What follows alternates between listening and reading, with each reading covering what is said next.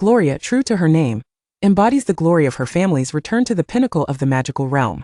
Later, it was often said that she harbored the potential to become a Dark Lord, yet she chose to align herself with the forces of justice. An original female protagonist Draco. Chapter 1, The Isolated Manor. Amidst tranquil forests and azure lakes, a magnificent and resplendent manor stands tall. In the fountain pool resembling a small lake before the manor, water transforms into various fantastical creatures, leaping above the surface or frolicking atop the water, while exquisite sculpted fountains spray droplets that refract into iridescent rainbows under the sun's embrace, creating a breathtaking spectacle. Not far from the fountain, a broad expanse of verdant leaves sways gently, as a girl reclines upon the soft sofa fashioned from the leafy canopies.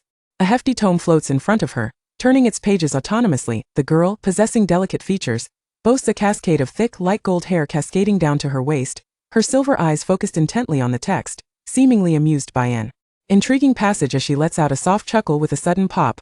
A house elf adorned in a pristine embroidered pillowcase appears, bowing deeply with its head nearly touching the grass. Esteemed Miss Gloria, lunch is prepared. Would you like to return to the manor to enjoy it? Its tennis ball-like green eyes brim with reverence and submission. Even at this moment, should it be commanded to its demise, the house elf would comply without hesitation. Let us return. Gloria reluctantly closes her book and rises with grace. Have the night steeds been fed? Oh, esteemed Miss Gloria, they have been fed. Is it truly unnecessary for Coco to escort you directly? The carriage journey will take quite some time, and we will not reach the distant Hogwarts until nightfall. Coco, the house elf, wears a face full of concern, for the young mistress has been tenderly cared for by them since childhood, never having ventured far beyond the manor save for playful excursions in the nearby forests and lakes. That no need. Gloria firmly declines. Do not fret, the carriage is spacious enough for a comfortable journey. Now let us be off, I am quite hungry. Coco's eyes well up with tears. Oh, noble Miss Gloria, it is Coco's fault for not preparing lunch sooner. Coco is a bad elf. Tears cascade down its cheeks, yet it dares not punish itself, for Gloria was once frightened by their self-reproachful antics during her childhood. Since then, she has prohibited any self-punishment unless she explicitly permits it. Unfazed by Coco's sorrowful lamentations, Gloria merely replies, very well, take me back to the manor.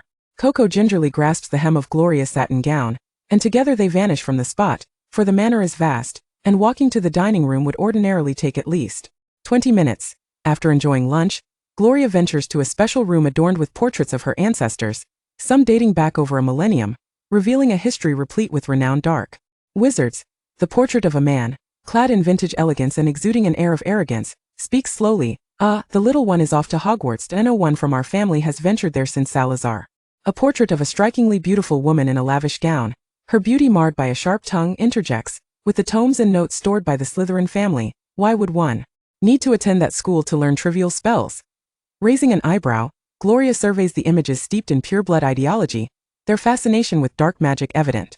Were it not for her firmly established moral compass, she might have grown into an arrogant dark sorceress herself. Even so, after more than a decade of interaction, Gloria finds herself influenced, for the disdainful remarks about muggles from the portraits no longer vex her as they once did in her youth.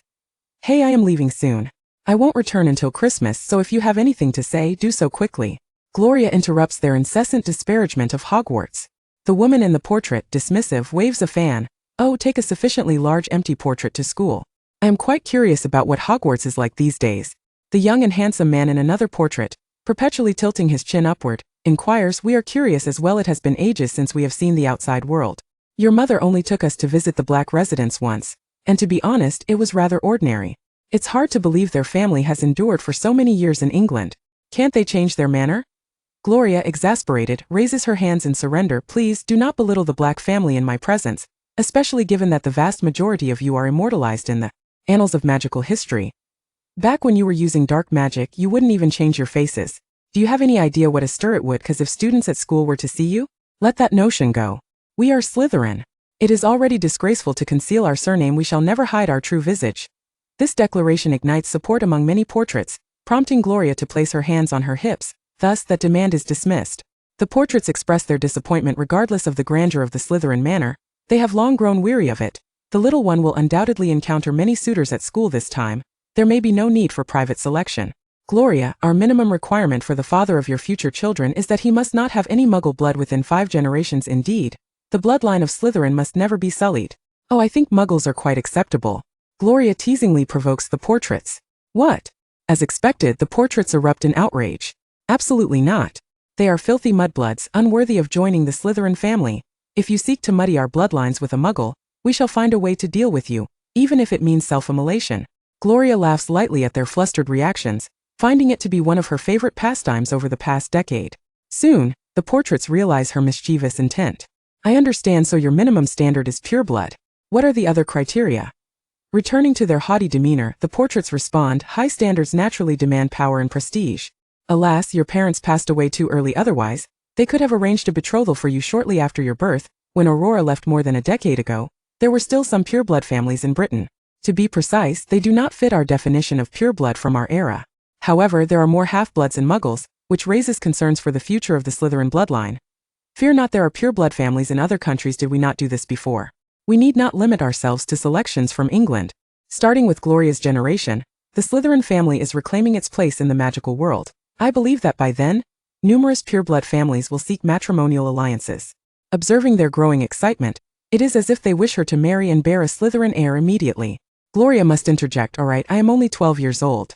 I will be departing for school shortly, and I shall bring you delightful trinkets upon my return for Christmas. The portraits can only watch as the girl skips joyfully out of the room. Gloria hums a melody while making her way to the carriage, where her belongings have already been packed by the house elves. At last, she is able to leave the manor and explore the world beyond. From the moment of her birth, she understood that she was not a true infant, devoid of other memories yet possessing a clear understanding of her surroundings. In her formative years, she grew up unshackled, with her mother passing shortly after her birth, leaving her in the care of the house elves. Her mother's portrait, disinclined to linger in that room, had been placed in another chamber by Gloria. There was a time when she believed she was a muggle, but that notion has since dissipated. Aside from her bloodline, Gloria has always been accompanied by a system, which seemingly exists solely to provide her with resources. She possesses over 10 million galleons, in addition to several million magical gemstones and crystals. The galleons are stored in the system's space, forming a towering mountain. As for the crystals, each of varying hues, when absorbed, can enhance her spellcasting abilities. The shimmering gemstones replenish her magical energy, some even expanding her internal reserves of magic. Gloria has utilized a dozen or so and finds the effects rather pleasing. Within, there lay over 1,000 keys to the enigmatic Gringotts, yet she remained oblivious to which treasures each key guarded, for she had never ventured beyond the estate. Additionally, there were a dozen exquisitely crafted wands, each uniquely designed and imbued with formidable power. Unlike the traditional cores made of phoenix feathers or dragon heartstrings, these wands possess cores comprised of crystals that emanated magical energy and a soft luminescence, reminiscent of precious gemstones. Moreover, one cannot overlook the myriad of potion ingredients and concoctions, all of which constituted her personal assets. Of course, the Slytherin family was not devoid of wealth. The reclusive Slytherin heir would occasionally venture forth to discreetly invest in large corporations.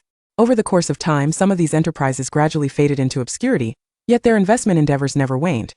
For instance, current ventures include the Daily Prophet, the Pureblood Tailoring Shop, various publishing houses, and several broomstick companies, among others. Chapter 2. An Encounter with a Schoolmate. Through her dialogues with the portraits, Gloria became aware of the existence of magic. And she learned that Slytherin is a renowned family within the magical community, albeit having secluded itself for nearly a millennium. Notably, one of her ancestors, Salazar Slytherin, co-founded a magical school over 1,000 years ago, only to depart due to differing ideologies. Upon discovering that Hogwarts sends notification letters to every 11-year-old child awakening to magic within the borders of England, she eagerly anticipated her own letter as her 11th birthday approached. However, when the letter did not arrive, Gloria was filled with disappointment, fearing she would have to wait until she turned 17 to escape the confines of the estate. Fortunately, this July, the system delivered her long-awaited letter, allowing her to directly enter the second year. Overjoyed, she readily accepted the system's reminder that if she encountered the basilisk left behind by her ancestor Salazar at school, she should not be hasty in retrieving it, as there would be an opportunity for reclamation at the end of the academic year. Before the estate's fountain, a carriage drawn by 12 thestrals awaited her arrival. Gloria had frequently observed these ethereal creatures in the surrounding forests, which, alongside the estate, encompassed a vast expanse of woodland and a large lake. Having been unable to venture outside for so long, she had grown quite familiar with the magical beings residing within the protective boundaries of the estate, which remained concealed from both wizards and muggles alike. She reached out to stroke the lead thestral, a magnificent creature with a tall, imposing frame and a coat as dark as night. "Thank you for your hard work today," she said softly. The lead thestral snorted, lowering its head in a gentle manner. Coco, her devoted house elf, looked visibly distressed. After all, It was Gloria's first departure from the estate in over a decade. The esteemed Miss Gloria. Coco and the other house elves will ensure the Grand Slytherin estate remains safe, keeping all creatures at bay, she exclaimed, nearly bursting with emotion. Gloria waved her hand with a smile. Return now. By Christmas, I expect to see Slytherin Manor shining just as it always has. Oh, Coco will certainly accomplish that, she responded, tears streaming down her face, dampening her beautiful pillowcase. Climbing aboard the carriage, which had been charmed to expand without seams, she found it furnished with luxurious sofas and several carts laden with delicious food. As the 12 Thestrals took flight, she watched as the carriage lifted from the ground, soaring into the clear sky. Meanwhile, Harry and Ron had missed the Hogwarts Express due to Dobby's interference. In their haste, they forgot to inform the school by letter and, in a moment of impulsiveness, took off in a magically enhanced car to chase the train, unaware that Muggles had seen their vehicle, which soon made headlines in the Daily Prophet. As Gloria occupied herself with reading, hoping to familiarize herself with the second-year curriculum, the sky outside grew dim after several hours of travel. Suddenly, a buzzing noise caught her attention, and the Thestrals began to whinny. "What's the matter?" she inquired. Peering out, the Thestrals altered their flight path, breaking through the dense clouds, revealing a car flying in the sky. Her first instinct was disbelief, as Muggle cars couldn't fly. Inside the car, Harry and Ron were growing increasingly bored, their initial excitement fading into despondency as they awaited their arrival at school.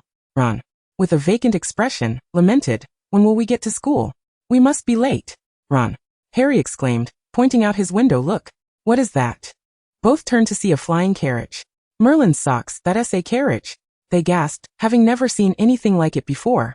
Mistaking it for another magically enhanced vehicle, they were oblivious to the Thestrals pulling it. Gloria urged the Thestrals to approach the car more closely, sensing through her magic that it was straining under the weight of its burdens. "Hi, are you also heading to Hogwarts?" she asked excitedly. Harry and Ron, still in shock, managed to nod. Harry had not anticipated encountering students who, like them, were not traveling by the express train. This revelation eased his anxiety about facing the professor's wrath. "Yes. I don't think I've seen you before," Gloria remarked, sensing the car's unstable magical aura.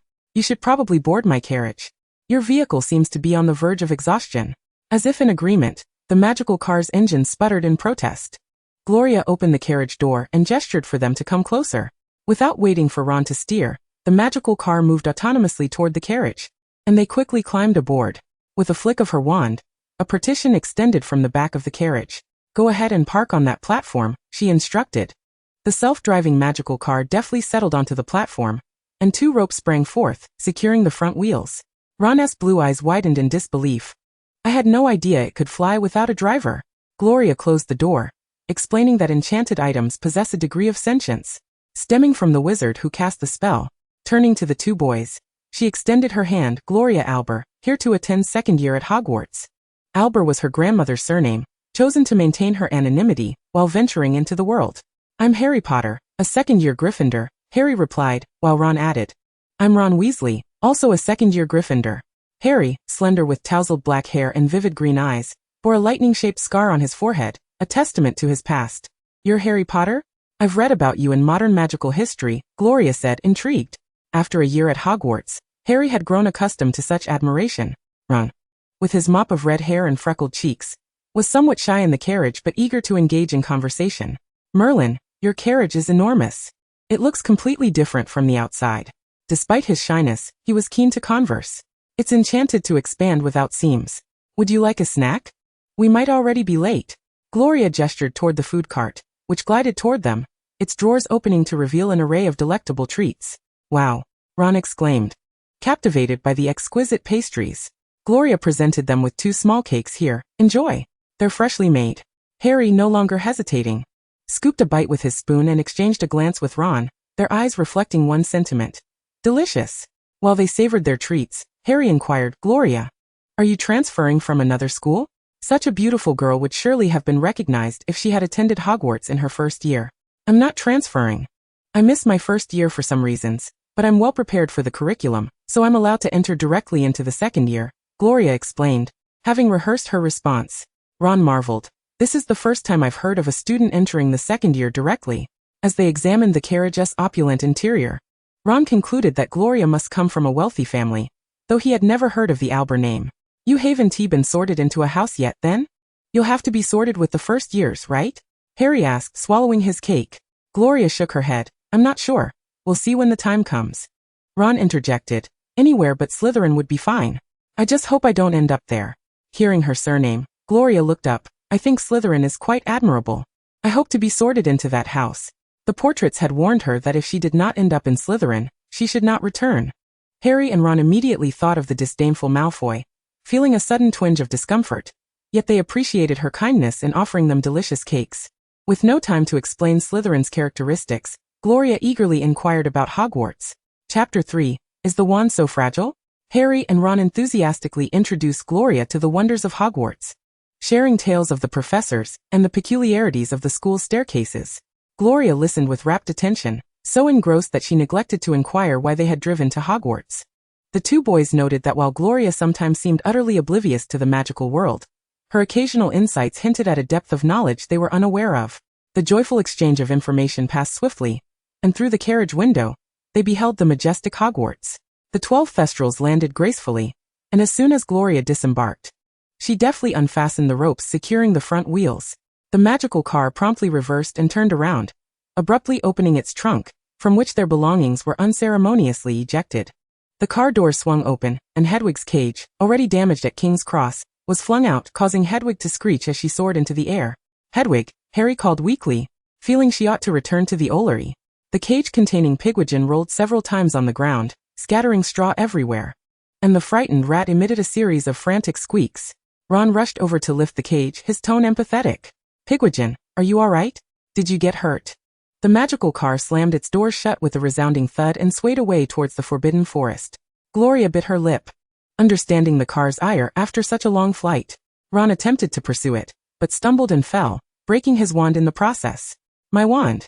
He exclaimed. Harry, disregarding the abandoned suitcase, hurried to help him up.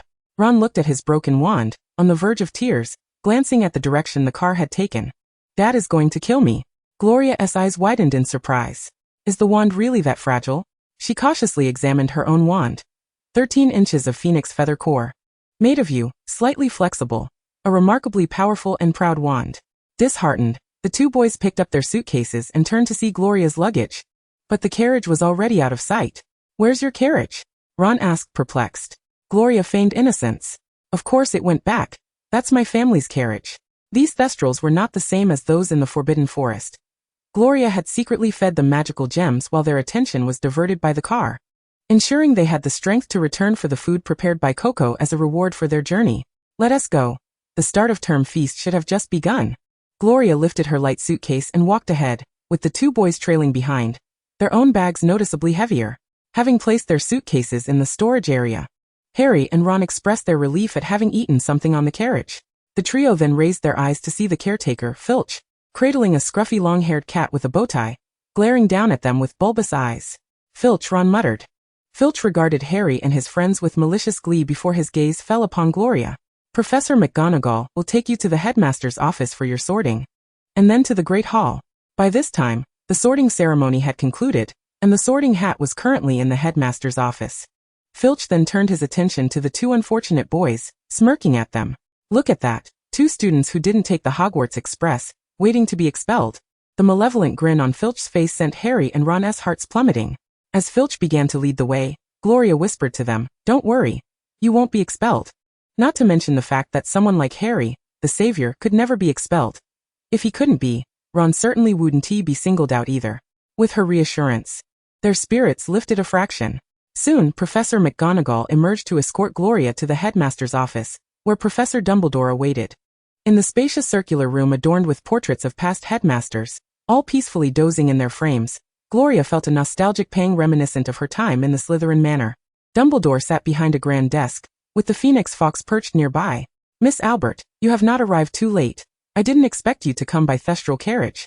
Dumbledore, with his flowing silver hair and beard, his blue eyes twinkling behind half-moon spectacles, wore a purple robe embellished with warm yellow moons, exuding an aura of kindness and warmth.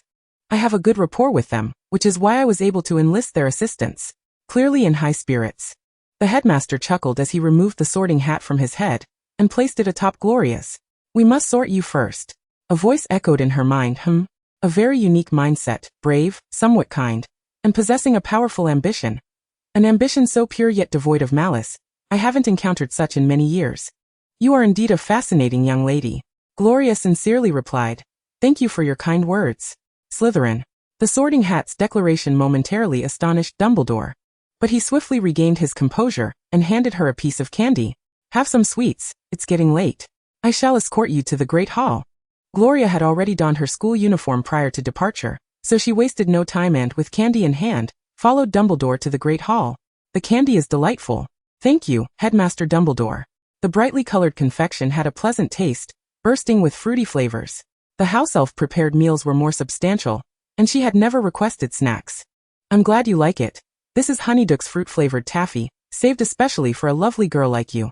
As they traversed the long corridor and staircase, a wooden door swung open, revealing a cacophony of voices. Thousands of candles floated in midair, illuminating the vast hall, while the enchanted ceiling displayed the starry sky above. A truly magical sight. Following the headmaster inside, Dumbledore suddenly appeared with a student at the professor's table, drawing the attention of many. Silence, please. Hogwarts welcomes a new student today. Miss Gloria Albert, who will be joining the second year at Slytherin House.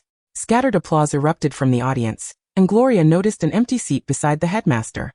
Professor McGonagall approached Dumbledore and whispered a few words, which Gloria surmised concerned Harry and Ron. The vacant seat belonged to Professor Snape, the head of Slytherin House. After listening to her, Dumbledore gently instructed Gloria, please find an empty seat at that table.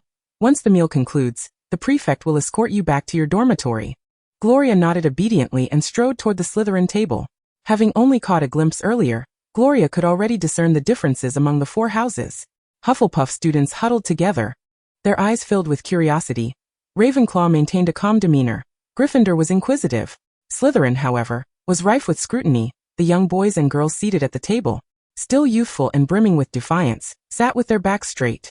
Gloria took a seat among the first years, as that was the only area with available space. Being from a different year, the older students merely nodded in acknowledgement. Gloria, having lost her appetite due to her earlier meal, observed her surroundings.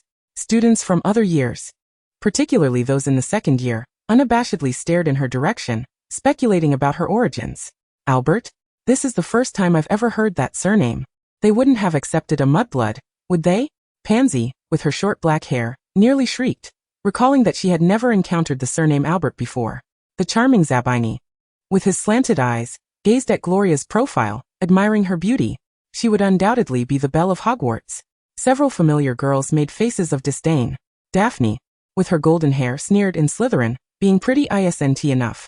A circle of pure-blooded aristocrats, both young men and women, wore disdainful smiles, exchanging glances that conveyed a singular message. Upon returning to the common room, Miss Albert must be compelled to engage in conversation. Draco, with his platinum locks meticulously styled back and his slate blue eyes, cast a few glances at Gloria before noticing her school uniform. One could discern her bloodline merely by contact. Zabini observed for a moment, remarking, at the very least, she appears to hail from a well-off family. The sharp-eyed young lords and ladies quickly noted the quality of the fabric of Gloria's uniform. Most students at the academy might overlook such details, but those born into wealthy families understood that for affluent clientele, Madame Malkin's robe shop would offer uniforms crafted from exceedingly expensive materials, often embellished with intricate family crests to signify noble lineage. As members of Slytherin's elite, they selected luxurious fabrics for their uniforms each year. At first glance, the difference might be imperceptible, but to the discerning touch, the disparity was evident. Perhaps she could secure a husband from a fallen pureblood family with her wealth, Pansy maliciously commented. However, the platinum-haired gentleman thought otherwise. The Malfoy family occupied a central position within the British magical community, having encountered treasures far beyond those possessed by Zabini's affluent mother. He recognized the fabric of that uniform, as he donned the same material himself. Although there was only enough for 2 students, Zabini tapped the table, pausing momentarily before exclaiming, I remember now. All eyes turned to him. Albert, a French pureblood family, was active in the French magical world over 40 years ago, but it seems they fell into disputes over their estate, leading to the demise of their heirs and the division of their wealth among the Ministry of Magic and other families. I heard mention of this family during a banquet in France with my mother. At this moment, the amusement in Zabini's eyes faded, replaced by contemplation of how the Albert family, having severed ties with their bloodline, could still produce a girl. Suddenly, the group fell silent. They were well acquainted with British pureblood families, but lacked extensive knowledge of their foreign counterparts. Gloria glanced over at the Gryffindor table, only to find that Harry and Ron were conspicuously absent. The first-year students beside her, somewhat reserved and possibly nervous, had barely touched their food. They expressed a desire to return to the dormitory, and the two prefects seated in this area stood up. Gloria had not anticipated returning with the second-year students, so she promptly rose to join the procession. After being confined in the carriage for several hours, her body felt stiff, and she longed to return to her dormitory to wash up and change. As a second-year student, she was not required to share quarters with the first years, and due to a substantial donation made to Hogwarts prior to her enrollment, she had secured a private dormitory. Upon entering, she found the house elf, clad in pillowcases matching those of Slytherin Manor, using magic to arrange freshly cooked food. Upon seeing Gloria, the elf immediately bowed, exclaiming, "Miss Gloria. Talk was worried you might not have eaten at the banquet. Talk has prepared your favorite dishes, and your belongings have all been arranged." The layout of the dormitory had been altered to her satisfaction, and she complimented Talk, saying, "Well done, Talk. However, I have already eaten in the carriage, so please clear it away, but leave the fresh meat." "Yes, Mississippi." Talk snapped his fingers, causing the steaming food to vanish, and after leaving a few exquisite bags behind, he disappeared. Gloria picked up the bags and drew back the curtains on her bed, revealing not only a comfortable mattress and duvet, but also a round cushion upon which 3 diminutive snakes were curled. A pair of twin snakes emerged first, the female, with golden scales and golden eyes, and the male with white scales and golden eyes. The third was a black-scaled serpent with red eyes and a broad neck. The golden female snake darted to Gloria's hand with lightning speed, the coolness of its scales brushing against her delicate palm. "Galina, are you hungry? Talk has already provided food for me, come." One of the bags opened, and the female snake named Galina slithered inside, eyeing the other 2 snakes who were eager to follow suit. Gloria opened 2 more bags, revealing them to be filled with fresh meat, courtesy of the spell that allowed for seamless extension, intended for the 3 snakes' enjoyment. These serpents were remnants from Slytherin's ancestors, predating Salazar, having been altered through special magic and alchemical methods. Spells could not harm them, and their unique eyes possessed remarkable abilities, responding solely to the direct bloodline of Slytherin. They had passively protected family members long before Gloria's birth, rarely using their own magic. The golden female snake, named Galina, possessed the power to entice any living being, even ghosts, into obeying her commands, a feat far more terrifying than the Imperious Curse, and for many years, no one had managed to escape her control. The white male snake, Galina's brother, was named Yermungand, the largest among the trio, endowed with curse capabilities. While physical curses were trivial, those affecting the soul were far more brutal. The black snake was named Apophis, with the ability to inflict pain on any existence, a torment that no spell or potion could alleviate. As Gloria rested her chin on her hand, she watched them devour the meat voraciously, planning to give them a few magical gems afterward, enough to sustain them for a month, quite easy to care for. After their meal, the 3 snakes lazily slithered out, and she retrieved a box filled with magical gems, which the snakes gazed at with longing. "Remember to keep your magical presence restrained, and stay well hidden within my uniform. Under no circumstances are you to appear without my permission, or it could lead to considerable trouble." Galina nudged her hand affectionately. "Understood. Can I have a few more gems today?"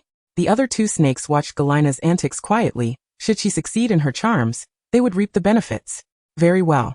Though unfortunately, we cannot retrieve the basilisk just yet. Otherwise, you would have an additional companion to alleviate your boredom." The basilisk was a serpent bred by Salazar, residing in the Chamber of Secrets, and while it was not as formidable as the 3 before her, it was still a powerful snake. As the heir, she was tasked with reclaiming it, though she would have to wait until the end of the school year. Compared to the 3 present, the basilisk was indeed weaker. Yet it remained a terrifying presence in the eyes of modern wizards. Gloria mused that even if she could not retrieve it immediately, it would be beneficial to find an opportunity to meet it. To accommodate the consumption of gems that were 2 fingers wide, the 3 snakes slightly increased in size, comfortably returning to their circular cushion after their feast. "The basilisk has likely become quite weak from its years in the chamber. Should we truly reclaim it?" Yermungand recalled the serpent, finding its petrifying gaze rather intriguing, though he noted that its raw power was inadequate. Apophis hissed in agreement. "Indeed.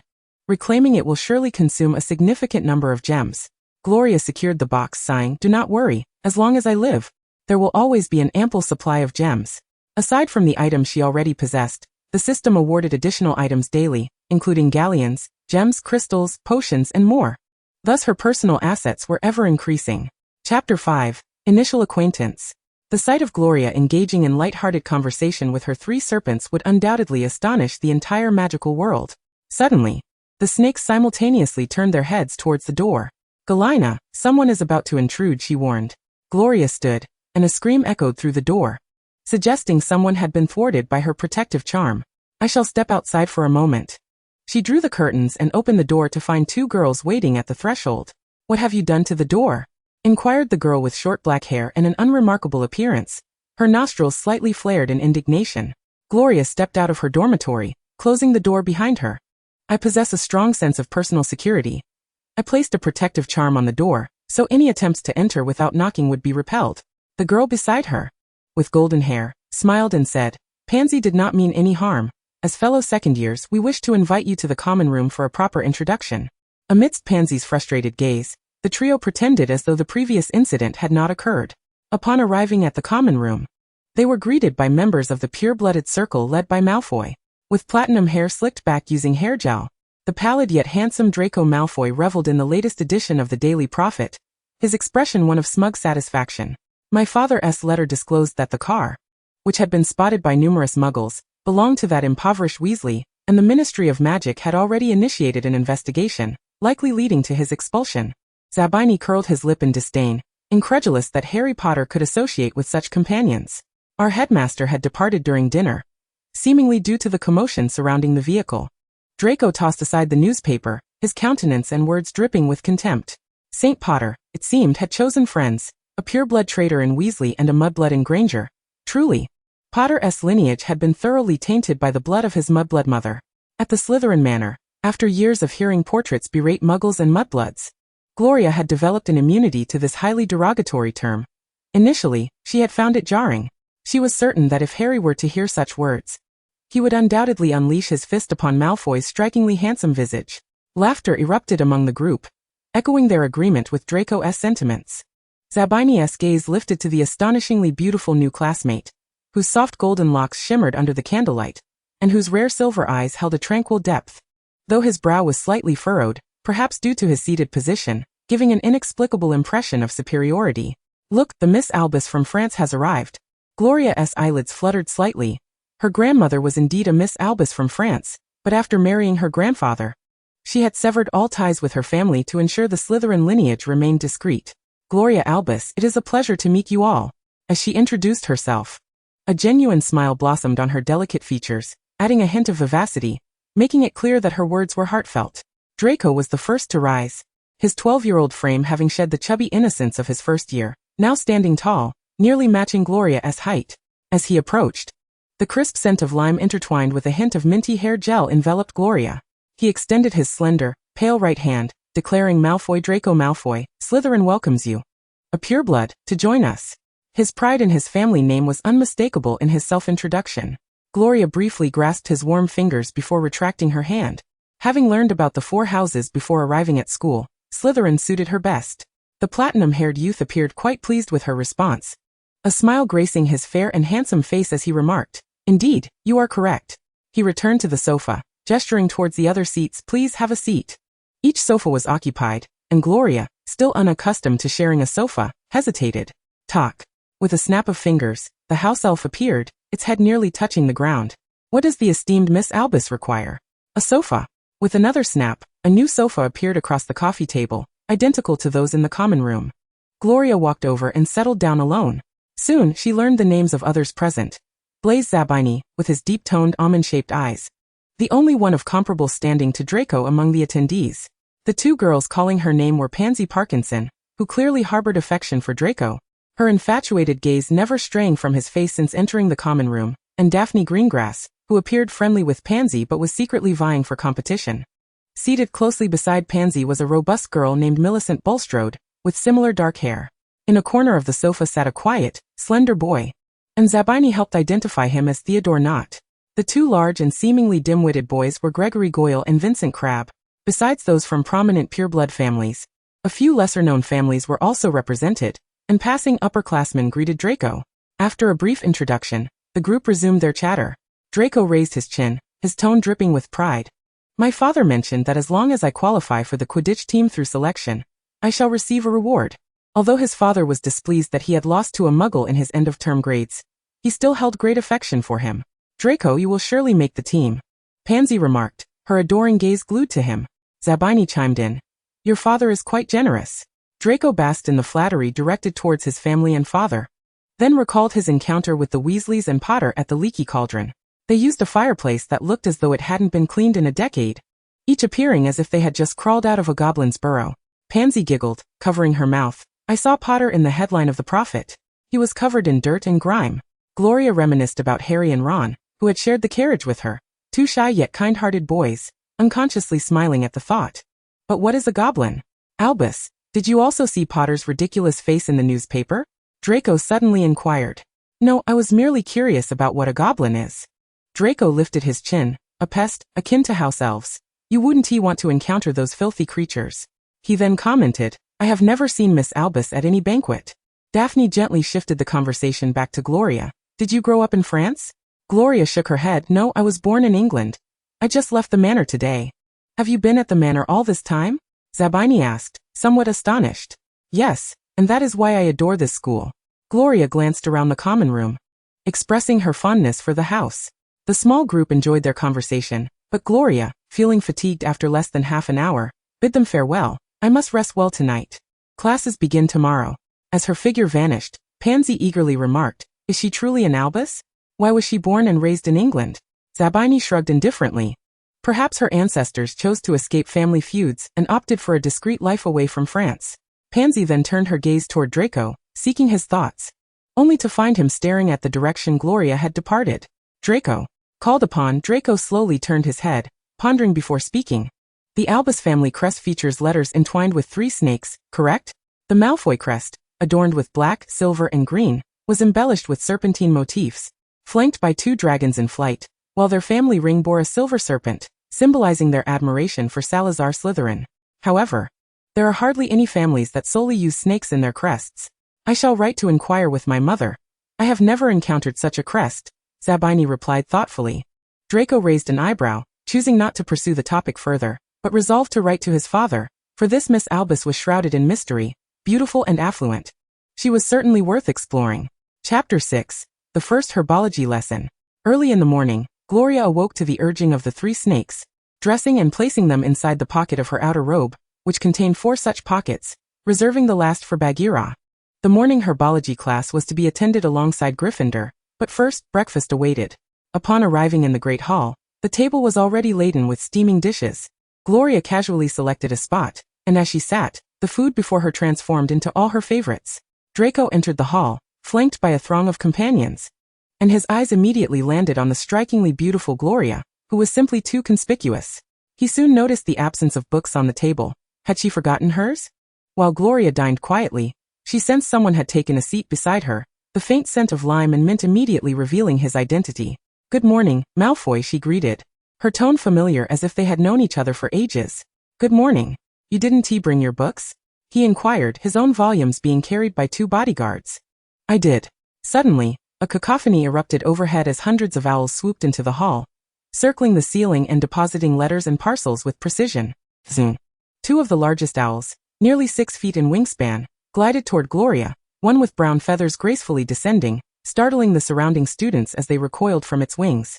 Amy, Gloria said, reaching out to stroke its wing. Before long, another owl alighted upon the table, revealing itself to be Draco's owl. He was quite taken aback to discover that there was a second individual at the school with the same breed of owl as his. Amy had not brought anything with her. Her primary aim was to solicit food. Gloria, aware of her intentions, retrieved a pouch of fresh meat, stating, Here you go. For the owl that despises canned food. Amy chirped joyfully, bowing her head to feast heartily. Draco's owl approached, calling out and pecking at the sleeve of Draco's robe, clearly in search of a treat. Typically known for his dignified demeanor, Draco felt a faint blush rise to his pale cheeks due to his owl's behavior. Gloria, producing a small leather pouch once more, offered, if you don't mind, let it have a bit as well. Draco hesitated for a moment, pursing his lips before eventually nodding. The owl took this as an invitation to eat. Thank you, murmured the platinum-haired gentleman, to which Gloria responded with a faint smile. As the owls gradually departed, the 2 owls that had feasted took flight immediately, followed by an elderly owl that laboriously flapped its wings, descending to a height that allowed it to land directly in front of Ron's plate on the Gryffindor table, provoking hearty laughter from all present. Noticing the location of the landing, Draco chuckled alongside his companions. "Look everyone! Ron has received a howler." At the mention of the howler, all eyes turned toward Ron, and Gloria sensed the mockery around her intensifying. "A howler?" Draco turned to her, explaining, "It's a rather rude form of correspondence that shouts loudly. Remember to cover your ears." Gloria, unfamiliar with the concept of a howler, was intrigued by its effect.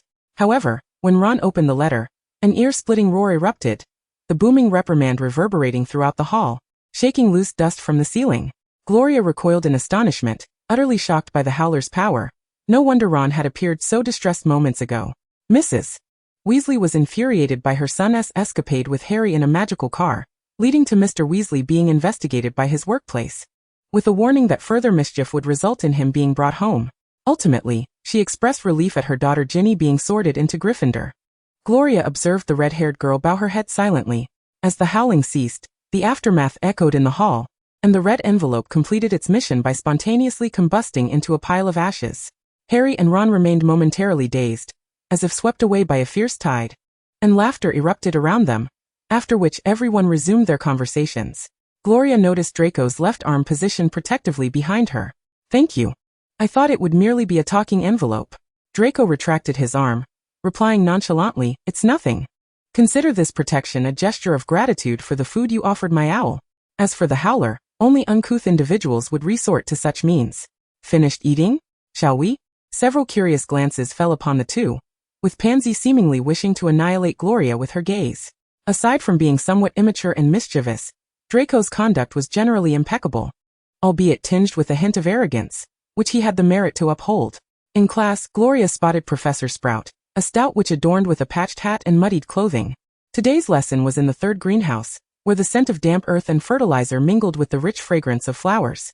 Gloria endeavored to acclimate herself to the aroma, observing the immense green leaves and blossoms that adorned the ceiling. As she admired the diverse plants within the greenhouse, some she recognized from the surrounding forest, while others were entirely unfamiliar. A long table in the center was laden with planting pots, and in a corner, Gloria noticed a stack of earmuffs, picking up a pair of dark ones. For the herbology lesson, all students donned linen robes to prevent their uniforms from becoming soiled, and wore dragonhide gloves to shield their hands from the corrosive sap of the plants. Once Professor Sprout organized her materials and greeted everyone with her customary warmth, she announced, "As we embark on a new academic year, our first lesson will involve repotting mandrakes, which have grown sufficiently large for their small pots. Now, who can tell me about the properties of mandrakes?" A girl with fluffy brown hair and prominent front teeth immediately raised her hand. Curious, Gloria glanced to her sides, noticing that Harry and Ron were standing next to her. The mandrake, also known as mandragora, she recited flawlessly, detailing its characteristics as if reciting from memory. The affable professor nodded in satisfaction. "Very good, 10 points to Gryffindor." Draco, beside her, snorted dismissively. Professor Sprout then inquired about the dangers posed by mandrakes, prompting Hermione to raise her hand once more, nearly knocking Harry's glasses askew. With the correct answer, Gryffindor earned another 10 points, while the expressions of the Slytherins darkened. Professor Sprout pointed to a deep dish on the table, stating, "These mandrakes are still quite young, and their cries are not fatal. But improper handling could leave you unconscious for several hours, so everyone, please take a pair of earmuffs." The earmuffs, in various colors, were eagerly snatched up by the students. Gloria shared one of the earmuffs she had obtained earlier with Draco. As Professor Sprout commanded the students' attention, she explained earnestly, "To avoid fainting for hours, ensure your ears are thoroughly covered while wearing the earmuffs. Watch closely as I demonstrate the repotting process. I will signal with 2 thumbs up when it's safe." Following the professor's instructions, Gloria donned the earmuffs and immediately found herself enveloped in silence. Draco gently tapped her arm and began to speak, but she could not hear a single word. He pointed at the earmuffs, shaking his head in explanation, but unable to hear his own voice, he eventually nodded in satisfaction. At that moment, Professor Sprout rolled up her sleeves and firmly grasped a cluster of grass leaves, pulling them out with considerable effort. Gloria furrowed her brow.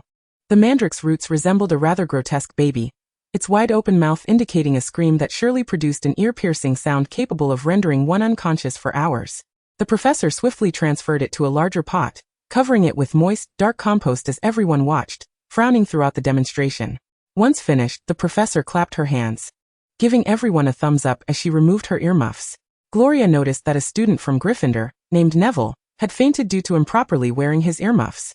Professor Sprout sighed in exasperation. It seems I will need to escort Mr. Longbottom to the infirmary. Draco's group chuckled, prompting Harry to glare at them, but upon seeing Gloria, his expression shifted to one of complexity, for in his eyes, all Slytherins were viewed as villains.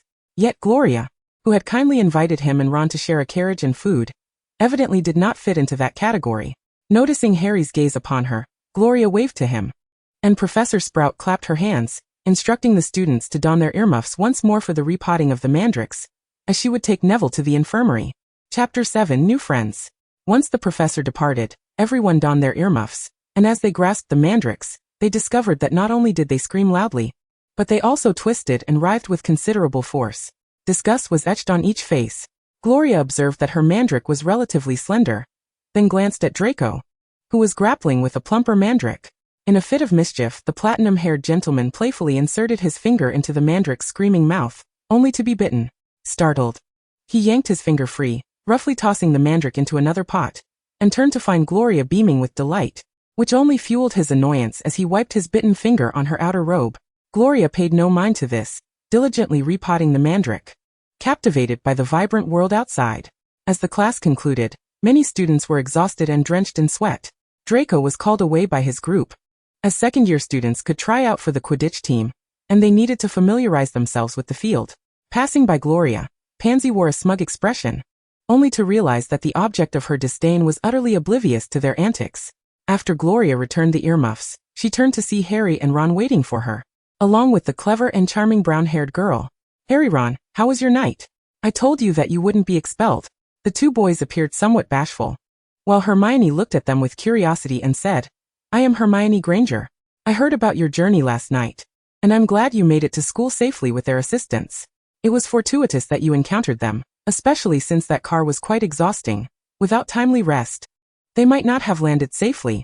Gloria recalled the tumultuous ride in the enchanted car, and the three of them grimaced, unaware of how dire the situation had been. Hermione's expression turned serious, adding, Then we must extend our gratitude properly. If you wish to thank me, we could engage in more conversations. While I possess some knowledge of magic, there remains much I do not comprehend, particularly regarding the intricacies of essay writing. Of course, Gloria replied, but are you a muggle? Hermione expressed her astonishment. Gloria chuckled, shaking her head. I am pure-blooded. Before arriving at Hogwarts, I had little exposure to the outside world other than my home. Ron sighed in relief. Then you are unaware of Slytherin's malevolence. Honestly, when Hermione informed us that you had been sorted into Slytherin, I could hardly believe it. Many students from Slytherin are indeed difficult to approach, yet I find it manageable. The people here maintain a certain distance, ensuring that strangers do not intrude upon me.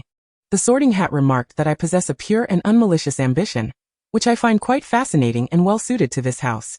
In contrast to the often cold and scrutinizing demeanor of my fellow Slytherins, Gloria preferred to converse with Hermione and her companions.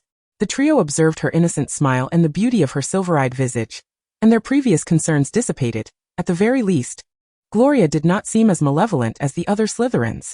Their conversation then shifted to the defense against the dark arts class. When this subject was brought up, Hermione's face lit up with anticipation and admiration, eliciting distorted expressions from the two boys. Professor Lockhart. His published works are truly captivating. Reading his words feels like embarking on those adventures alongside him. Hermione transformed into a fangirling admirer at the mention of Lockhart, adding, and he is so handsome. Gloria recalled the designated textbooks, which were essentially novels, adorned with Lockhart's greasy grin on the covers. Though he was indeed attractive, with teeth so white they nearly gleamed, she found him thoroughly unappealing, believing that the spells featured in his writings were not particularly impressive. Harry and Ron discerned Gloria's distaste for Lockhart and sighed in relief. They had no desire to listen to the two girls extolling the new professor. Gloria interjected, I am more interested in his teaching quality. I hope it will be quite engaging. Hermione was confident, asserting, it will undoubtedly be splendid. Oh, by the way, have you retrieved your car?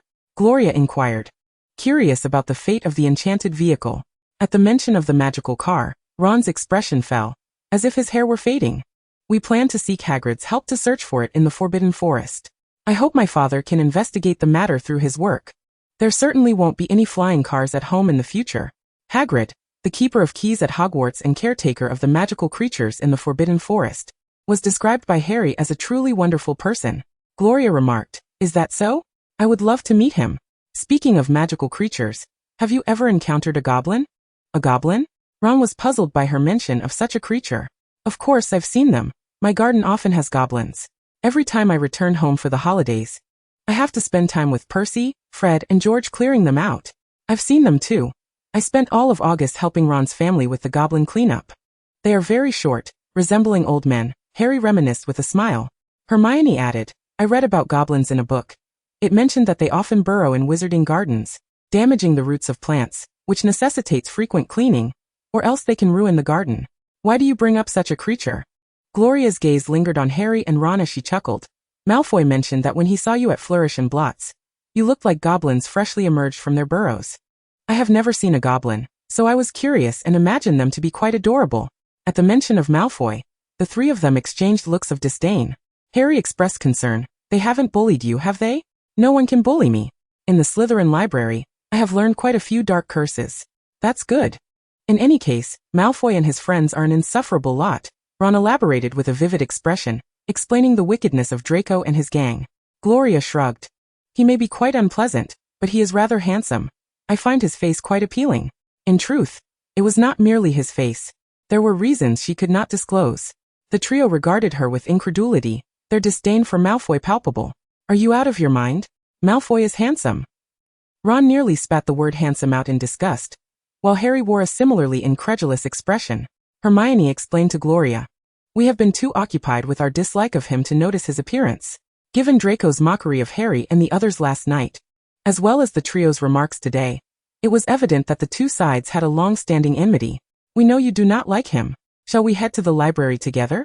We need to work on our herbology essay. Today's assignment naturally pertained to mandrakes. Hermione, enthusiastic and earnest, not only taught her how to write the essay, but also reinforced the first-year textbook knowledge.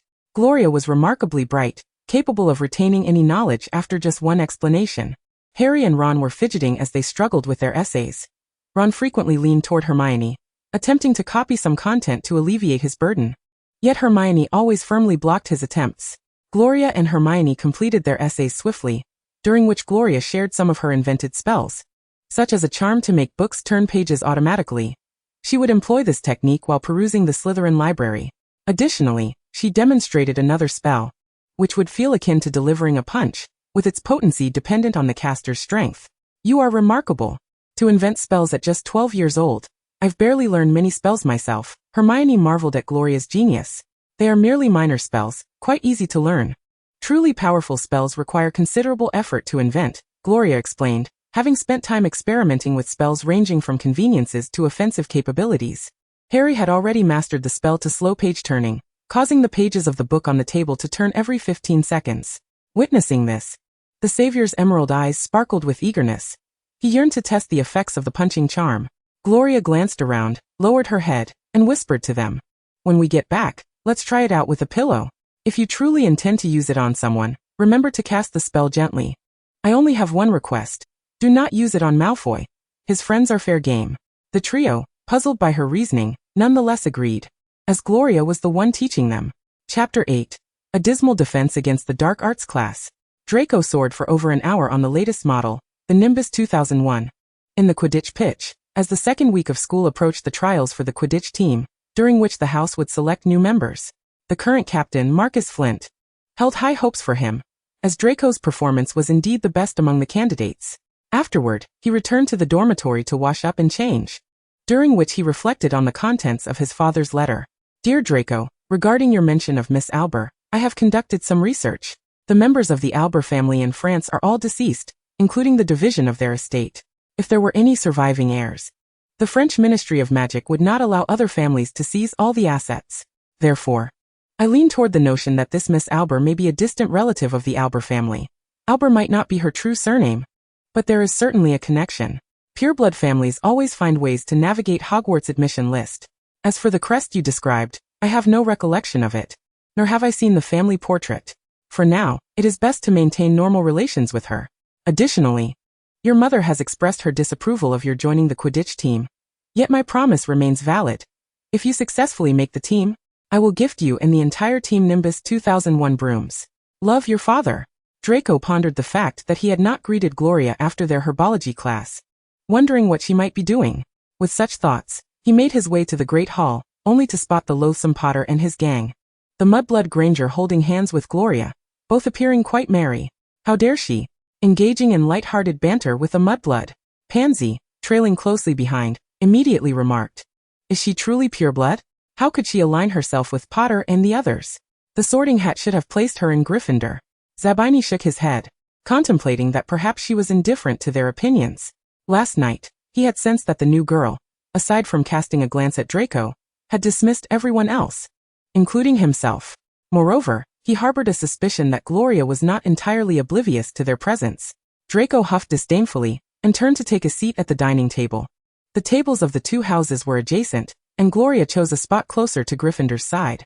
As the dishes before her transformed, she lifted a plate of what she deemed delectable and called out, Hermione, you must try this. The two iron pots brimmed with golden grains of rice adorned with shrimp, crab, clams, and oysters. Hermione, hailing from a Muggle background, recognized it as Brazilian seafood rice, pondering if each house's cuisine was not identical. Leaning closer to Hermione's ear, Gloria whispered, This is a special delicacy from my house elf. It tastes just as exquisite as those from renowned Brazilian establishments. Hermione nodded in understanding, expressing her gratitude before turning to Harry and Ron to share the dish. It was Ron's first encounter with exotic cuisine, and his mouth was stuffed to the brim. While Harry turned back to thank her for her generosity, Gloria felt a piercing gaze directed at her, and glanced up to see Draco, his expression seething with resentment, as if he had been betrayed. In response, she simply bestowed upon him a radiant smile, causing the platinum-haired young man to scowl and look away in frustration.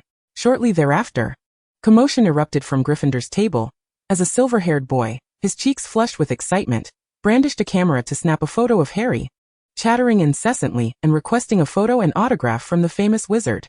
Gloria caught a glimpse of Harry's fleeting embarrassment. Draco, watching from a distance, seethed with anger. Was Potter truly deserving of such attention? The illustrious Harry Potter was about to bestow autographed photographs. Draco, already irked, approached Harry with two of his bodyguards in tow. After all, it was Harry Potter's autograph, which might serve as a safeguard against dark magic. Shut it, Malfoy! Harry exclaimed, his fists clenched in indignation, as if poised to strike Draco in the face. Crabbe and Goyle, his two bodyguards, stood in front of him, while Draco leaned back, arms crossed, relishing the spectacle. Observing his idol in distress, Colin Creevey stepped forward, exclaiming, You're just jealous of Harry. Jealous? I wouldn't want such an unsightly scar. Only you lot seem to adore it, Draco retorted, dripping with sarcasm, eliciting laughter from the Slytherins. Gloria shook her head discreetly, realizing that as long as they crossed paths, Draco would persist in his quarrels with Harry. Get lost, Malfoy! Ron shouted, rising angrily to stand beside Harry, his eyes blazing with fury as he glared at Draco's entourage. Watch it, Weasley, Draco replied, referencing the howler from that morning, his tone dripping with sarcasm. We'd relish the sight of your mother escorting you home. The howler made that abundantly clear. The mention of the howler sent the Slytherin students into fits of laughter, while Harry and Ron seethed with humiliation. Yet Draco was not finished. He turned to Gloria, taunting, Aren't you going to help your new friends, Albus? However, Gloria's attention shifted to a figure approaching. As everyone turned to see Professor Lockhart arrive, his charming blonde locks and piercing blue eyes radiating charisma. What brings everyone together? I believe I heard someone mention an autograph. Why not add me to the list? Lockhart's entrance diverted all attention. He draped an arm around Harry, prompting Colin to take a photograph, and with a few words, he brought the commotion to a close. Draco, accompanied by his companions, exited the hall, glancing back to see Gloria lost in thought, gazing at the pair being photographed. The chaos in the hall was soon forgotten by the students, who eagerly discussed Professor Lockhart's handsomeness and his myriad of adventurous exploits, wondering if he would share more tales of his adventures during class. On their way to the classroom, Hermione urged Gloria to sit beside her. The girl's cheeks flushed with excitement. Gloria surveyed the classroom, which Lockhart had adorned with ostentatious decorations. Towering portraits depicted him in elaborate attire, often flashing a toothy smile that left many female students, including Hermione, utterly captivated. At last, Lockhart made his entrance, striking a pose at the lectern as he recited a long list of titles before producing a stack of papers, announcing a timed 30-minute quiz. The boys receiving the papers exchanged bewildered glances, exclaiming, What are these questions? What's your favorite color? What is your greatest achievement? Gloria sighed, wishing for the moment to fast forward. Unlike Hermione, who scribbled furiously, Gloria had only skimmed a few of the books. By the end of the 30 minutes, Hermione was rightfully commended, securing 10 points for Gryffindor. Next came the highlight of the lesson, as Lockhart unveiled a covered cage, claiming it housed the most malevolent creature known to the wizarding world, causing a wave of apprehension to ripple through the students. After delivering a few solemn words, he lifted the cover to reveal a creature approximately 8 inches tall, with a pointed face, shrieking and bouncing about. "Cornish pixies!" exclaimed Seamus Finnegan, unable to suppress a snicker. Lockhart's handsome visage faltered, and he gritted his teeth, responding yes. "And what's wrong with that?" Seamus quickly changed his tune. "Oh, nothing. They're extremely dangerous." Though he feigned concern, his eyes betrayed him. Infuriated, Lockhart flung open the cage, declaring, "Don't underestimate these crafty little creatures. I've cast countless spells to keep them lively. Your task today is to attempt to subdue them and return them to the cage." The Cornish pixies burst forth from the cage, wreaking havoc, tearing apart books, appending tables, shattering glass, and splattering ink everywhere. In an instant, half the class took refuge beneath their desks, terrified by the mayhem. Gloria observed as Hermione crouched on the floor, inching closer to Harry and Ron, calling out, "Gloria, come hide with us." "Don't worry," Gloria replied cheerfully, extending her hand to capture a pixie, which deftly evaded her grasp. Meanwhile, Neville found himself dangling from a chandelier, ensnared by several pixies tugging at his ears. The classroom descended into chaos, and as Lockhart attempted to wave his wand to regain control, the pixies seized it and hurled it out the window. Left with no alternative, he too sought refuge. Neville, swinging from the chandelier, was oblivious to the plight of his classmates below. Gloria managed to catch one pixie, which, sharp-toothed and quick, attempted to bite her palm. In the next moment, it froze. As a serpent's head emerged from beneath Gloria's robes, it was Gorgonina, her golden eyes fixated intently on the pixie. The creature wanted to scream, but could produce no sound. "Oh, you wish to bite me?" Gloria cooed affectionately, stroking its head. "You're so thin. You must be quite fragile." In the pixie's fearful gaze, she slipped it into her robe, saying, "Here, Gorgonina, have a taste and see how it is." 3 snakes joined forces within her robes, shredding the pixie and consuming it. Creatures that sought to harm Gloria would not escape unscathed. The other pixies remained oblivious to their companion's fate, continuing their raucous antics. The Slytherin students were the first to flee the classroom, followed by Gryffindor, as Gloria stood atop a desk, attempting to capture the remaining pixies. Draco, glancing back as he departed, noted that she appeared to be enjoying herself and bit back the urge to take her along, leaving the classroom instead. Hermione was caught by a pixie pulling her hair, while Harry swatted at one with a book. Lockhart, too, made to escape, and upon noticing only 4 students remained, he mustered a weak smile and said, "What brave students you are. Please ensure you return the remaining pixies to their cage." With that, he hurriedly exited the classroom, shutting the door behind him. Ultimately, the Cornish pixies were captured one by one using freezing spells, while Gloria secretly pocketed 3 to feed to her snakes, confident that Lockhart would not be concerned about the exact number of pixies. Chapter 9. Potions Class and the Weekend. Lockhart's ineptitude in the first lesson successfully diminished the admiration many girls held for him, although most still sought to excuse the blundering professor, believing that the Cornish pixies were indeed troublesome, and he must have intended to test their skills. Gloria has been experiencing a fulfilling few days, attending essential courses such as Charms, Transfiguration, and History of Magic, during which she earned 20 points for Slytherin in both Charms and Transfiguration. Today, she is set to attend Potions class, overseen by the esteemed head of Slytherin, Professor Snape. Renowned for his exceptional prowess in potion making, a rarity to encounter, Gloria has yet to see this elusive headmaster since the term began. Even during meals, he has not graced the professor's table with his presence. Truly, he is a man of great demands. This afternoon's potions class presents her with the long-awaited opportunity to meet him. In class, Gloria sits beside Hermione, as she has noted that Slytherin students have begun to ignore her, perceiving her as a traitor for her amicable relations with Gryffindor students. Draco has not uttered a word to her, merely expressing his discontent with a disdainful huff each time they cross paths. Suddenly, the classroom door is flung open with a resounding crash. Before Gloria can fully comprehend the scene, a tall, shadowy figure clad in black robes glides to the front of the room, and with a flick of his wand, the door slams shut. As she focuses on the figure, she recognizes the face of Professor Snape. His eyes, dark as the abyss, sweep over the students below, while his aquiline nose accentuates his brooding demeanor.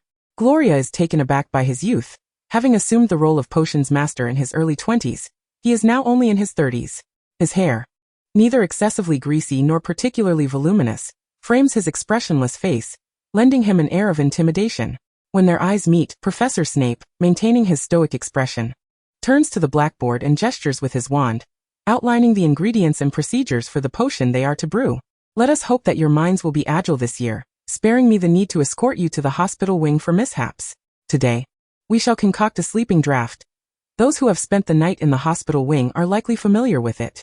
Upon saying this, he casts a glance at Neville, who is hunched over, his neck withdrawn. Through her recent gossip gleanings, Gloria is aware that Neville has a notorious reputation for causing explosions in potions class, often injuring himself and inadvertently endangering his classmates, prompting them to keep their distance from him.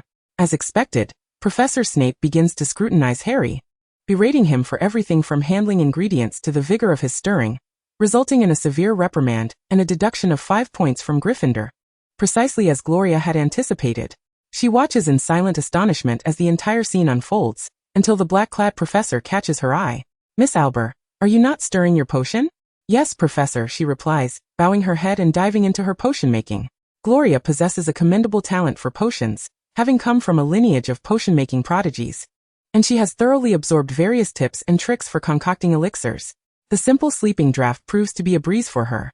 When she finally regains her awareness, she discovers that Professor Snape has been standing beside her, observing her for an undetermined length of time. The potion in her cauldron exhibits a flawless hue, with wisps of steam rising to meet the highest standards. Professor Snape's deep, cello-like voice resonates. "Miss Albert has brewed a sleeping draught of perfect efficacy. Slytherin earns 10 points. He utterly disregards Hermione sitting next to her. Once the professor departs, Hermione relaxes her tense posture and whispers, "He stood beside you for at least 15 minutes. I barely dared to breathe." "Is that so? I hadn't he noticed," Gloria replies. Hermione nods, clearly understanding the pressure that comes with being in Snape's presence. "Let us bottle the potion."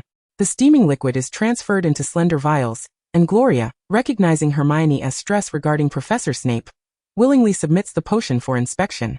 As class concludes, Harry and Ron, having concocted a disastrous sludge-like potion, are detained for extra work, left to tidy up once all the other students have departed. Hermione can only offer them a look of sympathy, unable to assist. As the first weekend at Hogwarts arrives, second-year students are barred from visiting Hogsmeade. Many opt to find a cozy spot to chat with friends or complete assignments in the library or common room. Gloria changes into her casual attire, donning silver-gray pants paired with a white robe, her light blonde hair cascading loosely, embodying an air of relaxed nonchalance. Yesterday, Hermione mentioned that while they cannot go to Hogsmeade, they can ask older students to bring back supplies. Many students are supplementing their study materials and snacks in this manner. With a small bag containing her books, Gloria jogs out of the dormitory, noting that many students in the house are dressed casually. The boys are engrossed in discussions about Quidditch, while the girls exchange fashion tips, relishing the leisurely weekend. She had anticipated a sparsely populated common room in the morning, but to her surprise, every couch is filled with students. Upon reaching the Great Hall, she finds Hermione and the others already enjoying breakfast. Gloria rushes over to greet them. Not wearing her uniform on the weekend feels perfectly natural as she sits at the Gryffindor table. Gloria. Today you can finally sit next to me. We've made a list of things to buy. What about you?" The older students they've enlisted for assistance are none other than the Weasley twins and their friend, while the diligent Percy is too preoccupied with his studies to join them. Gloria pulls out a piece of parchment. "Last time, Professor Dumbledore gave us delicious juice-flavored gummy candies. So I want the latest candy assortment from Honeydukes, along with some ink and quills. How much money have you set aside?" Hermione inquires, taking the list to prepare for their joint purchase from the Weasley twins. Gloria hands her a palm-sized wallet, filled with coins, explaining, "There's plenty in here, and I'll need to fit my purchases inside." Hermione pouts slightly. "That is quite a lot. I can see that. But do you really need to buy so many sweets? Fred and George can visit Hogsmeade every week." Gloria replies, "I won't be buying this much every week." As breakfast winds down, the two girls engage in quiet conversation. Harry, seated across from them, notices Draco glaring intently at Gloria's back, prompting him to shoot a withering look in Draco's direction. Harry leans in, whispering, "Draco looks like he's about to pop a vein. He's been staring at you for ages." Gloria swiftly turns her head, unexpectedly locking eyes with Draco, who, caught off guard, flushes crimson and looks away with a huff. "Is it really all right?" Hermione expresses her concerns. After all, Gloria, you are still a Slytherin student. Unfazed, Gloria waves her hand dismissively. Rest assured. He is merely sulking at the moment. However, if my relationship with him improves in the future, I hope you won't take it too harshly. Ron struggles to swallow a mouthful of chicken, incredulous at what he has just heard. You think you can get close to him? To Ron it seems impossible.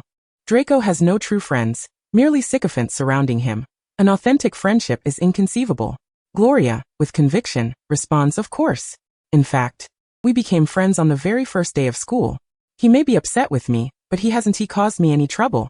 Which indicates he doesn't actually dislike me. It's you he truly despises. Harry offers a wry smile. We don't like him either. I know. Which is why I felt it necessary to give you a heads up. Gloria straightens her posture. My rapport with Draco will surely improve. He may be detestable to you, but I don't see him that way, just as he dislikes you, yet I quite like you. Hermione is the first to voice her opinion. I absolutely detest Malfoy. But you are still a Slytherin student.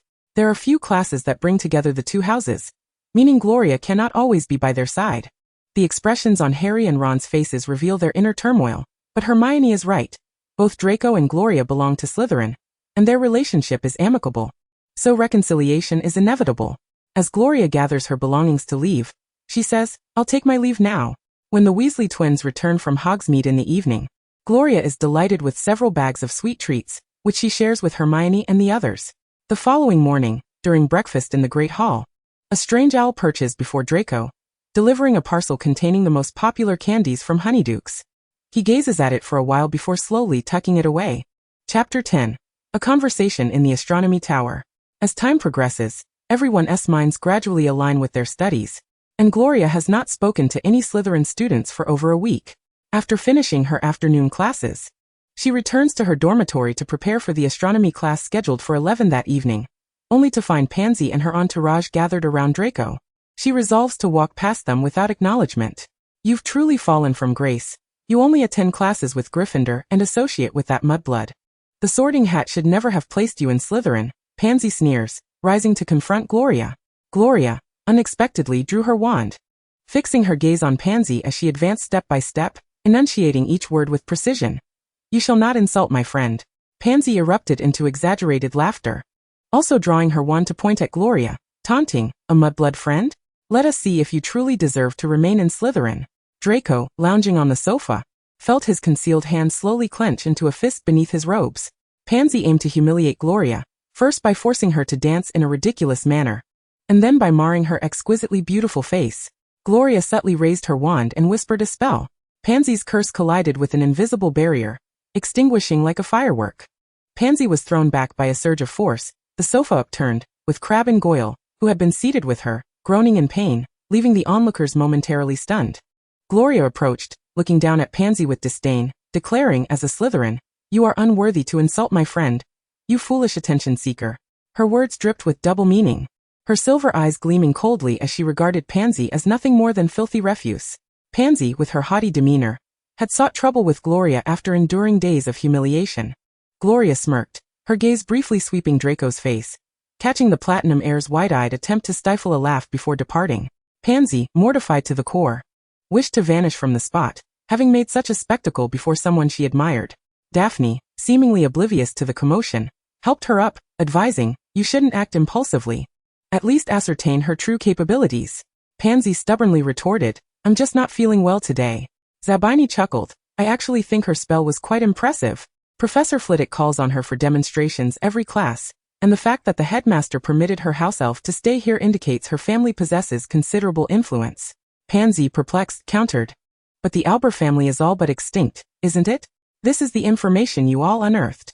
Nearly half a month into the semester, everyone present had gathered substantial information.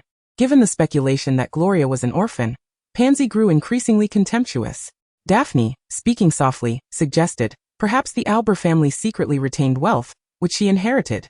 Observing Pansy's shallow, arrogant attitude, Daphne felt a deep sense of frustration with her own family's shortcomings. Otherwise, why engage in a silent rivalry with such a fool? When she surpassed her both in appearance and strength, Zabini then glanced at Draco, stating, I noticed that when Gloria left, she looked at you, Draco. She cares about you. The ambiguous remark caused Draco's cheeks to flush slightly, but he dismissed it. So what if she does? She mingles with Potter and his lot. Before he could finish, he stood up and returned to his dormitory. Gloria, indifferent to the discussions that followed her departure, returned to her quarters. The first thing she did was release 3 snakes. Professor Lockhart's class was dreadfully dull. It's a pity he didn't let us catch any magical creatures. Apophis was the first to shake his head. Forget it. The last house elf was so shriveled that it nearly choked me. I prefer plump, fresh meat. Gorinia chimed in. Your professor is quite foolish. Yermungand flicked his tongue this year. You won't learn anything useful. Make sure to read more books in your study when you return home. Gloria produced a magical gemstone, feeding it to the 3 snakes. I have taken your advice. Enjoy some good nourishment. We have astronomy class at 11. Gorinia coiled around her hand. The people here are lively.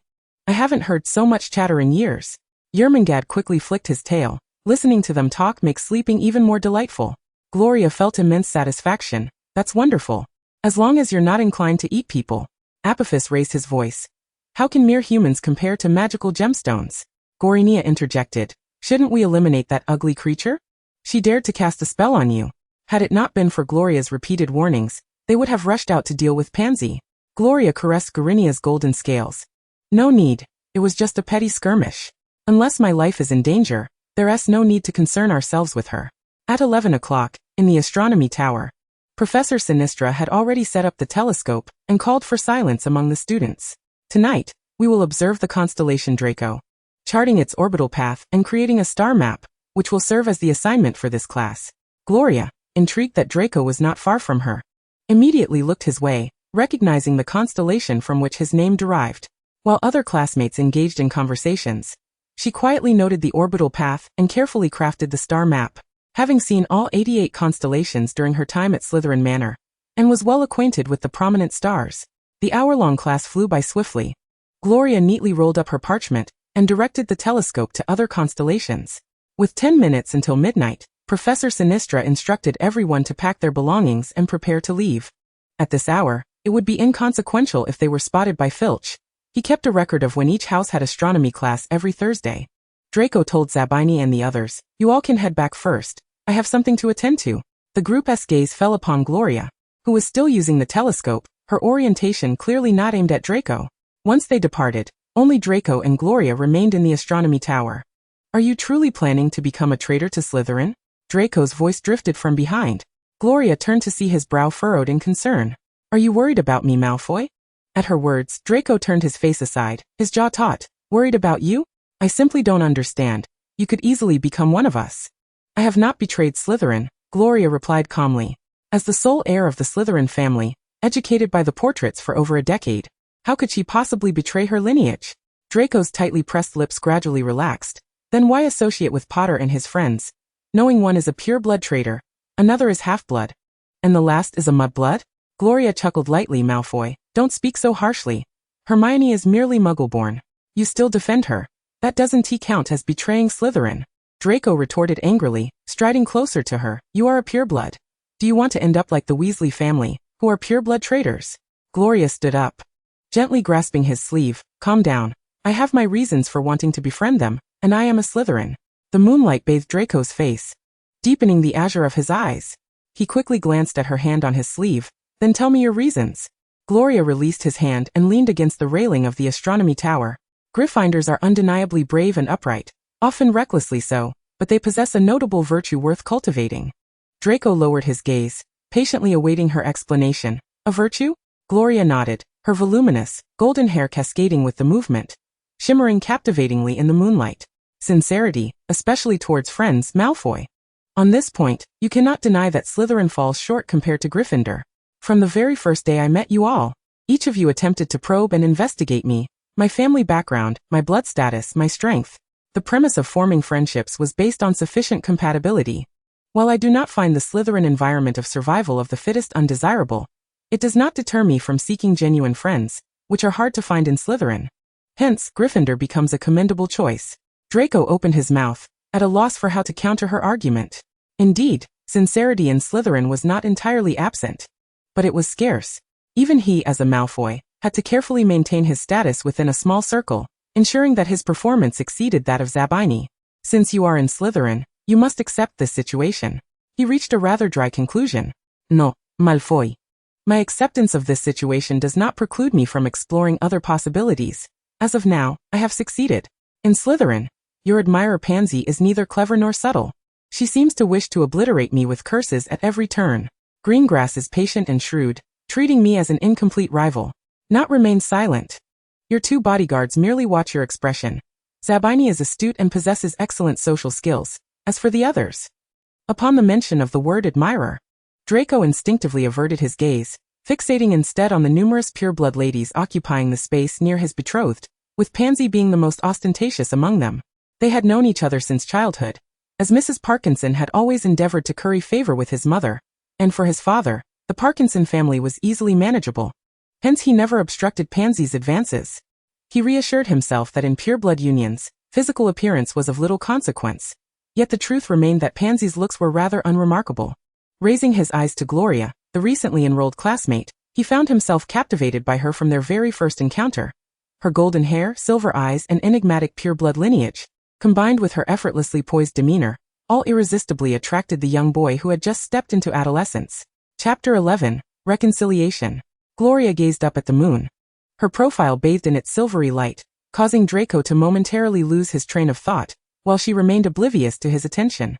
Malfoy, she began. I only arrived at this school in my 2nd year, and didn't have the chance to forge close friendships. I have no desire to constantly engage in a battle of wits with those in my own house. They are hardly worthy of my time. However, I seem to have a peculiar connection with Potter and his friends. On my very first day, I fortuitously encountered them in the sky, and they invited me to join them in my carriage for a brief chat. Through this acquaintance, I also met Hermione. She is remarkably clever and charming. Perhaps that is why a muggle like her can possess magic. You didn't mention me in your earlier remarks. Why is that? Gloria was taken aback. He actually cared about this. Draco approached her side, his gaze fixed intently on her eyes. Why did you not speak of me? What is your opinion of me? Gloria turned to face him directly, admitting, to be frank, I have never regarded the members of your little group with much consideration, but you are different. You are Draco. Suddenly called by his first name, Draco's cheeks flushed red, unsure whether it was from anger or embarrassment, his eyes darting away. You should call me Malfoy. May I call you Draco? If you prefer, you may also call me Gloria or Lori. Lori, he repeated, the name evoking connotations of beauty and elegance. Draco promptly decided to adopt it, having observed that Potter and his companions always referred to her as Gloria. The newfound familiarity in their address eased Gloria's demeanor. To be honest, aside from you, I find no merit in any other second-year Slytherins. They are foolish and calculating. Even if they could be of use, they would only drain resources without yielding any significant prowess. Gloria's incisive critique left Draco feeling proud yet perplexed. Were others truly so lacking? But Potter and his friends were different. Harry bore the mantle of a savior. Hermione was astute enough to secure a future role within the Ministry of Magic. And while Ron seemed of ordinary talent, one must not forget his impressive siblings. You often speak of the Weasley family as pureblood traitors, yet each of them possesses considerable strength, Draco. These are the kind of quality friends worth cultivating. Those who are sincere with their close companions, and do not demand excessive resources from me. While their own charm inspires genuine reciprocity, this is a mutually beneficial arrangement. As the sole heir of the Malfoy lineage, Draco was accustomed to his parents' indulgence, fostering a prideful and competitive spirit. Yet this did not equate to foolishness. Gloria had deftly elucidated the disparities between the two groups, and he understood her points clearly. The Sorting Hat did not misjudge you. In this quest for friendship, there lay sincerity and a calculus of advantages, an archetypal Slytherin approach. Draco begrudgingly accepted her enthusiasm for befriending Potter's group, yet his disdain for Potter remained, and he was disinclined to hear further praise for them. What constellation were you observing earlier? It wasn't Draco, was it? It pertains to my father's constellation. He shares the same name, Gloria replied, gathering her belongings. We should return. It would be ill-advised to encounter Filch at this hour. Draco only confirmed that the constellation she had been watching was not Draco's, without discerning which one it was. Your father? Draco assisted her in packing, noting that Gloria had never broached the subject of her family, unlike others who occasionally spoke of their parents. Yes, but for reasons I cannot disclose, I am unable to say more. So are you still upset? As they loaded the astronomical tools into a small box, Draco gallantly offered to carry it for her, though he remained obstinately reticent. Of course I am angry, because you refused to sever ties with Potter and his lot. Let us negotiate. If you have a dispute with them, do not involve me if you please. I have friends on both sides and do not wish to be caught in the middle. Draco's lips twitched slightly at her audacity, a greedy Slytherin indeed. Gloria appeared unfazed by Draco's lackluster reproach, her curiosity still piqued. Though my time here has been brief, I have noticed that Zabini interacts with you rather peculiarly. Apart from Crabbe and Goyle, others would instinctively glance at Zabini after hearing Draco's remarks. Upon the mention of Zabini, Draco's expression shifted, betraying a hint of discomfort. Zabini's mother is formidable. She has been married 7 times, with each husband mysteriously perishing, thus inheriting a substantial fortune and cultivating connections with many pureblood families. Yet she cannot rival the Malfoy lineage. Gloria grasped the implication. 7 husbands indicated a considerable inheritance. Yet, observing Draco's continued dominance within their small circle suggested that the Zabini family still fell short. The dynamics of their relationship likely mirrored that of Pansy and Daphne, rooted in a subtle rivalry. Draco continued, Zabini treats Pansy well. The Parkinson family once produced a minister of magic in the 18th century. Although he was ousted, they have maintained a network of connections to this day. My mother suggested he might wish to marry Pansy, but he has yet to find an opportunity. Gloria's teasing gaze lingered on him. No opportunity? It seems that the haughty young lady has her affections firmly fixed on you. While Zabini seeks to elevate his family through marriage, and fortuitously, Pansy harbors similar aspirations. No wonder the two of you appear rather peculiar together.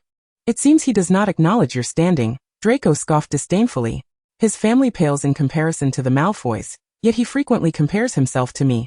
From Draco's contemptuous expression, Gloria discerned his disdain for Zabini's behaviors, which were merely a faade to maintain an appearance of harmony for the sake of his family. As they conversed, they returned to the common room, where Zabini and the others were seated on the sofa by the fireplace. Pansy suddenly leaped to her feet, incredulous at the sight before her. Draco, why are you walking with her? Her accusatory tone resembled that of a wife catching her husband in infidelity. Gloria stifled a laugh as she took the satchel from Draco's hands and patted his arm. I shall take my leave now. You may continue your discussion. Draco grasped her wrist, insisting, I will wait for you here tomorrow morning. You must come to the Quidditch pitch to watch my selection. Gloria replied with an air of assurance, very well, good night. While others expressed their indignation and disbelief, Zabini's expression deepened in contemplation. This enigmatic Miss Albert possessed remarkable capabilities. Draco's aversion to Potter was evident, yet she had managed to reconcile with him in less than half an hour of solitude. Was she perhaps reconsidering her stance towards Potter and his friends? What prompted your change of heart? Zabini inquired, echoing the curiosity of the others. Draco did not take his usual seat, but leaned on the sofa with one hand. Because I realized that in some respects, she embodies the quintessential Slytherin. As he recalled Gloria's assessments of these individuals, a subtle smirk graced his lips. The following Thursday morning, devoid of any classes, the Quidditch team seized the opportunity for tryouts. In the early light, Gloria witnessed Draco's inaugural flight on a broomstick. His movements were deft, each gesture a testament to his skill. Among the candidates vying for the position of Seeker, his performance was unparalleled. And it came as no surprise when he was named the new Seeker. In truth, he should have been a reserve, but the Malfoy name carried weight, and the other team members willingly supported his promotion to a full-fledged member. Gloria sat in solitude in a corner, while the girls on the opposite side erupted in applause, with Pansy being the most animated, waving frantically at Draco soaring on his broom. As he approached, Pansy shouted, Draco! Yet the object of her affections soared past her, landing in front of the very person she despised most, causing her complexion to pale instantly. I did it! Draco, gripping his broom with excitement, exclaimed. My father promised to reward me with a Nimbus 2001 for successfully making the Quidditch team. Let us see how Potter's Nimbus 2000 can possibly compete with me. Gloria gently brushed aside the strands of hair that fell across his forehead and congratulated him. That is wonderful. But why do you need hair gel for Quidditch? Draco felt a warmth in his ears. As the heir of the Malfoy lineage, he was ever mindful of his appearance. Well, I believe you would look even more handsome without it, Gloria said, her compliment leaving him feeling rather uneasy. Come on. Let us head back to the common room to celebrate. Chapter 12. The conflict on the pitch less than 2 hours after Draco was selected for the Quidditch team. The Nimbus 2001 brooms, including those for the reserve players, were delivered to the school. Such lavish generosity ignited a desire among the Slytherin students to befriend Draco. Due to differing schedules, Gloria's mealtimes did not coincide with Potter's group, and they had not seen each other for nearly 2 days. Throughout the past few meals, Draco had sat beside Gloria, indulging in a variety of exotic dishes, and their animated conversations at the dining table often drew the astonished gazes of the Slytherin first years, who marveled at the swift transformation from animosity to what seemed like romance. In potions class, Draco firmly grasped Gloria's wrist, insisting she stay close to him. The warmth of his palm seeped through her clothing. Soon Potter and his friends entered the classroom, and upon witnessing their interaction, Hermione was struck dumb with disbelief at how amicable Gloria had become with Draco. Fortunately, they had arranged to work together, and the three of them struggled to maintain a semblance of composure as a team. The bat-like Professor Snape entered the classroom on cue, his gaze landing on Gloria with an almost mocking smile. "Ah, Miss Albert, it seems you have finally learned to brew potions alongside your fellow housemates." Behind them, Pansy and Millicent snickered, and Draco glanced at Gloria before handing her the stirring spoon. She grasped it gently, turning to the two girls who sought attention through ridicule, and flashed a smile that could only be described as wicked. Pansy held her head high, while Millicent appeared increasingly anxious. No one could provoke Slytherin indefinitely. Pansy and Millicent huddled together, whispering, and those around them speculated they were speaking ill of Gloria. A serpent, Gorinia, coiled within Draco's robes, lifted its head and slithered to Gloria's collar, causing Pansy and Millicent to gaze in confusion, for its abilities emitted no magical disturbance. "What right do you like a lion dog? Have to say I resemble a bear?" Millicent's sudden outburst startled the entire class, and moments later, the smaller Pansy had her hair yanked, sending her crashing into the preheated cauldron, spilling boiling water everywhere. Draco swiftly pulled Gloria aside, bewildered by the chaos. Pansy screamed, clutching her head, and upon seeing blood on her hands, lunged at Millicent, their hair-pulling escalating into a frenzy far more chaotic than the antics of Cornish pixies. Snape, his face darkened with fury, barked, "Enough!" A spell separated the two combatants, both sporting injuries. Snape's expression was darker than a troll's, and he instructed them to follow the potion brewing process outlined on the board, promising to return for an inspection. After escorting the two sobbing girls away, he tidied up the disarrayed workspace, showing no intention of deducting points. Returning to his seat, Draco frowned, muttering, "They must be insane to create such a spectacle in class." Gloria wore a mysterious smile, perhaps contemplating that Pansy's impulsive words had provoked Millicent, leading to this embarrassing brawl. The Gryffindor students, seeing that Professor Snape was absent, quietly discussed how Slytherin had not only snakes but also lion dogs and bears. Gloria took it upon herself to manage the potion ingredients, and Draco, observing her unique methods, couldn't help but inquire. She demonstrated the proper way to handle sneezewort, explaining, "You should tap it gently with the back of the knife, and then rub it with your palm for about 10 seconds to enhance its medicinal properties." Having performed similar demonstrations for Hermione several times, she now resembled a potions professor. "You possess such extensive knowledge. I am aware of an alternate method," Draco remarked, his own potions aptitude shining through, as Snape favored him not merely for being a Slytherin, but for his undeniable skill. Together, they concocted a flawless potion, certain that it would alleviate some of Snape's perpetual scowl. Draco was quite pleased, feeling that their collaboration was remarkably harmonious. "You should have been in my group from the start, if it weren't for," Gloria, meticulously pouring the potion into a narrow bottle, interjected, "You promised not to mind my friendships." Draco, maintaining a serious demeanor, insisted, "From now on, you will work with me in every class." What could Gloria say but to agree? The disgraceful brawl between Pansy and Millicent had caused Slytherin to lose face before Gryffindor, a house that valued honor. And even Zabini and the others had distanced themselves from the two. With Draco now a formal member of the Slytherin Quidditch team, he was set to attend his first practice that Saturday. In the common room, Gloria appeared as if still waking from slumber, and Draco, brimming with enthusiasm, urged her, "Come on, Laurie, let us have breakfast before heading to the pitch." Noticing her dazed expression, he grasped her wrist and led her outside. As they drifted toward the Great Hall, the few Quidditch team members already held their gleaming Nimbus 2001 brooms, eager to showcase their skills. They ate quickly, and Gloria finally finished a piece of sweetbread, savoring the blueberry jam. Draco swallowed the last bite of his grilled salmon, ready to leave with the other team members. Observing Gloria leisurely enjoying her breakfast, he nudged her golden locks behind her shoulder, reminding her, "Remember to finish your breakfast before heading to the pitch." Gloria nodded, eyes closed. Once they departed, the dining area fell silent, and she selected half a roasted sweet potato, relishing its dense sweetness. "Where's Colin?" came a voice from the Gryffindor table. "The students, they're always speaking with vigor. He went to watch Harry's Quidditch practice, and he didn't even eat breakfast," they replied, discussing Colin's admiration for Harry. "Don't worry, someone saved them some food. They won't go hungry." Gloria half listened, Her thoughts fixated on the fact that the Gryffindor Quidditch team was already at the pitch. What about Draco and the others? Given their mutual animosity, the situation on the pitch was bound to be explosive. Casting aside her breakfast, Gloria raced toward the field, hoping the situation would not be too dire. Meanwhile, on the pitch, Harry and his companions had begun their training. After a few jabs at Colin, they noticed the Slytherin team, clad in green robes, arriving at the field. An irate captain would charge toward the ground, somewhat unsteadily dismounting his broom. Following a heated exchange between the two captains, Flint produced a note signed by Professor Snape, diverting Wood's attention as he grew curious about the identity of the new seeker. Draco swaggered into view from the back of the line, his platinum hair glistening in the morning sun. Malfoy. Harry could hardly believe it. This detestable rival had indeed joined the Quidditch team as their official seeker. He recalled that Slytherin's previous seeker had yet to graduate. Indeed, Draco reveled in Harry's shock. Hermione and Ron, witnessing their house team in a standoff with Slytherin, approached to discover what was happening.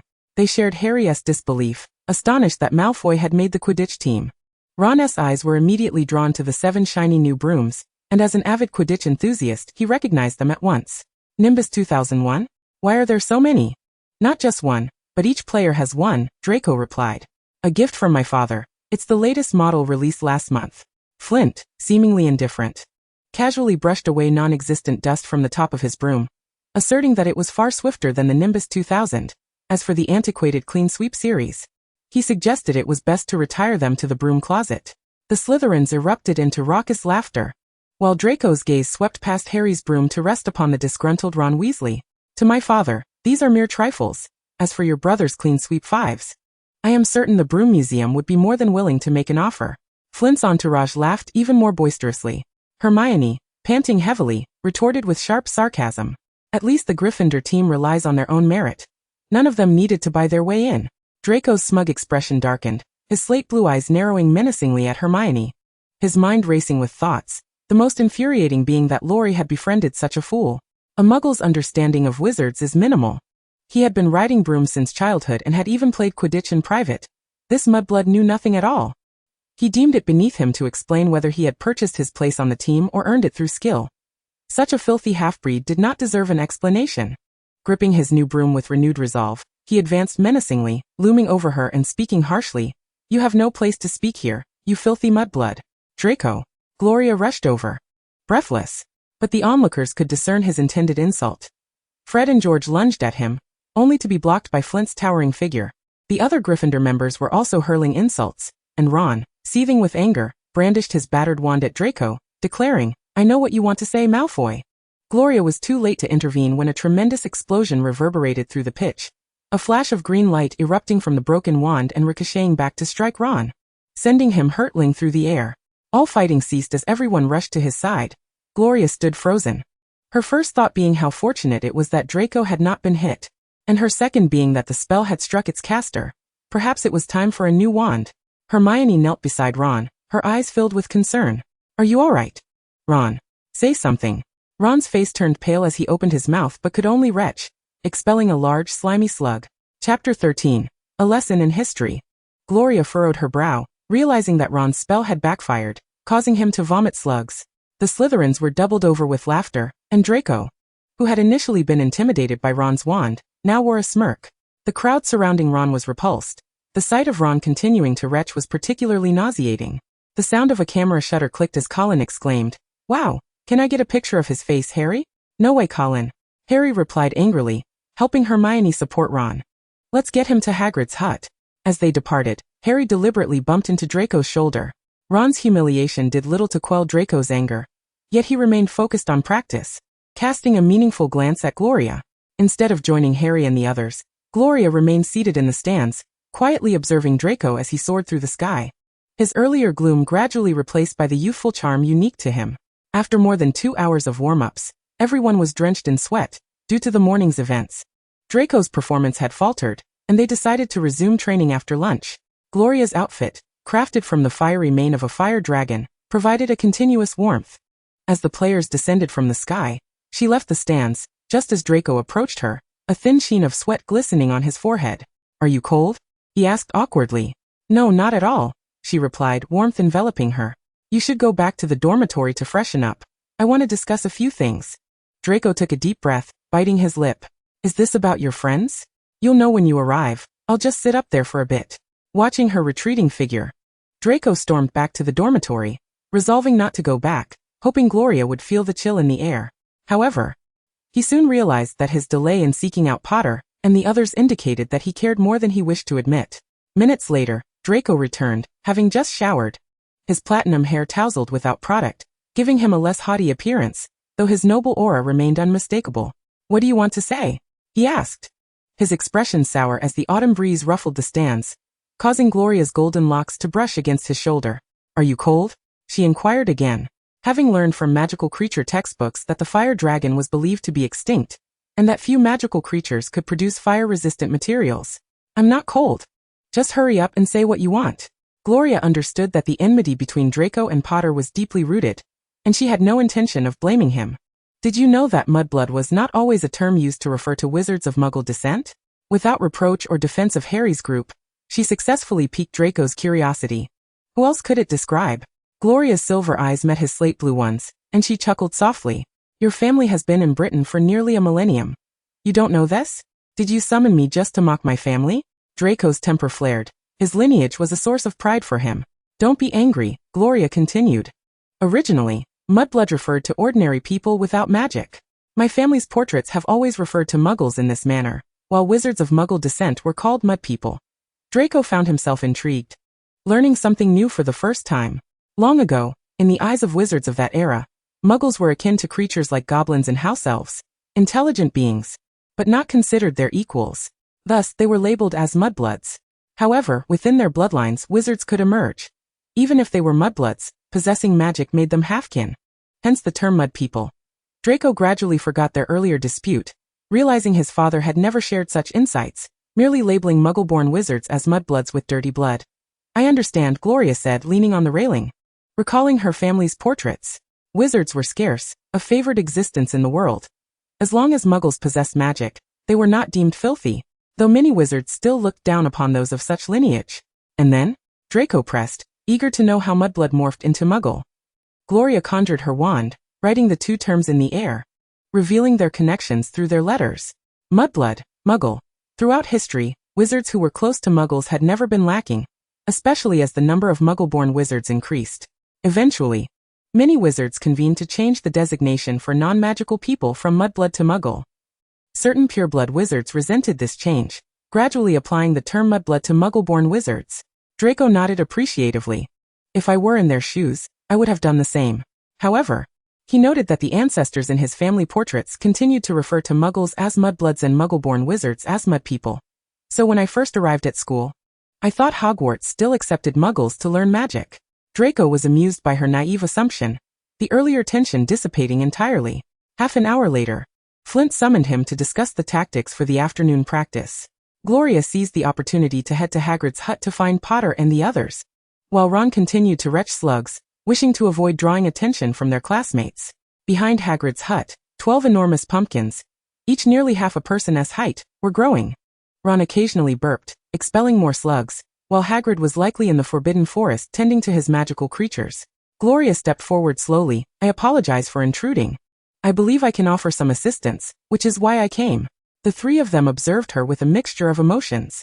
In the morning, Gloria had evidently intervened to prevent Draco from uttering any derogatory remarks, yet she had not sought them out immediately. Approaching Ron, the red-haired boy appeared not only pale but also drenched in cold sweat, looking utterly disheveled. She drew her wand, her eyes inquiring. Ron eventually nodded. Gloria cast a powerful charm to halt his distress, and his complexion instantly improved. He ceased to retch slugs, much to the relief of Harry and Hermione. I understand that Draco should not have insulted you, and I cannot apologize on his behalf, Gloria said, slowly putting away her wand. Hermione, with a complex expression, had already felt much better with the comfort of friends and Hagrid. I know you are different from him. Harry could not help but ask. Do you really have to be friends with him? You and Malfoy are not the same kind of person. Gloria, securing her wand, replied earnestly. He is rather special to me, but I believe he will not insult you in the future. Curious, Ron inquired. What? Malfoy will listen to you? Not so much listen to me, but I have revealed to him some lesser-known truths. Given Malfoy's character, he will undoubtedly flaunt this information. Gloria proceeded to enlighten them about the Muggleborns and the Mudbloods, and Harry and Ron listened, as if they were encountering the magical world for the first time. While Hermione appeared somewhat astonished, speculating that even Professor Binns, the history of magic instructor, might not be aware of it. A moment of regret followed. Gloria, I truly do not understand how you could become friends with Malfoy. He had to pay to join the Quidditch team. Gloria shook her head disapprovingly. Actually, he did not pay to join the team. I was there on the day of the tryouts, and although I do not understand Quidditch well, even I could see his excellence among the candidates. It was Flint who used his privilege to make him a full player rather than a substitute. Hermione fell silent for a moment, realizing, so that is why he insulted me. Harry and Ron did not elaborate, for it was evident from their first-year flying lesson that Draco was quite adept at riding a broomstick. The flashy Nimbus 2001, combined with Draco's habitual boasting, made it difficult to dismiss suspicions. Gloria reminded them, this matter is temporarily settled. However, you must remain cautious. Ron indeed used a spell against Draco, and even if Draco does not report it, others might, as many Slytherins are eager to curry favor with him. Ron expressed his indignation. That is not fair. Harry patted him on the shoulder, reassuring him, do not worry, we will help you. Gloria felt helpless in this situation, but at least he would not have to retch slugs anymore. Chapter 14. Campus life. Gloria's forewarning proved accurate. As Harry, Ron, and Hermione bid farewell to Hagrid and Gloria, returning to the castle for lunch, they encountered a stern-looking Professor McGonagall, filling them with foreboding. As expected, Harry and Ron were sentenced to detention. Ron had to polish the silverware in the trophy room, using only his hands and no magic, while Harry was assigned to assist Lockhart in responding to his admirers. Despondent, Harry pleaded to join Ron, only to be heartlessly denied by Professor McGonagall. At lunch, Gloria noticed that besides Hermione, both Harry and Ron wore expressions of distress, revealing that the two unfortunate souls had not escaped punishment. Draco tugged at her arm and remarked, "What is so fascinating? I still want a roasted chicken leg." The crispy-skinned roasted chicken leg was quite popular. Crabbe and Goyle, seated opposite them, devoured a plate that Gloria had shared, their large mouths smeared with grease. "Let me go find out what punishment they received," she said, lifting an entire platter of roasted chicken legs and making her way to the Gryffindor table. The fragrant, flaky roasted chicken legs caught the attention of the Gryffindors, and after placing the platter down, Gloria said, "Help yourselves." The Weasley twins, ever quick, seized the largest piece immediately. Gloria then sat beside Hermione and, pointing at the two glum boys, asked, "What punishment did they receive?" Hermione took a moment to gather her thoughts before answering. "Ron has to polish the silverware by hand, and Harry has to help Professor Lockhart in the evenings responding to his fans." Harry begged Professor McGonagall to allow him to join Ron, but was refused. Hermione could not comprehend Harry's aversion. Countless students yearned for the opportunity to assist Professor Lockhart, and if Professor McGonagall had given her such a detention, she would have relished it for an entire year. Gloria understood Harry's frustration with Lockhart. Even renowned individuals sought to bask in the glory of the Savior's name. I think Harry would indeed prefer polishing silverware. Hermione found this hard to fathom, incredulously exclaiming, "Isn't it strange? Why wasn't I given detention by Professor McGonagall? I was present too." Gloria could not help but reflect on how Hermione, usually so focused on her academic standing, was willing to endure detention for her idol. It was indeed wise to place her in Gryffindor. As she casually turned her head, she spotted Draco with a smirk, and she hurriedly exchanged a few words before returning to her seat. "I overheard that those two fools are serving detention. If the treatment of the Savior is indeed different, just writing a few letters for the professor." Draco recalled the first-year detention in the Forbidden Forest, and how Filch had mentioned previous detentions, thinking that Potter should have been hung up and whipped. Gloria stated seriously, "Believe me, he would rather clean every item in the trophy room with Ron than write those letters." Draco scoffed, "Potter is just afraid Lockhart will steal all his limelight." In his eyes, Potter was always hogging the spotlight. Gloria genuinely worried that he might get carried away and cause trouble for Harry and the others, so she swiftly changed the subject. "What is your training schedule like?" "I plan to write a paper this afternoon, and won't be watching your practice." "What about your paper?" After a single breath, Draco indeed began discussing his training and academic plans. As they spoke of the upcoming days, Draco casually complained about the essays for History of Magic and Defense Against the Dark Arts, one being tedious and requiring research, while the other was merely about extolling the adventures chronicled in Lockhart's books. A piercing gaze, sharp as a needle, was directed at Gloria, prompting her to look up and realize it was Pansy, whose right hand was nearly bending the fork. Beside her sat the large Millicent, occupying 2 seats almost entirely. In stark contrast to Pansy's resentment, Millicent, noticing Gloria's gaze, nearly buried her face in her plate in fear. Clearly, this Miss Bulstrode was far more attuned to danger than Pansy could ever be. This was what one might call a rough exterior with a keen perception. Millicent slowly began to comprehend the oddities of her conflict with Pansy, but could not articulate why, only recalling Gloria's terrifying smile, vowing never to provoke her again. As October arrived, a chill pervaded the entirety of Hogwarts Castle, and an unexpected flu swept through both staff and students. Madame Pomfrey was inundated with patients, while Professor Snape spent increasing amounts of time in his office, concocting potions for the infirmary. How did Gloria know this so well? Because she was summoned to serve as a potion maker, and Harry's group expressed their deep sympathy for her plight. Draco, occupied with Quidditch and studies, truly had no time to brew potions. Not only was the cold pervasive, but the relentless rain continued, the air thick with humidity, making it feel as if one could inhale 3 cups of water with each breath. Gloria constantly felt her hair was insufficiently dry. Raindrops, like bullets, pelted the castle's windows. The lake rose, and the unpaved areas became a quagmire. Recently, the hygiene within the castle had become a concern, with muddy footprints marking every corridor and staircase. Not far away, Filch, also afflicted with a cold and sporting a notably red nose, lugged a bucket, muttering curses as he cleaned. There is dirt everywhere. Hogwarts is a complete mess. Madame Rosmerta, keep a close eye on the corridors tonight. I intend to catch a few despicable students. Madame Rosmerta, adorned with a bow tie, squatted beside Filch, her gray-furred cat appearing somewhat emaciated. Gloria retrieved a recently bottled potion from her bag and approached Filch. Mr. Filch, if you don't mind, please accept this potion. It will help you recover from your cold more swiftly. The students generally avoided him, but Gloria was one of the rare few who dared to approach him willingly. With thinning hair and eyes bulging like light bulbs, Filch watched her with keen vigilance. Gloria understood. After all, he had quite a number of students to keep an eye on, especially those mischievous Weasley twins.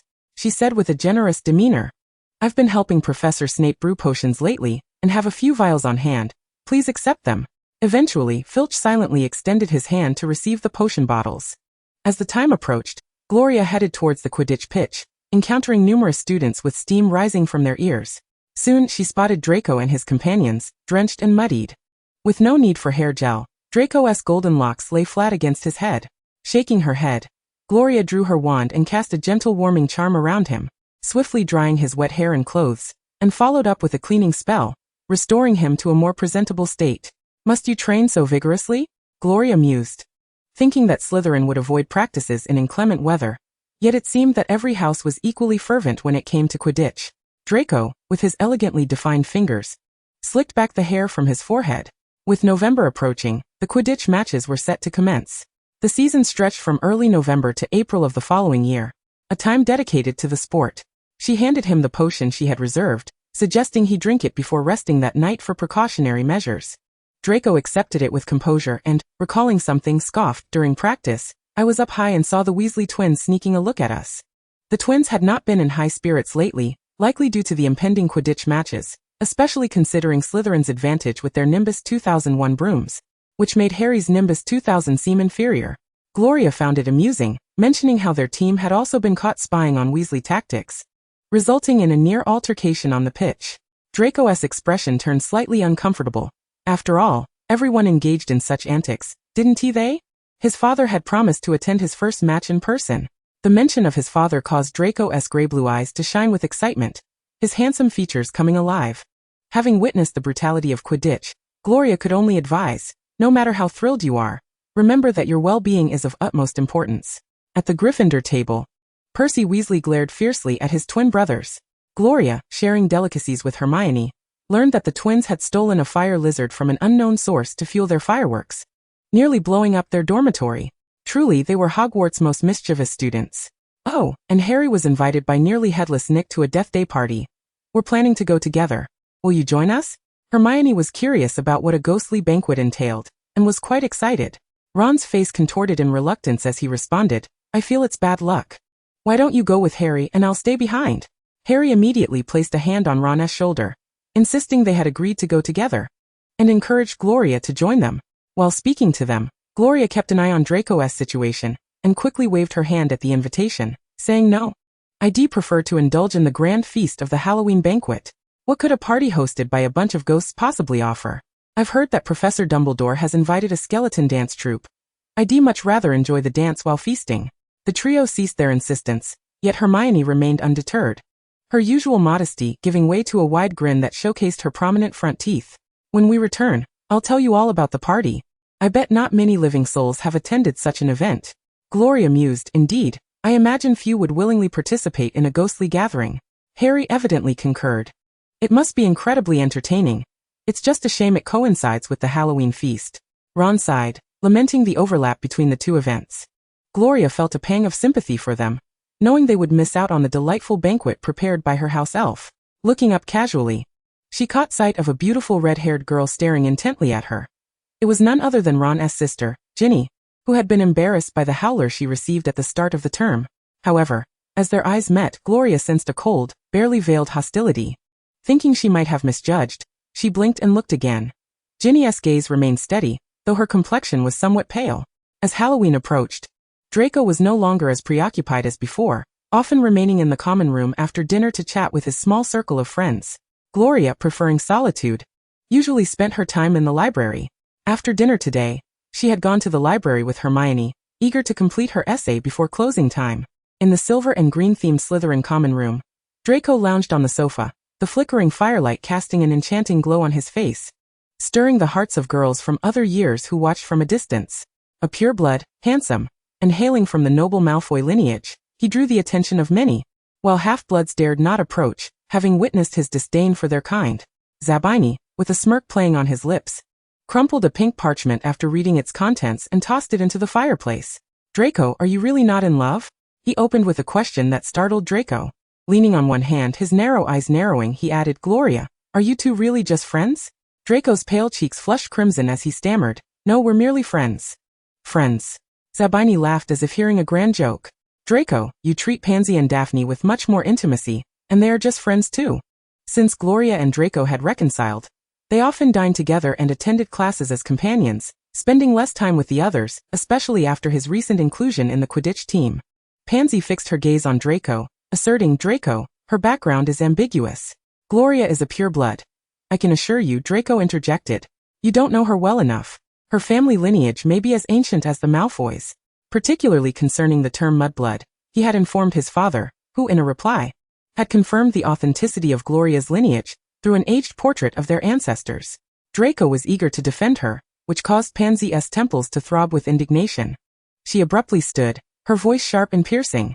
The Albert family? My family has researched them. They are a French lineage over 7 centuries old. What family among us doesn't boast a legacy of centuries? Even if they were of the Albert family, they could be descendants of disowned members, their bloodline questionable. One of Pansy's sycophantic friends chimed in. Small pureblood families often cling to the larger ones, just like Crabbe and Goyle with Draco. Draco's flush faded, his gaze turning icy as he surveyed the room. Do the Malfoys need your approval to befriend others? The atmosphere in the room grew tense as other students turned to observe. Zabini remained unfazed, advising, calm down, Pansy. As a friend, you ought to give advice with a measured tone. You are not his girlfriend. Draco, having lost interest in their back and forth, announced, I'm going to rest. You all carry on. The hall was adorned with live bats, and Hagrid had carved enormous pumpkins into lanterns, each large enough to accommodate 3 people, their sweet aroma wafting through the air. At 7 o'clock, the Halloween feast commenced, resplendent with decorations and flickering candles, tables set with gleaming gold plates. Harry and the others were absent, having gone to the Death Day party. Gloria found Draco's behavior peculiar. During class, he hadn't sat with her and chose to sit with Zabini and their group at the feast. Fred's voice rang out from above, look, Slytherin's Gloria is sitting alone. That little brat has finally stopped pestering you? The Weasley twins, with their hair as fiery as flames, appeared at her sides. Gloria cheerfully patted the empty seats beside her, saying, perhaps you should. You'll be sitting behind me today. My house elf has prepared a feast filled with delicacies, including many of my favorite foreign dishes. George clapped his hands, exclaiming, thanks for the offer. Ron and the others have been well fed thanks to you. Fred's blue eyes sparkled. Once our new products are ready, we'll share some with you. Anyone who dares bully you will regret it. I am indeed capable. If possible, I would be willing to invest in your inventions, as my family frequently engages in various business ventures. The 2 brothers exchanged glances, and Fred promptly nodded, not inquiring about the investment amount. Of course, how much profit do you desire? Gloria waved her hand dismissively. No profit. Simply send me a few samples each time a new product is launched. The Slytherin family's investment portfolio was already extensive, and her personal wealth was immeasurable. There would be ample opportunities in the future, and a mere hint of investment would suffice for the twin brothers who aspired to embark on a small business endeavor. Are you certain? George was taken aback by her refusal for profit. I am certain. By the way, did Professor Dumbledore truly invite the skeleton dance troupe? Initially, she believed it to be true, only to later discover it was merely a rumor. The twins shook their heads. Fred glanced at the professor's dining table. They would have to wait until the banquet commenced to find out, as many were hoping the rumor held weight. Even Percy thinks so, George added. The entertainment at Hogwarts was scant. Apart from Quidditch, it was filled with various gossip, which was why the mischievous and charming twins were quite popular among the girls. Originally, a small group of girls awaited the spectacle of Gloria's embarrassment, while Draco, affected by their conversation last night, had not approached her today, opting instead to choose his true friends over the banquet. But what was the current situation? Without Draco, the two handsome troublemakers from Gryffindor sat beside her, engaging in lively conversation. As the professors gathered, the moment Dumbledore appeared, the entire assembly erupted into enthusiastic applause. Gloria's eyes sparkled with anticipation that the headmaster would unveil the dance troupe simultaneously. The Weasley twins, not in a hurry to return to the Gryffindor table, joined in the applause, whistling, while Slytherin students cast them curious glances, which the trio paid no heed to. Dumbledore raised his hand, signaling for silence. Before the Halloween feast, I have heard whispers regarding the skeleton dance troupe, and I am equally eager for such a performance, so. With arms outstretched, a swarm of palm-sized skeletons surged forth from behind him, prompting a wave of cheers that nearly threatened to lift the ceiling off the hall. Wow, there really is a skeleton dance troupe. Gloria found these rotund skeletons utterly adorable, as they divided into 4 groups and positioned themselves above the house tables. Next, the skeleton dance troupe would present their performance, and now the feast had officially begun. As Dumbledore spoke, the tables overflowed with an even more sumptuous array of food, piled high like small mountains. Gloria's meal remained distinct from the others, prompting the Weasley twins to take several large bowls of food to enjoy for themselves. The skeletons, divided into smaller teams, ensured every student could see them as they floated in the air, showcasing their dance skills with a humorous flair that elicited hearty laughter from everyone. Draco, however, could not find amusement in the spectacle. Since entering the hall, Gloria had not spared him a single glance. Instead, she chatted endlessly with the 2 Weasley misers. Infuriated, Draco felt as if the dancing skeletons were mocking him, wishing he could vanish them with a flick of his wand.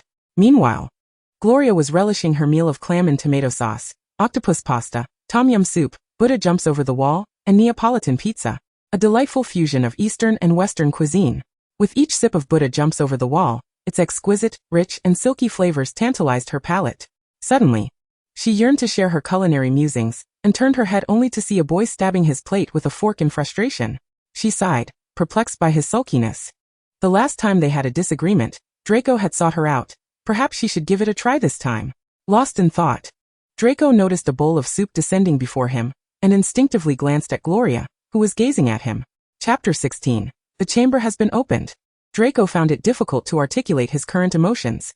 Gloria remained oblivious, her rosy lips pursed as she awaited his next reaction. Zabini's words from last night echoed in his mind, stirring a tumult of feelings for the girl who had captivated him at first sight. Yet his initial instinct was to retreat. Noticing that he had yet to touch his meal, Gloria continued to eat, frustration bubbling within her as she lost interest in the skeleton's performance. After a moment, a low voice beside her inquired, "What kind of soup did you give me?" Looking up, she saw Draco had maneuvered around the long table to sit beside her. "It's Eastern cuisine. I find it quite delightful." As Draco settled in, Gloria naturally pushed the food towards him, asking, "What is wrong with you today?" The young man sighed deeply. "I'm just worried about the Quidditch match. My father is coming to watch. So you're sulking at me for that?" Gloria's delicate features bore a hint of anger. Why should he take out his troubles on her? Draco cautiously stole a glance at her, realizing she was indeed upset. His fork began to stab at his food absent-mindedly, and after several attempts to speak, he finally muttered, "I'm sorry." Observing his troubled demeanor, Gloria sighed internally, placing her hand over his errant fork to guide it. She speared a piece of sweet and spicy pineapple chili tilapia, encouraging him, "Try this, it's quite tasty." Draco's ears flushed red, and his cheeks warmed as he took a bite of the fish, surprised by its deliciousness. As the skeleton dance troupe concluded their performance, the students turned their attention back to the food. Once the feast ended, everyone surged towards the exit. Draco walked briskly beside Gloria and asked, "What were you discussing with those two Weasleys during the banquet?" Seeing them together had ignited his irritation, wishing he could hurl his plate at their two red heads. With students only a few paces behind, to maintain the privacy of their conversation, Gloria leaned closer, her lips nearly brushing his ear as she whispered, "We were discussing investing in their inventions. I asked for a portion of their profits in the form of free samples with each new product." The boy's heart raced at her words. The faint scent of fruit and wood wafting from her enveloped him. He struggled to maintain his composure, his response stammering, "So, you just want these profits? That won't do. We need to split it. We're merely students, and besides, they incur costs in producing their items." Just as she finished speaking, those in front halted abruptly, and they too came to a stop. Draco guided Gloria to the forefront, where they found Potter and his friends standing in the damp corridor, 2 lines of blood-red letters scrawled upon the wall. "The Chamber of Secrets has been opened. Enemies of the heir, beware." What sent chills down the students' spines was the sight of Mrs. Norris, the gray cat, hanging lifelessly from the torch bracket. Her body stiff as a statue. The lively chatter that had filled the hall dissipated into silence, leaving Harry, Ron, and Hermione standing there, their faces pale with fear. "Enemies of the heir, beware," Draco read aloud from the wall, his gaze landing on Hermione. "Is this your new trick? Mudblood?" Gloria tugged at his arm. Surprised he refrained from using the derogatory term. Filch squeezed through the crowd, and upon seeing Mrs. Norris, he gripped Harry's arm, vowing to kill him. His bulging eyes brimming with rage. Dumbledore stepped forward, temporarily quelling the chaos, his piercing blue eyes fixed on Harry, who appeared anxious and distressed. With the cat in tow, the 3 involved students left the scene, leaving behind the ominous message that sent shivers down the spine of all who read it.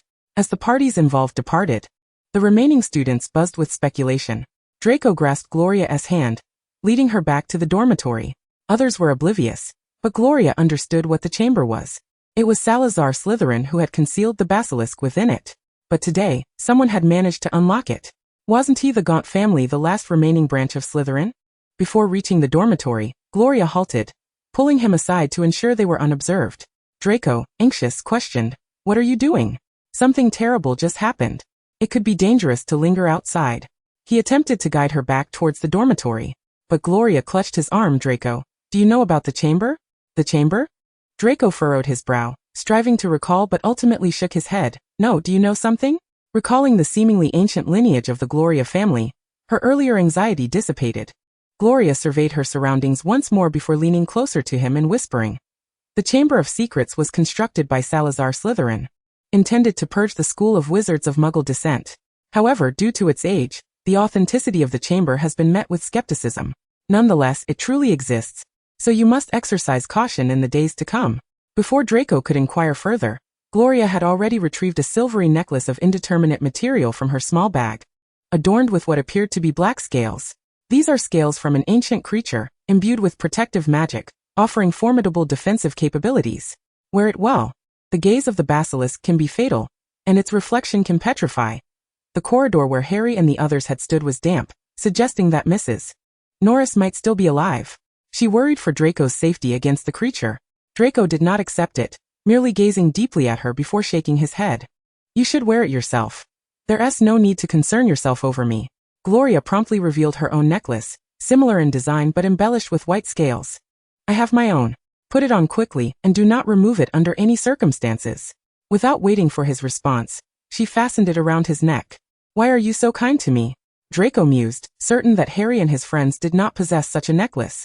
Aside from his doting parents, he had never encountered anyone else who cared for him so selflessly, without ulterior motives. Many who befriended him did so for the sake of the Malfoy name, with their interactions laced with self-interest. Gloria turned back, her lustrous golden hair cascading around her face as she did so, her silver eyes glowing softly like a full moon. "Because you are very special to me." Once the basilisk was secured, she would reveal certain truths to him. "We must hurry. The Slytherin legacy within the chamber is no trifling matter." She urged him to run towards the dormitory, adding, "I will rest upon returning. The common room will undoubtedly be filled with discussions about what just transpired. You can engage with them." The scales on the necklace she had given Draco were from Apophis, as Gloria had received scales from all 3 serpents at her birth. As a creature of greater power, The basilisk could sense the scales and would not approach anyone wearing them. Upon reaching the common room, they found nearly all Slytherin students wide awake, gathered in fervent discussion about the recent events. The common room had never been so lively, with Harry's name being mentioned more than any other amidst the chatter. Zabini raised his hand and called out, "Draco, over here." He had grown accustomed to Gloria's absence from social gatherings. Gloria waved at Draco as she departed. Chapter 17. The spotlight of the masses. Even with the common room bustling with students, none dared to occupy Draco's designated spot. Before he could settle in, Zabini eagerly remarked, "Everyone is discussing the Chamber of Secrets, but no one seems to know much. What about you, Draco?" Draco sat down slowly, his long fingers resting on his collar, while the cool scales absorbed his warmth. Recalling Gloria's words, he inquired, "You are all unaware?" His rhetorical question elicited astonished looks from the group, implying that he had knowledge they did not. The boy reclined on the sofa as usual, stating, "The Chamber of Secrets was a secret room built by Salazar Slytherin, rumored to have been designed to eliminate Muggleborns. I, too, was once uncertain of its existence. But given tonight's events, it is evident that the chamber is indeed real." The astonishment was palpable not only among Zabini and the others, but even from the usually reticent Theodore, who lifted his gaze toward him, maintaining an air of nonchalance. Draco remarked, "You could write home to inquire." Students nearby overheard, and the way they looked at him shifted dramatically. So it is true. The Malfoy family is privy to such hidden knowledge. Reveling in the awe of his peers, Draco savored the attention. "What exactly is a mudblood?" A student beside him ventured to ask. Draco raised an eyebrow, explaining at a leisurely pace. "It refers to wizards of Muggle descent. Mudblood was formerly a term used to describe Muggles centuries ago. Later, that group of mudbloods helped to create the term Muggle. Subsequently, mudblood became their exclusive designation. Traitors among wizards deserve such treatment." "Is that so? I had never heard that before." It was common knowledge that mudblood referred to wizards of Muggle origin, but few knew its previous association with Muggles themselves. Zabini nodded in appreciation, acknowledging, "You're right. They were raised in the Muggle world, and they do not share the same allegiance to the wizarding community. No wonder you refer to Granger as a mudblood." Pansy had reverted to her pure blood circle, but she exclaimed, "I prefer the term mudblood." Draco ignored her. The attention of nearly the entire house was fixed on the platinum-haired heir. He resolved to write to his father to gain further insights to share with Gloria. Meanwhile, Gloria returned to her dormitory and immediately released 3 serpents. "Can you sense the presence of the basilisk?" Yamongad replied, "Though a millennium has passed, I still remember the scent. It is indeed him." Gloria climbed onto Gloria's shoulder. "If you had been able to act freely at that time, you might have been able to track him." In light of the recent events, though it was merely a cat in peril, the professors would undoubtedly be on high alert, particularly Headmaster Dumbledore. Gloria felt troubled, wondering why the system did not allow her to retrieve the basilisk at once. She could only seek an opportunity to meet him. Once she encountered the basilisk, she could command him to shield her from the serpent's gaze, ensuring that even if someone were to see the creature's reflection, they would not be killed outright, only petrified at most. Compared to the Slytherin collateral bloodline, the basilisk revered the orders of direct lineage above all else. Apophis lazily slithered onto a soft cushion, pondering how the creature had fared over the years. Judging by the scent, he seemed weak. "Remember to feed him when you find him." Gloria, upon hearing this, felt a surge of anxiety, fearing that the basilisk might starve. The Hogwarts castle had surely undergone renovations over the years. It was likely that members of the collateral bloodline had concealed the existence of the basilisk. Otherwise, the entrance would have been discovered long ago. Gloria's scales brushed against her fair cheek, creating an oddly beautiful contrast. "You are quite good to that young man," gifting him scales from Apophis for protection. They had shed their scales only a handful of times since their inception into this world. Apophis flicked his tongue, asserting, "Indeed, you owe me a few magical gems. Those were meant for you. How could you pass them on?" "It wounded my heart. Yet I am pleased that you wear my scales." Yamongad, in contrast, was content, entwining himself around Gloria's wrist. In the next moment, Gloria removed the necklace, stating, "I cannot wear it now. Otherwise, the basilisk will avoid me." It was for her safety that she adorned it while out, as Gorinia's golden scales were too conspicuous. Ultimately, Gloria offered a few magical gems to soothe their wounded hearts. The following day, when Harry and his companions arrived at the Great Hall, the atmosphere fell silent momentarily upon their entry, only resuming once they were seated. Harry and his 2 friends chose a spot a slight distance away from Gloria, whose frequent glances towards them did not escape Draco's notice. "Stop staring at the scarhead," he remarked.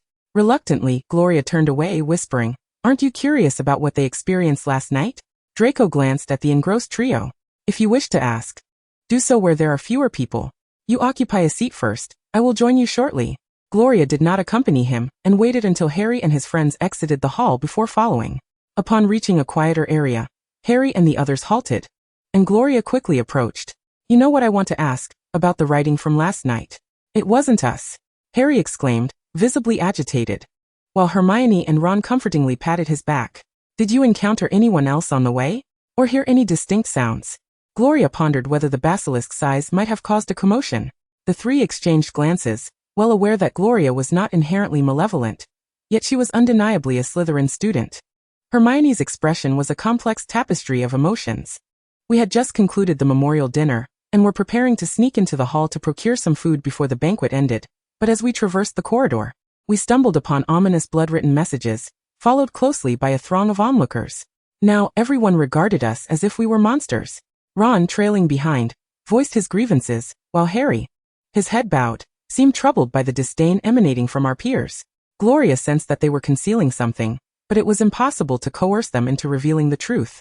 "I believe those inscriptions were not of your doing, yet caution is warranted. The presence of the blood messages should indicate the genuine existence of the Chamber of Secrets. If you wish to learn more, you might consider inquiring with Professor Binns in the History of Magic department, as Hogwarts is undeniably intertwined with its own historical narrative." As the class hour approached, I took my leave. Harry and Hermione wore frowns, while Ron cautioned, "You should also be careful. Ginny was frightened by last night's events."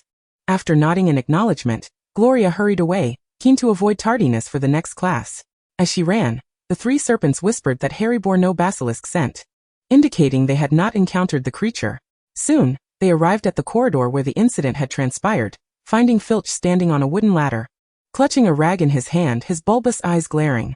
Upon noticing Gloria, he stared for a moment before diverting his gaze, and continuing to scrub the bloodstains from the wall.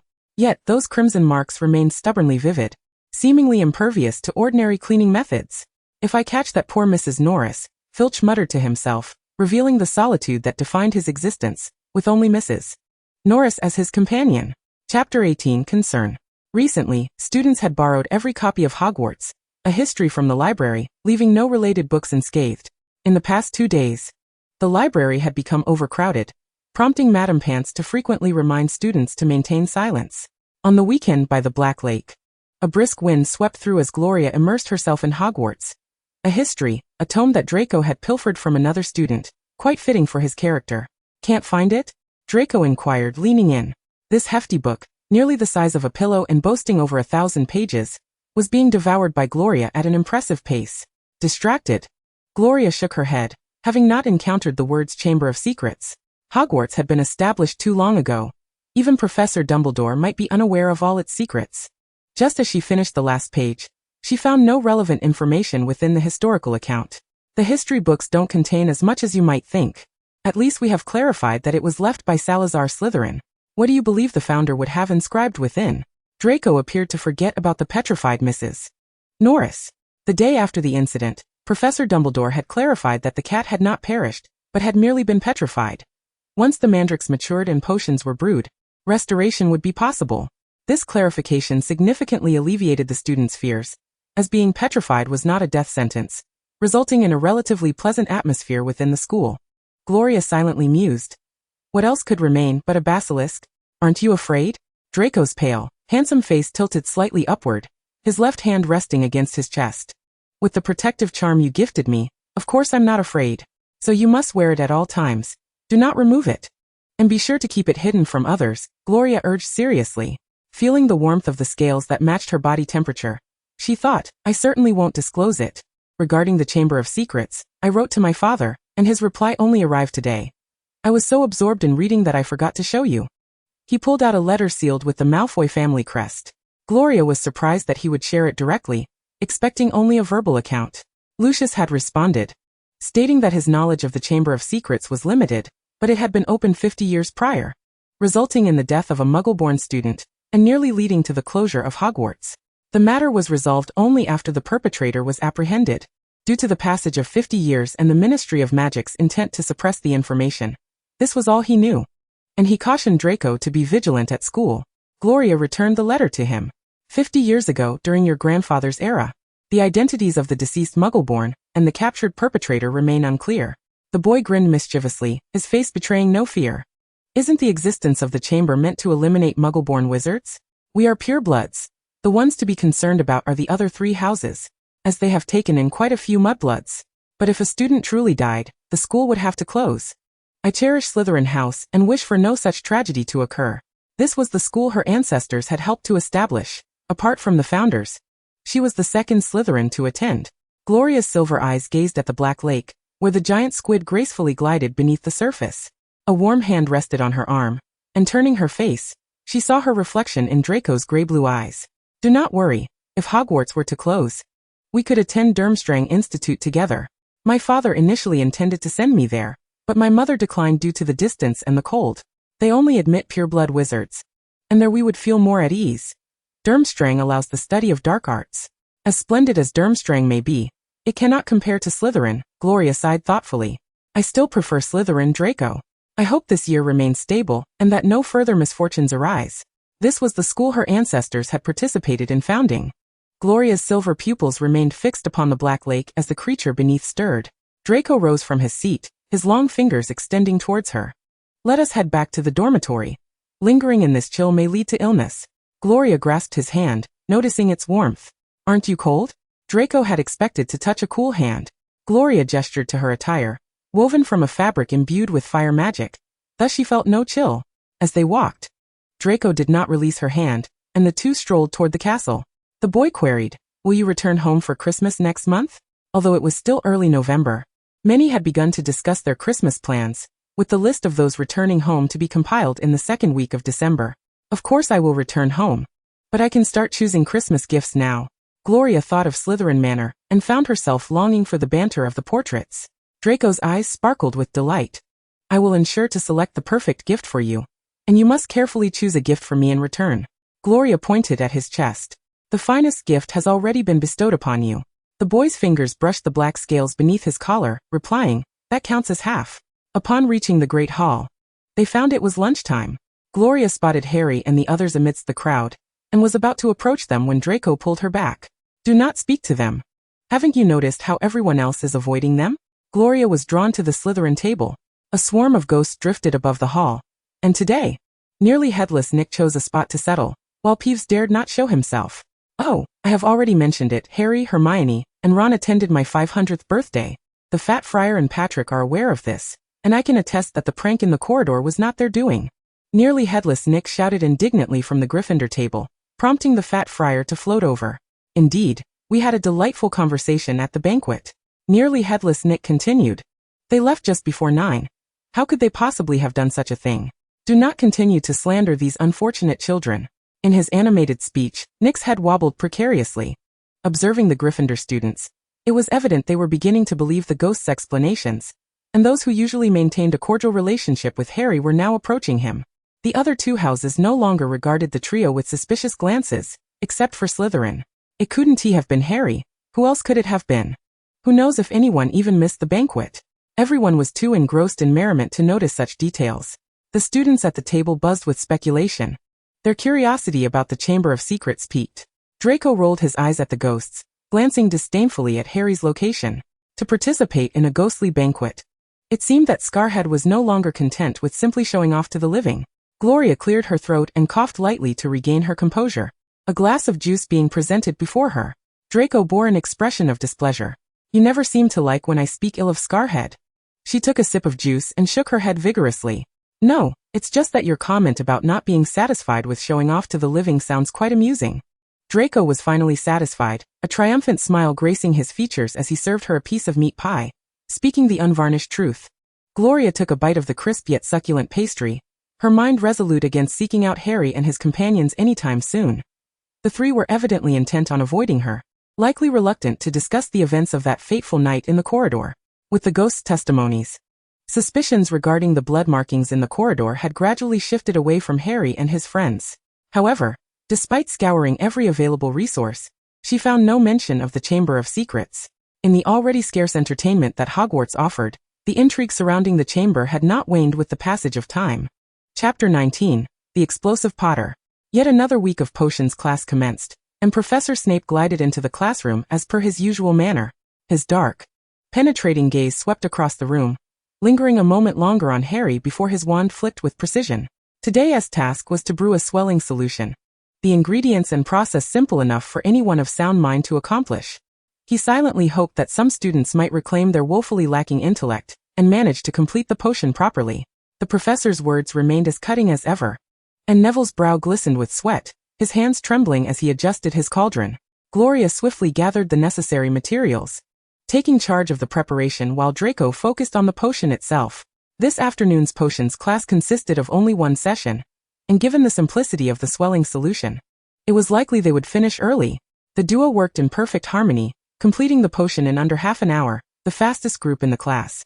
Gloria filled the vials with the potion, and Draco took the slender bottle from her hands, stating, "I have training tomorrow morning. The match is on Saturday, and my father will be in attendance. Be careful during practice. Do not let an injury keep you from competing." "I will," she assured him.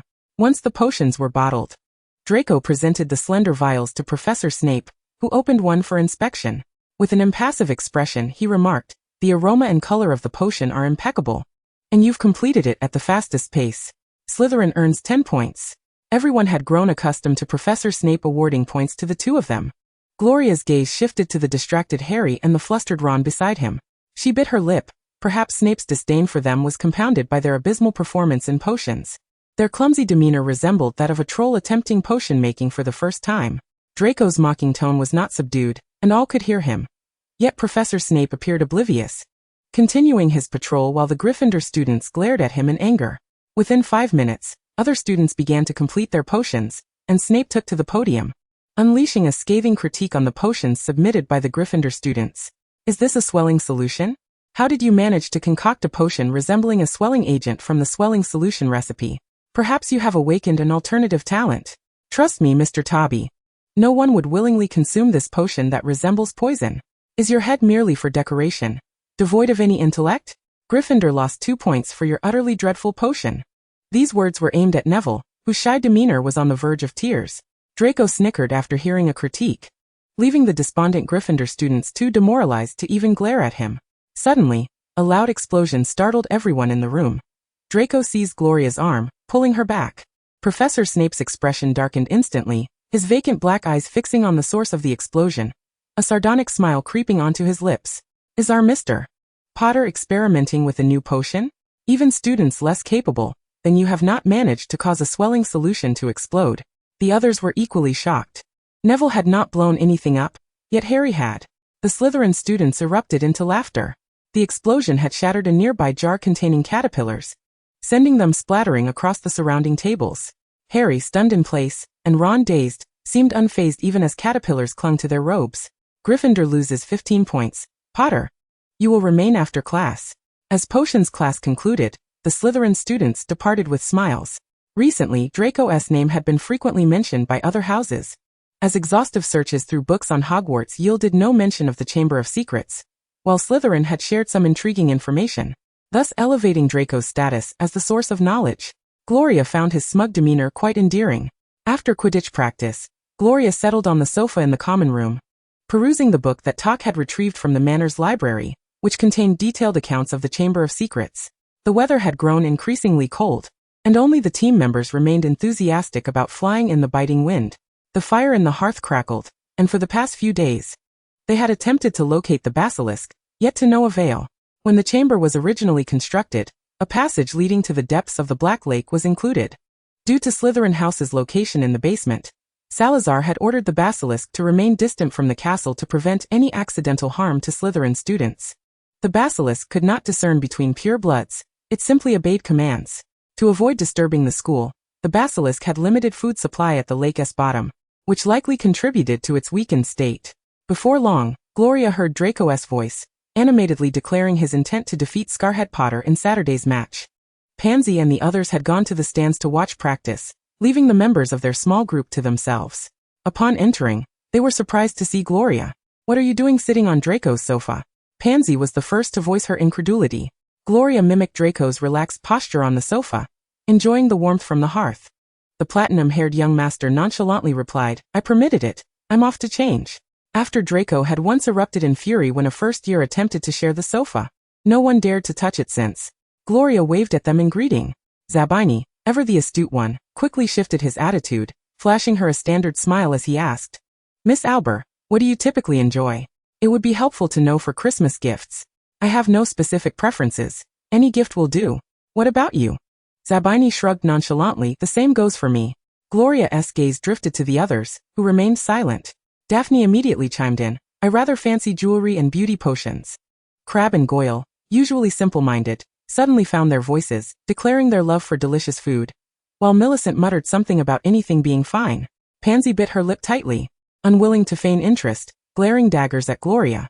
The atmosphere grew awkward, and Gloria naturally turned her gaze to Theodore. So, Mr. Knott, are you interested in books documenting rare magic? The silent boy lifted his eyes. I might be. Zabini seized the opportunity to steer the conversation. Miss Albert, it seems your home contains many mysterious books. Do they shed light on the Chamber of Secrets? Gloria calmly shook her head. I've learned a bit from Draco. The implication being that she was not well informed beyond that. Aside from their initial acquaintance on the night of their arrival, this was the first time Gloria had engaged in such extensive conversation with them. Zabini lamented, what a pity. My mother's response revealed little about the chamber. I had no idea that Slytherin's founder left such a place behind. Who do you think the heir might be, Miss Albert? Certainly not Harry, Gloria asserted with conviction. Daphne glanced at the still fuming Pansy and gently suggested, could it be Draco? After all, he knows the most about the chamber. Gloria's expression remained unchanged. The Malfoy family bore no Slytherin blood, though perhaps they could forge some connection in the future. Why not ask him yourselves? I'm not particularly interested in the chamber. Her thoughts were solely focused on locating that basilisk. Chapter 20. Warnings and Fury. In the afternoon, there was a defense against the dark arts class. Each time this lesson rolled around, the Slytherin students yearned for an excuse to skip class, as Lockhart consistently regaled them with awkward tales of his supposed adventures. It was evident he had failed to successfully cast many spells, and some students had begun to speculate about Lockhart's true capabilities. As Lockhart arrived, beaming with his trademark smile, a student raised their hand, marking the first time the Slytherin students had shown such eagerness. Lockhart struck a pose. What would you like to ask, my dear student? His tone suggested he believed himself to be all-knowing. Raising his hand, a student directly inquired, Professor Lockhart, we are eager to learn about the Chamber of Secrets. After seeing the inscription in the corridor last time, we searched numerous books but found no accounts regarding the chamber. Do you have any knowledge about it? Lockhart smiled awkwardly, yet spoke with great enthusiasm. I have indeed been investigating the chamber. Coincidentally, after the publication of Gaddying with Ghouls, I had no opportunity to seek new adventures. It appears that the chamber is a splendid subject for exploration. The Hufflepuff students attending class with Slytherin already exhibited expressions of admiration, with the girls unable to contain their excitement as they began animated discussions. Lockhart was quite pleased with this effect. Now, let us set aside the matter of the chamber for the time being. Perhaps on the day I publish my next book, you will learn all the truths. For now, let us proceed with our lesson. The Slytherins showed little interest in the adventure being presented, while the Hufflepuff students actively engaged. Draco cast a cold glance at the students on the platform with Lockhart and scoffed. I bet he knows nothing. Crabbe and Goyle, seated nearby, nodded in agreement, while Zabini remarked, regardless, his eloquence is quite impressive, just as his writing. Gloria believed that Lockhart had some merit in achieving fame, though it certainly was not due to his magical prowess. Meanwhile, on the Gryffindor side, they were having a history of magic lesson. Professor Binns read in a monotonous tone, causing all to become drowsy. Hermione continued to argue with Harry, while Ron occasionally chimed in with his thoughts. Gloria had suggested that they could ask Professor Binns about the chamber. After all, he had been dead for many years. But this very fact made him more knowledgeable than other professors. Hermione insisted on inquiring about the chamber. Harry replied, Isn't it already known that the chamber was left by Salazar Slytherin? Therefore, the heir must certainly be a student from that house. Ron, covering his mouth, whispered almost in a hiss, that was still something Malfoy mentioned. He may know more, but I wonder if Gloria would be willing to tell us. He felt that even speaking softly, other students could still hear him, and cautiously observing around them, he noticed that everyone was asleep before feeling relieved. We need to discover what lies within the chamber.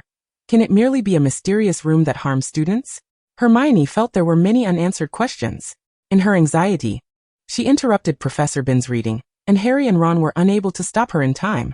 She posed a question about the existence of the chamber, which instantly roused all the students, their spirits invigorated as they turned to see how Professor Binns would respond. After Hermione's persistent inquiries, Professor Binns finally agreed to divulge some information regarding the chamber. Firstly, he completely denied the chamber's existence, then spoke of the four founders' purpose in establishing the school: to shield wizards from the Muggle gaze, and to prevent persecution. He explained that Salazar had differing ideals from the other three founders, leading to disputes that caused him to depart. The chamber could only be opened by the heir of Slytherin, and inside lay a dreadful creature that, once unleashed, would eliminate any student deemed unworthy of studying magic.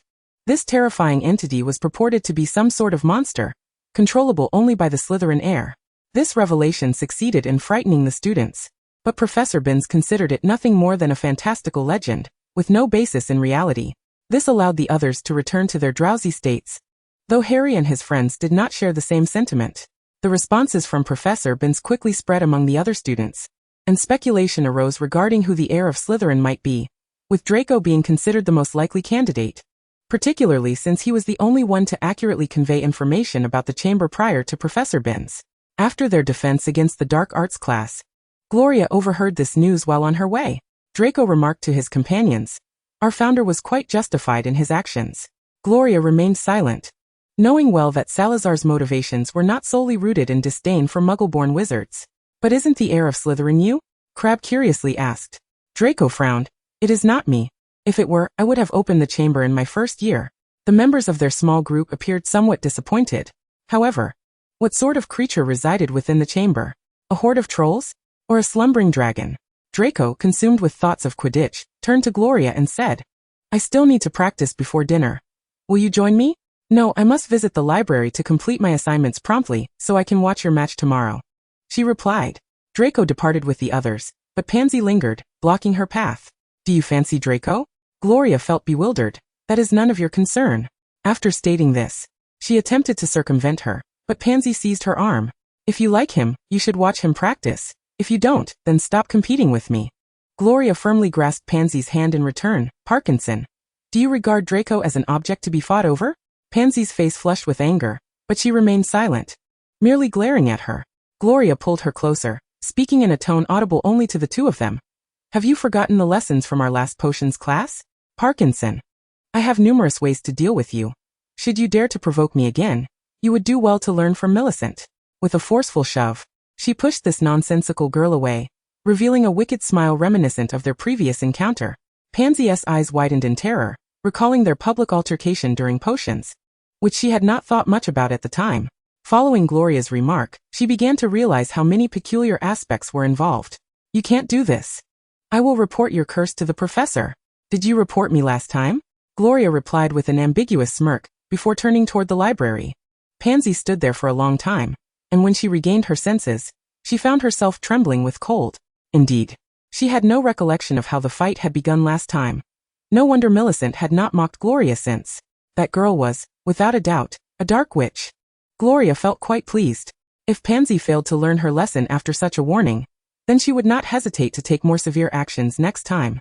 There was no need for mercy towards those who harbored deep animosity.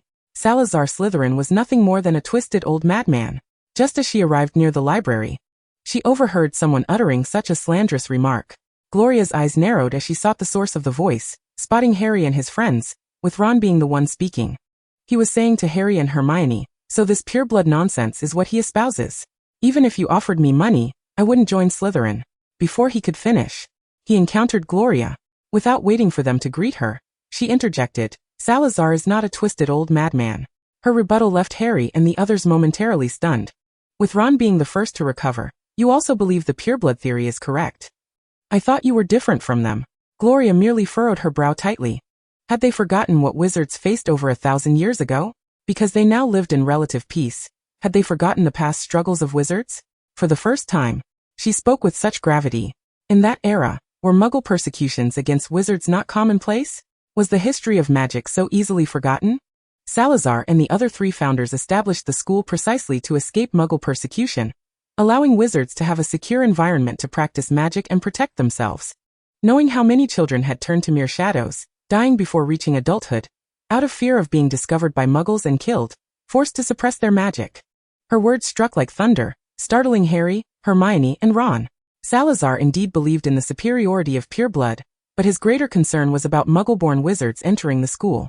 He feared that these wizards would become too close to Muggles, potentially revealing the school's location, and jeopardizing the hard-won stability. They could, of course, critique from the perspective of a millennium later, but there was no need to denounce him as a madman. If he had been a madman from the start, Gryffindor would never have become his friend, nor would there have been a subsequent falling out. Having never expressed such anger in her 12 years of life, Gloria stormed off after delivering her words, no longer inclined to visit the library. Chapter 21. Full of confidence. The trio of saviors remained in shock for a while before regaining their composure. Ron, with a downcast expression, spoke in a tone laced with dread. Gloria's anger is more terrifying than my mother's. Harry and Hermione exchanged complex glances, having never considered the perspective Gloria had presented. Simply viewing the pureblood theory as absurd, and the expulsion of Muggle-born wizards from the school as cruel, Harry gazed at his two friends, incredulous at the notion that Slytherin and Gryffindor had once been good friends. This revelation was undoubtedly the most alarming piece of information he had encountered since his enrollment at Hogwarts, and he fervently hoped it was a mere fabrication. His curiosity was piqued by the term Murmurian. Hermione, reflecting on her extensive reading, could not recall any mention of such a term. Ron interjected, stating, "I know. A Murmurian is a parasitic entity that arises from a young wizard repressing their magical powers. It is potent yet unstable, and once it detaches from its host, it becomes aggressive. Wizards who become Murmurians rarely live to see adulthood. My mother mentioned it when we were little, but thankfully, Murmurians are no longer a concern." Hermione's expression darkened at the implication that had she lived in Salazar's era, she might have become a Murmurian. Harry, too, reflected on his own experiences. His aunt and uncle had berated him numerous times when his magic first manifested. Observing their troubled faces, Ron attempted to reassure them, saying, "Things are different now. The worlds of Muggles and wizards are separate. We won't face the same issues as before. The heir who opened the Chamber of Secrets is the real aberration." The term aberration seemed fitting when applied to the individual responsible for opening the chamber. Hermione sighed, expressing her dismay over Gloria's anger, as she had not anticipated Gloria's admiration for the founder Salazar. Her tone unmistakably defended someone she held dear. "I shall no longer critique Salazar. My ire will be reserved for the dark wizards of today," Ron added. Harry's emotions were more complicated, as he had narrowly avoided being sorted into Slytherin, ultimately securing his place in Gryffindor only by his adamant refusal.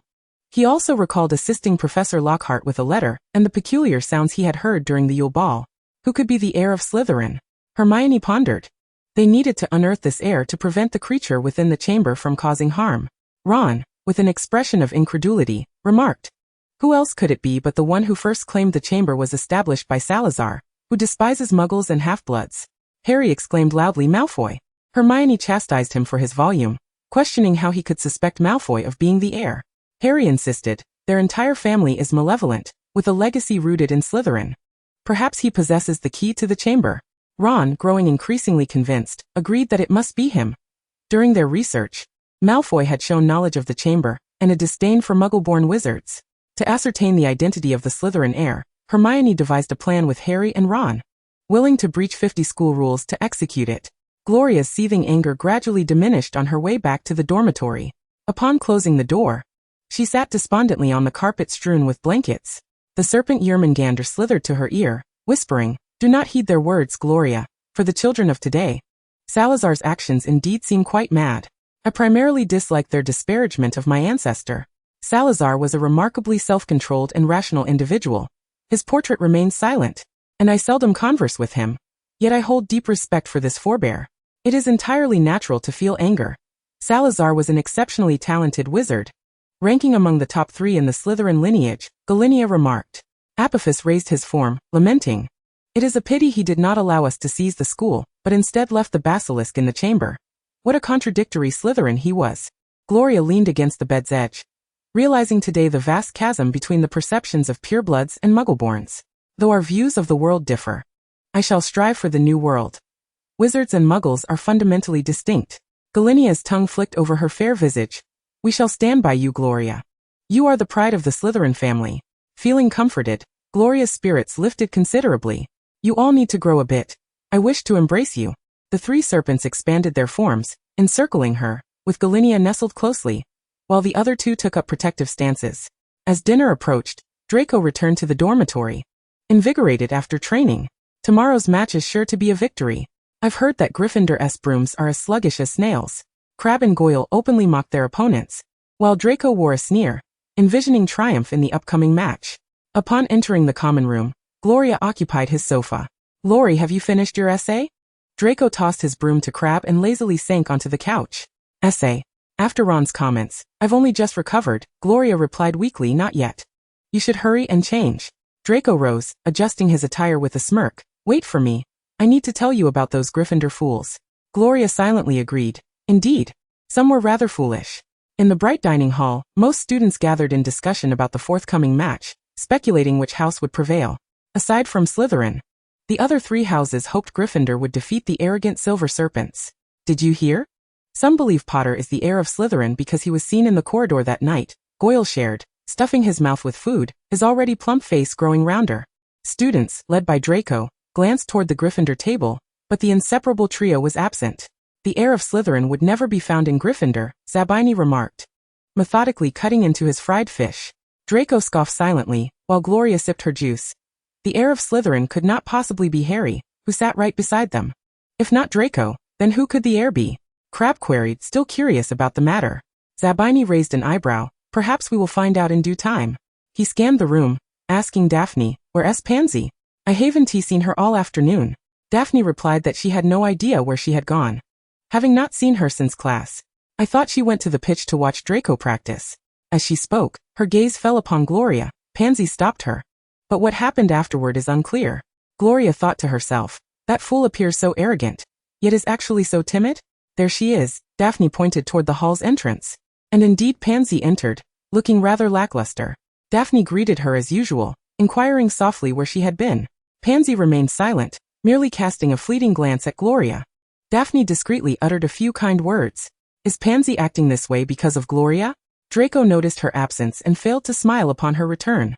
Gloria crushed her roasted fish with her fork. "Just a minor inconvenience. The Quidditch match looks perilous, so be sure not to get hurt. Rest assured. Tomorrow we will triumph over Scarhead and watch Gryffindor's pride crumble." Draco replied as Gloria handed him a glass of sweet and sour juice. "Your safety is paramount." Chapter 22, Both Wounded. On Saturday morning, all students finished their breakfast and made their way to the pitch, eager to secure the best viewing spots.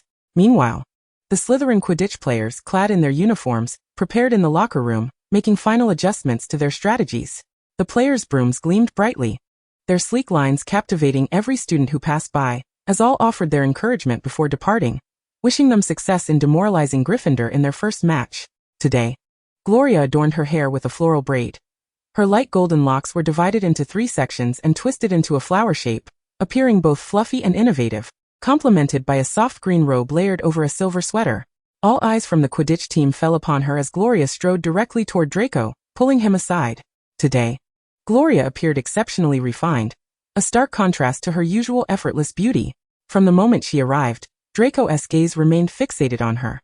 "Draco, please prioritize your safety during the match. I must reiterate this," Gloria insisted. "And I am genuinely concerned that once you're on the field, you'll focus solely on Harry." Normally, when Draco heard Potter's name, he would pause to deliver a sarcastic remark, and upon seeing him, he would not relent. "Of course I will keep my eyes on him," Draco stated, oblivious to any impropriety. Gloria had anticipated this response. "No, you must concentrate on finding the golden snitch. Harry is not the snitch. What's more important, the match or mocking him?" The young boy tightened his grip on the broom, and I understood. Upon reaching the pitch, he sought only the elusive golden snitch. Gloria soon realized he had grown taller since the beginning of the term, now needing to tilt her head back to meet his gaze. "I await your safe conclusion to the match." Today, the temperature was cold and oppressive, with distant rumblings of thunder indicating an impending downpour. As Gloria arrived at the Slytherin viewing area, she noted many clad in uniforms adorned with silver and green scarves, while she wore casual attire yet sported a scarf as well. Here, the portly and towering Goyle had already secured an optimal vantage point beside Crabbe. She made her way to the forefront, and as the clock approached 11, the thunder echoed relentlessly. When the two teams took to the field, the circular stadium erupted in cheers. Gloria beamed down at the pitch, Draco's platinum hair conspicuous even from afar. However, despite the distance, the palpable animosity between the two teams was unmistakable. Madame Hooch's whistle pierced the air, and both teams soared skyward like arrows, darting around the immense metallic hoops. It was Gloria's first experience of a formal Quidditch match, and the fervor of the surrounding students left her astounded. Every movement of the players incited frenzied enthusiasm. The Slytherin team scored first, their jubilant screams drowning out those of the opposing Gryffindor. The two teams exchanged fierce plays, the students momentarily oblivious to the cold. Draco meticulously searched the sky for the golden snitch, observing Harry's anxious demeanor as he fought for his team's score. Initially inclined to taunt him, he recalled Gloria's words and stifled his retorts, continuing his pursuit. Oblivious to the commentator's announcements, Gloria remained fixated on locating Draco's figure. With Slytherin leading by 60 points, the rain finally cascaded down, yet chaos ensued as a bludger inexplicably fixated on Harry. Fortunately, the Weasley twins, serving as beaters, diligently shielded him. But no matter how they struck the ball away, it always redirected towards Harry. It must be Slytherin's doing, a disgruntled student from Hufflepuff exclaimed. Their team has resorted to unsporting tactics more than once. You are slandering us. The balls for the match are kept in Madame Hooch's office, and no one can approach them, a Slytherin student retorted defiantly. Your house has always employed underhanded methods. Gryffindor simply cannot match us. Perhaps even the bludger holds a grudge against Potter. Indeed, we await the sight of Potter being knocked off his broom by the bludger. The two houses, positioned closely in the viewing area, launched into a confrontation, their focus diverted from the match unfolding above. Gloria endeavored to drown out the raucous din, concentrating solely on tracking Draco's movements. Soon, the choice between witnessing the match or engaging in dispute became moot, as Madame Hooch blew her whistle to suspend the game. Players descended onto the pitch, and as they dismounted, a brawl erupted, with accusations flying regarding Slytherin's interference. Unfamiliar with the intricacies of Quidditch, Gloria turned to the stout crab beside her, inquiring, "Will the match be halted?" The bludger was indeed behaving oddly, having observed the team's practice. She had never seen one pursue a single player so relentlessly. Crab explained, "It depends on which side requests the suspension. Whoever calls for it forfeits and loses to the other team. Our house would never call for a stoppage." Indeed, the argument on the pitch did not linger long, and the match resumed. However, the situation did not improve. The bludger continued its relentless pursuit of Harry, who adeptly evaded several strikes. Draco wiped the rain from his face. As Harry narrowly avoided another bludger, the two confronted each other directly. He fought the urge to taunt Harry, but as he turned away, he spotted the golden snitch hovering just above his left ear. Without needing to pivot, he reached out and seized it. A wave of elation surged through Draco's entire being.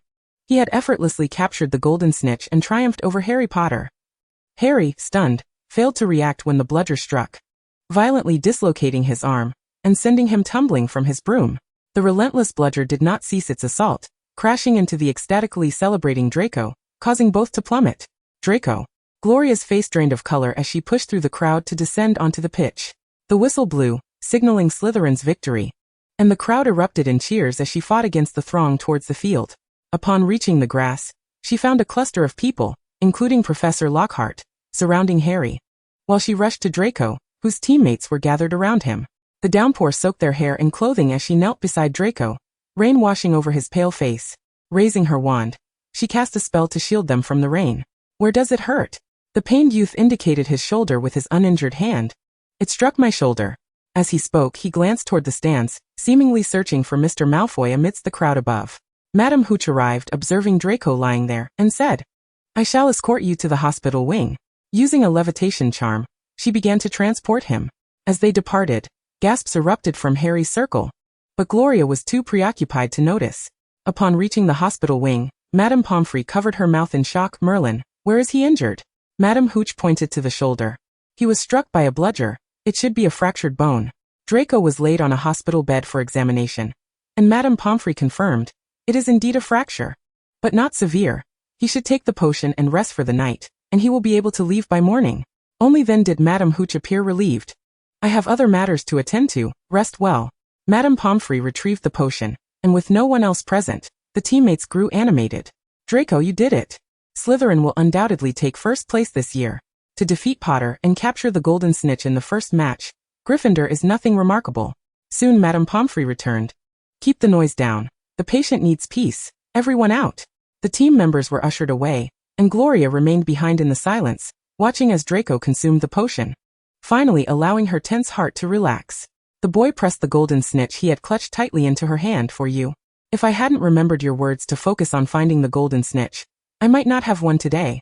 The petite golden snitch slowly unfurled its wings. Chapter 23. The only golden snitch. Gloria silently tucked the golden snitch away. Yet you are still injured. As the topic of his injury arose, Draco was about to speak when the hospital wing stirred once more, a throng of students escorting Harry inside, prompting Madame Pomfrey to dive into the crowd. Oh, you should have come directly to me. Look at this arm. He will need potion to regrow the bone. Hearing Madame Pomfrey's words, Draco and Gloria exchanged a knowing glance. It's all Potter's fault. The bludger targeted him, and I ended up getting hit, Draco muttered in complaint. In the next moment, his expression froze as steady footsteps approached.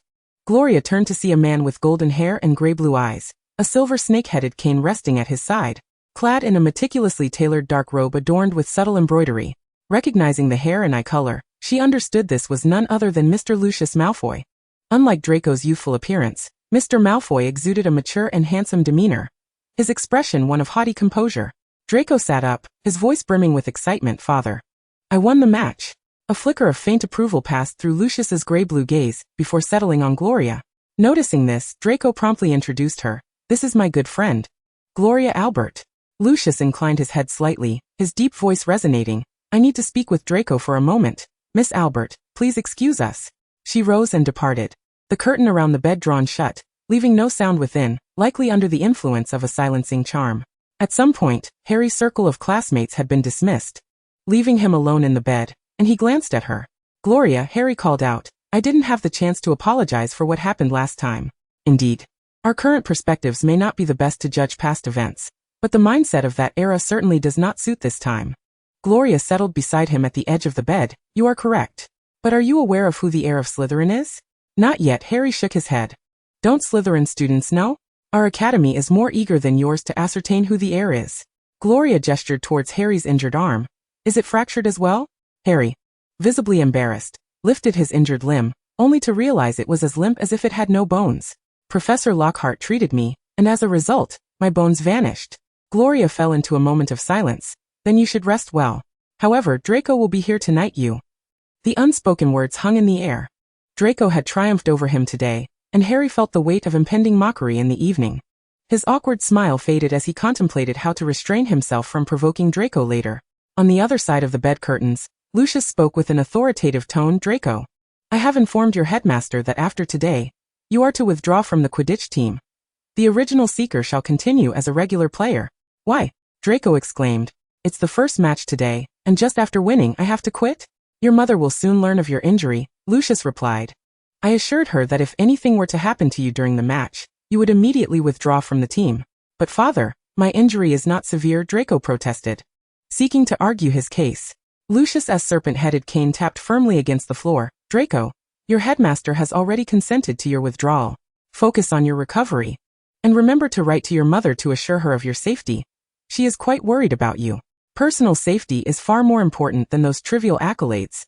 Dejected, Draco lay back on his bed and muttered, I will write. Lucius approached the bedside and gently caressed his son's soft golden hair. Draco, you have done well. We are proud of you. As a father, Lucius could be serious with Draco but never hesitated to offer praise. He rested his hand back on his serpent-headed cane. This year, your mother and I must travel abroad to attend to some matters. You will need to stay at school during Christmas. But do not fret. Gifts have already been prepared, and we will miss you dearly, sending you letters. Draco had intended to invite Gloria to his home for Christmas. After a brief conversation, Lucius pulled back the bed curtains, discovering Gloria standing at the foot of Harry's bed. The tall, handsome man approached Harry's bedside. Miss Albert, Draco is waiting for you. Turning his gaze to Harry, he added, Good to see you again, Mr. Potter. As they spoke, Gloria returned to Draco's side. Laurie, my father has taken the initiative to help me withdraw from the Quidditch team. Upon seeing Gloria, Draco could not help but complain. My father was quite clear. Yet I still regret not being able to play a few more matches to overshadow Harry. That is a good thing, Gloria affirmed, supporting Mr. Malfoy's decision. Look at your shoulder. I will come back after dinner to see you once you are asleep. The young man felt drowsy but managed to add. Take good care of the golden snitch I gifted you. It is the only one I caught. Gloria grasped his uninjured hand. I will. It seemed they had both exchanged their finest gifts before Christmas. Once Draco had fully succumbed to sleep, Gloria carefully released his hand, adjusted the bed curtains, and upon exiting, noticed Harry had also drifted off. The infirmary was now enveloped in a tranquil silence. At the door, she encountered Madame Pomfrey, who appeared somewhat surprised. "Oh, you haven't left yet? I just sent a group of students away 20 minutes ago. Madame Pomfrey, I will return after dinner. I have made arrangements with a friend." Gloria assured her, "I will not make any unnecessary noise. I merely wish to keep him company." "That golden-haired boy?" "Very well," Madame Pomfrey replied, carrying a tray as she walked inside. "Young lovers." Gloria stood frozen for a moment, her cheeks slightly flushed. Upon returning to the common room, the Slytherin students were still celebrating, shouting that they had defeated Harry Potter, proclaiming Draco as the strongest. Seeing her return, a group of them gathered around her. "We wanted to visit Draco, but Madame Pomfrey sent us away. How is he now?" Most of the students wished to visit the infirmary. "He is well, already asleep. After a night of rest, he will be back by morning. You can celebrate with him then," Gloria informed them. "Now you all carry on. I need to rest in the dormitory." No one stopped her, and upon spotting Zabini and the others, she merely nodded. Daphne pondered aloud. "Pansy, have you reconciled with Albert?" Since the previous afternoon, Pansy had seemingly transformed, not uttering a single disparaging word about Gloria, nor even casting a glance in her direction. Internally grappling, Pansy finally spoke. She is a dark witch. The last time I suddenly clashed with Bester, it was her doing, though I do not know what spell she used." They all recalled the incident during potions class, which had indeed been quite sudden. "So you were frightened? But it is not surprising for a Slytherin to become a dark witch," Zabini remarked, accepting this notion, knowing Gloria appeared cheerful. Yet her placement in this house was undoubtedly for a reason. Pansy's accusation only served to bolster their regard for Gloria. Realizing her actions had backfired, she thought, "You all think well of her, but has she ever acknowledged you?" Over time, it became evident that Gloria had no intention of befriending them. The only ones she conversed with were Draco and those 3 bothersome Gryffindors. Daphne interjected, "Indeed, she is not easy to get along with, but maintaining the status quo is sufficient." Chapter 24. A visit to the infirmary. At dinner in the Great Hall, aside from the Slytherin table, the other 3 houses were in a state of despondence. Harry, who had begun the year undefeated, had inexplicably lost to the ever-hostile Draco Malfoy. It was incomprehensible. Surely, Slytherin must have engaged in foul play. The golden snitch had seemingly evaded Harry, stopping right next to Draco's head. Behind them, the Gryffindor students were still grappling with the match's outcome. A boy seated 2 places away from Gloria abruptly turned around. "You have already filed a complaint." Madame Hooch inspected on the spot and found no issues. A loss is simply a loss. The Gryffindor student slammed the table, ready to spring into action, only to be restrained by his peers. Gloria turned to see Hermione and Ron, both wearing expressions of disbelief, while the team members hung their heads in defeat. Captain Wood quickly finished his dinner and addressed the Weasley twins and other teammates. "Back to the dormitory. We need to adjust our tactics. When Harry returns tomorrow, we will train." Wood's fervor for Quidditch was well known, and Gloria felt a wave of relief that Draco was not such a captain. No need for relief. He had already withdrawn from the team. After finishing her meal, Gloria hurried toward the infirmary, not having gone far when she heard 2 approaching footsteps behind her. "Gloria." It was Hermione's voice. The 2 of them, breathless, stopped before her, and Ron, still agitated, said, "I am sorry for making you angry last time. Can you forgive me?" After returning home that day, they had thoroughly analyzed the events from over 1,000 years ago. Salazar, in their eyes, remained quite wicked. Yet he genuinely sought stability for wizards, hence forming the school with the other 3 founders rather than resorting to wielding wands to slay muggles. "Harry has already told me. Our perspectives are not incorrect regarding this matter, but please refrain from disparaging Salazar, at least in my presence." Gloria was not one to dwell on a single issue. Ron's apology meant they had reconciled, and not mentioning Salazar again was a favorable outcome. "Does that mean you forgive us?" Hermione asked with delight, appreciating the knowledgeable Gloria, and hoping to avoid a rift. Gloria nodded. "Yes, is there anything else?" "I must head to the infirmary. Madame Pomfrey will not allow you in. She said you can visit tomorrow," Ron kindly informed her. "I know, but Madame Pomfrey has agreed to let me visit after dinner." Gloria pointed toward the infirmary. "I must take my leave. Do you have any messages for Harry?" Hermione quickly replied, "Yes, tell him to rest well. We will wait for his return." Gloria looked at Ron, who hesitated before asking, "I have the same message, but did the Slytherin team really not cheat?" "No, Gloria affirmed. They have been saying Draco possesses not only skill but also good fortune." Ron was reluctant to accept this conclusion, but ultimately had to concede. "All right then, go quickly." As Gloria arrived at the medical wing, Madame Pomfrey recognized her and allowed her entry, cautioning her to maintain silence. Otherwise, the visit would be promptly terminated. Fortunately, due to Madame Pomfrey's established regulations, Draco and Harry exchanged fierce glares but refrained from escalating their altercation in that space. Upon her entrance, both boys turned their gazes toward her, and Gloria produced a box from behind her, offering a selection of desserts. Coincidentally, their injured arms lay side by side, allowing them to share this rare moment of tranquility over sweet treats. Just as Draco opened his mouth to speak, Gloria interjected. If either of you utters a single word in disagreement, Madame Pomfrey will swiftly expel me and attend to both of you. Her words effectively quelled the impending confrontation between the two youths. Draco, suppressing the retort that lingered on his lips, muttered softly, "He caused my injury." He knew the bludger was targeting him, and should have kept his distance. Harry, unable to respond loudly, reddened and lowered his voice. "I don't even know what happened. There are times on the pitch when we are bound to be close." Gloria raised her hand, halting the escalation. "Neither of you is entirely at fault. Let us first enjoy our desserts." The delectable sweets, crafted by the house elf of Slytherin, served to effectively soothe the simmering tension between them. Gloria observed their expressions. Draco occasionally furrowed his brow as he adjusted the position of his injured arm, while Harry appeared far worse, perspiring coldly during their dessert. Yet he endeavored to endure.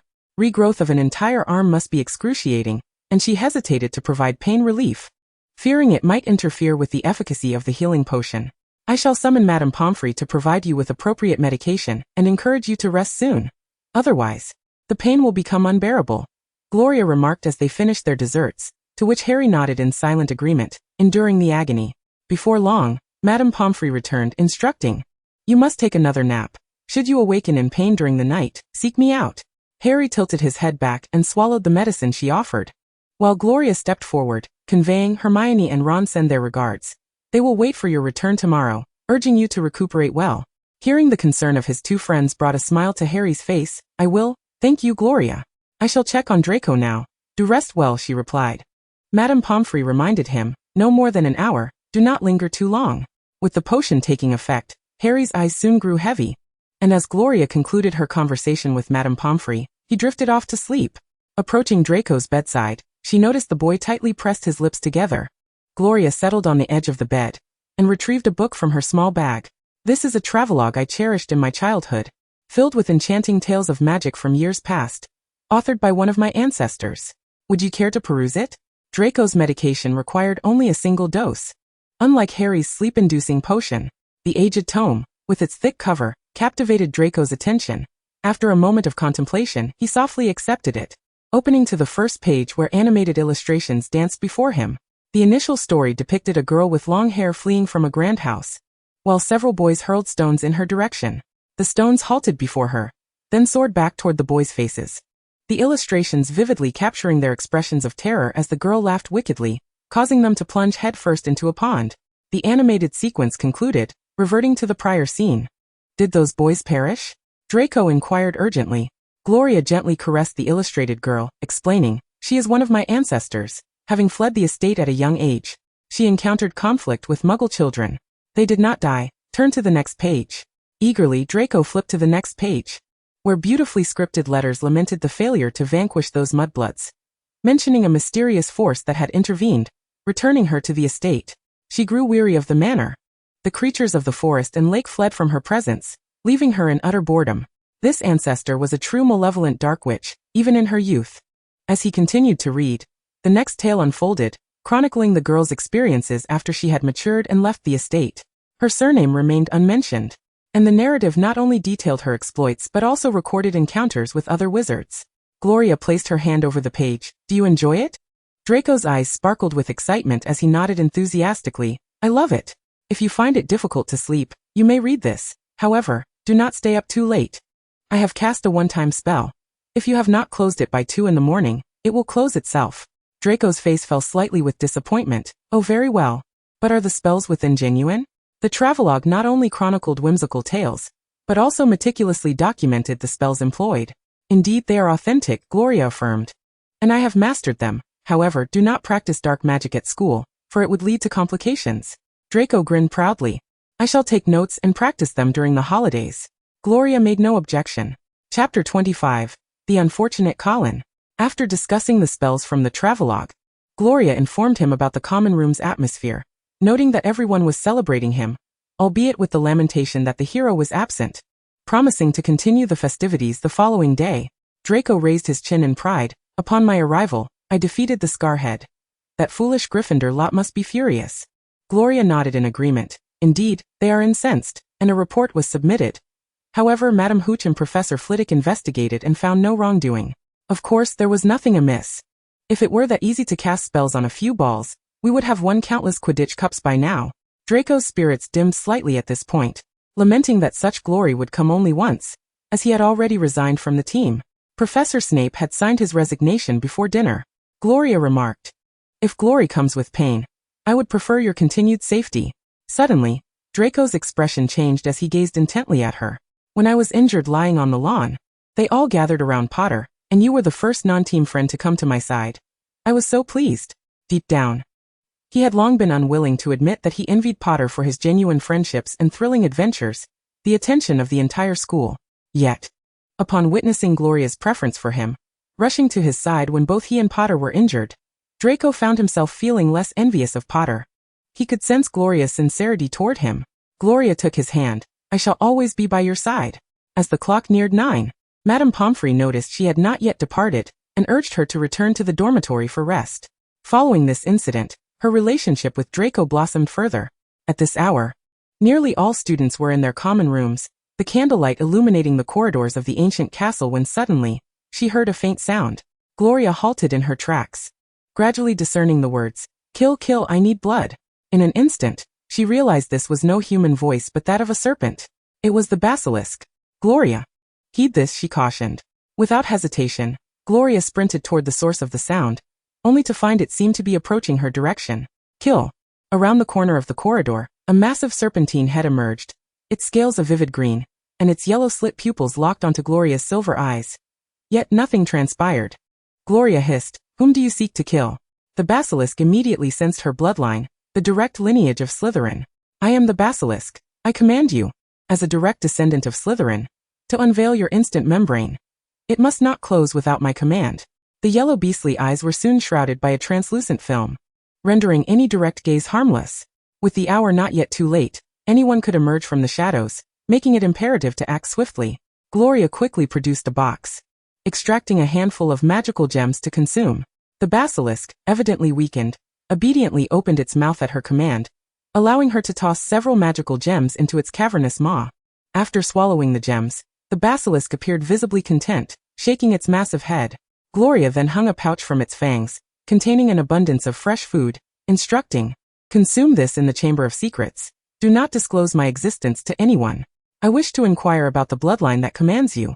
Just then, footsteps echoed behind her, and she turned, only to hear a sharp crack, followed by a resounding thud. Gloria turned around to discover a student, camera in hand, lying on the ground, evidently petrified. This was troubling. Within the entire academy, it appeared that only Colin Creevey, an ardent admirer of Harry, would be found in such a state. The emergence of one individual could easily lead to the appearance of another, and Gloria was consumed with thoughts on how to handle the situation with Colin. She inquired of Basilisk, "Are you aware of the entrance to the Chamber of Secrets?" The serpent hissed in response, "An abandoned lavatory, where a ghostly woman resides." Furthermore, it had only ventured out twice, rendering it unfamiliar with the newly restructured layout of the school. Gloria waved Basilisk away, anxious that another person might unexpectedly appear. She hurried to the petrified student and confirmed it was indeed Colin, his eyes tightly shut, a look of terror frozen upon his face. With a bunch of grapes beside him, Gloria did not touch the camera, for Basilisk's powers were formidable. The magic within that camera was beyond capture.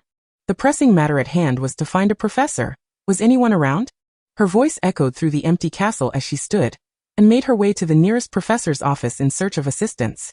She knocked on Professor McGonagall's door, who appeared somewhat startled upon seeing her, likely surprised that a Slytherin student had sought her out.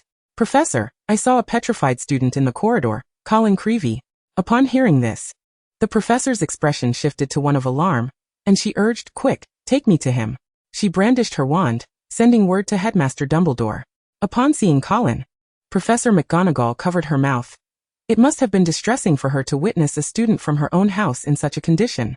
Dumbledore arrived in an instant through apparition. Gloria stood to the side, her emotions in turmoil.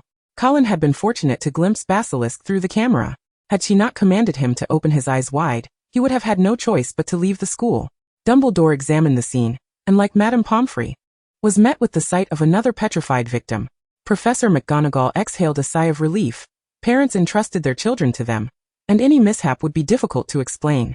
The headmaster levitated the petrified Colin, and made his way towards the hospital wing, with Gloria picking up the bunch of grapes to follow. Madame Pomfrey, still awake, nearly screamed at the sight. What on earth was happening? A student had been petrified. Professor McGonagall said Miss Albert found him in the corridor. Dumbledore quietly remarked, another attack. Gloria glanced at Draco's bed. The curtains appeared still, yet she was certain he was awake. Can you recount the events of that moment? Dumbledore inquired. Gloria, still somewhat flustered, replied, after dinner, I visited the hospital wing to see Draco and Harry. Harry fell asleep first, and I left after chatting with Draco around 9 o'clock. The corridor was rather dark, and I took a wrong turn. When I retraced my steps, I found Colin petrified and immediately informed Professor McGonagall. Indeed, she left around 9. Madame Pomfrey corroborated. Dumbledore nodded, relieved she had not encountered any peril, cautioning, you must avoid wandering the castle alone at night from now on. Gloria acknowledged this directive. Professor McGonagall gestured towards Colin's camera, pondering whether it might have captured the visage of the assailant. Dumbledore remained silent, prying open the camera. With a sudden pop, hot air and white smoke erupted, filling the air with the acrid scent of burnt plastic. Madame Pomfrey was astonished. Everything had melted away. Professor McGonagall turned her gaze towards Dumbledore, questioning, what does this imply? It signifies, Dumbledore stated as he closed the camera, that the Chamber of Secrets has indeed been opened. Of course, it had been opened. She had seen Basilisk. The school was genuinely in peril, yet she was unable to immediately apprehend the serpent, due to Gloria's presence. Professor McGonagall refrained from speculating who the culprit might be, yet Dumbledore's grave expression indicated the gravity of the situation. He turned to her, stating, I shall escort Miss Albert back to her dormitory to prevent further danger to students. Professor McGonagall agreed. Very well, I shall remain here for a while. Chapter 26.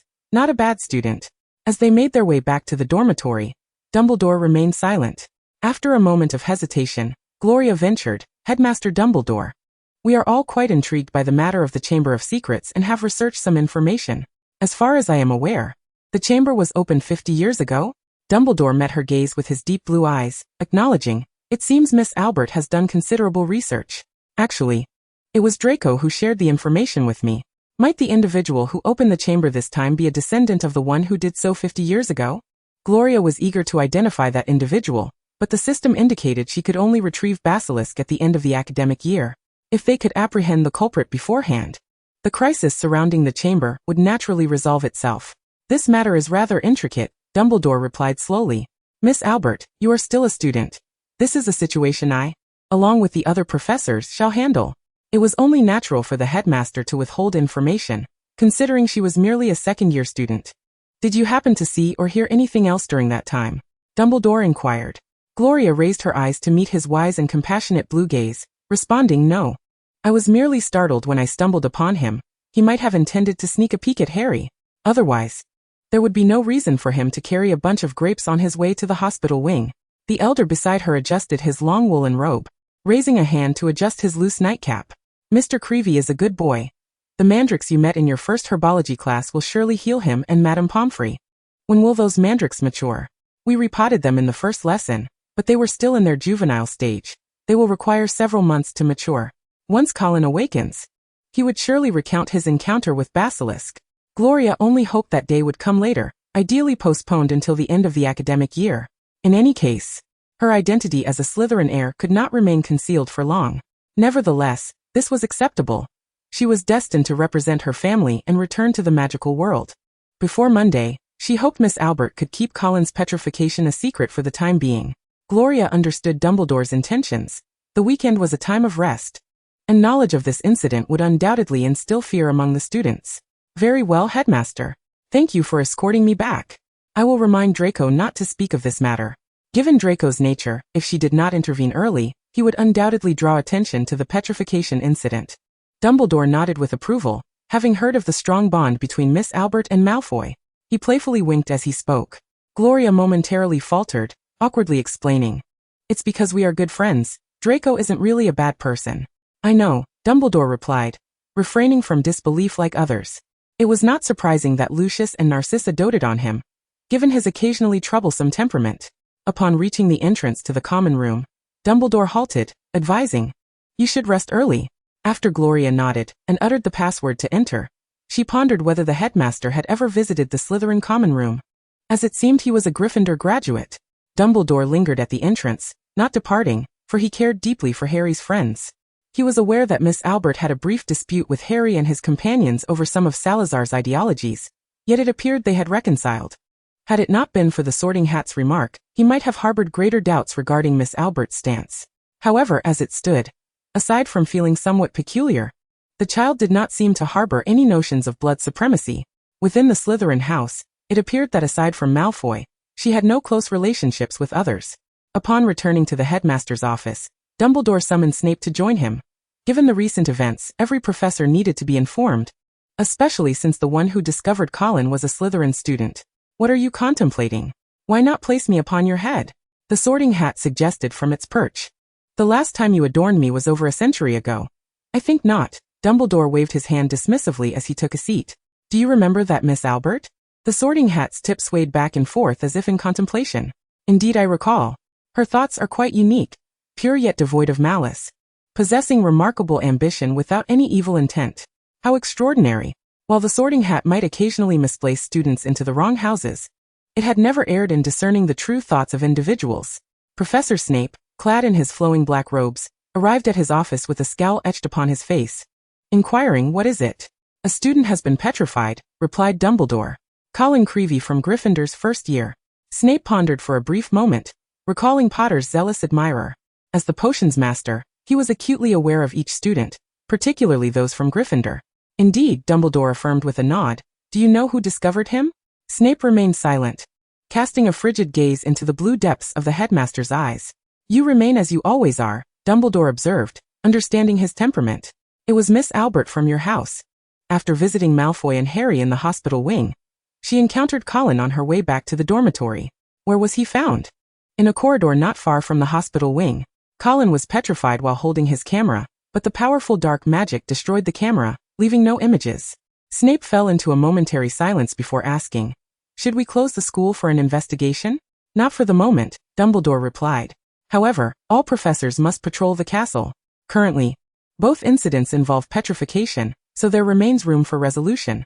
Dumbledore continued, "What is your opinion of Miss Albert?" Snape's expression darkened further, his tone betraying a hint of irritation. "Are you suspecting my student?" Dumbledore rose. "No, merely curious. You know I concern myself with anyone who is near Harry. She is not a bad student." Snape replied in a low voice, though there exists a subtly discernible arrogance.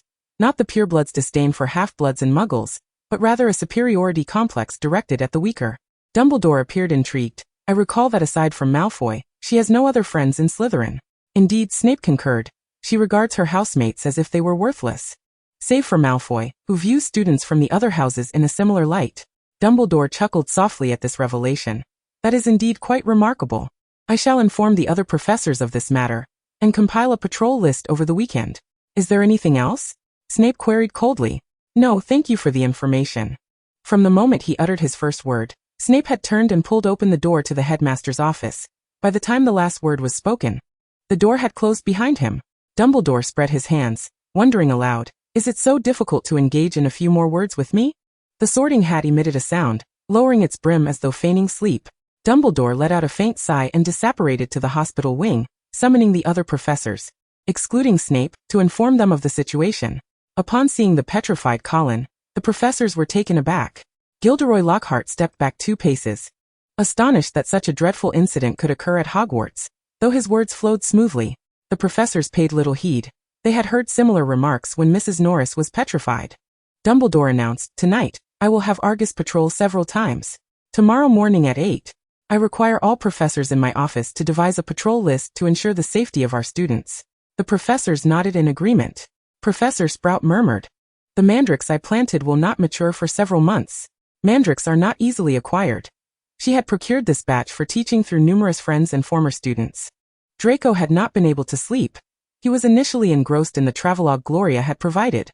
However, It was not long before he overheard the voices of Dumbledore and Professor McGonagall speaking with Madame Pomfrey about a student being petrified. At this, he felt a surge of anxiety, fearing they would mention Gloria's name. It was only after discovering that Gloria had found the petrified student that he could breathe a sigh of relief. Soon, Dumbledore escorted Gloria away, while Professor McGonagall remained. By 9:30, all professors had arrived at the hospital wing to decide on the patrol list for the weekend. It was nearly 10 o'clock when the professors finally departed. Madame Pomfrey was seen moving items and murmuring something he could not quite discern. At 11 o'clock, having confirmed that all was quiet, Draco cautiously pulled back the bed curtains. He first approached Harry's bed, only to find him in a deep slumber, utterly unresponsive and drenched in sweat. Disgusted, he withdrew his hand and made his way to Colin's bedside. The bed was shielded by a screen, and he gingerly stepped inside. Encountering Colin, who appeared like a statue, Draco recoiled in fright, stumbling back against the screen, thankfully making little noise. Returning to his own bed, he repeatedly expressed gratitude that it was merely Gloria who had discovered the situation. However, the last incident had involved a cat being petrified. And now it was a student. Was Hogwarts truly safe? He then recalled the headmaster's mention of professors patrolling, so it should be secure, right? As his mind wandered, Draco gradually succumbed to slumber. At an unknown hour in the early morning, Harry awoke, his arm still aching, when suddenly the house elf named Dobby, who had previously harassed and wronged him during the summer, appeared. Through Dobby, Harry learned that the rogue bludger had been orchestrated by him, and it was fortunate that they had suspected Slytherin of foul play all along. The little elf seemed to bear the scars of severe mistreatment, with several fingers injured and significant burns on his ears and chest.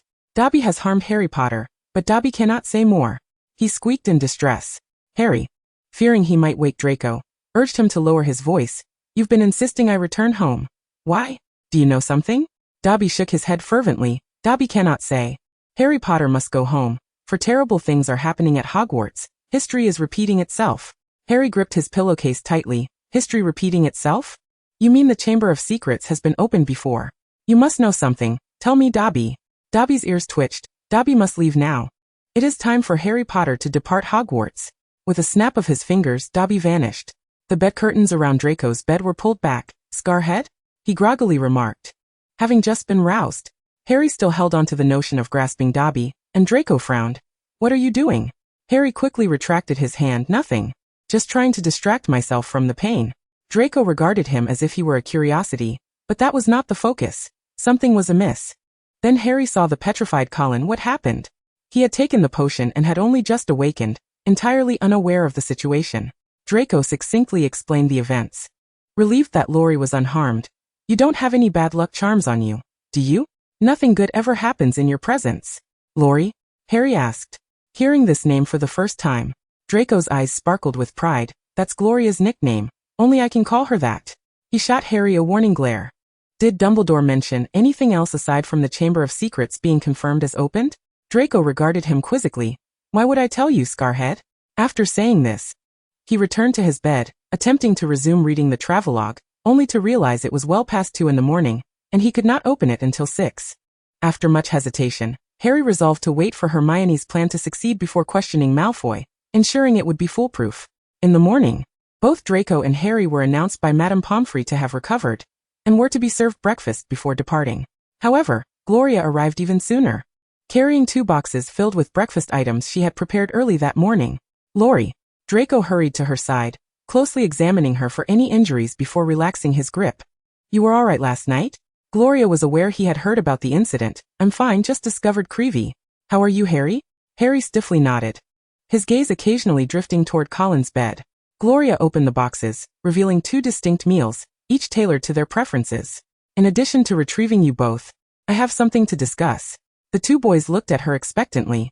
Dumbledore has requested that before Monday, you do not spread the news of Creevy's petrification.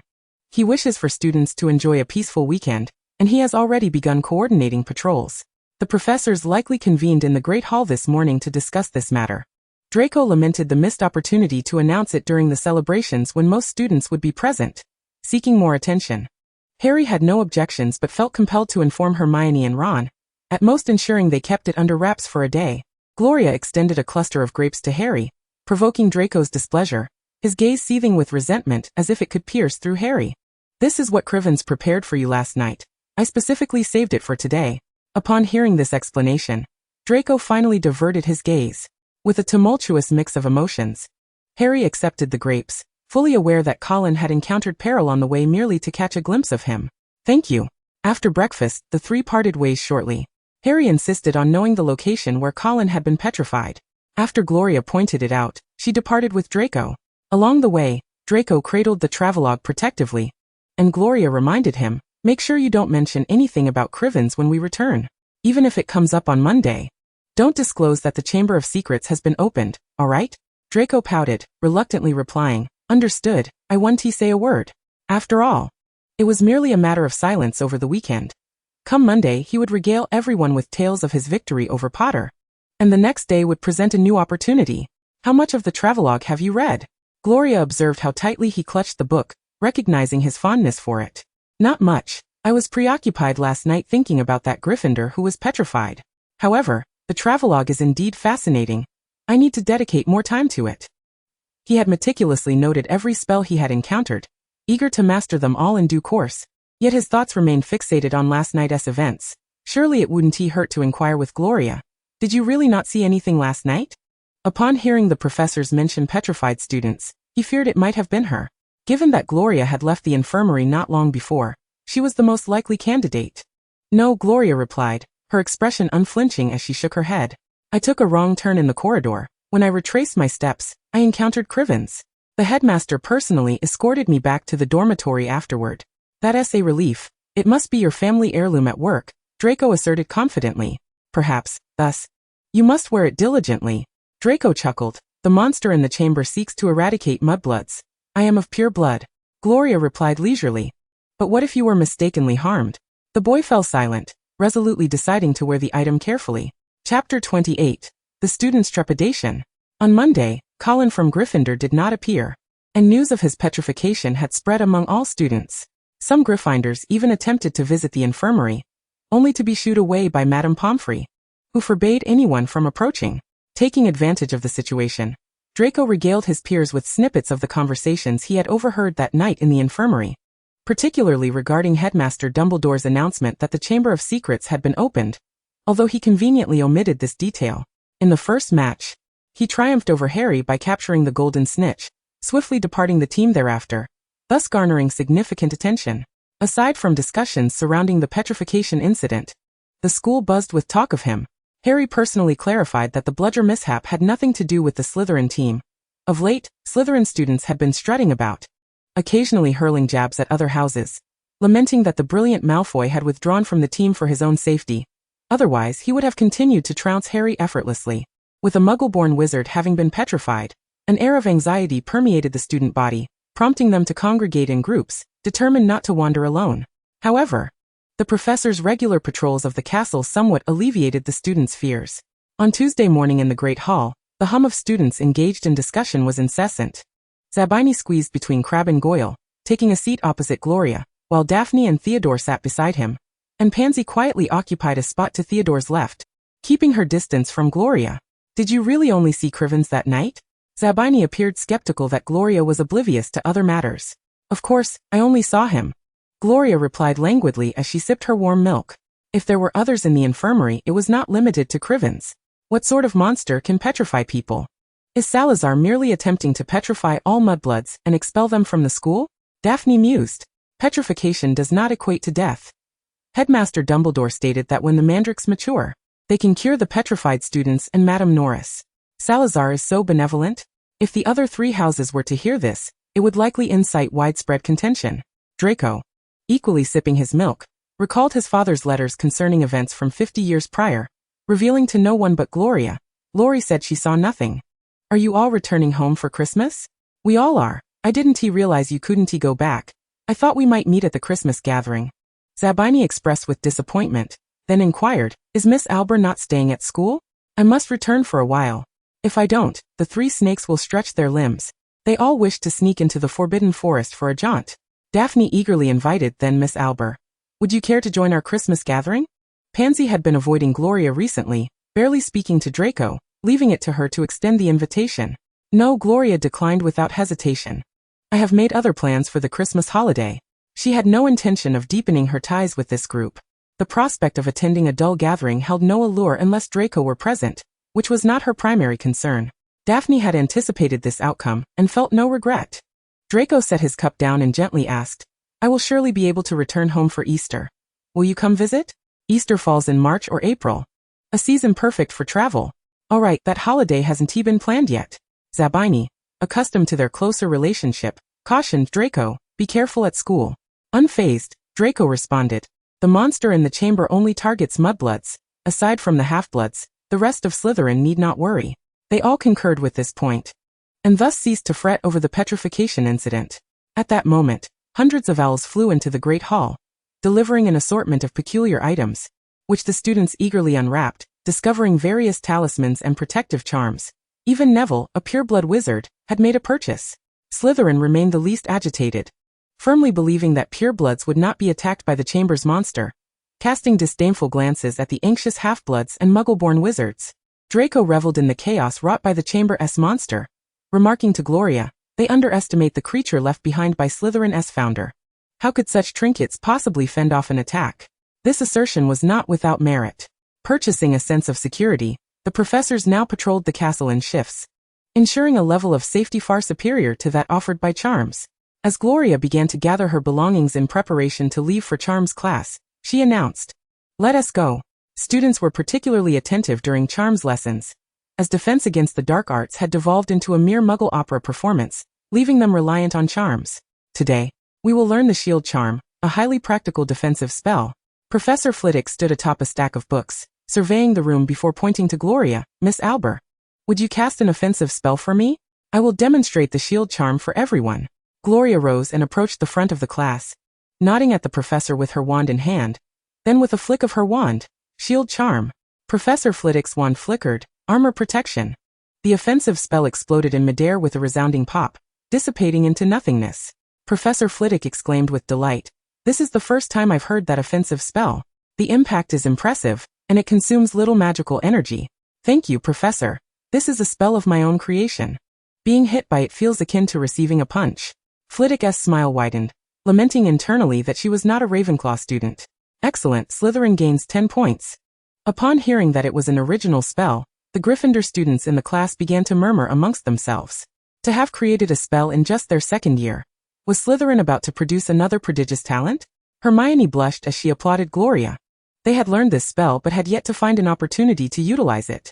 Professor Flitwick announced, "Now you may pair up with your classmates and practice the Shield Charm with the simplest of spells. If you do happen to get hit, come to me for the counter charm." Draco immediately turned to Gloria. "I've learned the stunning spell. I'll test it out on those Gryffindor fools when the occasion arises." "They're right over there. Keep your voice down," Gloria advised him, standing up to say, "Try it on me first." Draco shook his head. "Why would I attack you? I can perform the Shield Charm. I learned it during first-year summer." Gloria cast a glance at Professor Flitwick, who was surveying the surroundings, and queried, "Doesn't the first group desire to complete their task for extra points?" Draco hesitated, prompting Gloria to assert directly, "Shall I attack you?" This time he acquiesced very well. A light yet powerful stunning spell was deflected by a Shield Charm. The diminutive Professor Flitwick, with his keen perception, immediately discerned the situation, exclaiming, "Ah! It seems Miss Albert and Mr. Malfoy have succeeded. Let us switch roles." With no other option, Draco directed a spell at Gloria, which she expertly countered. "Well done. Slytherin earns 5 points for having the first successful students." After Flitwick's commendation, he cast an encouraging look towards the Gryffindor students, hoping to see the second group succeed as well. The duo then observed the other students, who were encountering various mishaps. One had doused a fellow student with the water-making spell, another had their legs petrified, and so forth. While Draco busied himself with jesting at their misfortunes, Gloria noticed Harry and his friends appeared distracted, huddled together in hushed conversation. Ultimately, the second group to succeed was Gryffindor, followed by Slytherin in third place. Professor Flitwick, upon seeing the fourth group was also Gryffindor, concluded the class with a smile and added more points. Chapter 29. The storm subsides. During the break after class, Gloria ventured alone to the lavatory, as Draco, being male, could not accompany her, merely cautioning her to be careful. Upon reaching the lavatory, she recalled the abandoned one mentioned by Bagshot, which harbored a female ghost. She mused about the peculiar choice of location for the new entrance, relieved that it was indeed deserted. Entering would draw no attention, and the ghost posed no threat. Upon finishing, she emerged to find Harry and his companions, who seemed to have been waiting for some time. "Hi, what brings you here?" she inquired. "It's that Malfoy, he has been watching you too closely," Ron replied, his face scrunching up in distaste at the mere mention of Draco. Hermione shot Ron a disapproving glance, turning to Gloria with a serious expression. "Gloria, we wish to know if Malfoy is the heir of Slytherin." Gloria's demeanor was resolute as she declared, "He is absolutely not. I mentioned previously that our house is also curious about who the heir might be." Seeing her earnestness, the trio hesitated. "What exactly are you planning?" "I saw you not paying attention in class," Harry said bluntly. "We're concerned about the Chamber of Secrets. A student has already been petrified, and we don't know who the next victim might be." Haunted by his bitter childhood, Harry regarded Hogwarts as a warm sanctuary. He wished to avert any calamity that could result in the school's closure or further petrifications. Gloria understood his anxiety, reassuring him, "Do not worry. Headmaster Dumbledore and the professors will resolve this matter. Their understanding of the school far surpasses yours." Ron was dismissive, retorting, "Last year's incident with the Philosopher's Stone was something we dealt with. We must step up again this year." Gloria was aware of this, recalling how Harry had thwarted Professor Quirrell's attempt to steal the Philosopher's Stone, and how several courageous Gryffindor students had earned points, ultimately leading them to defeat Slytherin and claim the House Cup at the end of the year, much to Draco's chagrin. Quirrell was merely a person, albeit a professor, with a goal centered on the Philosopher's Stone. However, this time, the monster from the chamber targeted students. "Gloria." Draco strode over from a distance, and upon seeing him, Ron sighed. "Malfoy, what is he doing here?" Seizing the moment before Draco arrived, Gloria remarked, "He has been seeking opportunities to flaunt himself in front of Harry." Harry quickly grasped her meaning, recalling the previous Quidditch match. Thankfully, Draco had withdrawn from the team. Otherwise, a confrontation during practice could have ignited a brawl between the two teams. The trio hastily made their escape. But Draco soon discovered that Harry and his friends were blocking Gloria's path, calling out, "Scarhead, what are you obstructing Laurie for?" Yet the three had already fled. "They are quite cunning, lying in wait for you at the lavatory," Draco fumed, frustrated that he could not chase after Harry. Gloria chuckled lightly, "They are my friends. They merely came to inquire about a matter." "What matter?" Draco pressed. "They wanted to know if you are the heir of Slytherin." Draco wore a smug expression, clearly relishing the speculation about him, though he was not the heir. "If I were the heir of Slytherin, they would have been petrified in their first year. I am rather grateful that the chamber was not opened during our first year. Had it been, the outcome for Bagshot would have been dire." Meanwhile, the trio, breathless, paused to catch their breath. "Why does Malfoy constantly cling to Gloria? It's difficult for us to have a moment alone with her," Ron lamented, his red hair disheveled from their sprint. In recent days, following the Quidditch match's outcome, they had no desire to encounter Draco, weary of his vexatious taunts. They believed that had it not been for Dobby's interference, Harry would have captured the golden snitch much sooner. Harry had already informed his two friends about his encounter with Dobby on Saturday night, but when Colin was sent to the hospital wing, he had still been asleep, leaving them unaware of what the professors had discussed. Draco, unwilling to divulge information, could only seek answers from Gloria. Hermione stated, "I believe Gloria is truthful. She genuinely thinks Malfoy is not the heir of Slytherin. What if Malfoy hasn't he even told her? After all, being the heir of Slytherin is a significant identity." Ron speculated. However, Harry shook his head. If he were the heir, he would have made it public to the entire wizarding world. Having been targeted by Draco more than anyone else, he had begun to understand the latter's temperament. Hermione resolved, "I still need a few more potions to complete my concoction successfully." As the turmoil surrounding Colin's petrification gradually subsided, students remained fervent in purchasing protective charms and talismans.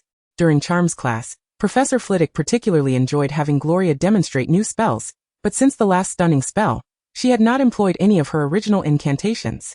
Come Friday, during lunch in the Great Hall, numerous students sought assistance from upperclassmen to procure items in Hogsmeade. Gloria had prepared her list in advance. The last time she needed help with purchases was at the beginning of the term. Several quills were nearly worn out, her ink was running low, and she required a replenishment of sweets and other trinkets. Upon glimpsing her list, Draco remarked, "You're missing so many items. Why didn't you mention it to me? I usually restock periodically. We can manage on our own when we reach third year," Gloria replied as she neatly folded her parchment list. Rising to leave, Draco inquired, "Where are you headed?" "To find the Weasley twins. They helped me with the last purchase," she answered. Draco frowned. "Why seek help from the Gryffindors? I could ask Slytherin upperclassmen to assist you." "No need," Gloria replied. "I have something to discuss with them. You should head to class first. At the Gryffindor table, a throng of younger students surrounded the older ones, chattering excitedly about the items they wished to buy, most of which were protective in nature. When Gloria arrived, several girls were gathered around the Weasley twins, laughing and conversing. She raised her parchment list, asking, "Do you have a moment?" The Weasley twins immediately stood up. Fred exclaimed, "Anytime." George chimed in, "Anywhere." Finally, they declared in unison, "At the service of our investor, Gloria."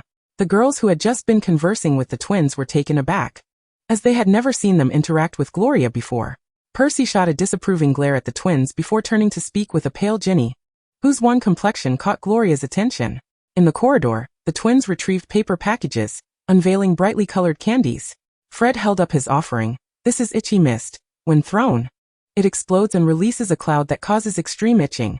This version lasts for a minute, and we are still refining it." George presented his creation. "This is vomit candy. It was just developed 2 days ago. After consuming it, I vomited for nearly 15 minutes. It's perfect for pranks or skipping class. Although I imagine a girl like you wouldn't want to embarrass herself by throwing up in front of too many people." Gloria received the new product with intrigue. She decided to keep it. Perhaps it would come in handy one day. However, she pondered whether the development team had been discovered, for she noticed that the senior Weasley, Percy, was glaring at them. Fred and George exchanged a knowing glance and chuckled. "Oh, it's nothing. Ginny was just startled by the petrification incident, and we thought to cheer her up, but Percy scolded us for it." One could easily surmise that these twin brothers would not devise a conventional plan to amuse their sister, which explained Percy's disapproving glare. In Chapter 30, Daily Life in Herbology, Gloria had previously discussed investments and had provided the Weasley twins with 50 galleons as an investment amount, having initially been refused the 100 galleons she offered. Now, with the development of a new product, it was handed over to her. Fred, with a mischievous glint in his eye, asked, "Who do you intend to use it on? We heard about your altercation with a girl from Slytherin at the beginning of the term. Did you use it on her?" George chimed in. "What curse did you use?" It was common for student conflicts to be the talk of the school. Once an outside student caught wind of it, the entire school would be informed. Her name was Parkinson, and that's all settled. As for these products, I haven't decided who I might use them on. No one from Slytherin has provoked me as of late, she replied. The twins expressed their disappointment. "We thought perhaps a Slytherin student could make use of this. How are Harry and the others doing?" They casually inquired, as they were friends and thus no further thought was given to it. Fred shrugged. "They're fine. Always acting mysteriously." George added, "I bet they're planning a prank. Those Slytherin folks have been insufferable lately, not counting you, Gloria." Just then Draco, unable to resist, sought out Gloria instead of heading to the classroom. The Weasley twins shared a knowing smirk. Little Ronnie was right. The Slytherin Malfoy was always trailing after Gloria. Draco's cheeks flushed crimson at their words. "What business is it of yours, Weasleys?" Fred shrugged. "Honestly, Hermione and Gloria don't cling to each other as much as you do." George fanned the flames. "So you've become Gloria's little shadow now?" Anger ignited in Draco's gray-blue eyes. He thought it better to earn some galleons than to seek out Lori. Gloria sensed his impending ire and quickly seized Draco's wrist. "Class is about to start. We should leave now." She turned back to the twins. "Please take care of my things." Fred raised an eyebrow, eager to find an opportunity to teach Draco a lesson. George added, "He certainly didn't have anything nice to say just now. Too bad Gloria is protecting him." On their way, Draco couldn't contain his irritation. Those two paupers. All they can do is help buy things to scrape together a little pocket money for their poor mother. Gloria was immensely relieved that she had intervened quickly. Otherwise, the twins' robust physiques would have surely subdued Draco. Insulting them while involving their family is rather hurtful. Imagine if someone insulted you and mentioned your mother. How would you feel? Draco's youthful face hardened with fury. "I would kill them." The Weasley children likely shared similar sentiments. As there were now 5 Weasleys in the school, Draco, feeling somewhat chastened, attended herbology class that day, which was held in the second greenhouse. As previously announced, they would learn how to weed the Venus flytrap, a plant notorious for its ability to bite, requiring utmost caution. This herbology lesson was shared with Ravenclaw, a house typically focused on academics, seldom embroiled in internal conflicts, creating a clear divide between Slytherin and Ravenclaw within the classroom. Professor Sprout, tending to the mandrakes in the third greenhouse due to the petrification incident, had been closely monitoring these plants. When class commenced, the warm-hearted professor emerged from the third greenhouse. Greeting the children, "Good morning, everyone. Today we will be studying the Venus flytrap. Remember to keep your distance, as you are not yet adept at subduing it." Students from both sides retreated a step, observing the deep purple flytraps, each with 5 or 6 flower stalks, their 3 petals forming a triangular opening, continuously probing the air. Does anyone know the characteristics of the Venus flytrap? Following this standard inquiry, hands shot up from both houses, and Professor Sprout pointed to a front-row Slytherin student. The Venus flytrap originates from the rainforests of South America. Satisfied with the comprehensive answer, Professor Sprout nodded approvingly, 5 points to Slytherin. Does that student have anything to add? A Ravenclaw student who raised his hand nodded, and provided a lesser-known fact, also earning 5 points. Now everyone grab your long tweezers, you wouldn't want to get bitten. Professor Sprout picked up a pair of tweezers about the length of her forearm. As you all know, Mr. Creevy and Mrs. Loris were petrified recently. Besides mandrakes, another crucial ingredient for potions is the Venus flytrap, so I'm pleased to see you all are familiar with plants beyond your textbooks. Draco muttered to himself. No wonder I don't recall this from the book. As a top student in herbology, he recognized many plants. Following Professor Sprout's instructions, they were to grasp the root of the Venus flytrap with the tweezers. The plant seemed to lose its strength and droop, providing an opportunity to quickly remove the weeds before they drained nutrients from the carnivorous plant. Even such weeds could be dried and ground into powder for potion making. Professor Sprout executed the task smoothly, but the students struggled. The Venus flytrap was highly aggressive towards anything approaching it. The 5 or 6 petals clamped onto the tweezers with considerable force, turning many a weeding task into a tug-of-war. Gloria seized the moment. Her tweezers zipped through the air like a Quidditch broom, swiftly capturing the plant's root. She tentatively waved her hand in front of the drooping petals, and upon receiving no resistance, she removed the weed. Indeed, the carnivorous plant was exceptionally nutritious, with the weeds growing particularly lush. Draco observed her success, concentrating as he extended his tweezers, but one of the petals clamped down on him. Fortunately, he had grasped it correctly, and the aggressive petal now hung limply. I did it. He couldn't help but boast to Gloria beside him. Well done. Just remember to maintain pressure on the tweezers while weeding, she advised. No sooner had she spoken than a student, distracted by their weeding, loosened their grip on the tweezers, and was promptly bitten by the reviving flytrap. Thankfully, they wore thick dragonhide gloves, or they would have lost a significant chunk of flesh. Professor Sprout rushed over to assist, rescuing the tearful boy from the clutches of the Venus flytrap. Witnessing this, Draco felt a shiver of apprehension, and gripped his tweezers tightly as he began his weeding. Yesterday, a 6th-year senior invited me to join the Pureblood Club. It's said to be located in some vacant room in the castle's basement. Draco had recently gained notoriety. Aside from Harry, due to the Chamber of Secrets revelations, his Quidditch victory over Harry, and the details surrounding Colin's petrification, it was no wonder that upperclassmen would extend such an invitation. Indeed, older students should be more competent than those in our year, he mused. They mentioned you, Draco continued. Why don't you join me? If you agree, they will surely accept you. Your excellence is well known. He believed Gloria was entirely qualified to be part of this club. Yet, she simply shook her head. No, you focus on making connections with capable students in there. I can join next year. This year, her primary focus was on the Chamber of Secrets and the Basilisk, leaving her no inclination to mingle with anyone in the club. Draco recalled the Weasley twins saying he was too attached to Gloria. Perhaps finding something else to occupy himself would be beneficial. All right then. After finishing their weeding, Hagrid appeared, carrying 2 large buckets filled with chopped meat. Professor Sprout, I've brought the food for the carnivorous plants. The stout, jovial Professor Sprout welcomed him with a smile. Thank you, Hagrid. She turned to the students. Each of you take a piece of meat to feed the Venus flytrap. It's not feeling well after being pinched at its roots and deserves a good meal. Thus, they used the long tweezers once more to grasp a piece of meat and toss it to the flytrap. Chapter 31, Plans for Summer.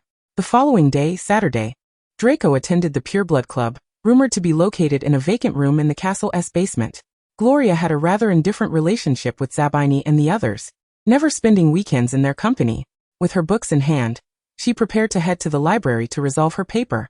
She recalled hearing students in the Slytherin common room mention the abandoned restroom haunted by a female ghost, who they mocked as being both ugly and overweight, hurling objects at her.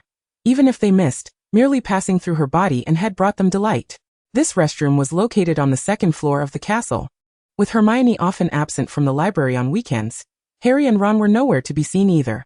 After completing her paper, Gloria lingered, perusing other tomes, marveling at the myriad of magical creatures and plants that existed, far beyond what her estate encompassed. Unbeknownst to her, night had fallen.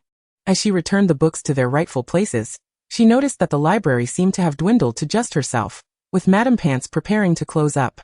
Due to the 2 petrification incidents occurring at night, most students returned to their dormitories after dinner. While some corridors in Hogwarts were adorned with portraits, regrettably, the locations of the previous incidents lacked such embellishments. Harry, was he truly unscathed? Surely he was fine. Upon hearing Harry's name, Gloria halted, discerning that the portraits on the wall were engaged in conversation. What was it that he had overheard? How could I know? The school is truly on the brink of a crisis. If it closes, where would we be sent? Perhaps to some storage in the basement. Oh, I would loathe being confined in a dark basement. I would much prefer to be placed at the highest point of the castle. The portraits seemed to ponder quite a bit, yet when it came to what Harry had heard, Gloria approached them. Hello, I am Gloria, a friend of Harry's. You just mentioned him. One of the portrait characters donned spectacles and upon recognizing her visage, exclaimed loudly, I know you, a Slytherin student. At the mere mention of Slytherin, several portraits sprang into action, turning to flee into other frames, scampering towards the upper levels of the castle. Gloria stood there, perplexed. Had Slytherin students done something to the portraits? Feeling dejected, she lingered in place. Realizing that it had been quite some time since she had a proper conversation with Harry and the others, especially after the conflict concerning Salazar. Even after reconciling, things had not returned to their former state. However, camaraderie among the trio was undeniably strong, yet none could rival Draco's position in her heart. A fact she found oddly regrettable. The portraits were reluctant to divulge any information, speaking in riddles, and Gloria did not pursue them further.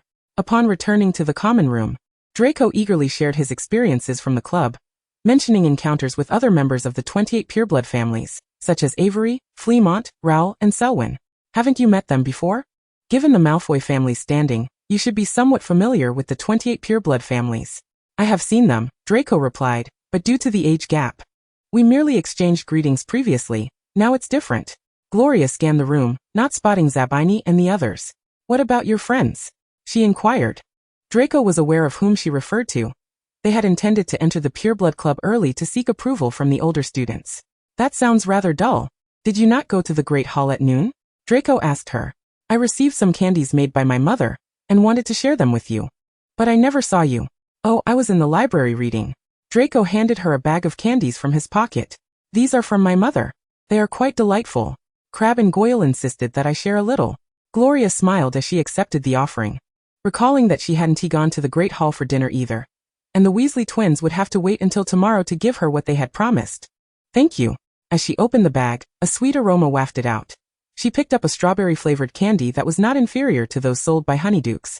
Delicious, isn't it? Draco observed her expression, which clearly showed satisfaction. Gloria chewed a couple of times before swallowing the candy, her gaze fixed on the boy's youthful exuberance, and said, It's exceptionally good. She then asked, Does your mother seldom make these? Previously, Draco had mostly received letters. This was the first time he had seen snacks. Actually, during my first year, my mother often sent me candies, but now that I am in my second year, I am not a child anymore.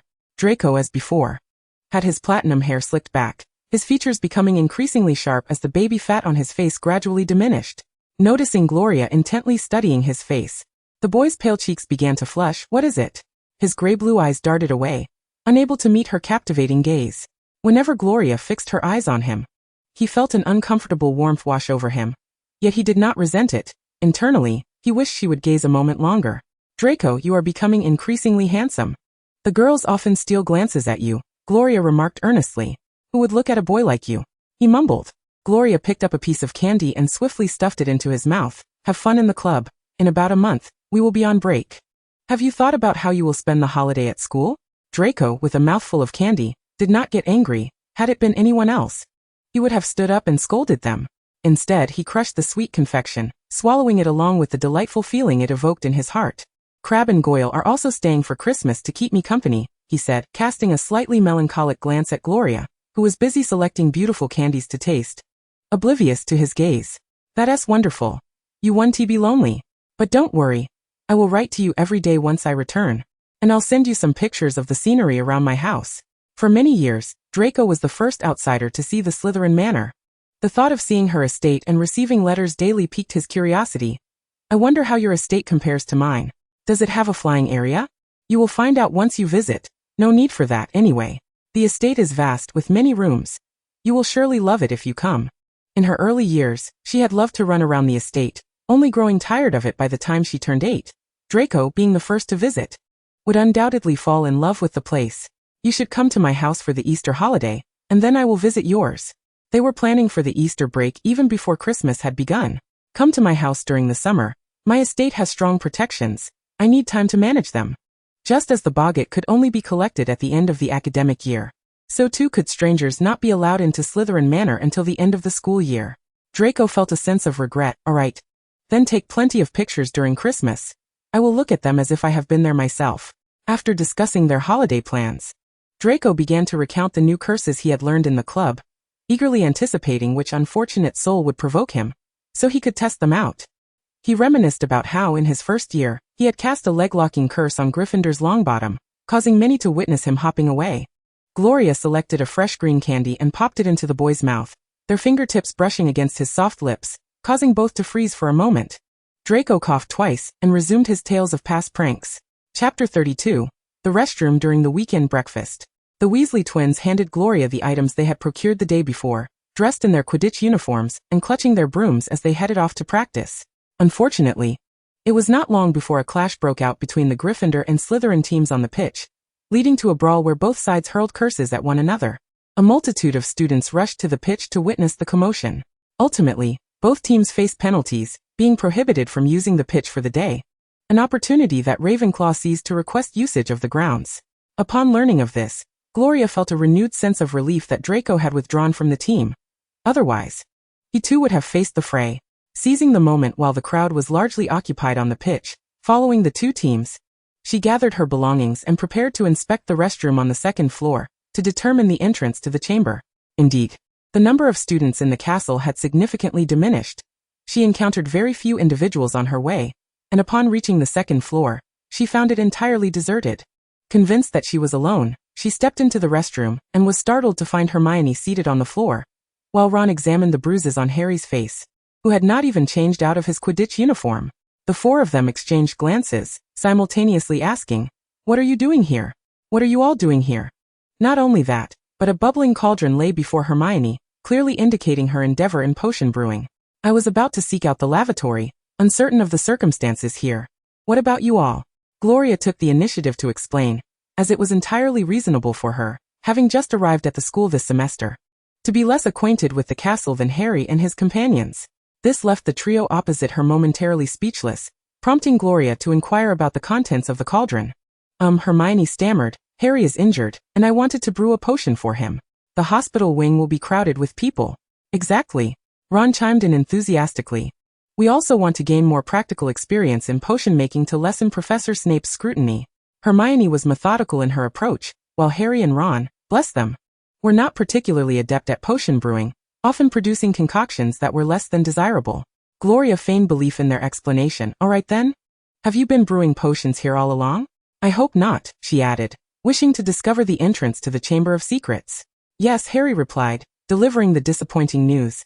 "We've been here quite frequently this semester. Please don't tell anyone, especially Malfoy." "I won't tell anyone but myself," Gloria remarked, feeling her motivation wane.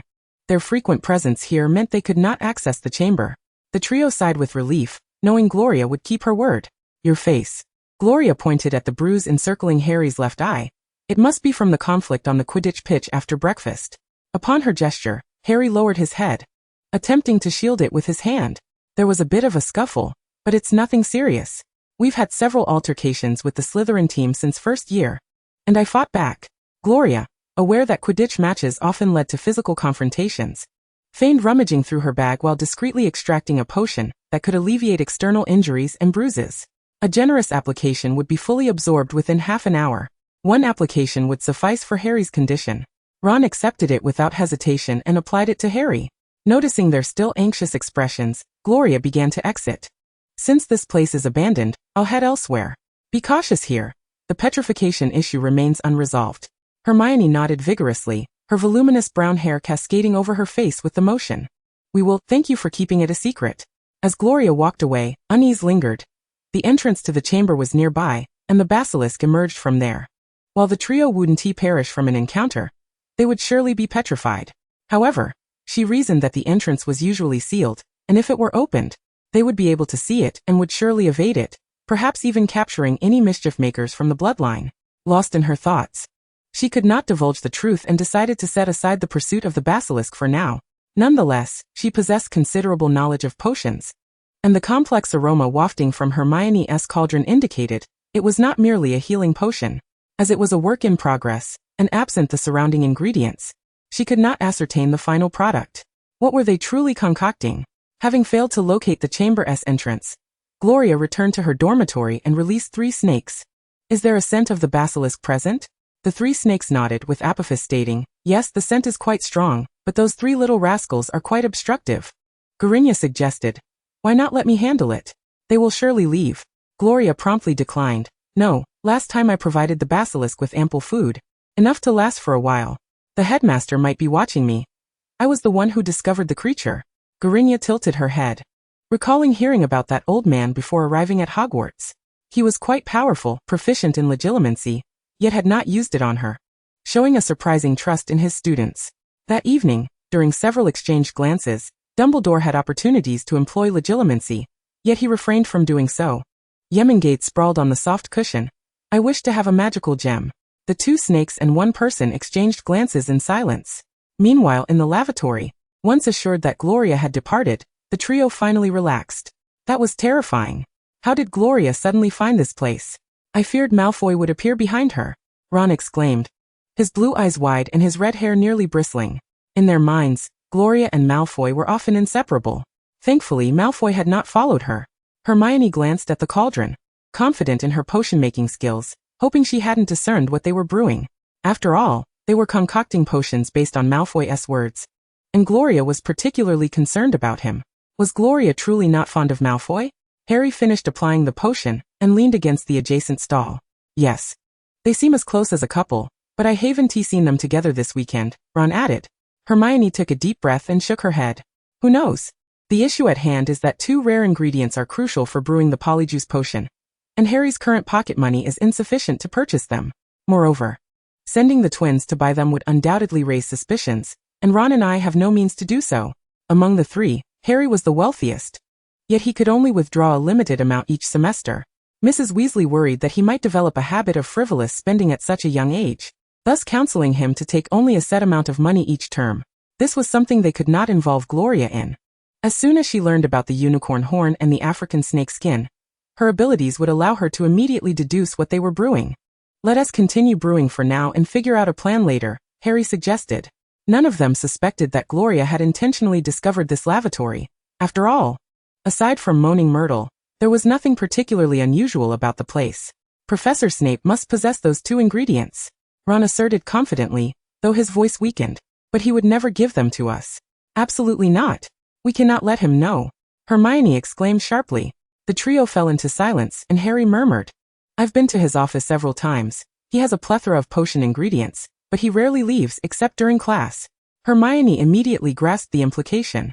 Ron's eyes widened in alarm, reminiscent of a startled frog. What are you planning to do? That's Professor Snape. If he catches us, we'll be done for. As companions embarking on an adventure, Ron understood precisely what they intended to do. Chapter 33. An unexpected understanding. Gloria now comprehended why Harry and his friends were so distracted during class. The abandoned lavatory housed potions requiring long brewing times, and their focus was undoubtedly elsewhere. Particularly in potions class, not only Harry and Ron were inattentive, but even Hermione occasionally glanced around. In the past, Draco would have certainly noticed these unusual behaviors. However, his mind was now occupied with discussions about the club with Gloria, where upperclassmen would gradually pass on knowledge to new members, thereby fostering a sense of tradition within Slytherin House. Gloria was now considered a semi-member of the club. This weekend, Ravenclaw was set to compete against Hufflepuff, and both houses had emptied their tables early, while some Slytherin students planned to attend. Gryffindor, on the other hand, was enthusiastically supporting their team. Why watch their match? We'll be competing against Hufflepuff in 2 weeks. Draco decided against attending the match, as he harbored a long-standing disdain for Gryffindor, regarded Hufflepuff with contempt, and held a mediocre opinion of Ravenclaw. I wish to witness a standard Quidditch match. Though the last one was thrilling, that rogue ball was rather peculiar. Primarily, I can't seem to locate the entrance to the chamber, and I've read quite a few books in the library, so I'm in need of a lighter activity. Draco wrinkled his nose. Fine. I shall head to the club. See you in the Great Hall for lunch. In the afternoon, we'll venture somewhere enjoyable, as informed by other club members. All right. See you then. Crab Goyle, Draco called to his 2 henchmen. The club has agreed to allow you to join first, on my account. The Pureblood Club had numerous followers like them. Every heir from a prominent family had their admirers, and Draco was no exception. The 2 bodyguards beamed at the news, glad to continue following Draco, fulfilling their father's wishes. As they departed, Zabini and the others arrived. Noting that this group seldom gathered on weekends except for specific times from Monday to Friday, having evaded Gloria for quite some time, Pansy was today brimming with vitality. Watching as Draco released Daphne and hurried to catch up with her, Daphne promptly seated herself opposite Gloria, greeting her with, "Hi Gloria. Have you not yet joined the Pureblood Club?" "Not yet, I plan to join in the 3rd year," she replied. Spearheading a tender piece of pink-hued steak with her fork and sinking her teeth into its soft, juicy texture, perfectly complemented by Tokay's exclusive sauce. Exquisite beyond measure. "What a pity," Zabini interjected. "I forewent my date today as I intend to join the club later." "We have all been granted early admission," Daphne inquired. Pansy is eager to go ahead. "What plans do you have for today?" Gloria sensed an oddity in their demeanor as they watched the Quidditch match. Daphne raised an eyebrow. "Is that so? The match between Ravenclaw and Hufflepuff is admittedly lacking in intrigue. Perhaps we could assist you in gaining early entry into the club. Do you believe you can bestow charity upon me?" Gloria's understanding of their intentions dawned upon her as she cast a dismissive glance their way. "Aside from Theodore, rather than flaunting your presence before me, you ought to contemplate how to bolster your family's power." The gentleness within Zabini's narrowed eyes vanished in an instant as he spoke in an even tone. "I find our family's strength to be undeniably superior to that of your hollow lineage." Gloria could scarcely contain her amusement at such a ludicrous assertion. Daphne finally shed her fade of gentility, stating, "You merely pander to Draco, possessing some small wits. Yet you remain woefully ignorant of the strength of families like ours." Throughout this time, Draco's attention was entirely fixated on this girl, leading to a diminishing of their exchanges. They were all heirs of the next generation of families, and the foundation for fruitful connections must be laid in youth. Gloria monopolized the significant air of the Malfoys, all the while regarding the notion of friendship with them with disdain. "This simply will not do. Do I lack understanding?" Gloria set down her fork with a crisp clatter, drawing the cautious gaze of several Slytherin students nearby. "I certainly do not believe that the declining Greengrass family, yearning for alliances with powerful pureblood families, can still maintain any semblance of grandeur. Your transportation business collapsed utterly 3 years ago, leaving you to cling to modest ancestral wealth and land to maintain a facade of opulence. Strip away the mere name of pureblood, and one must admit your sister possesses greater beauty. It seems you have placed all hopes of a matrimonial alliance upon her." Daphne's complexion paled instantly, the fork she held screeching against the plate, her body trembling slightly. Everyone assumed her family's transportation business continued to thrive, thus allowing her to stand a chance against Pansy. And now, Pansy at least had some family fortune to be coddled like this, while you still ponder whether I might become a rival in your family's matrimonial pursuits. How absurd. Daphne felt an overwhelming urge to rise and leave. Yet her status as a member of the sacred 28 pureblood families barred her from fleeing in disgrace. "And you?" Gloria turned her gaze toward Zabini. Truly a son worthy of Mrs. Zabini, shrewd and ambitious, yet possessing vast wealth without the corresponding power. "I imagine you have harbored concerns these years, fearing that other families would conspire against you and your mother. Fortunately, your mother possesses wit. Would you care to test whether your wealth could withstand my interference?" The other members of the lesser pureblood families remained silent, terrified that Gloria might expose their own weaknesses. Theodore observed the unfolding drama with cold detachment, continuing to eat in silence. Zabini gripped his fork tightly, taking a moment to slowly release his hold. "It seems we have been too presumptuous in our understanding of Miss Albert." Gloria merely scoffed, resuming her meal with her fork. "Remember my words. Fortify your family's strength, for therein lies your future stability." No one dared to inquire about what the future might hold that prompted such a statement from her. Once she finished her meal, she clapped her hands and departed, finding the pair before her woefully inadequate to merit her attention. The chill of November in England grew ever more biting. Yet snow had not yet descended, likely awaiting December's arrival. The piercing cold wind cut through the air, almost as if it sought to strip flesh from bone, an alternative form of magical harm. Cheers erupted from the Quidditch pitch, the crowd's fervor for the game undeterred by the cold. Slytherin's spectator section was sparsely populated, with only a third of their seats filled, while the stands for the other 3 houses were brimming. Gloria leaned against the railing, observing as the two teams took the field. In a typical Quidditch match, excitement reigned supreme, especially as these two houses refrained from petty antics. Unlike the previous match between Slytherin and Gryffindor, where players frequently engaged in pushing and shoving. Regardless of who scored, Gloria applauded, while the other Slytherin students remained unimpressed. As the match progressed for over 20 minutes, a yellow figure seized the golden snitch, unleashing a wave of cheers from the Hufflepuff stands. "It's Diggory," Gloria observed from a distance as the tall, handsome upperclassman lifted the snitch aloft, his teammates surrounding him. Even the Ravenclaw players approached to exchange a few words. The atmosphere here was decidedly more amicable than in the match against Gryffindor. Chapter 34. A confrontation with a worthy adversary. At the venue for the Pureblood Club, Pansy stood incessantly beside Draco, while Crabbe and Goyle focused on indulging in the desserts prepared by the members, entirely indifferent to the content of their conversation. "Draco, it has been ages since we had a proper chat. Fortunately, the older students made an exception for us to join, and Zabini and the others will be here shortly." Pansy was acutely aware that both Zabini and Daphne harbored disdain for that Albert girl, who not only monopolized Draco's attention, but also looked down upon them. In response to Pansy's grievances, Draco remained nonchalant. "I am busy, besides, I see you every day. Is being with that Albert girl not busy?" Pansy retorted, her tone laced with reproach. "We have known each other since childhood." Mentioning Gloria drained the youth of his patience. "You have clashed with Laurie. You have Zabini and the others at your side, while she has only me." Laurie. Draco had never called her by that nickname with such familiarity, and even though he was aware, he knew that if this continued, he would only drift further from them.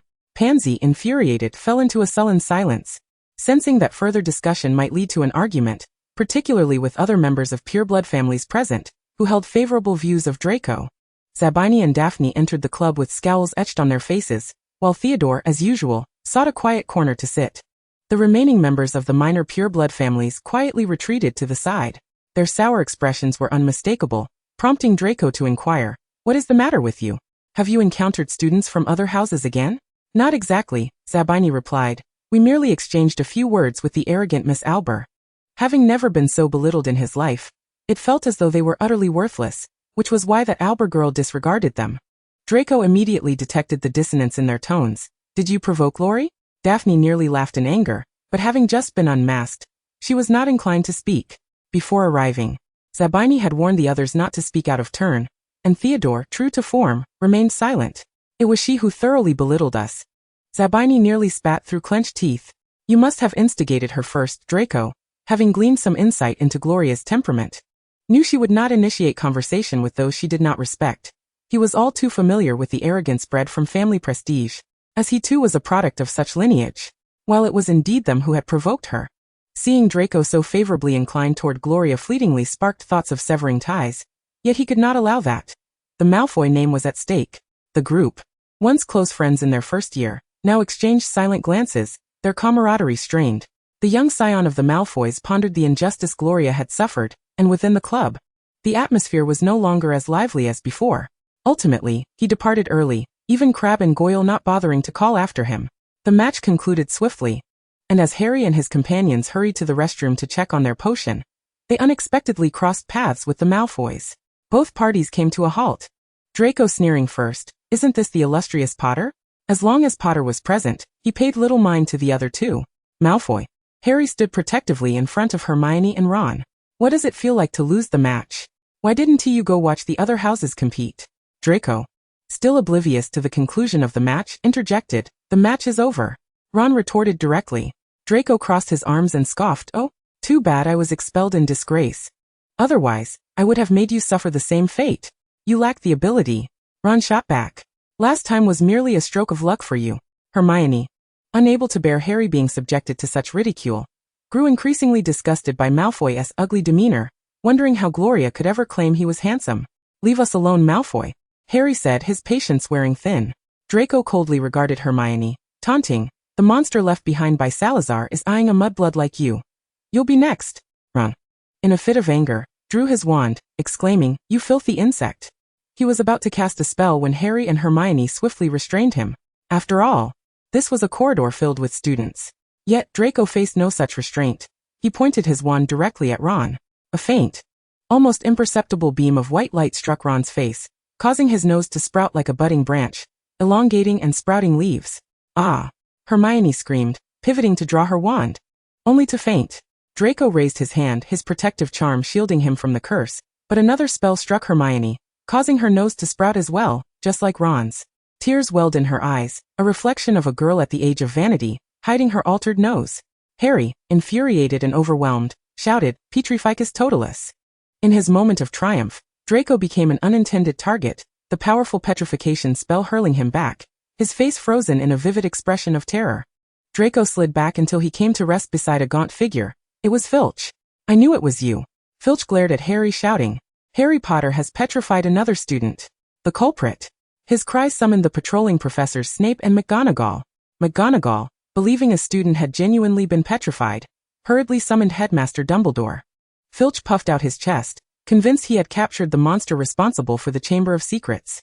As the two professors approached the fallen Draco, Ron, upon seeing Snape's dark expression and McGonagall's serious demeanor, whispered, We're doomed. Hermione, distraught over the effects of the spell on her nose, lowered her head and sobbed softly. Harry stood before the professors, declaring, Malfoy cast a spell on Ron and Hermione. I merely petrified him in retaliation. Snape's obsidian gaze swept over the trio, his wand flicking toward Draco, lifting the petrification curse. At that moment, Dumbledore arrived and Draco, filled with rage, attempted to charge at Harry and the others but was restrained by Snape. They cast spells on me first. Draco pointed at the trio. Dumbledore turned his attention to them, and then glanced at Malfoy. What transpired here? You are all aware that casting spells in the corridor is prohibited. Ron stepped forward, pointing at his nose. It was Malfoy who did this to me. Hermione was affected too, and that's why Harry retaliated. Weasley initiated the confrontation with his wand drawn first. Draco countered angrily, I merely defended myself. Granger's spell was deflected back at her. Ron shouted in fury. You're lying. You said the monster from the chamber would target Hermione next. All eyes shifted to Draco, who appeared slightly flustered, realizing he had spoken in anger. You know about the monster from the chamber? Dumbledore's blue eyes fixed on the boy, making Draco feel as if he was about to be exposed. I don't know, he mumbled, lowering his gaze. This is merely a student dispute, Snape pronounced gravely. 3 Gryffindors against 1 Slytherin, with Mr. Weasley initiating the attack. Given that Malfoy cast a spell, I will detain him for a week. McGonagall, recognizing the situation as a student altercation, added, You 3 will also serve a week of detention. No mention was made of point deductions, as Malfoy's comments toward Hermione had been excessively inappropriate. Dumbledore, usually so gentle, spoke sternly. I hope Mr. Malfoy will refrain from using the monster of the chamber to intimidate his peers. And I trust you all remember the prohibition against casting spells in the corridors, especially on fellow students. The 4 of them nodded in earnest agreement. Chapter 35. A Weakened Soul. Gloria returned leisurely to the common room, encountering Draco lounging on the sofa, perusing a travelogue. Aren't you supposed to be at the club? After watching the match, I strolled around outside for a while before returning, she replied. Draco closed the travelogue asking, Did Zabini and Daphne bully you? Bully? I can hardly imagine that word being applied to me, Gloria said, slightly bemused. I suppose they were just envious of my closer relationship with you. But I dealt with it right then and there. Draco recalled their disgruntled expressions and realized that Gloria had not been at a disadvantage, which brightened his mood. That's good. Today, when I encountered those 3, I managed to use a prank curse from the travelogue on them. Both Weasley and that mudblood were affected, but unfortunately, it didn't work on the Scarhead. Gloria's eyes widened in surprise. How could you confront Harry and them alone?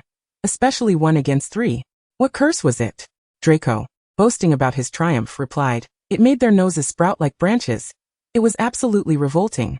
Hearing this, Gloria sighed with relief, acknowledging that it was indeed a prank spell. Easily reversible. However, she worried for Hermione, knowing that having her nose sprout would be quite distressing for her. That spell shouldn't have been used on a girl. Draco huffed dismissively. Weasley was the one who drew his wand on me first.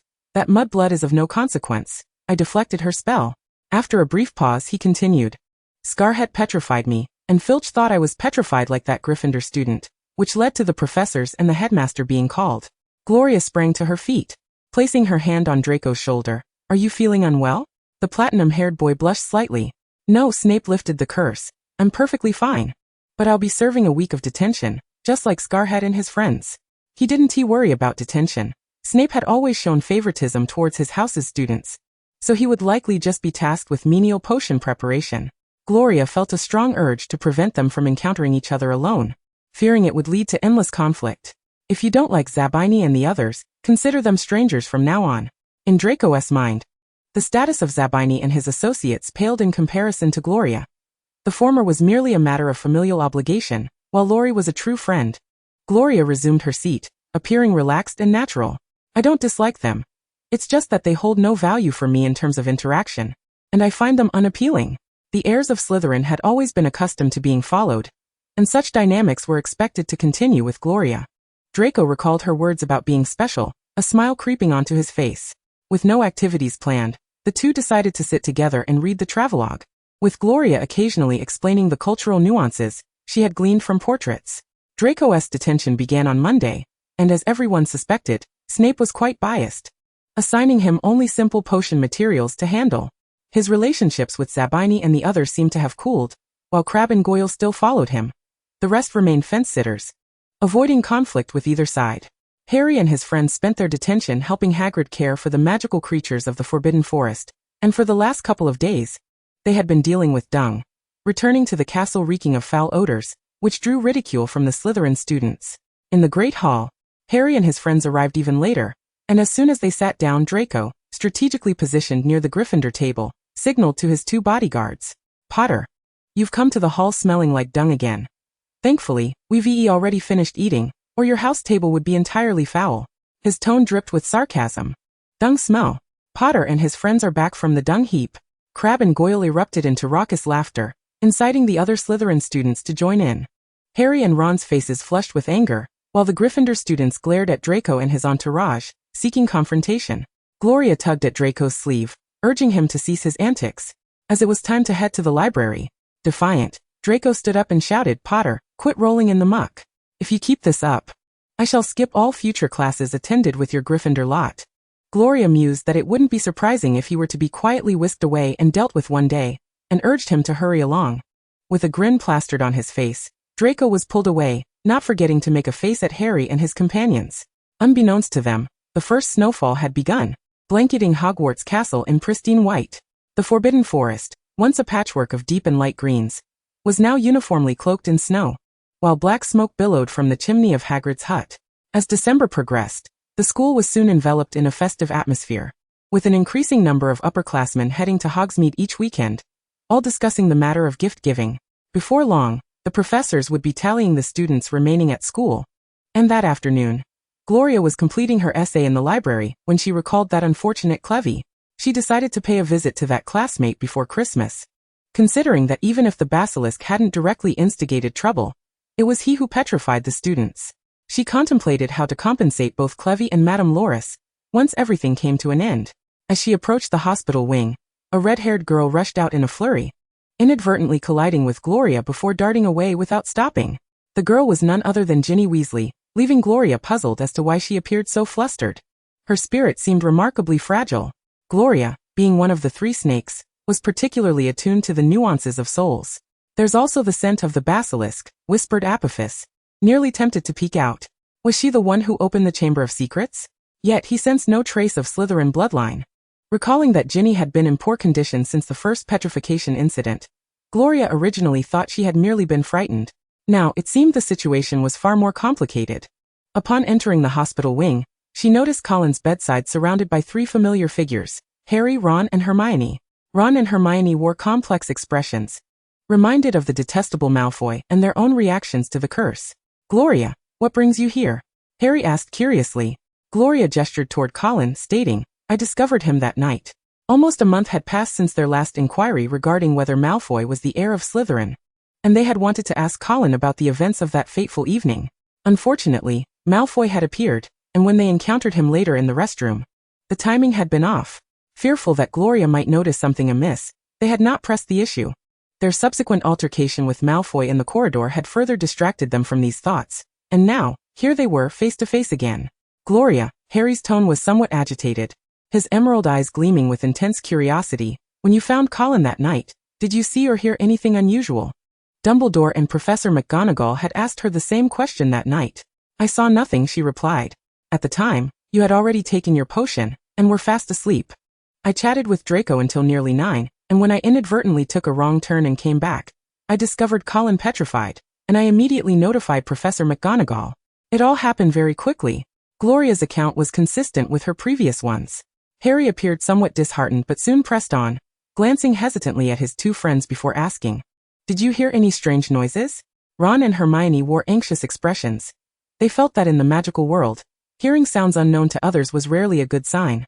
Strange noises? Gloria momentarily faltered, instinctively shaking her head. "No, I only saw Clevy lying in the corridor." In her mind, the sound of a snake speaking did not constitute a strange noise, but rather a normal conversation akin to that of humans. After living alone in the manor for 12 years, aside from the house elves, she had communicated most frequently with the three snakes. The trio's spirits visibly sank at her response. Gloria had another pressing concern and inquired, "Ron, I bumped into your sister earlier. She seemed unwell." Ron's freckled face displayed worry. "She was frightened when she first saw Colin petrified. Percy will keep an eye on her when they return." Gloria settled beside Hermione, taking her hand. "We've all been quite busy lately. It's been ages since we had a proper chat. Professor Sprout has been taking excellent care of the mandrakes and the venomous tentacula. And Clevy and Madame Loris will be fine." They were preoccupied with brewing Polyjuice potion, while Gloria was engrossed in her studies. Chapter 36, Trust and Disclosure. Gloria's words of comfort slightly lifted their spirits. Hermione thought highly of her, lamenting only that she had been sorted into Slytherin and had become friends with Malfoy. The last time the curse was lifted from Ron, it had been a simple task. Otherwise, she would have marched into Slytherin's dormitory to punch Malfoy. "If only you had been sorted into Gryffindor," Hermione sighed. Gloria paused for a moment, pondering her fate in that house. Salazar would likely need to incinerate the portrait to activate the preservation magic to deal with her. Slytherin isn't so bad. This left Harry and the others in contemplative silence. It was Ron who finally broke the quiet, glancing at Gloria several times before asking, "Is it true what you said last time? That Gryffindor and Slytherin can be good friends?" "Indeed," Gloria affirmed. "In fact, they are very good friends. Perhaps you have not noticed. But students from both houses share certain similarities." Harry grimaced. "What similarities?" "Gryffindors are reckless, while Slytherins are arrogant. Both are qualities stemming from an excessive sense of self-importance, along with similar ambitions. You typically employ these traits in adventure, while we channel ours into aspirations and ambitions. These were part of the original characteristics of the two founders. One brave and the other composed, yet they diverged entirely in their approaches to dark magic." "Is that so?" Ron observed his friend's reactions, finding them akin to his own. "My family's legacy is long-standing, documenting some of those events. Slytherin wished to teach students dark magic, while Gryffindor opposed it, as did the founders of the other two houses. Slytherin argued that dark magic could empower wizards to better withstand external persecution. Unable to reach a consensus 3-against-1, Slytherin eventually departed from the school." Professor Binns mentioned that, Hermione recalled, remembering the story of Slytherin leaving due to differing educational philosophies. "Thus, it is not surprising that I can be friends with you. It is merely that the foundational principles of our two houses do not align well." Gloria believed her greater tolerance allowed her to forge friendships with them. "We know you do not harbor any pureblood supremacy ideals," Harry asserted. Gloria smiled lightly. Their thinking was indeed quite simplistic. "I truly do not hold any pureblood supremacy beliefs. Every wizard is precious and deserves to be nurtured and allowed to flourish." Upon hearing such a response, the trio became even more convinced of Gloria's uniqueness. Gloria shook Hermione's hand, adding, "For instance, Hermione, coming from the Muggle world, there are approximately 60 million Muggles in England, while there are only about 3,000 wizards. Excluding pureblood wizards, it takes about 20 to 30,000 Muggles to produce a witch like you. As someone once said, the bloom of magic will only flourish in a select few souls. You are one of those rare few, a beautiful flower of magic." Hermione's cheeks flushed with warmth, her eyes brimming with tears as Gloria's words resonated with her. She had endured countless insults regarding her background since entering the school, while her friends had always praised her brilliance. Gloria's sentiments were an affirmation of her very existence. "Thank you, Gloria," she said, tears cascading down her cheeks as a joyful smile broke through. "That is the finest compliment I have ever received." Harry and Ron were equally taken aback by Gloria's views on Muggle-born wizards. "If only all pureblood wizards thought like you," Ron murmured. "At the core, we are all wizards.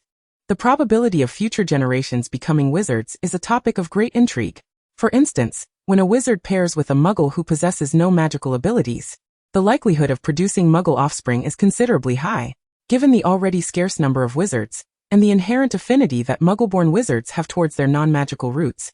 The chance of a wizard couple giving rise to a squib, someone born to magical parents but lacking magical abilities, is also conceivable, albeit at a significantly reduced probability compared to unions with Muggles. This matter may be distant from us, so let us not delve further into it. Are you returning home for Christmas or staying at school? Gloria deftly shifts the topic, as they are merely in their second year, and ought to discuss matters more relatable to their lives. I shall certainly remain, Harry replied, somewhat bashfully. For Gloria was yet unaware of his particular circumstances. I will remain as well, Hermione interjected, explaining that she needed to brew Polyjuice potion, and thus could not return home. She could hardly rely on these two inept potioneers. Ron chimed in, my parents are going to Egypt for Christmas to visit Bill, my older brother. He works as a curse breaker at Gringotts there. As for Percy and the others, I have yet to learn whether they will stay. Such a pity, Gloria genuinely lamented. I must return home for Christmas, but your gifts are already prepared, so expect them on Christmas Day. Though all her acquaintances were staying at school, she was obliged to leave. We have prepared gifts as well, but what is your address? Harry inquired excitedly. They could not ascertain her home address. On the eve before Christmas, several owls would arrive at your dormitory window, and you need only hand them the gifts. The owls raised at the Slytherin manor are permitted to come and go freely. The trio silently took note of this. The hospital wing was currently occupied only by themselves and the petrified Colin, while Madame Pomfrey seemed preoccupied with organizing potions, and had not come to usher them out. As their conversation meandered, they glanced at Colin. Harry contemplated the rare opportunity to glean more information from Gloria, who was evidently well informed. Gloria, are house elves exclusive to pureblood families? Harry queried, aware that she had a house elf, for the delectable feast they shared in the Great Hall was prepared by those very elves. Indeed, Gloria nodded. They became servants after the failure of the war against wizards. The number of house elves in pureblood families is substantial, allowing them to continue procreating. However, the remaining house elves in my family are not many, as previous heirs did not regard these creatures with much importance, resulting in a decline in their numbers. It is only in my generation that the situation has improved considerably. Do you know a house elf named Dobby? Harry asked. No, I do not, Gloria admitted, her curiosity piqued by the unfamiliar name. With more than 100 house elves at Hogwarts alone, she was not acquainted with any beyond her own. The trio was not disheartened. Hermione's admiration for Gloria soared. Harry, please tell Gloria what that elf said, she encouraged. Harry pressed his lips together and recounted, during the summer, that house elf named Dobby warned me not to return to Hogwarts, claiming there was a dreadful plot against me related to the Quidditch match with Slytherin. He was the one who caused the bludger to chase me relentlessly. He appeared again the night I was injured and spoke of the Chamber of Secrets and its history repeating itself. A house elf obstructing your return to school? Gloria pondered, recognizing the rarity of such an occurrence. Dobby cannot possibly belong to the Potter family, for house elves are prohibited from harming their masters. It dawned on them that Dobby was likely responsible for the incident on the night they drove to school in the enchanted car. Indeed, I could never forsake Hogwarts, Harry declared resolutely. To prevent me from attending would be to extinguish all hope. He acknowledged the veracity of one point. The chamber had indeed been opened 50 years prior. Upon hearing such significant news, the trio's spirits heightened, eager to absorb every detail. Actually, it was Draco who shared this information with me. He has not even disclosed it to others in our house, Gloria continued. 50 years ago, after the chamber was opened, a Muggle-born wizard perished. The school and the Ministry of Magic ultimately discovered the culprit and expelled him. Yet the identities of both the perpetrator and the victim remain unclear. The trio fell into deep contemplation, trying to discern the identity of the culprit, but the passage of time rendered it a mystery. As their parents had not yet been born 50 years ago, have you not continued to write for more information? Ron asked, a hint of urgency in his tone. Gloria shook her head.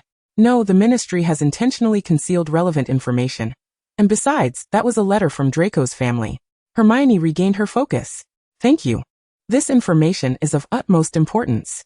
Gloria understood that they were embarking on a new adventure, as Gryffindor was wont to do. With the knowledge that the chamber had indeed been opened, and that a Muggle-born wizard had perished, Harry and the others grew increasingly anxious, fearing that the next student to encounter peril might not merely be petrified. After visiting Colin and parting ways with Gloria, the trio found themselves once more in the abandoned bathroom. Should we continue brewing the Polyjuice potion? Ron asked, uncertainty clouding his expression. They had gleaned a fair amount about the events from 50 years ago, but regrettably, the identity of the expelled individual remained elusive. Of course we shall continue, Hermione insisted, unwilling to abandon their pursuit. Draco's words last time were highly suspicious. Hermione was right. Harry added, even if Draco merely spoke from malice, we must probe further. The more Ron contemplated, the odder it seemed. But to unleash a monster from the chamber, and even to kill a Muggle-born wizard, the school and the ministry only expelled him, and did not imprison him in Azkaban? That is utterly unbelievable. We do not know who the culprit is. The letter from the Malfoys only mentioned expulsion. Perhaps there is more to the story regarding imprisonment, Hermione speculated. Yet, relying solely on this scant information to seek the heir seemed a distant endeavor. Chapter 37. The Quill, are you not concerned they might disclose the information we just discussed to others? Yermungand inquired, ensuring that no one was within earshot. Not even the portraits. Not at all, Gloria replied briskly. Harry and his friends are adventurous, not attention-seeking. Even Draco, who loves the spotlight, did not share this information with Crabbe and Goyle right away. Is that girl's soul truly so fragile? Gloria, well aware of the significance of the soul, could not comprehend how a first-year girl could be in such a state. Indeed, Gorinia confirmed, her soul possesses only 4/5 of the energy of a normal soul. Apophis spoke with a cheerful tone. I can sense her fear and suffering. Gloria could ascertain that the events surrounding the chamber were somewhat connected to Ginny, even if not directly. Yermungand remained unconcerned, reasoning that at present, the basilisk could only petrify individuals and not take any lives. I am concerned. If petrification incidents become frequent, the school will inevitably close, and I have no desire to transfer to another institution. Very well, Yermungand conceded, curling up once more. Having conversed with Harry and the others for quite some time, twilight began to descend, prompting Gloria to hasten toward the great hall. As dinner time approached, numerous students had congregated in the hall, securing their positions. Among the throng, Gloria immediately spotted Draco engaged in conversation with Crabbe and Goyle, while a new small group seemed to be forming with Zabini and others across the table. Goyle pointed in Gloria's direction, and upon Draco turning to see her, his face lit up as he called out, Laurie. Gloria settled beside him. You're here quite early today. Recently, the boys had been arriving a bit late for meals, utterly engrossed in their time at the Pureblood Club. We finished early today. Shall we go to the library together tomorrow to work on our essays? Draco had taken to leaving his assignments for the weekend in recent weeks. Sounds good. In truth, she had already completed her essay. But visiting the library for some reading would still be delightful.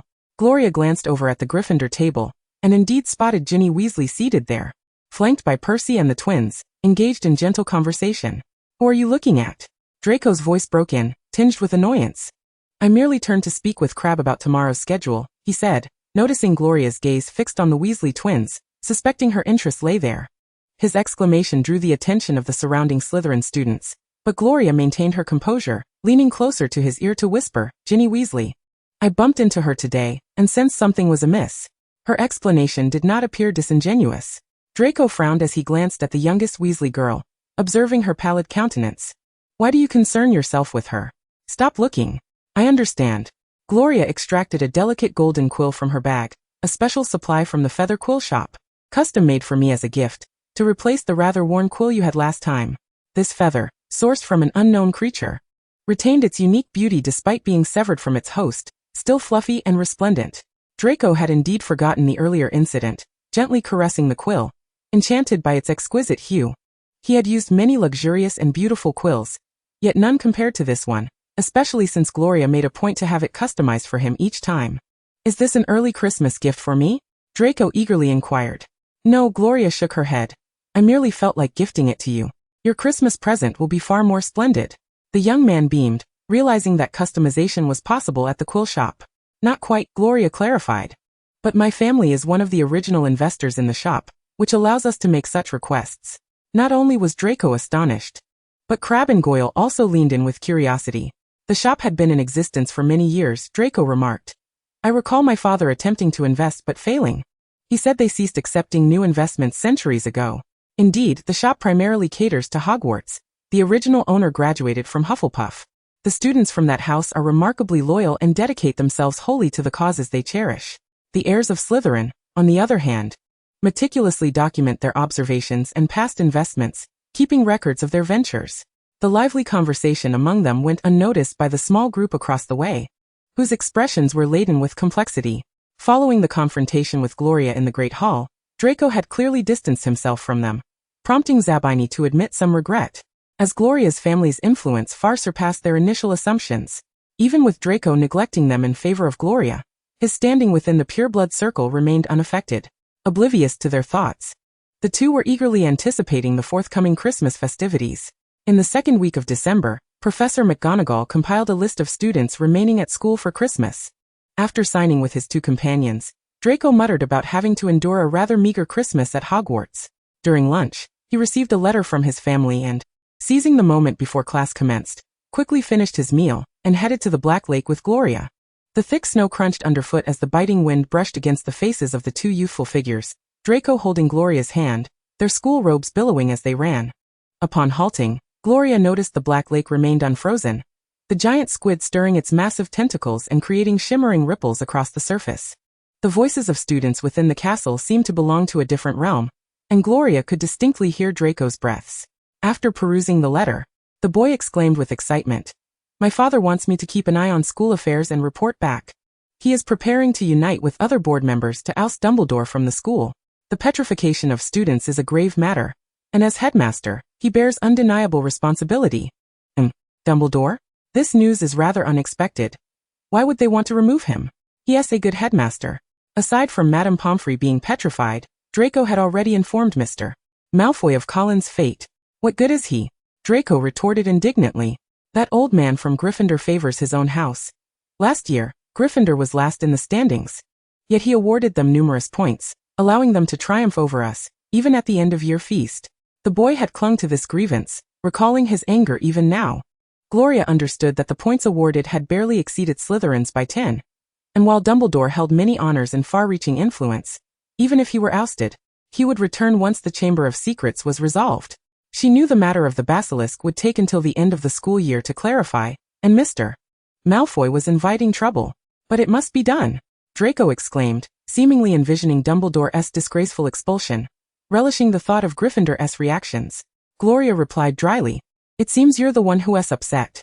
She had yet to reveal her identity, and Mr. Malfoy would surely disregard the counsel of a second-year student. So she cautioned, "But you must not disclose this to anyone else. Otherwise it could cause trouble for your father." Draco, his spirits lifted, tucked the letter away. "Of course. I'm not foolish." Gloria silently mused. "You may not be foolish, but you certainly love to show off." Chapter 38. Chaos in the Classroom. During the afternoon potions class, perhaps due to the increased patrols around the castle, Professor Snape's demeanor exuded a darker aura than usual. Not only were students from the other three houses fearful, but Slytherin students were also cautious, wary of provoking their own head of house.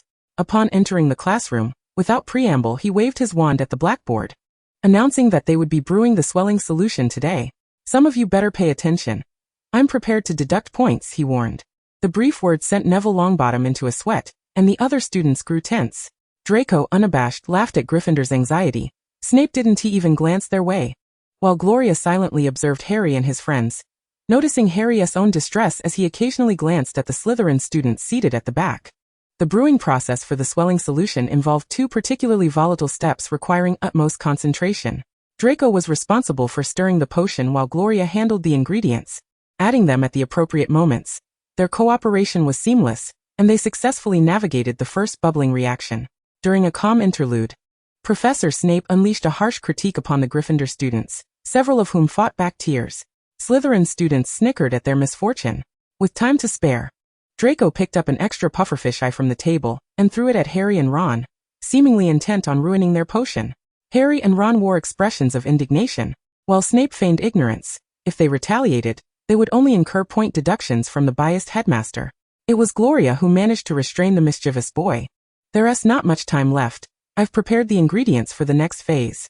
Reluctantly, Draco dropped the pufferfish eye. "Our dear Mr. Potter, are you boiling water? Congratulations. Your potion is already destined to be unsatisfactory." Without Draco's antics, Snape appeared like a dark specter beside Harry. Although Draco didn't turn to witness the spectacle, the corners of his mouth curled upwards in delight. After mocking Harry, Snape drifted over to Neville, ready to continue his tirade. As they smoothly completed the second volatile step, the swelling solution was finished. Still focused, Gloria suddenly heard a violent boiling from a cauldron at the back, followed by a buzzing disturbance, and instinctively drew her wand. Goyle's cauldron erupted, splattering potion everywhere.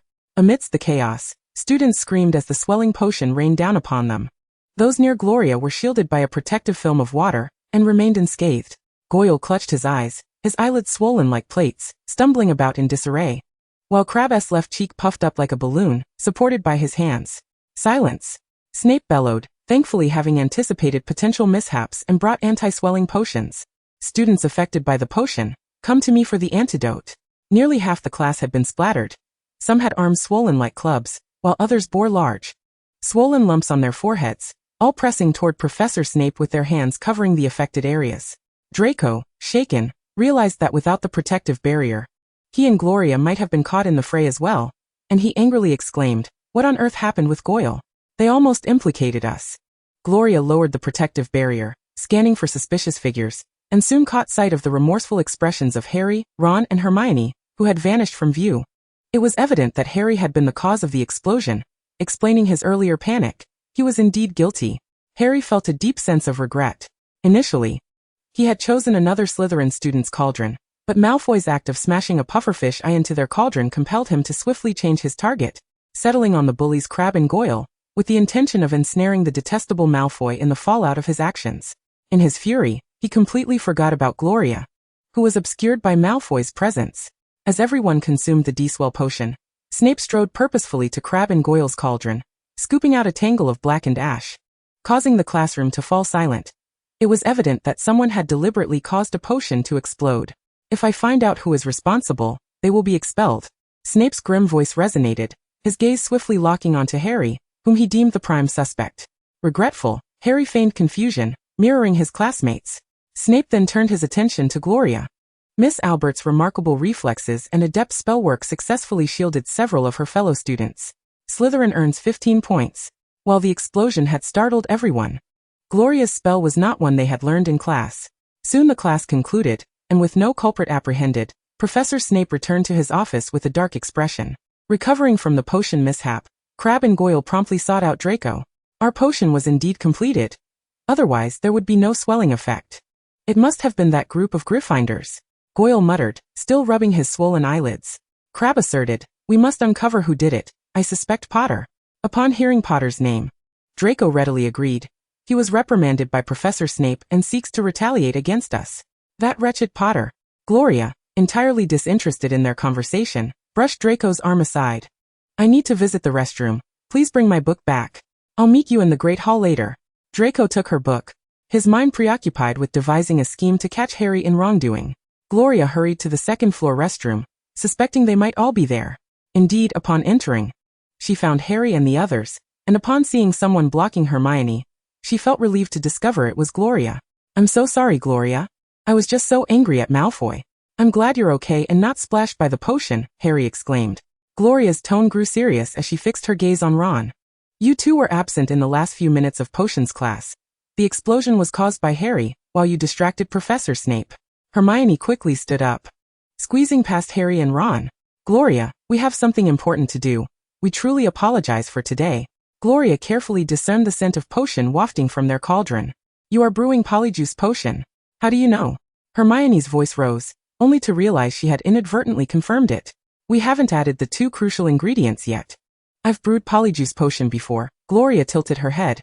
"Whom do you wish to transform into?" She recalled that they had not plucked any of their own hair. "No one." Harry stammered in denial. Ron suddenly had a bright idea and explained, "It's not for us. Fred and George asked us to brew it for their Christmas prank." Gloria raised an eyebrow, recognizing it as something the Weasley twins would do. Hermione quickly added, "Exactly. Professor Snape is always wary of them. So we found a way to steal a bicorn horn and the skin of an African snake." Though stealing from the loathsome Snape made Hermione feel ashamed, she remarked, "Next term, I'll buy new ones and secretly return them to Professor Snape's office." Harry assured her, "I promise." Gloria had grown indifferent to their potion's purpose, but she hoped that their prank would not be directed at Draco. Ron nodded earnestly, "I'll make sure to tell them." Chapter 39. Preparation for Great Deeds. In the magical world, there exists a myriad of spells, and many students were unaware that Gloria's water barrier was a self-invented charm. Moreover, it was not uncommon for some ancient families to possess unfamiliar spells. She was, after all, a pureblood from Slytherin house. The incident from the last potions class remained unresolved, causing Professor Snape's demeanor to grow even more forbidding. It was reported that students from other houses had been faring poorly in recent days, with their class performance and essays receiving scathing critiques. Crabbe and Goyle quickly forgot about the classroom incident the following day, while Draco had been mysteriously visiting the headmaster's office, leading Gloria to believe he was up to something. On Wednesday evening, the young boy arrived at the Great Hall, his face alight with excitement as he took the seat Gloria had deliberately saved for him. "Gloria, I have good news," he said, turning to face her. Gloria set her cup down, intrigued. "What is it?" Draco beckoned her closer, lowering his voice. "I don't want anyone else to hear right now." Gloria leaned in, feeling the warmth of his breath graze her cheek as he whispered, "Lockhart has applied to the headmaster to establish a dueling club, asking Professor Snape to assist him. I've been learning spells from the professor, and I'll be paired with Potter to confront him openly." It was evident that he was eager for confrontation. Observing Draco's eager expression, Gloria anticipated that the evening would inevitably lead to conflict. However, with two professors present, it would likely not escalate too dramatically. "Promise me you won't resort to dark magic in your anger. Otherwise, even the professors won't be able to protect you," she cautioned. Draco nodded solemnly. "I promise. And besides, the professor has already taught me a spell that is quite intimidating." A smirk crept across his lips as he spoke. Since it was taught by Professor Snape, it surely fell within acceptable bounds. With that thought, Gloria turned back to her juice, contemplating the dueling club. Eagerly, Draco urged her to join him in checking the announcement board. He was aware it was happening that night but not the exact time. Crabbe and Goyle rudely pushed their way through the crowd, and Gloria caught sight of the parchment notice announcing the first meeting of the club at 8 o'clock in the Great Hall, though it did not specify which professor would lead it. 8 o'clock. Just one more hour to wait, Draco said, gripping Gloria's wrist tightly, seemingly envisioning Potter being vanquished by his spell during the gathering. Gloria suggested, "Then we should head over early to secure a good spot." Draco, with a haughty expression as he gazed at the parchment, replied, "Don't worry, no matter what time we arrive, we'll get a good position. We'll handle this." Crabbe's chubby cheeks jiggled as he nodded. As the hour approached, numerous students had already gathered in the Great Hall. The long dining tables had vanished, and the ceiling was as dark as velvet, illuminated by hundreds of candles that lit up the hall. Students from every year were crammed together near the stage, eager to be at the forefront. For the first time, Gloria witnessed so many students wielding their wands simultaneously. Crabbe and Goyle, using their imposing physiques, forcefully pushed through the crowd, and even the older students dared not protest, quietly yielding their spots. Draco positioned himself protectively in front of Gloria, shielding her from the throng. Harry and his friends appeared on the opposite side of the stage, with Fred and George pulling the still somewhat scrawny Harry to the front, while Hermione and Ron squeezed in sideways. The students buzzed with excitement, eagerly anticipating the duels to come. When the flamboyantly robed Professor Lockhart, in his resplendent purple attire, made his entrance, Gloria distinctly heard the disappointed murmurs around her. Harry felt the same way. During every defense against the dark arts class, Harry had been the object of Lockhart's attention, often assigned to play important roles in demonstrations, which Draco found endlessly amusing. "Come closer, come closer." Lockhart beckoned, urging students to crowd nearer to the stage. "Can you hear me? Can you see me?" The girls in the audience responded enthusiastically, and Lockhart reveled in their adoration as he tossed aside his robe, prompting a scramble among the girls who fought to seize it, entranced by his charming smile. Draco wore his usual expression of disdain, observing the foolishness of the girls from the three houses. Just as the robe was received, it was Hermione along with another girl, Gloria, who struggled to maintain her composure, still perplexed as to why Hermione's admiration for Lockhart remained unwavering. She casually slapped Draco, landing her hand squarely on the boy's firm abdomen, causing him to shudder, a faint blush creeping onto his cheeks. However, noticing that Gloria was still focused on the stage, he breathed a sigh of relief. After a lengthy preamble, Lockhart finally summoned Professor Snape to the stage. If Harry felt fatigue upon seeing Lockhart, then despair settled over him at the sight of Professor Snape. The last time they had sensed that Snape was aware of their theft of potion ingredients, and he had been especially hard on the three of them during potions class. Ron, however, was quite pleased, telling Harry, "This is splendid. If they duel, they might both be injured, which means we won't have to attend either class." Ron often played the role of the villain in Lockhart's class, harboring a deep disdain for the subject similar to Harry's. "I find that highly improbable," Harry thought, convinced that only Lockhart would emerge injured. The stage seemed to transform into Lockhart's solo performance, with Professor Snape silently observing from the side. Perhaps that was why he had chosen Snape rather than the former dueling champion, Professor Flitwick. "Before you all break into pairs, Professor Snape and I will conduct a demonstration." Fear not. I assure you that I will return the potions professor to you without a scratch. Snape merely snorted in response. Finally, after indulging in his own chatter, Lockhart turned to face Professor Snape and bowed. Holding his wand aloft, he conjured various impressive displays, while Snape's face remained dark and brooding as he silently watched Lockhart's antics. He is bound to suffer a humiliating defeat. Draco shared his thoughts. Gloria immediately concurred. I agree. The two professors raised their wands like swords before their chests, and Lockhart, ever the educator, reminded everyone of the duel's rules. Upon my count of 3, we shall cast our first spell, of course, with no intention of causing fatal harm. 1, 2, 3. Both wands were raised above their shoulders, and Snape shouted, Expelliarmus. A dazzling red light flashed, and Lockhart, maintaining a look of shock and bewilderment, was struck and sent flying to the far end of the stage. Curling up in a ball, thunderous applause erupted from the Slytherin side, with Draco applauding particularly enthusiastically as he cast a cold smirk at Lockhart sprawled on the stage. Lockhart staggered to his feet, his meticulously styled golden curls standing on end in utter disarray, yet he quickly composed himself and began to recover. That previous maneuver had been far too obvious. Had he wished to thwart it, it would have been a mere trifle. However, providing them with a wrong example was quite the performance to elicit Snape's murderous glare, prompting Lockhart to call out to everyone that the demonstration was complete, and that it was now time for them to pair off and begin the practical duel. The two professors started to assign pairs to the students, with Gloria being designated by Professor Snape to team up with Pansy. The students dispersed to ensure that their duel would not disrupt others. Snape approached Harry and Ron first, sneering, it seems the dream team of Gryffindor must be dismantled. He fixed a malevolent gaze on the two boys, who appeared apprehensive. Weasley, you will pair with Finnegan, Potter. Harry's eyes widened, instinctively moving closer to Hermione. I said the dream team must be broken up, which includes Miss Granger. Snape coldly chuckled. Malfoy, come here to face the infamous Mr. Potter. Miss Granger. You will pair with Miss Burstead. Both of them grimaced, as they were assigned to Slytherin students. Hermione had hoped to partner with Gloria, but alas, she had already been assigned to Pansy. Chapter 40.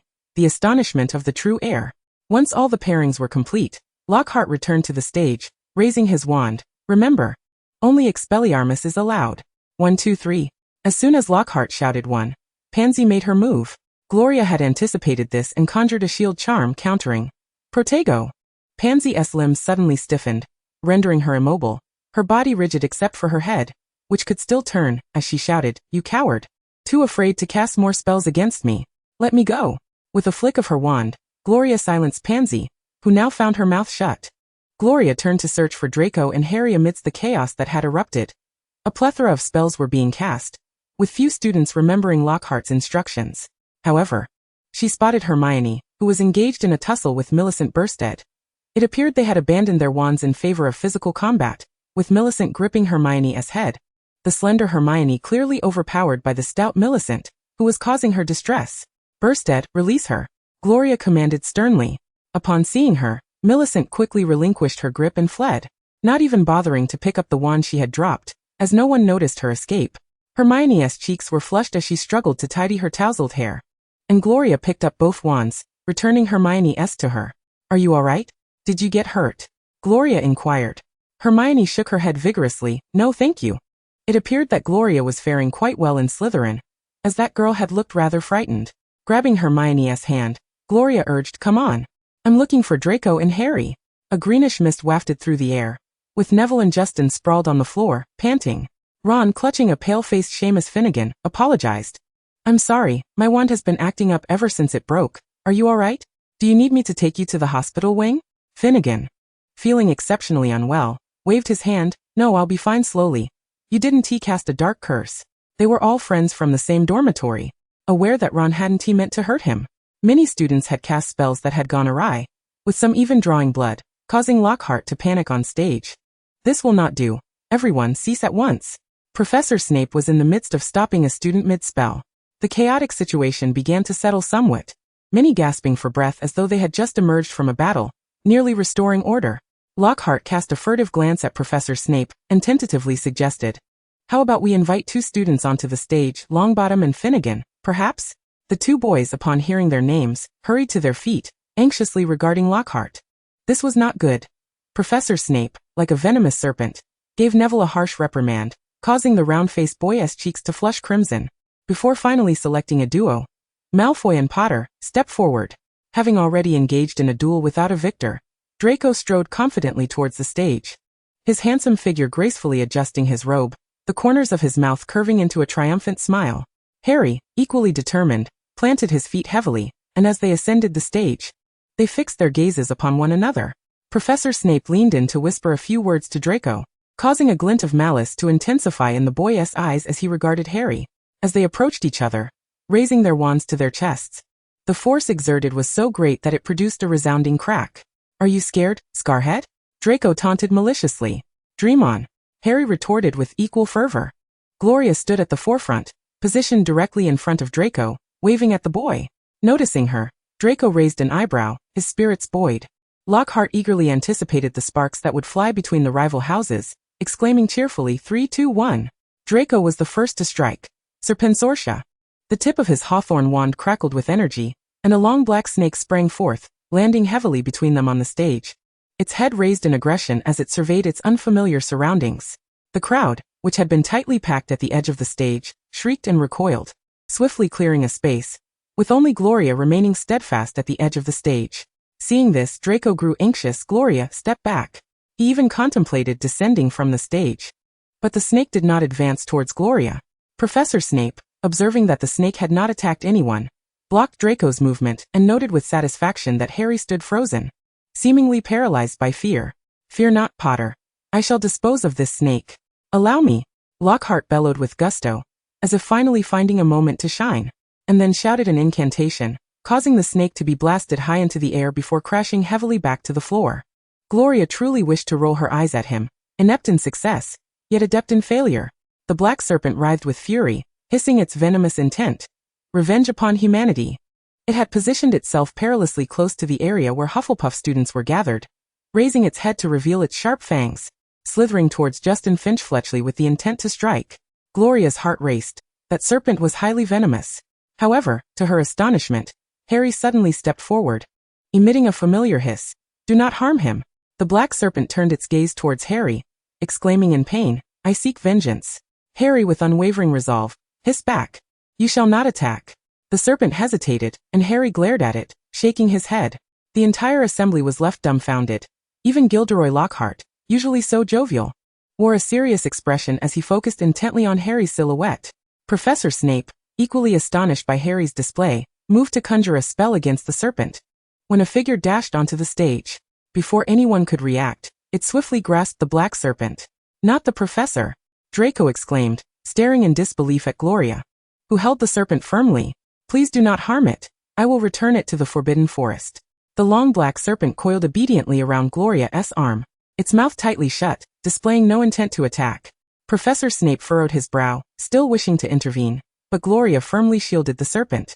"It is a venomous creature. As your professor, I must ensure your safety. Release it, Miss Albert. I have been interacting with various creatures since childhood, and I possess methods to handle snakes. Please trust me. Professor, it will not harm me." With that, she let the serpent dangle from her arm, and it remained still, as if it had lost all strength, allowing her to manipulate it at will. Ultimately, Professor Snape lowered his wand, and Gloria preserved the serpent's life. He had not anticipated her ability to fully tame the creature, especially considering the special relationship snakes held for Slytherin. All the students gazed at Gloria and Harry on stage, with heightened attention on Harry, who had just exhibited his ability to speak Parseltongue. Gloria turned to Harry with a complex expression.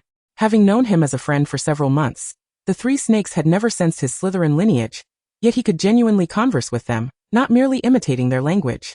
Suddenly, she recalled Harry's previous inquiry about whether she heard any strange sounds. He must have meant the basilisk's voice, though at the time, she had never considered him a Parselmouth. Whispers rippled through the crowd, and Ron hurriedly approached Harry, whispering, "We need to leave." Ron and Hermione ushered Harry away, leaving behind the still stunned gathering.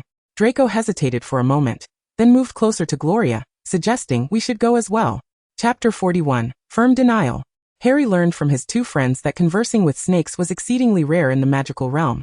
Salazar Slytherin, the founder of their house, was also a Parselmouth, which is why the house emblem was a serpent. Meanwhile, Gloria walked towards the Forbidden Forest, cradling the now docile black serpent, with Draco by her side. Crabbe and Goyle, fearful of the venomous creature, had not followed them. Gloria handed them Millicent's wand to return. Ideally, Hagrid should have escorted them. But neither sought assistance, and they proceeded directly into the forest. "Lori, can you really hold a snake like that?"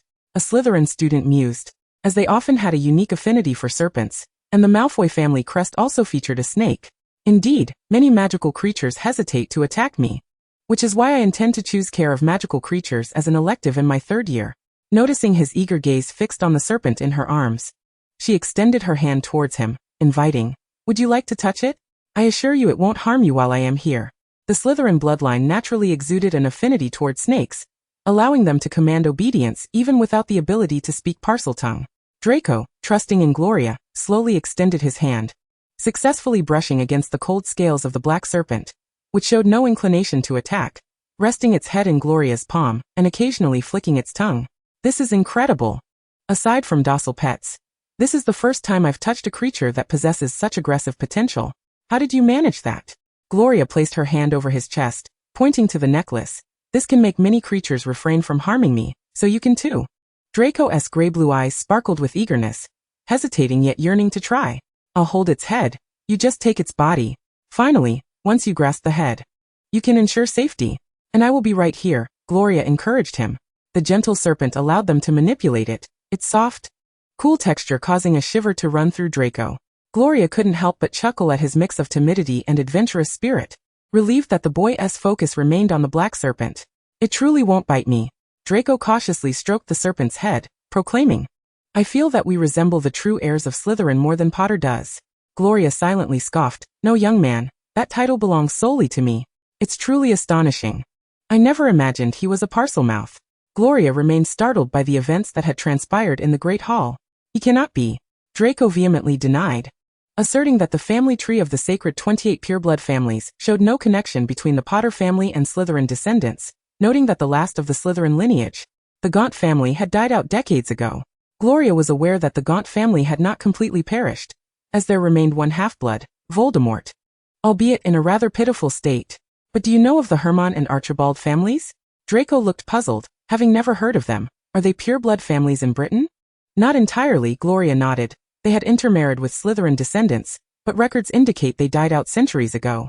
However, she felt the likelihood of Harry possessing Slytherin blood was non-existent. There were other Parselmouths besides the Slytherin family, but their primary stronghold was in Britain. Yet it seemed all other Parselmouth descendants had also died out.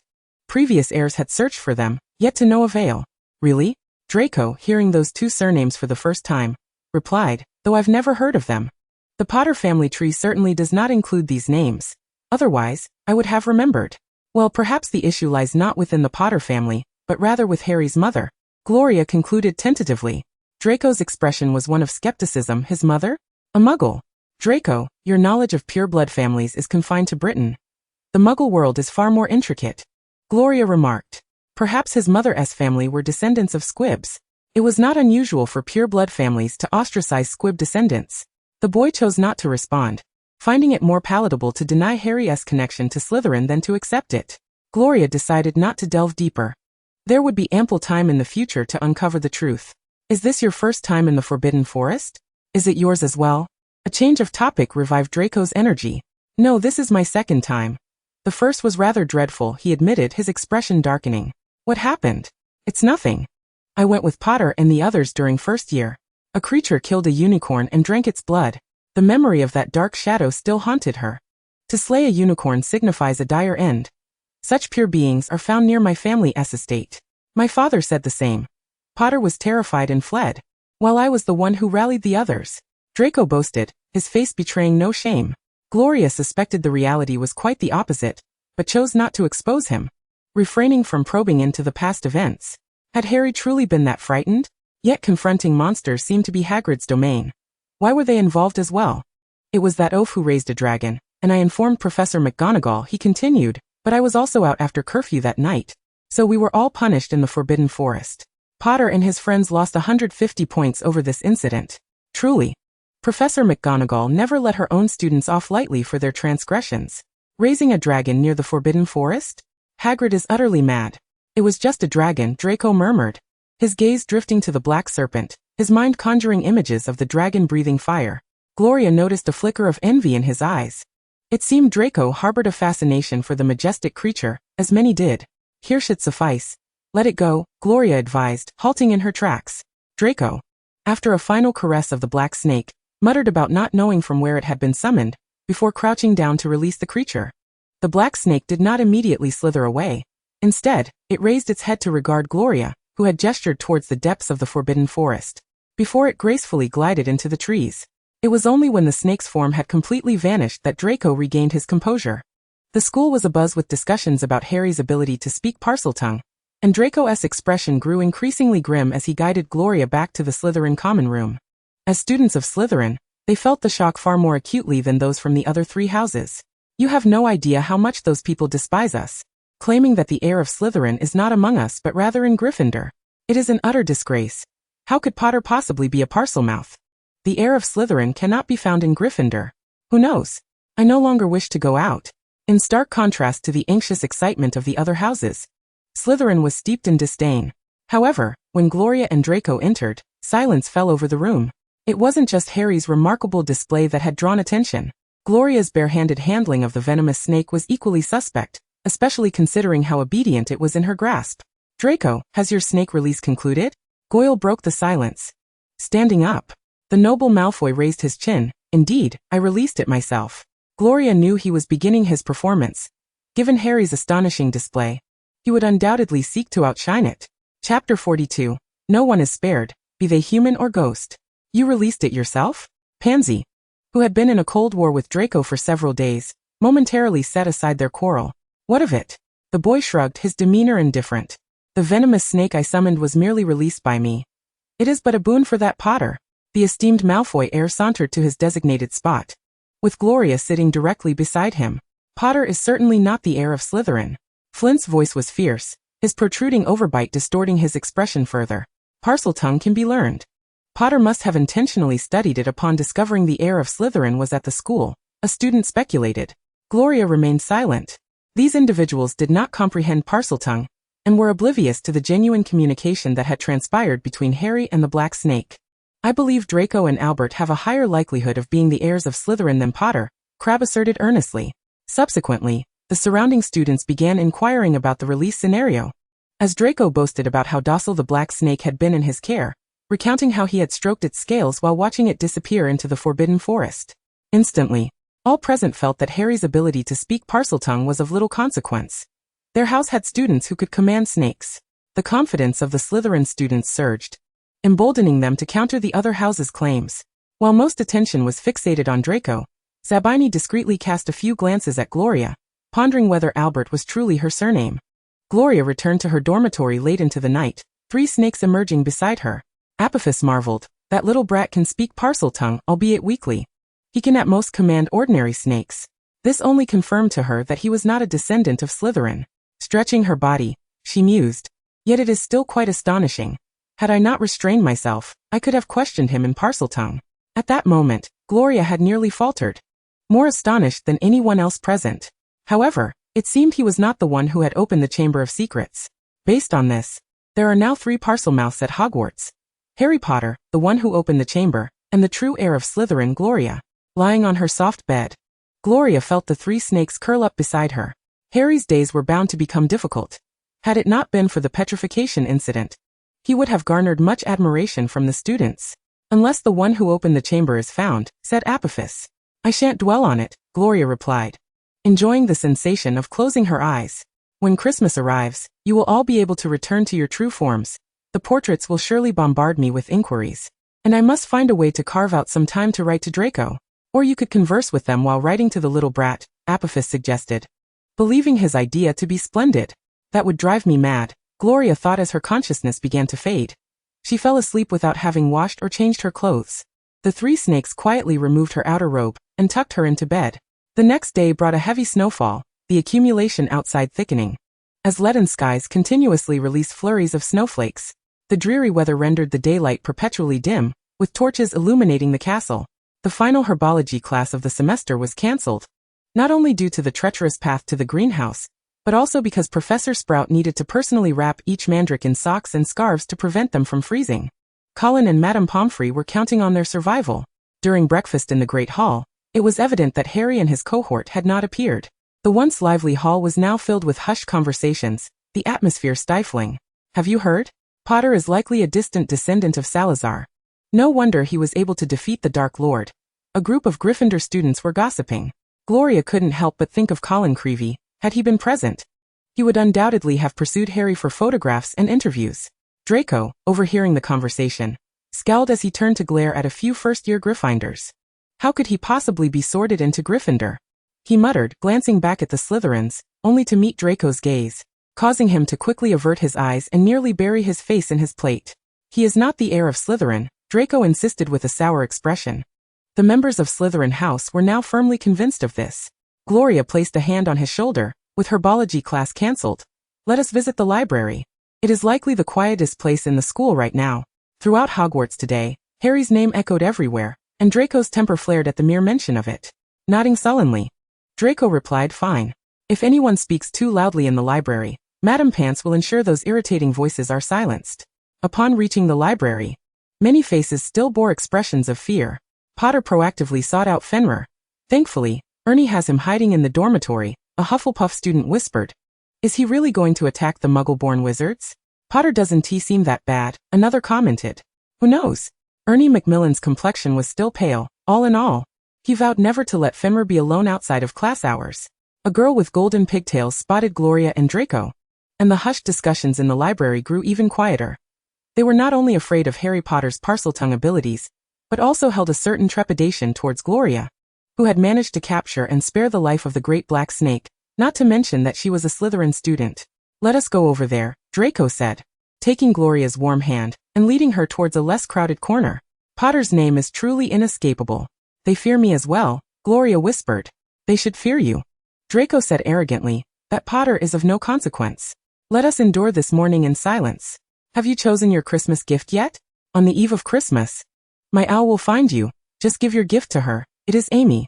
While others could send gifts via ordinary owls, Draco's had to be delivered by his specially raised Amy. Draco smiled. Of course I have chosen. It took some time. He then curiously asked, why must your owl deliver it? Have you forgotten? My family estate is protected by powerful enchantments that I have yet to fully master. The boy nodded knowingly, realizing that other Slytherin students could not send gifts to Laurie. Gloria recalled this as well. By the way, if anyone wishes to give me a gift, they should reconsider. Unfamiliar owls would not be able to locate my home. Just as they prepared to delve into their studies, a piercing, shrill cry rang out through the library. They're attacking! They're attacking! No one is spared, be they human or ghost. Flee for your lives. It's Peeves! A student exclaimed. Gloria held little regard for the specter, as the blood-soaked Baron caused Peeves the poltergeist to generally shun Slytherin students, fearing they might inform on him. Draco seized her wrist, propelling them both through the throng in a frantic escape. The ill-tempered young lord pushed aside anyone in his path, and within the chaos, Gloria caught sight of the petrified Justin Finch-Fletchley, and the headless Nick, now devoid of his once lustrous pearly sheen, floating ominously amidst a cloud of black smoke. Many were so startled by the scene that they covered their mouths, and their gazes toward Potter shifted from mere trepidation to genuine fear.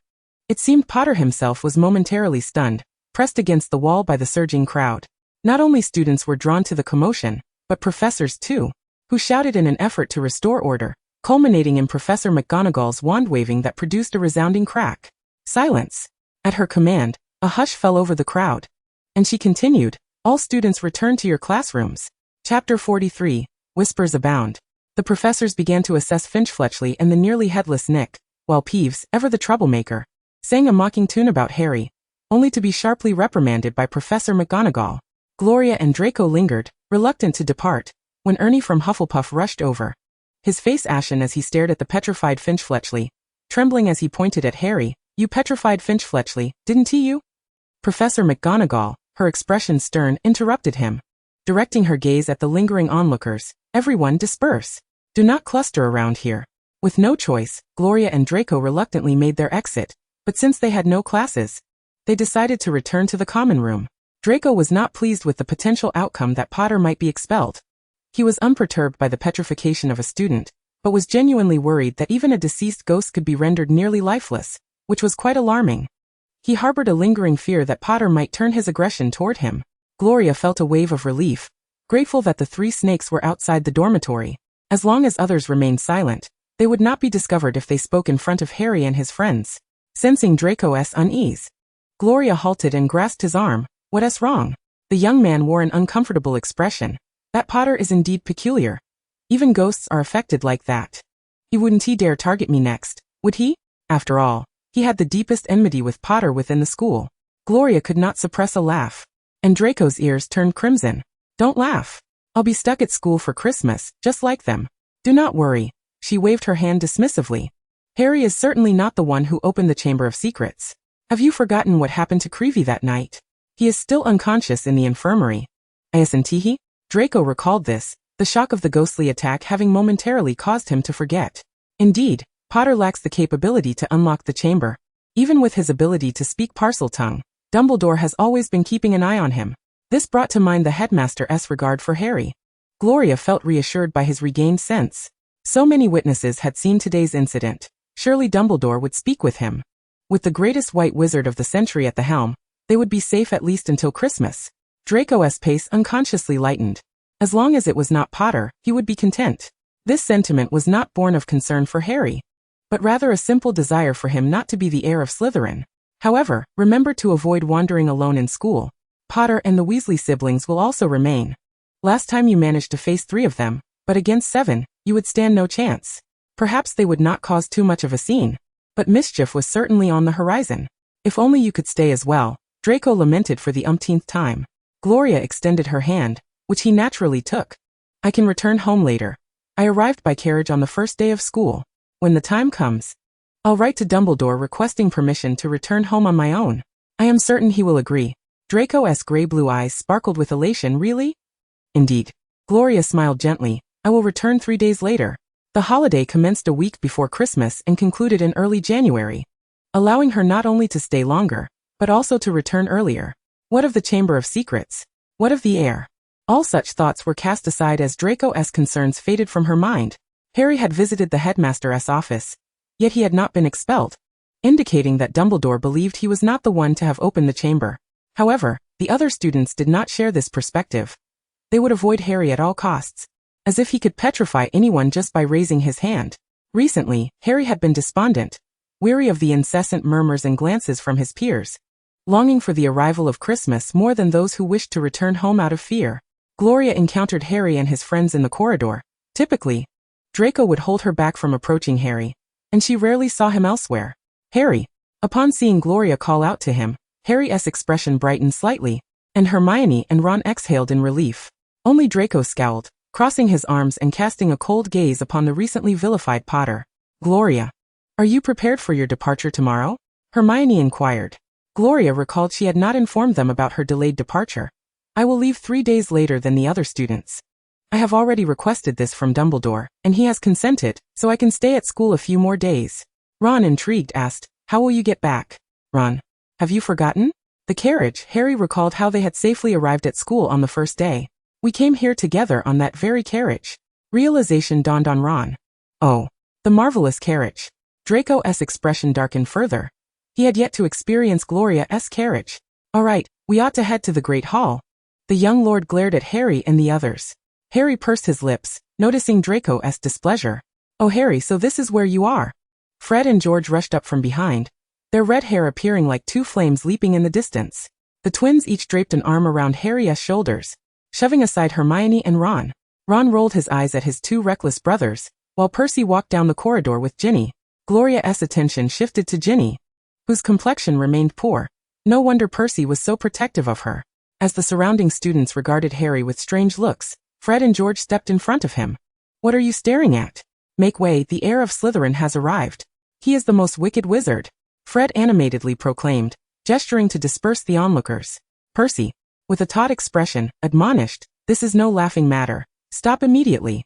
Step aside, Percy. Fred waved him off. Harry's time is precious. Indeed. He must go unlock the chamber and have afternoon tea with his toothy servant. George laughed heartily in response. Draco remained sullen throughout. The exaggerated and whimsical tone was unmistakably jesting, and Gloria could not help but stifle a laugh, especially at the image of a toothy basilisk sharing tea, which struck her as comically absurd. Fred continued to tease, so Harry, who are you planning to target next? We're here to assist you. No matter where your target hides within the school's secret passages, we'll help you find them. George pretended to be sage, adding to the jest. Stop it! Ginny cried, her spirits exceedingly low, attempting to halt her brother's bothersome banter. Harry shared her exasperation. The Weasley twins, noticing Gloria's amusement, exchanged glances. And Fred nodded toward her. Do you agree too, Gloria? Gloria barely managed to suppress her laughter, asking, is Harry really that wicked? With someone willing to play along. The twins naturally continued. George replied with certainty, of course. Who would dare stand in Harry's way now? Especially that insufferable blonde brat. The implication nearly named Draco outright. The platinum-haired young lord could hardly contain himself. He was not the heir of Slytherin. Fred crossed his arms, shrugging as he queried, if he isn't, then who is? Can you converse with snakes? Draco retorted defiantly, I can make snakes obediently listen to me. As she spoke, Gloria leaned towards the twins. Her concern about a potential altercation causing her to grasp the young boy's arm. We should be leaving now, and Harry, we firmly believe in your innocence. She conveyed with an understanding glance towards him. The playful banter in the corridor came to an end as Gloria escorted Draco away. However, Harry couldn't shake Draco's words from his mind. How he commanded a snake to obey him, a skill that likely belonged to Gloria. Chapter 44. The gossipy portraits. Gloria lingered at school for 3 more days until it was finally time to depart. She bid farewell to her friends one by one before boarding the carriage. As Harry and the others watched her leave, they proceeded to the abandoned lavatory, where the polyjuice potion was nearing completion after a few days of preparation. With Gloria absent from school, matters became significantly easier, Harry reflected. Ron's brow furrowed as he stared intently at the cauldron, pondering what questions to ask later. After a moment of contemplation, Hermione suggested, first, let's consider what Malfoy said to me previously. Although I may not be the next target, it's worth inquiring about his intentions at that time, particularly regarding his claim that he can make snakes obey. Gloria must possess that ability, Harry remarked. That day in the Great Hall, she directly seized that snake, while Malfoy lied with his eyes wide open. Hermione hesitated when Gloria was mentioned, yet aside from discovering Colin's incident, the other 2 occurrences had nothing to do with her. As friends, they were reluctant to cast suspicion upon Gloria, but the matter of the Chamber of Secrets was far too significant. It's best if it's nothing. I can sense she's not a bad person, Harry explained. Ron glanced between the 2 of them before finally shrugging his shoulders, suggesting they might glean some useful information from Malfoy. The 3 of them agreed on the questions to pose to Malfoy, but they forgot to scout the location of the Slytherin dormitory in advance. The carriage, drawn by 12 sleek black steeds, passed through the protective barriers, and Gloria gazed through the window at the grand estate, draped in winter's silvery attire. Home at last. Coco had been waiting eagerly at the estate's entrance. Upon seeing her beloved mistress disembark from the carriage, she hurried over, nearly stumbling in her excitement. Dear Miss Gloria, how wonderful to see you back for the holidays. Shall I prepare dinner for you? It will be all your favorite dishes. The house elf's attire had shifted with the seasons, from neatly embroidered pillowcases to plush, warm coverings. Thank you, Coco. I'll head to the portrait room first. Just set the dinner there, Gloria instructed. Coco clasped her hands together, tears of joy welling in her eyes upon receiving her mistress's command. Of course, Miss Gloria. I shall do it right away. As Gloria opened the portrait room that had been closed for months, the once dreary chamber instantly came alive with chatter. Look who has returned. Gloria. How was your time at school? Did anyone offend you? Did you resort to using dark magic against those foolish students? I had a wonderful time, Gloria interjected eagerly. There were indeed some who offended me, but they were dealt with promptly, and I would never resort to dark magic at school. Who dared to offend you? A striking woman adorned with an extravagant feathered crown demanded angrily. Who dared to insult a member of the Slytherin family? If she were not a painting, Gloria would have hesitated to utter Pansy's name, for this lady was none other than the subject of the travelogue Draco had been perusing, Bernice, a girl from the Parkinson family. She no longer dares to provoke me, Gloria replied. Parkinson? During my lifetime, they were a family of some repute. Are they still extant? Portrait Bernice's anger flared. You should have used my spells to torment her before putting her to death. I beg you, Bernice, Gloria replied with resignation. I am still a student, not a fully fledged wizard roaming the outside world. And I have stated before that every wizard is precious and should not be killed indiscriminately. The beautiful Bernice lost her composure, rolling her eyes. How do you expect to lead the family back into the magical realm with such a demeanor? The Slytherin family will be looked down upon. How could that be? I am destined to leave a remarkable mark on the history of the magical world. Observing Gloria's cheerful expression, Bernice lost interest and turned to another frame. Tell us, you must have been sorted into Slytherin, correct? A haughty male portrait inquired. Of course, Gloria replied with confidence. I have even become good friends with a child from the Malfoy family, though I have little regard for my other classmates. Malfoy? The family of Nicholas Malfoy? Gloria nodded vigorously, having researched the Malfoy family's lineage. I remember him. A most cunning fellow who used the Black Death to eliminate many Muggleborns and escaped punishment from the Wizarding Council. It's no wonder that this family still exists. Aurora, who had known that boy over a decade ago, remarked, one of his cousins is married into the Malfoy family. Gloria, how is the Malfoy family faring now? Quite well. You are aware that after the events involving the descendants of the side branches, the power of many pureblood families was significantly diminished. The Malfoy family escaped punishment, merely donating a hefty sum, and their status remains respectable. The discerning portraits were less than satisfied, but Gloria paid them no mind as she continued to share her excitement. I have also become friends with Harry Potter, the boy who defeated the descendant of the side branches, and Ron Weasley. My acquaintance with him is primarily through Harry and Hermione. Oh, and Hermione, she is a remarkably clever witch. Despite being Muggle-born, her abilities are impressive. And she is a truly lovely girl. The portraits exhibited mild disdain towards Muggle-born wizards, yet they were not overtly hostile, eager to hear whom she would mention next. But were left in silence. Is that all? Upon seeing Gloria nod obediently, the portrait's ire flared. As a Slytherin, you've been away for months and have only made friends with these few individuals, none of whom are even your followers. Gloria retorted, I am indeed a Slytherin. But I am currently concealing my identity. The secrecy charm upon me has not yet fully dissipated. It won't be until the end of the academic year. The portraits fell silent, each acutely aware of the potency of the secrecy charm. Each of them had once rebelled against it, attempting to reveal their surnames, only to be thwarted by the charm, and learn a lesson in magic. Well, from your demeanor, it's clear that the situation for those pureblood families is deteriorating. Who is it that has allied themselves with the Gaunt family? Those madmen have spawned such a cowardly half-blood. Voldemort took that name in fear that others would not realize how terrified he truly was. He possesses talent yet squanders it on foolishness. Without Voldemort's existence, many pureblood families would not have faced such severe reckonings. Their members were aging, their wealth and political power greatly diminished. Although they still fared better than many half-bloods and Muggleborns, compared to their former glory, they were in a state of decline.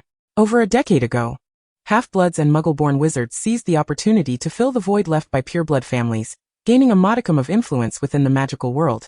Yet the mainstream still revered purebloods. Should another reckoning occur, pureblood families would surely lose standing once more. Gloria, resting her chin on her hand, watched as they exchanged accusations. The Gaunt family was indeed deranged. In their desperate attempts to preserve half of Slytherin's bloodline, they had chosen to intermarry for many years, leading to offspring with peculiarities both mental and physical. It was no surprise that Voldemort had turned out the way he did. However, Gloria had little patience for the portrait's quarrels. She had important matters to attend to. After observing the spectacle for a while, she picked up her pre-purchased magical camera, leaving the portrait room to capture a few locations. Coco followed closely behind, careful to avoid appearing in the photographs. That evening, she began to pen a letter to Draco. Dear Draco, I have safely returned to the estate, and the family portraits inquired about many things. I mentioned you, and they are quite pleased with you. I have already chosen your Christmas gift, and I believe you shall adore it. I eagerly await your Christmas gift in return. I have taken many photographs. We shall review them together at our leisure. Missing you, Gloria. Chapter 45, The Bloodline Pact. Upon rising in the morning, Gloria hurriedly exited the manor, positioning herself at a distance to have Coco capture a panoramic view of her and the estate. As she did so, the fluttering Amy swooped into the frame, soaring freely through the sky.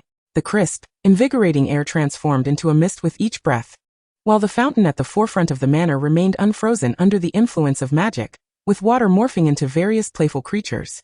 A transparent fish landed gently in Gloria's palm, reverting back into a puddle, a moment immortalized by Coco's camera. They ventured into the forest, where they encountered a congregation of unicorns.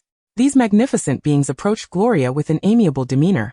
For the golden-hued unicorn foal, she bestowed several magical gems, encouraging it to take them home for leisurely consumption.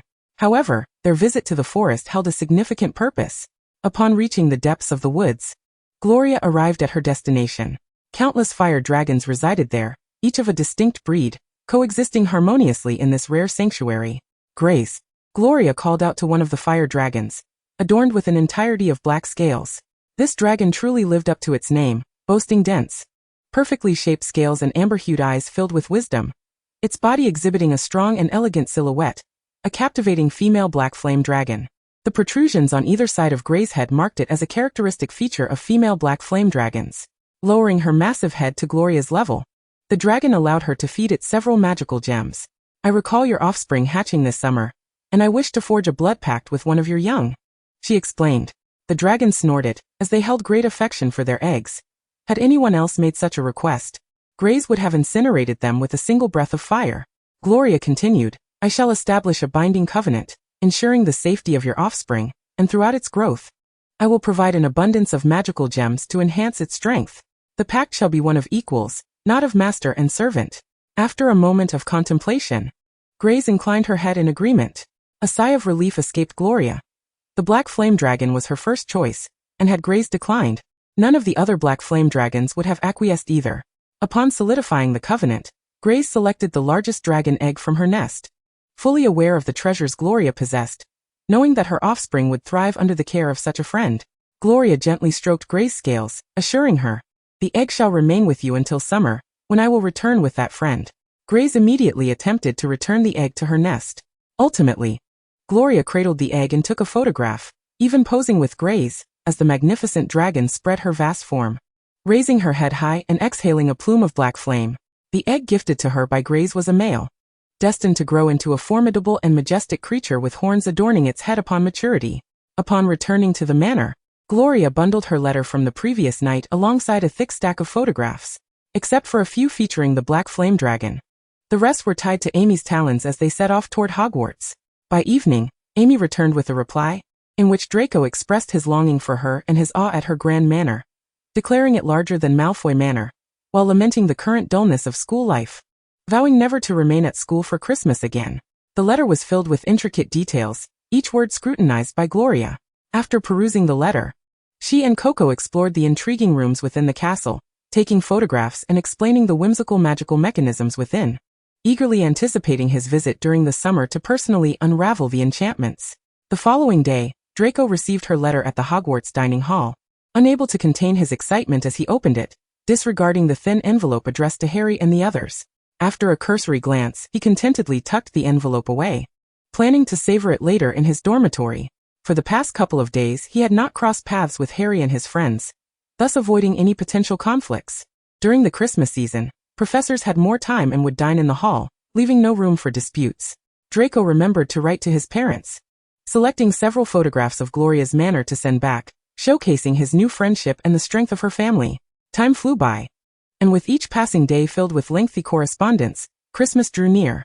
In today's response, Draco noted the photographs, with a familiar Hogwarts depicted within.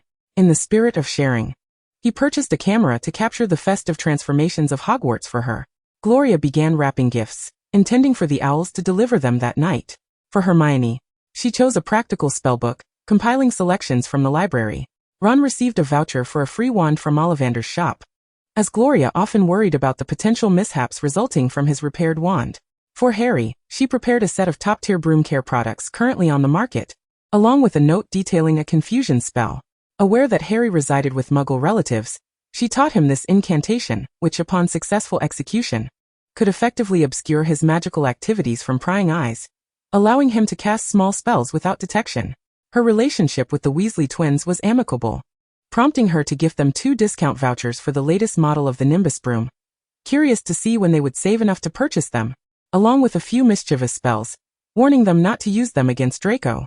Each professor also presented gifts, with the head of her house offering the most splendid, comprising horns and scales from creatures long extinct, excellent materials for potion making. On Christmas Day, upon awakening, Gloria promptly decorated the Christmas tree in the manor's first-floor living room, with gifts arranged beneath it. The first present she unwrapped was from Harry, revealing a pair of soft, green gloves. Hermione's gift was a limited edition wand care oil, while Ron gifted her a pack of chocolate frogs, accompanied by a stack of cards just shy of a complete collection. The Weasley twins presented her with a compilation of memorable Quidditch moments, filled with vibrant photographs capturing exhilarating moments, each image radiating the fervor of their beloved sport. The professor's gifts were equally distinctive, but the most remarkable came from her headmaster, a personal notebook of Professor Snape's potion-making secrets. Finally, she unwrapped Draco's gift, immediately discerning its uniqueness from the packaging. A thick, dark green parcel tied with a silver ribbon, sealed with the Malfoy family crest. Upon unveiling it, she discovered a beautifully embossed book, its dark brown cover adorned with golden corners. Opening the first page, she was greeted by familiar decorations, the Hogwarts dining hall, and an illustration of herself, with Dumbledore gesturing to introduce her to all. As she continued to turn the pages, it became evident that each one was filled with memories from Draco's perspective. When she reached the final page, Gloria reluctantly closed the book, tenderly caressing its cool cover. This Christmas gift held a special place in her heart. Her gaze fell to another present beneath the tree, which she recalled sending only to a few close friends, as well as to her professors and the headmaster. Where had this come from? Lifting the parcel, she unwrapped it to find a diary. Its cover inscribed, "To my dearest Laurie, forever loving you, your father." Tears quickly welled in her eyes as she gently traced the 2 lines, whispering father. Chapter 46. Father's Diary. Aurora Slytherin, Gloria's long-deceased mother, was likely the most sentimental heir of the family, always exuding a faint aura of sorrow, burdensome with the mission of producing a new heir for the family, enduring year after year, until the age of 17. When she finally ventured beyond the manor, and encountered the glimmer of hope in Regulus Black, with his raven hair and gray eyes, the gentle boy intricately nurtured Aurora's desolate heart, allowing a profound love to flourish between them. 2 lost souls embraced tightly, ultimately giving birth to their love's offspring.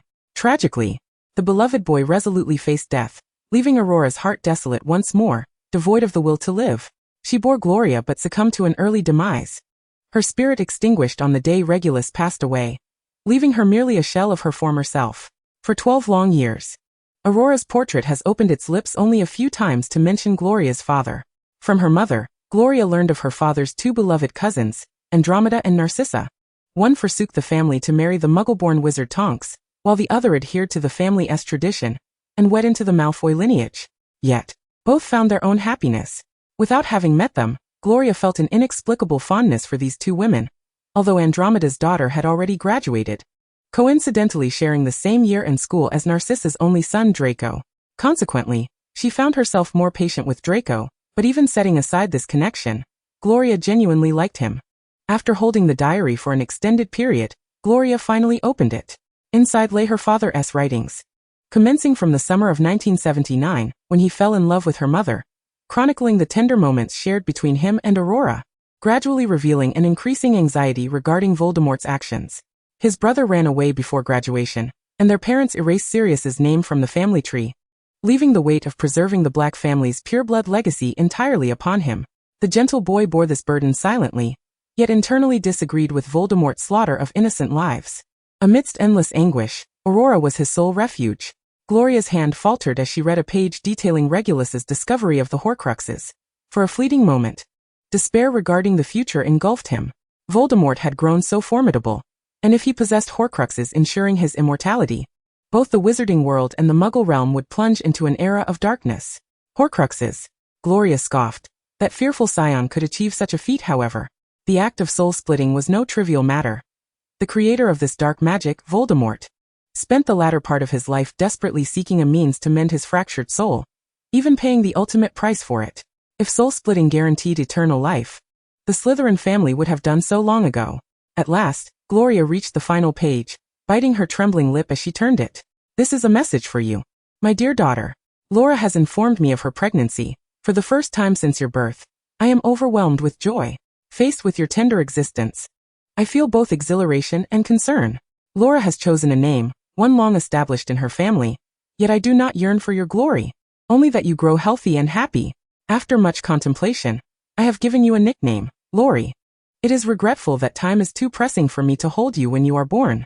Whether as Laura's beloved, your father the heir of the Black family, or as a wizard in the magical realm, I bear the responsibility to contribute in keeping the world from descending into darkness. Even if I can maintain my footing in the shadows, I do not wish for you to enter a world rife with brutality and slaughter.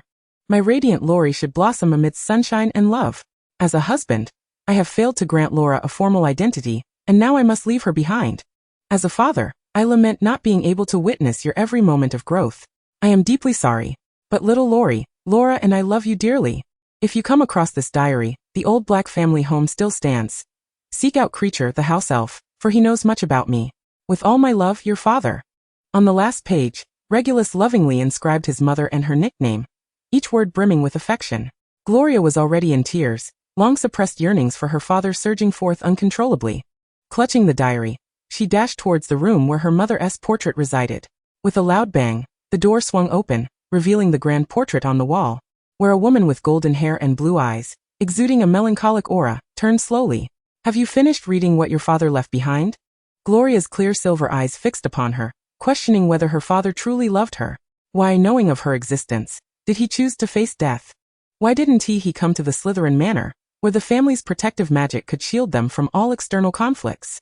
Aurora had always told her that Regulus was a hero, yet today she learned the heartbreaking truth of his demise, and for the first time, Gloria felt a surge of hatred. Aurora, anticipating such a reaction, turned her face slightly and said softly, Regulus certainly loves you profoundly. He instructed me early on that before you leave the manor, I must not disclose the truth of his death to you, fearing that hatred might distort your heart. He understood the strength and mystery of my family, yet Voldemort's influence was too vast, and the situation had become dire. He could not abandon his family. The Slytherin serpent could only passively protect me, unable to offer any real assistance. He feared that Voldemort might change the location of the Horcruxes at any moment. After sending me away, he chose to die in silence to spare the Black family from any trouble. The melancholic woman lowered her gaze, recounting how, upon discovering your existence, he accelerated his resolve to perish and destroy the Horcruxes. Had he accompanied me to the manor, I would not have been able to reveal to him my true surname. Aurora smiled bitterly, lamenting that their meeting had come too late. If only it had been half a year earlier, no, even just 2 months would have sufficed. Gloria knelt on the ground, heartbroken, realizing her father was a Death Eater. Her mother had always portrayed him as a hero. Gloria had assumed her mother endorsed Voldemort's actions. The painful truth behind it all shattered her heart. Grief poured down like a torrential rain, her cries resembling the ripping of fabric, her body trembling from the anguish. Her mother, though melancholic, loved her deeply, and Gloria had always understood this, but this belated expression of paternal love utterly dismantled her facade of strength and cheer. Growing up alone in the Slytherin Manor, she yearned for her parents' companionship. Once the young girl quieted her sobs, Aurora lamented, I am so saddened that I cannot embrace you myself. I once pleaded with him to leave behind a portrait, so at least you could converse with it. I do not know if he heeded my request. Regulus also left behind a token. If you wish to go to the old Black family home, take it with you. With tear-streaked cheeks, Gloria staggered to her feet and approached the portrait frame, leaning against it as if to embrace her mother. I will bring back every relic of my father, she said hoarsely. Aurora gently replied, Go, my little Lori. Coco, seeing Gloria's red and swollen eyes, grew concerned and carefully handed her the token entrusted by Aurora. The token was a palm-sized sculpture made of colorless sapphire, depicting a beaming 5- or 6-year-old girl, whose features mirrored Gloria's perfectly, with her nickname inscribed on the hem of her dress. This was not only a token but also a key that would lead her to the old Black family home. Chapter 47. Traces of the Old Black Manor. The long-abandoned Black family home lay in a state of disrepair, its dark and mysterious hallway shrouded in gloom. The wallpaper peeled away in large swathes, and the carpet was so dark that its original color was indiscernible. If Coco were to accompany her, she feared the screams would echo throughout the dilapidated estate. Serpentine chandeliers and candelabras were cloaked in cobwebs. Gloria questioned whether there were any living beings here aside from pests. Navigating the lengthy corridor, she encountered a staircase leading to the upper floor. A thick layer of dust coated the ground, and clean shoes became instantly soiled upon contact. With a tentative heart, Gloria called softly, Creature. Immediately, a cacophony of clanging sounded, and a croaky, deep voice boomed, Who dares intrude upon the esteemed Black family residence? Creature shall protect the sanctity of the Black household. A house elf, draped in filthy rags, with skin seemingly outnumbering the area of his body, appeared. His bald head sprouting tufts of white hair. His bloodshot, gray eyes bulged, and his large, pudgy nose was prominent. Gloria froze, taken aback by the sight of such a dirty house elf. Creature brandished a rusted knife, pointing it at the unfamiliar girl. Who are you? Get out of the Black family home. Gloria extended the token for him to see. I am your new mistress. Creature's bloodshot eyes widened, and he gasped this. This is Master Regulus's possession. Indeed, Gloria affirmed, Regulus is my father. The dagger slipped from his grasp, and Creature's frail chest heaved rapidly, as though still reeling from some profound shock. The esteemed and benevolent Master Regulus had indeed fathered a child. His demeanor transformed instantaneously, shifting from animosity to veneration. Was Regulus united with a pure-blood heiress? Creature, mindful of the Black family's tenets regarding pure-blood unions, inquired with a hint of caution and anticipation flickering in his gaze. Gloria, well aware of his impending question, replied assuredly, from a lineage older than the Blacks themselves. May the esteemed lady reveal her surname to Creature? It is imperative that I ascertain, he implored, kneeling fervently at Gloria's feet. Creature was a wretched elf.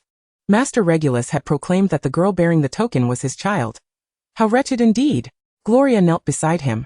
Her father's diary had once mentioned Creature's affections, and she genuinely appreciated this little elf who had cared for the family across generations. She grasped Creature's hand, and the startled elf instinctively recoiled, believing he, a lowly house elf, should never touch the esteemed Miss Gloria. However, upon raising his gaze, he was met with a pair of golden, slitted eyes, and a strange feminine voice echoed in his mind. Gloria Enzo Slytherin. When he regained his senses, he had already forgotten the encounter with the beastly gaze, gasping, "Oh, esteemed lady, you cannot speak the latter words. By next July, you shall naturally utter my true surname. Remember, I am now called Gloria Albert." Still exhilarated, Creature understood why the esteemed lady had not inherited the Black name. Indeed, Slytherin was far more ancient than the Blacks. The capabilities of Gloria left no room for doubt, sparing her the need for further proof, especially with portraits observing their exchange. Gloria rose, declaring, "Enough of this. I am here on serious business. Take me to my father's chamber." With fervor, Creature scrambled to his feet, eager to lead his esteemed mistress. At the staircase on the second floor, the walls bore the heads of house elves who had served the Black family for a lifetime.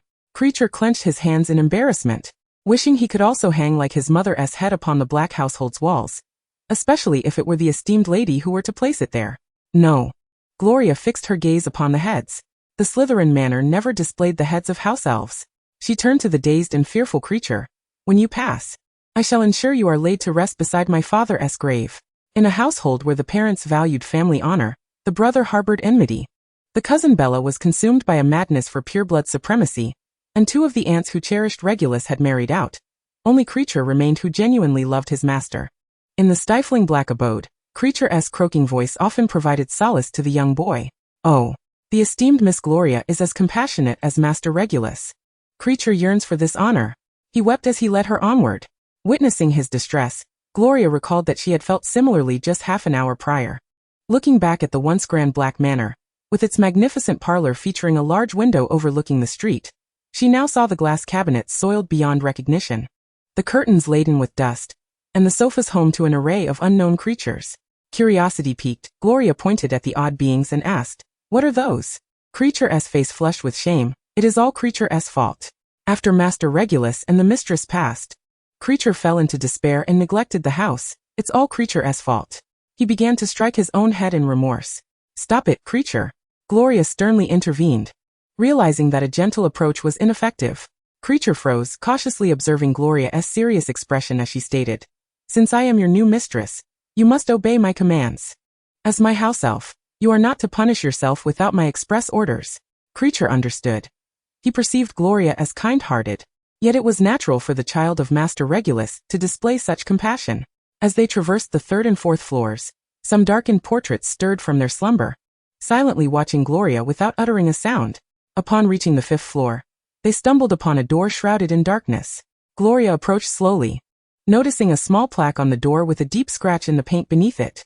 She reached out to touch the scar carefully. "That is the mark left by a traitor of the Black family, the brother of Master Regulus. He quarreled with Master and marred the plaque," Creature informed her. The distinction between calling Regulus Master and serious traitor revealed Creature's deep disdain for his uncle. The imposing plaque bore the neatly inscribed words, "Entrance prohibited without the express permission of the owner. Regulus Arcturus Black." Seeing her father's mark, Gloria smiled in satisfaction, realizing that her father, even as a youth, had been spirited and full of vigor. Upon opening the door, she could sense the remnants of past opulence. Although the exterior was chaotic, this room remained orderly. Creature had meticulously maintained both the Lady's and Master Regulus's chambers, and tears fell anew from his sorrowful eyes. "Thank you, Creature," Gloria replied, her own eyes glistening with tears. The green and silver of Slytherin adorned the bed, walls, and windows. Gloria was overjoyed that he loved Slytherin, just as he had loved her mother and her. The Black family crest and motto were intricately illustrated at the head of the bed, accompanied by yellowing clippings detailing Voldemort, during which time Regulus had still admired him, believing he was rising for the sake of purebloods, only to later realize that pureblood families were merely stepping stones toward a cruel dominion and immortality. Creature pointed to the opposite side of the bed. Master Regulus's photograph remains there. Would Miss Gloria like to see it? Yes. Gloria hurried over to the other side, eager to view her father's likeness for the first time. In the photograph, a Quidditch team from Hogwarts was captured, with Regulus, his black hair framing a somewhat haughty expression, standing out prominently. The boy appeared youthful and slender, yet strikingly handsome. Gloria noted that the lower half of her face resembled his. In the image, Regulus wore a faint smile, and Gloria, unable to help herself, mirrored the expression. Creature observed her with a nostalgic gaze, recalling how Regulus had once smiled at him in a similar manner. Chapter 48. The Locket Horcrux. Gloria stared at the photograph of Regulus for a long while, pondering if all of her father's belongings resided here. Wishing to gather everything that belonged to him from this manor, Creature hesitated before turning to retrieve items. Soon he returned with a broom once used by Regulus, engraved cutlery, school books, uniforms and more, all delivered into the room. Finally, Creature carefully cradled a dusty box as he entered. This was the last item Master Regulus had entrusted to him, now to be passed to Miss Gloria, for Creature could not fulfill Regulus's final request.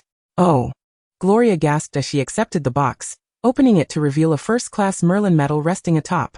Creature immediately explained, this was Master Regulus's grandfather's medal, awarded for contributions to the Ministry of Magic. Could the Black family, known for their adoration of dark magic, truly contribute to the ministry? Inside the box lay a gold ring engraved with the Black family crest, alongside a family photograph encased in a silver frame. Within it, Gloria saw Olymp Black and Walburga Black, with Regulus and Sirius standing together. Even then, their brotherly bond appeared strained, the two siblings bearing striking similarities yet wearing forced expressions, with an empty space between them large enough for but one person. Seated in a row with Olymp and Walburga were Cygnus Black III and his wife, Druella Rosier. Three sisters stood behind them. Bellatrix was tall, with a cascade of thick, lustrous curls, embodying both beauty and arrogance. Andromeda bore a resemblance to her sister Bella, with soft light brown hair and a demeanor that lacked Bella's sharpness. Narcissa, with her fair hair and blue eyes, was markedly different from her two sisters, possessing a tall and slender figure, equally adorned with an air of haughtiness, her skin remarkably pale, a trait Draco must have inherited from her. Gloria's attention was primarily fixated on Sirius Black, the elder brother whom their father's diary had envied at its close, who could openly defy Voldemort without jeopardizing the family. Regulus sincerely wished for his brother's success in the diary, believing that his departure from home might have been the right choice. Unfortunately, Sirius betrayed Regulus's expectations, aligning himself with the Dark Lord and betraying the Potters, resulting in the renowned savior Harry becoming an orphan, now imprisoned in Azkaban, enduring torment.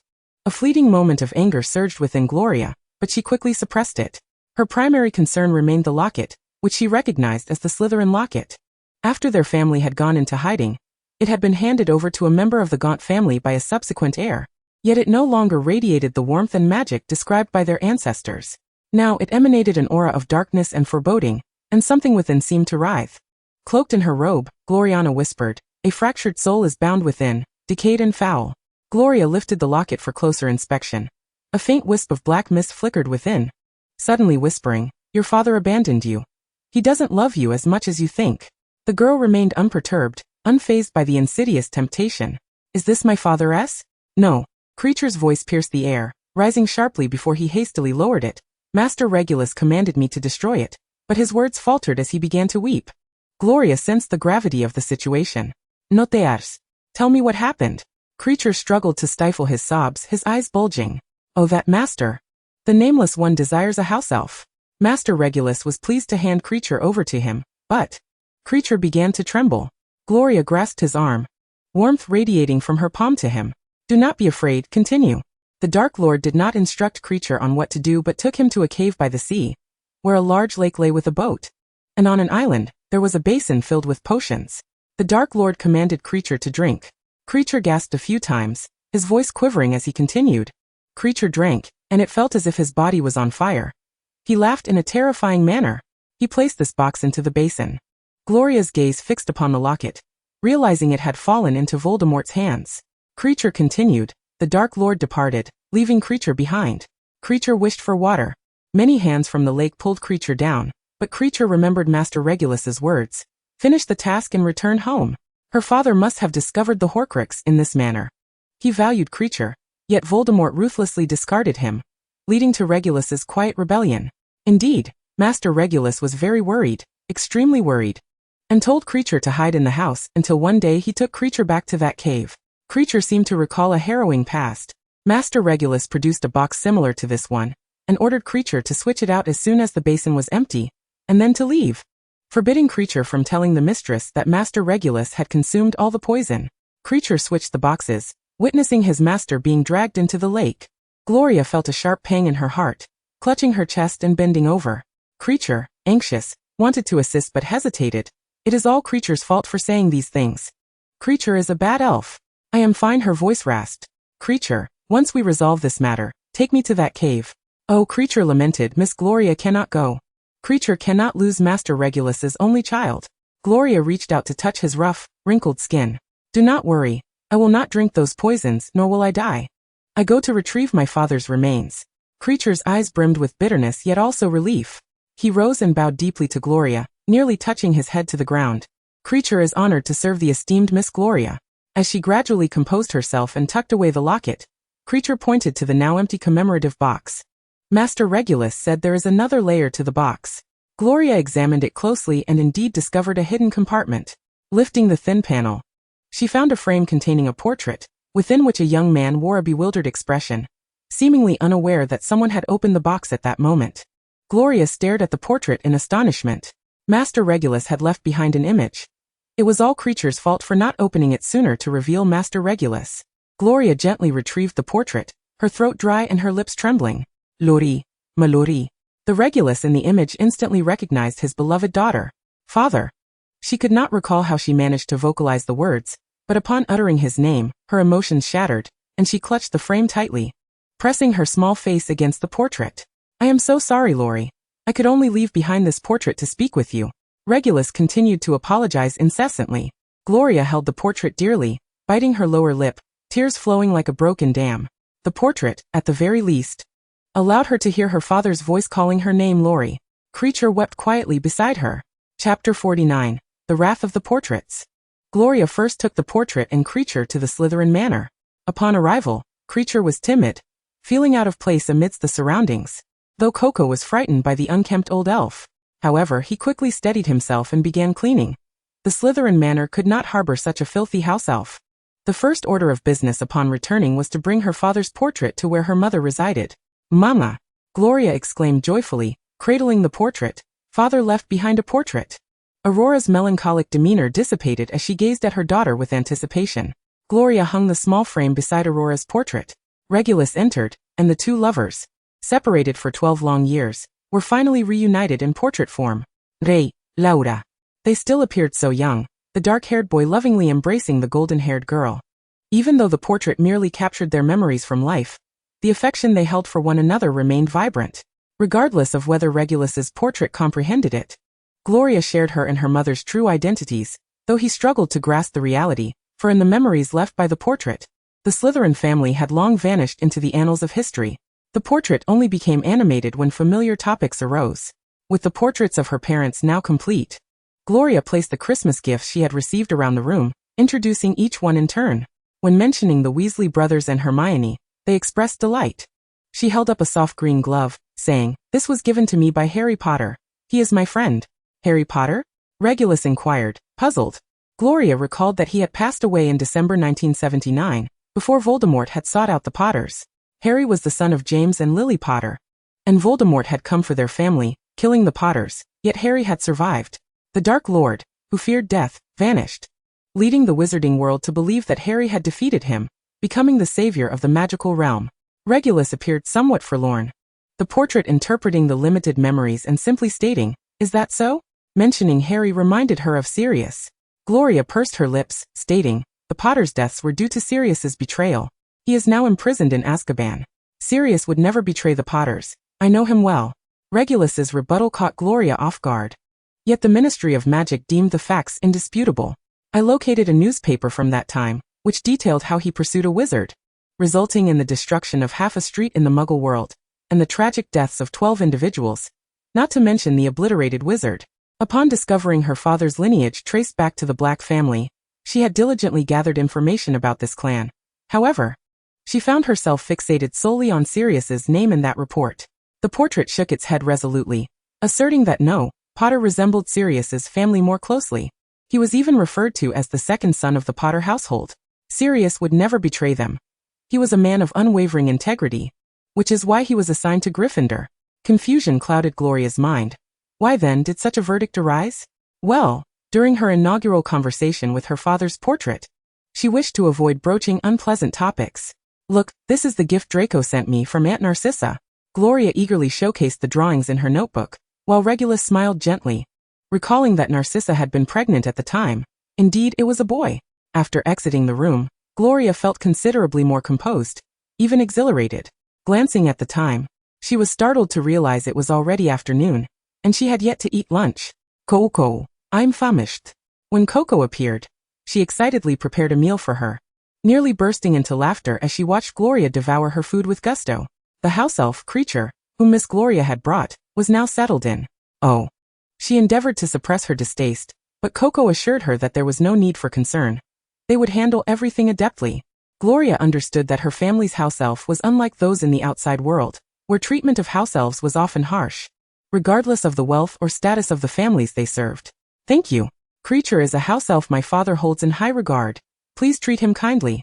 Coco nodded, filled with trepidation, and complied with Miss Gloria's request.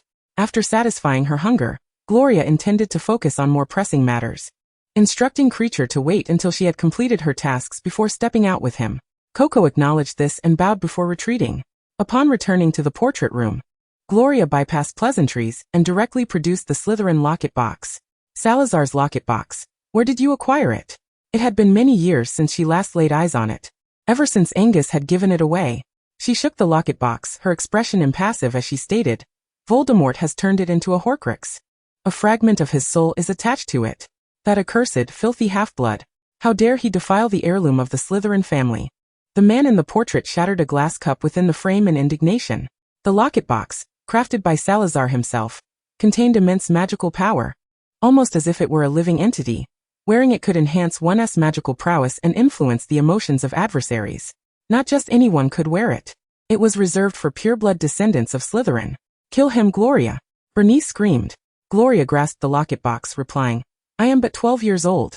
Though Voldemort is a half-blood, his power is formidable. I cannot defeat him now. Bernice, in a fit of rage, paced within the frame, pointing at the locket box as she shouted, Let Garinia consume that fragment of soul. The named Garinia emerged from within her robes in protest. I won't eat it. It stinks. Upon returning to the manor, the three snakes stretched themselves outside, only reverting to their true forms in this secluded space without alarming anyone. The fragment of soul attached to the locket could be manipulated by Garinia before being destroyed. A cold voice interjected, prompting the other portraits to fall silent. Gloria turned towards the speaker. The man within the portrait had black hair and silver eyes, exuding a calm and reserved demeanor. It was Salazar Slytherin. Is it truly feasible? Might it harm the magic within? Salazar spoke. The fragments of soul attached to objects are relatively easy to transfer, unlike those bound to living souls, which are far more challenging to handle. Even if the locket box sustains damage, I will guide you in its restoration. With this assurance, Gloria felt a wave of relief wash over her. All right, I shall resolve this at once. The portrait Salazar turned his face away, closing his eyes once more, allowing the other portraits to resume their chatter. Hurry, little one, purify the locket box. It's all Angus's fault for giving the locket box to the Gunter family, leading to its tainting by a half-blood. Angus, the one being scolded, quietly retreated behind the curtain of the portrait. His whimsical nature had not anticipated this outcome. At the time, he and that Gunter were friends, and in a moment of joy, he had given the locket box away. As the portraits berated Angus, Gloria instructed Coco to bring her a gemstone necklace. The three snakes encircled her, and with Garinia activating her dual-eye ability, they easily subdued the fragment of soul, which, due to its nature, required little time to control.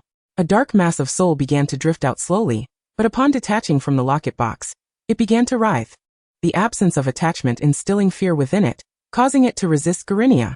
However, a mere fragment of soul could not stir much commotion. As it neared the gemstone necklace, it attached itself to it, instantly casting an eerie shadow over the once lustrous gem.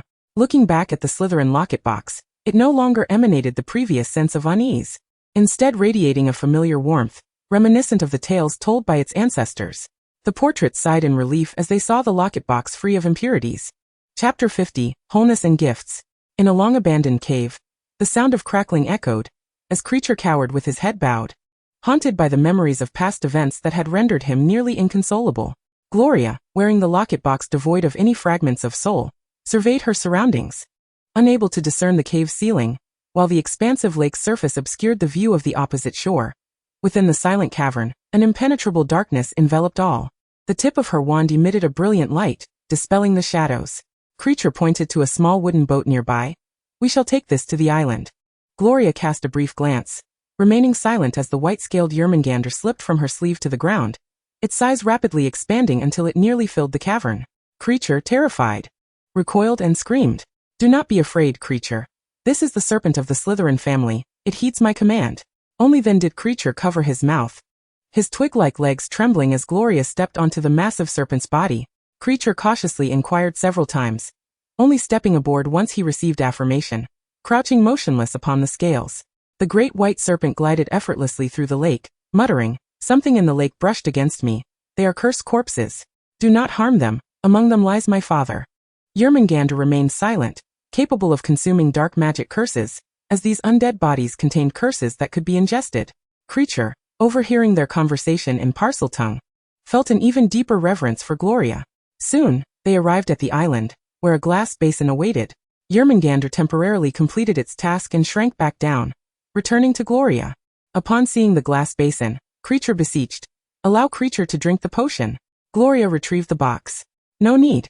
With that, the black-scaled apophis emerged, slithering into the glass basin filled with potion. Within a few breaths, the liquid vanished, and it coiled at the bottom of the basin, flicking its tongue, remarking, "The taste is good, though the suffering lacks purity." Gloria effortlessly retrieved the false locket box, while Creature remained hunched nearby, instinctively aware of the profound natural fear that magical creatures felt in the presence of the two serpents. After a brief examination of the false locket box, it was opened, revealing a folded piece of paper. Gloria hesitated momentarily before extracting and unfolding it. To the Dark Lord. "I know that by the time you read this letter, I will be dead, but I want you to know. I discovered your secret, and I have taken the true Horcrux and will destroy it as soon as possible. I willingly face death, for when you encounter your destined adversary, you will merely be a flesh and blood mortal."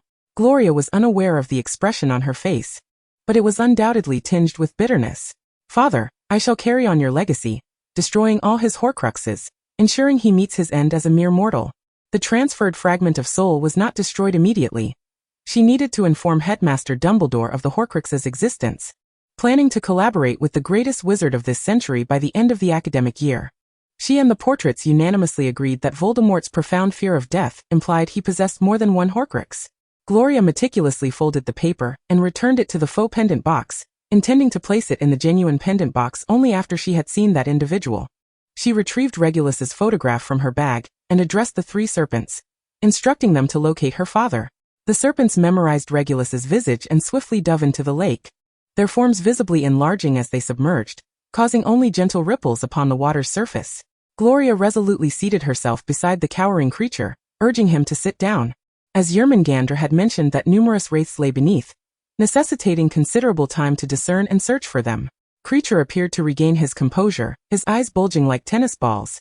Filled with profound sorrow, he longed to see Master Regulus once more, perpetually yearning to return and take him away, yet he knew he must heed his master's wishes. Gloria bowed her head slightly, her light golden locks cascading to her cheeks, and inquired, "Could you speak to me about my father?" This was how she had once approached Coco to learn everything about her mother. Master Regulus is the finest and most gentle soul in this world. Treating Creature with great kindness, every member of the Black family adores him. Creature endeavored to heap all the beautiful words upon Regulus, only for his expression to shift abruptly as he added, "Except for that treacherous traitor who has wounded everyone's hearts." Any mention of Sirius invoked Creature's ire. Gloria patiently allowed him to finish his tirade before resuming her discourse on her father, recounting his tender infancy and the spirited adolescence that followed. With a sudden splash, the three serpents emerged from the lake, encircling and guarding a wraith that had surfaced. Gloria nearly sprang to her feet. her short journey feeling interminable as she finally knelt beside the wraith. Although the wraiths were submerged in the water, their emaciated forms were discernible. I have consumed the curse that clung to him. Let us ascertain if I have erred, Yermungandr inquired. Gloria cradled the serene face, eyes closed, in her hands, while Creature began to weep, exclaiming, "It is Master Regulus. Creature shall never forget his visage." The deceased Regulus appeared so gaunt that with a mere exertion, she could lift his upper body and embrace him tightly. "There is no mistake, Yermungandr. Allow the other wraiths to rest as well. Their bodies ought to return to the world." The great white serpent opened its maw wide, absorbing the dark curses from beneath the lake, and after completing their task, the three serpents bore them back to the opposite shore. Gloria approached the lake's edge, her wand aimed at the water's surface. The tranquil lake ignited in a fierce blaze.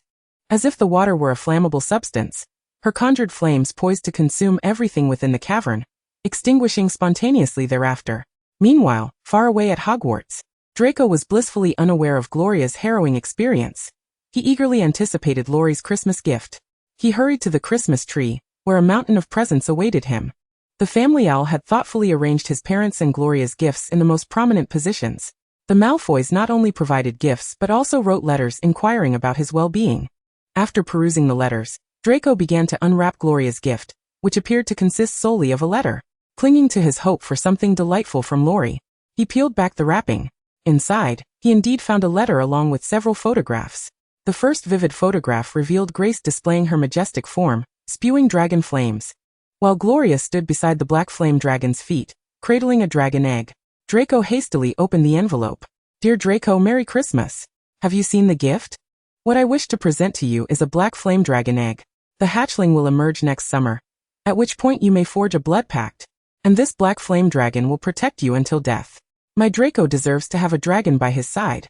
Though the black flame dragon has long been extinct, there are still some in the forest near my family estate. No wizard or muggle can locate them, and it is too perilous to send it to school. I shall return with more photographs for you. Yours, Laurie." Draco's mind went blank. Gloria had gifted him a dragon egg and a blood pact. It was exceedingly rare for magical creatures to enter into such agreements, especially with a creature as perilous as a dragon. Yet he knew Laurie would not deceive him. And that black-scaled dragon in the photograph was truly magnificent.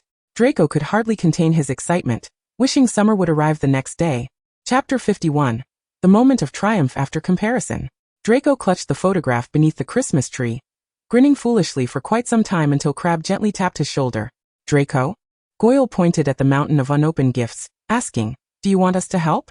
Draco, still holding the photograph, replied nonchalantly, "Just put it back in the dormitory." The two bodyguards dutifully moved the items, as every year, Draco's Christmas gifts, being the sole heir of the Malfoy family, amassed into a veritable mountain. The gifts came not only from close friends, but also from those allied with his family. Once the items were relocated, Draco donned the attire sent by his mother, a silver shirt accompanied by a green bow tie, topped with a black embroidered robe. His platinum hair was impeccably styled. The proud young master secured the photograph of the black flame dragon, and proceeded to the great hall with his bodyguards. Few students remained in the various houses for Christmas. Draco casually selected a seat, and an array of culinary delights appeared before him. Though Gloria had left school, her house elf continued to serve Draco diligently. During the meal, he frequently glanced back until he spotted several familiar figures, letting out a disdainful snort. Harry and Hermione had both received hand-knit sweaters from Mrs. Weasley, and they wore them as they sat with the Weasley siblings, though their smiles were short-lived as the detested Malfoy made his entrance. "You look like a filthy potato now, Potter," came the familiar taunt, as Draco leaned against the table, arms crossed, his chin held high towards them. Potter's sweater was yellow, adorned with a large emblem on the chest.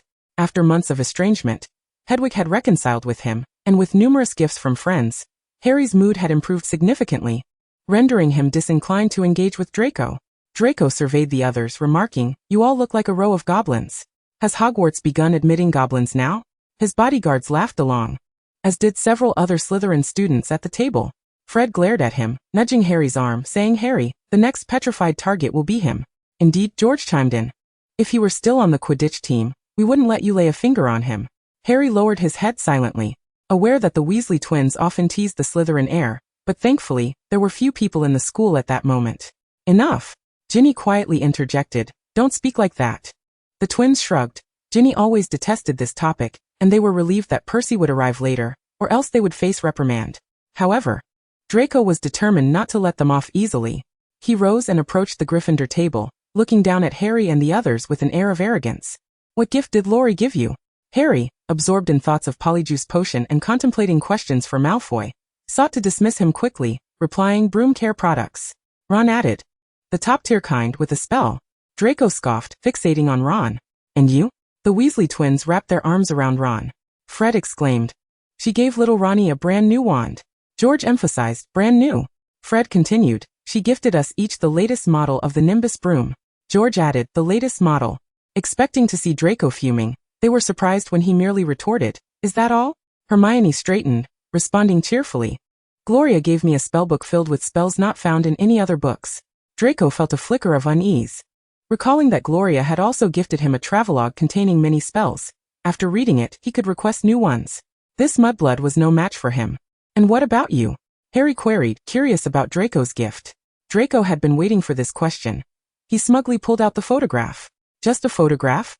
Ron struggled to suppress a laugh. The young man scoffed with disdain. The unworldly Weasley was akin to a fire dragon. A few of them stared at the back of the photograph, struggling to connect it to the mythical creature. It was a fire dragon that had long been extinct. Draco flipped the photograph face up, allowing them to see it as well. Only in the forests near Laurie Manor could such a creature still survive. "This summer, I shall venture there to forge a blood pact with the hatching black flame dragon, which shall guard me for eternity." The others rose to examine the photograph closely. And indeed, there was a dragon the likes of which they had never seen before. Charlie Weasley was in Romania, working as a dragon tamer, and had sent many photographs of dragons home, yet they had never heard of a black-scaled dragon. Forgetting their disdain for Malfoy, Ron inquired, "A black flame dragon?" "To my knowledge, the black flame dragon has been extinct for nearly a millennium." A gentle, resonant voice suddenly interjected, and they looked up to find Professor Dumbledore standing beside Malfoy, also gazing at the photograph. "Would you mind if I took a closer look?" he asked kindly. Draco bit his lip, reluctantly handing it over, for after all, he was the headmaster of the school. Dumbledore adjusted his crescent-shaped glasses, scrutinizing the image before nodding. "Indeed, it's real. A dear old friend of mine would be quite pleased to see this." Furrowing his brow, Draco thought to himself that this was a gift from Laurie. What did that old man's friend have to do with it? "Of course it's real. Laurie would never deceive me. It is a very precious gift," he asserted. Dumbledore returned the photograph, remarking, "Gloria is a good child. She has given me many sweets. I must drink a few more bottles of the dental tonic lately." The elderly man chuckled and departed, leaving the children to continue their conversation. Dumbledore stroked his silver beard, having initially believed that the gift Severus received was rare enough, only to discover something even more astonishing. What kind of place could conceal a multitude of extinct creatures from the outside world? The scales and horns had been examined, and they were not ancient artifacts but rather freshly shed. However, since Miss Albert dared to present these, it indicated she was unafraid of their curiosity and skepticism. The wise headmaster began to ponder whether Albert was indeed Gloria's true surname. Meanwhile, a self-satisfied Draco departed with his 2 bodyguards, leaving behind a stunned Harry and the others. Where could Gloria's family possibly be? It was almost unbelievable that extinct fire dragons lived near her home. No, it couldn't be her home. Ron recalled that dragons typically inhabited remote areas away from humans. Harry suggested, "Let's write to Charlie, he knows more about dragons." He then asked, "But what is a blood pact?" Fred leaned in, explaining, "It's a contract formed with magical creatures, but the school cannot keep dragons. And he certainly cannot use a dragon to harm anyone. I'm a bit envious of him." George added, "But brooms are great too. This year we're starting a business at school. We need to get the new model brooms early." They treasured those 2 discount coupons, saving up to buy them. For even with a discount, the price remained considerable. Hermione remarked, "Gloria is much wiser. She didn't impulsively bring a dragon to school like Hagrid did." She recalled the incident with the dragon from last year, and fortunately, Ron's brother Charlie had helped. Otherwise, they would have been discovered along with the dragon, incurring even greater penalties. Ron scoffed, "I think Malfoy would love to pull a dragon egg out of that photograph and cuddle it." Chapter 52. The peculiar behavior of the followers after his moment of boasting. Draco soon became restless. The photograph was a Christmas gift, sent last night, and he had yet to receive any letters today, not even by noon. Was Laurie preoccupied at the manor? This caused him to lose some of his usual exuberance at lunch, which relieved Harry and his group. They really didn't want to fight with him on such a festive occasion. As Draco's mood darkened, Crabbe and Goyle dared not speak to him. quietly nibbling on the leftover snacks from lunch. At the time of the Christmas feast, the Great Hall was adorned with a dozen Christmas trees glistening with silver frost, and the ceiling was decorated with mistletoe and holly. Enchanted snow fell from the ceiling into the hall, yet when one reached out to catch it, they found it warm and dry. Draco entered the hall with a scowl, feeling out of place among those reveling in the holiday cheer. Bored. He poked at the food on his plate, having absorbed none of Professor Dumbledore's words. Suddenly, the surrounding students began to sing, and Draco felt an urge to cover his ears. The students at the other 3 tables sang joyously, and when he turned to look, he saw Crabbe and Goyle grinning foolishly and singing along, prompting him to jab Crabbe sharply. Noticing his displeased expression, the two quickly fell silent. Once the discordant song concluded, Draco absent-mindedly ate a bit more, when suddenly his owl appeared, dropping off a parcel. It was a letter from his father, containing the findings regarding the incident on the start of term day when the magical car was spotted by Muggles, published in the Daily Prophet. His father must have received it quickly and sent it to him. Upon reading that the Weasley family had been fined 50 galleons, Draco thought the amount too trivial, although it must have been significant for the Weasleys. After a long period of gloom, his spirits lifted somewhat. Just as he was about to show the clipping to Crabbe and Goyle, he realized the two had vanished. Were there not enough leftovers in the Great Hall for them? Not finding them in the hall or the corridors, Draco decided to head back to the dormitory. They would surely return. Approaching the dormitory, he spotted Crabbe and Goyle ahead, along with Percy Weasley. "Crabbe, Goyle, where have you been?" he demanded. "I said we should stick together during Christmas break." The two nodded sheepishly. "What are you doing near our dormitory, Weasley?" Draco glared at Percy. "I am a prefect, and it is my responsibility to patrol," Percy replied coldly. "Umph. What a pity Hogwarts doesn't pay you for being a prefect. After all, your family must be nearing bankruptcy," Draco taunted. Percy, perplexed by the remark, maintained a stern expression and warned, "Mind your attitude."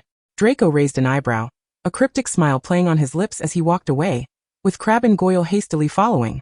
Once in the dormitory, the young man sat casually on the sofa, clutching the clipping, and glanced at his two bumbling followers. "Sit," he gestured dismissively. The two sat down awkwardly, and Draco wondered if his foul mood had frightened them. He couldn't believe that Weasley was pure blood. "Look at this." He tossed the clipping onto the table, and Crabbe immediately reached for it. However, after a while, he did not hear the usual mocking laughter. "Don't you have anything to say?" Goyle seemed to realize something, forcing a dry smile. He got punished. The Ministry of Magic fined Mr. Weasley 50 galleons for the incident with the magical car, and Mr. Malfoy hoped Mr. Weasley would resign during the interview. But he wasn't expelled or resigned after all. "They bring shame to the wizarding world. Their entire family," Draco sneered. "After paying that 50 galleons. I doubt those goblins of theirs will be able to afford even a second-hand shop when school starts next year." After reading the clipping, Crabbe clenched his fists, his knuckles cracking ominously. "What's wrong with you, Crabbe?" Draco shot him a fierce glare. Crabbe relaxed his grip and explained, "My stomach hurts. I ate too much earlier."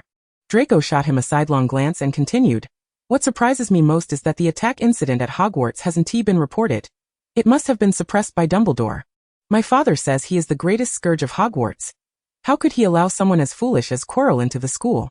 He raised his hand, pretending to hold a camera, and mimicked taking a picture of Goyle. "Potter, could you give me an autograph? I'd like to keep it close to ward off those dark arts." The boy maliciously imitated, laughing, "But what good would that do? That mudblood is lying in the hospital wing, and the Potter he idolizes can't do anything." Yet, receiving no response, he lowered his hand and stared at the two, whose faces were rigid. "You both are acting strangely today." In the past, whenever Harry and the others were mentioned, they would join in the mockery. The two followers exchanged awkward chuckles and Goyle stuttered, "We're just not feeling well today." Draco found it utterly dull. Gloria hadn't replied, and the two were acting oddly.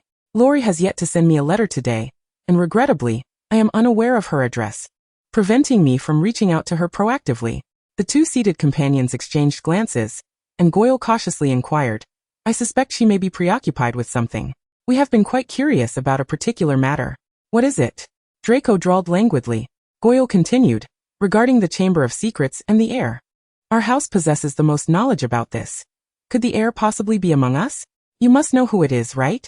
Draco cast a skeptical glance at him, causing Goyle to feel a shiver run down his spine. "I do not know. How many times must I reiterate this?"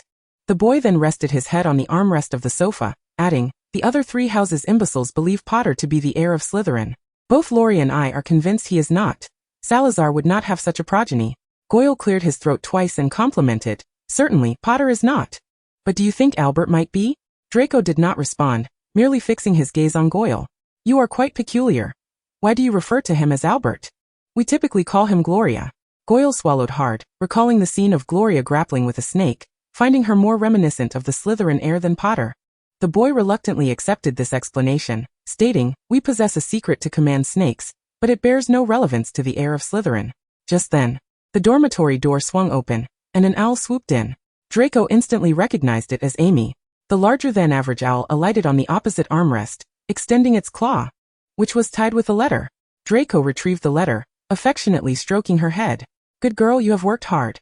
As he spoke, he produced the fresh meat he had prepared in advance, knowing Amy had a penchant for such delicacies. He had arranged for Gloria as house elf to prepare it daily. Amy indulged in her feast while Draco unsealed the letter. "Dear Draco, Merry Christmas. Did you enjoy the gift I sent? Originally, your gift was my favorite. But after reading the diary my father left behind, your gift now ranks as my second favorite. A great many events transpired today, and I nearly delayed sending this letter to you. I hope you were not too upset. I had a joyous Christmas, having found a portrait of my father, a family heirloom.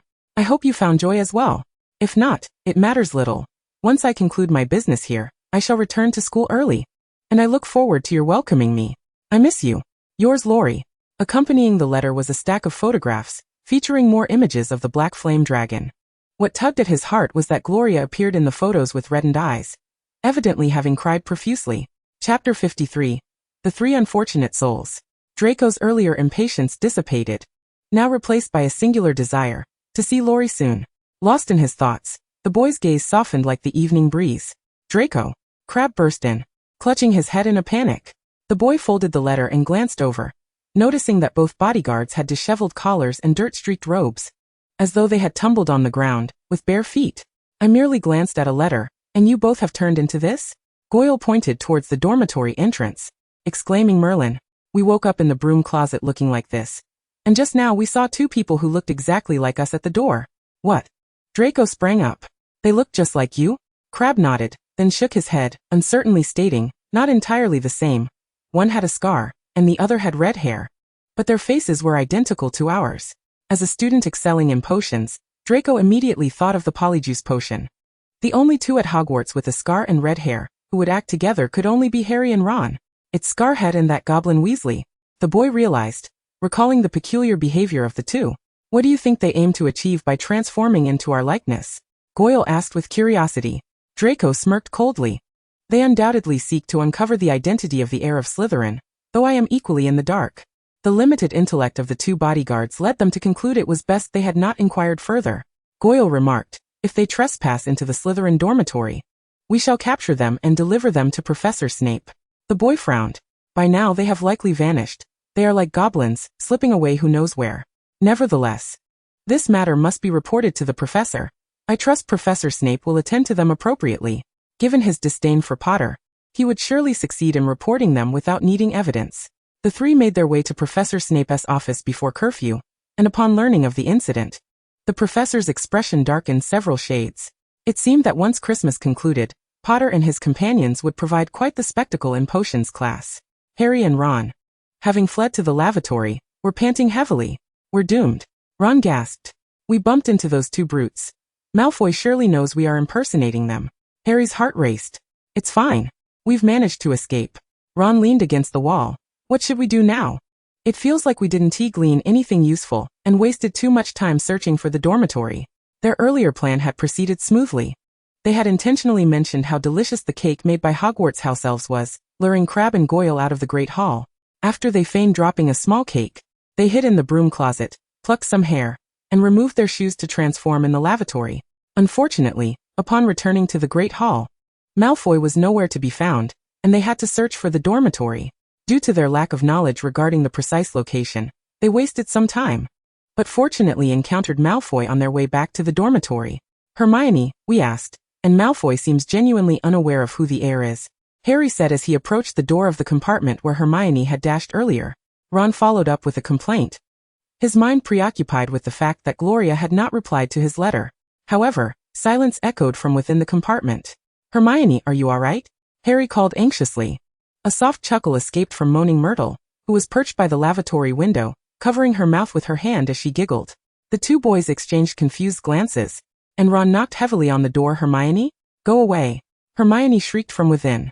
Harry and Ron were taken aback by her tone, while Myrtle floated down from her perch, drifting through the door with an exaggerated grin. You really ought to see this. It's absolutely hilarious. The door unlocked from the inside, and Harry cautiously pushed it open, revealing Hermione standing in the shadows, facing away from them. Ron, puzzled, asked, "What's wrong? Have you transformed into Bertha and can't revert?" But the physique did not seem to match. Could it be that her face had yet to return to normal? Just the thought of Hermione bearing the fierce and grotesque visage of Bertha sent a shiver down Ron's spine. Hermione lowered her robe that had been obscuring her face and slowly turned around, revealing something far worse. The hair I found on Bertha isn't hers. Her face was covered in dark fur, topped with fuzzy ears and yellow eyes, resembling a half-beast. It's cat hair. The polyjuice potion can only alter human forms, not that of animals. I cannot go outside. Everyone will laugh at me. Myrtle erupted in laughter, while Ron exclaimed in astonishment, "You have a tail now." Hermione wept louder. The sounds of crying and laughter intertwined, causing Harry to feel overwhelmed. He hastily reassured her, "It's all right. Most of the students are already back in their dormitories. We'll escort you to the hospital wing. Madame Pomfrey won't ask too many questions." Hermione shook her head, refusing to budge, covering her furry face with her hands and continuing to sob. After spending over half an hour in the lavatory trying to console her, Harry and Ron draped 2 robes over her and sprinted to the hospital wing as quickly as possible, fortunate not to encounter any other students along the way. Upon seeing Hermione's state, Madame Pomfrey wore an expression of exasperation, unable to comprehend how these children could cause such upheaval on a day meant for celebration. The two assisted Hermione to the innermost bed, and Madame Pomfrey drew the curtains around them, allowing them to shield her from prying eyes. Once she had wept enough, recalling the day's events, she inquired, "Did Malfoy say anything?" Harry shook his head. "No, he doesn't. He know who the heir is either." Ron added, "He mentioned that Gloria has a secret to making snakes obey, but it has nothing to do with the heir." Hermione placed her hands on her lap.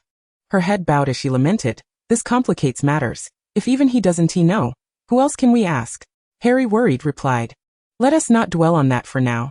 Your recovery is the most important thing."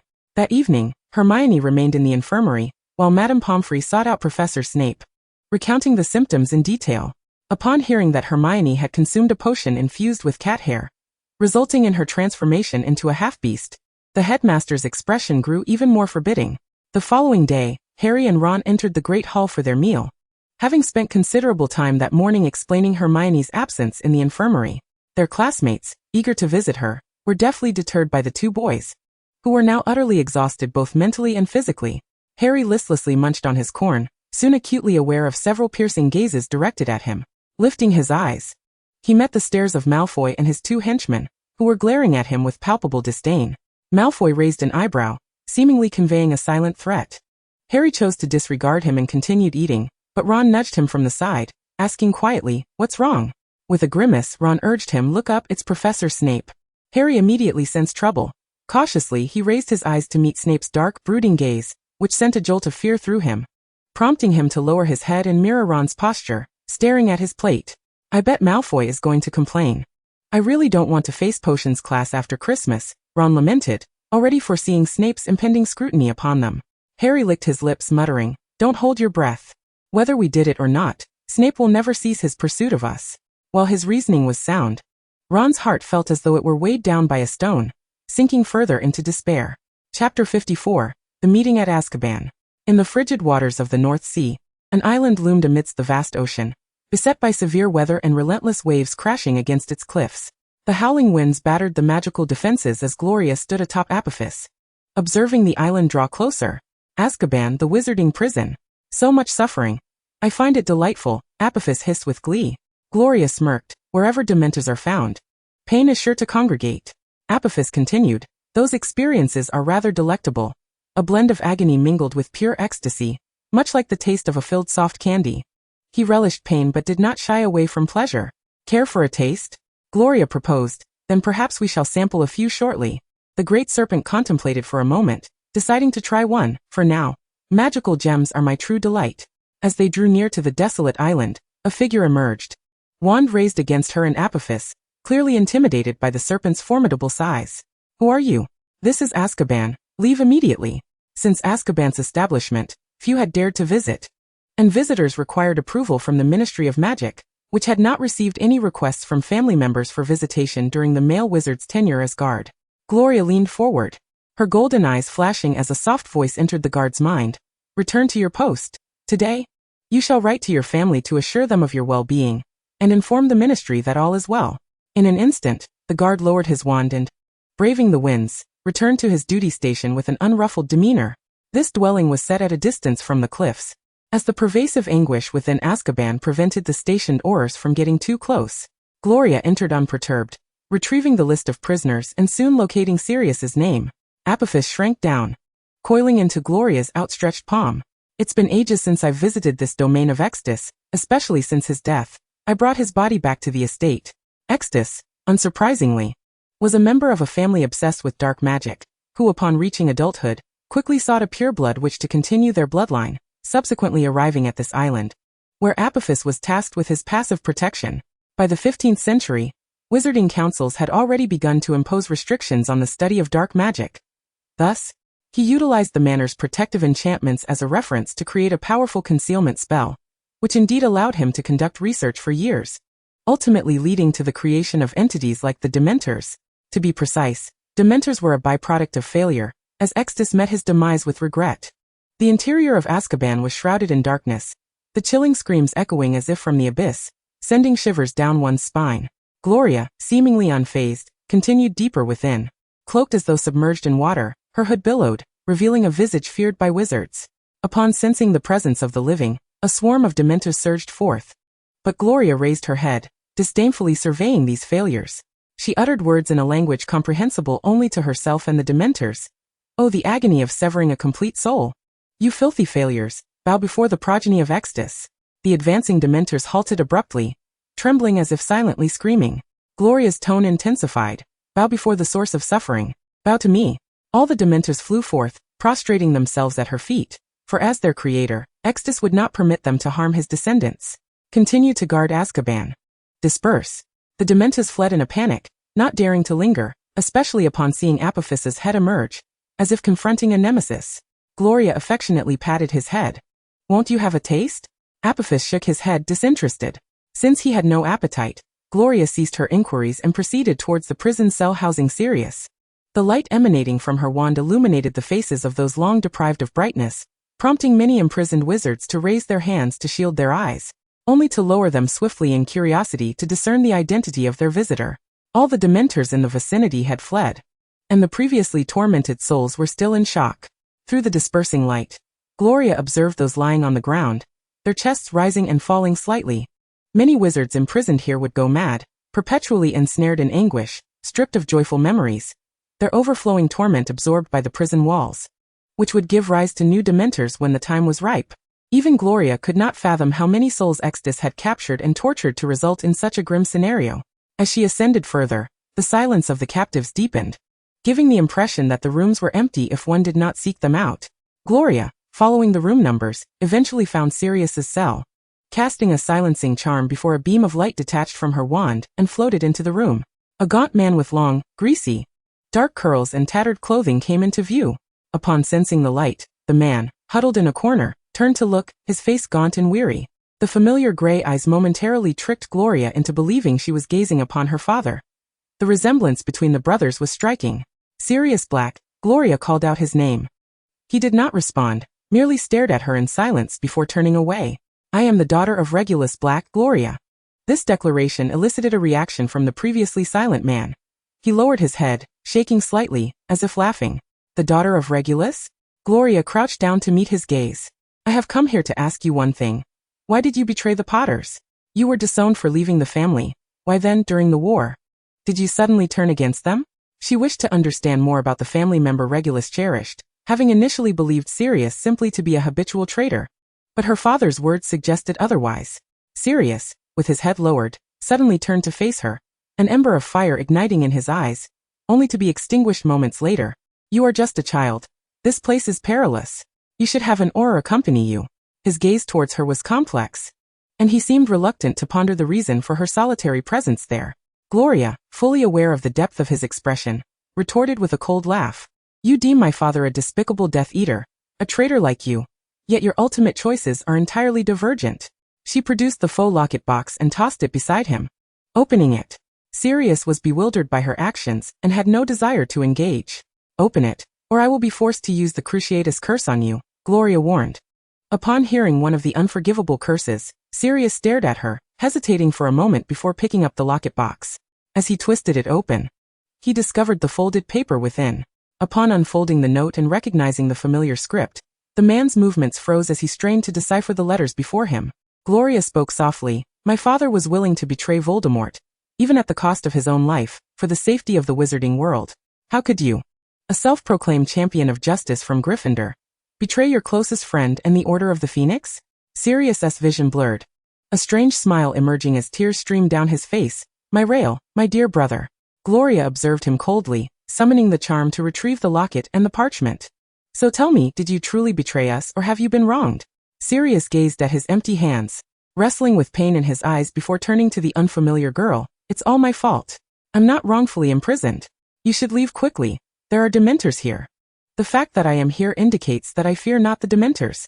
Gloria interrupted. Since this is your answer, I now understand. She turned and departed without hesitation, carrying away the light that filled the room. There was another relative of hers in Azkaban, yet Gloria had never contemplated visiting. She despised that woman, a sentiment that had festered even before she received her father's diary. As she exited Azkaban, the young girl summoned a Dementor, commanding, Do not approach Sirius Black, or I shall make you relive your past agonies. The Dementor crouched in submission, not daring to move until she had walked far away. Given the prevailing corruption within the Ministry of Magic, should Sirius be innocent, Gloria would immediately strive to free him. However, if all were as it appeared, out of respect for her father, she desired him to endure, witnessing his own decay within the dark confines of Azkaban. Chapter 55. I miss you. Gloria refrained from informing Regulus's portrait of her visit to Azkaban. She had acquired her answers nonetheless.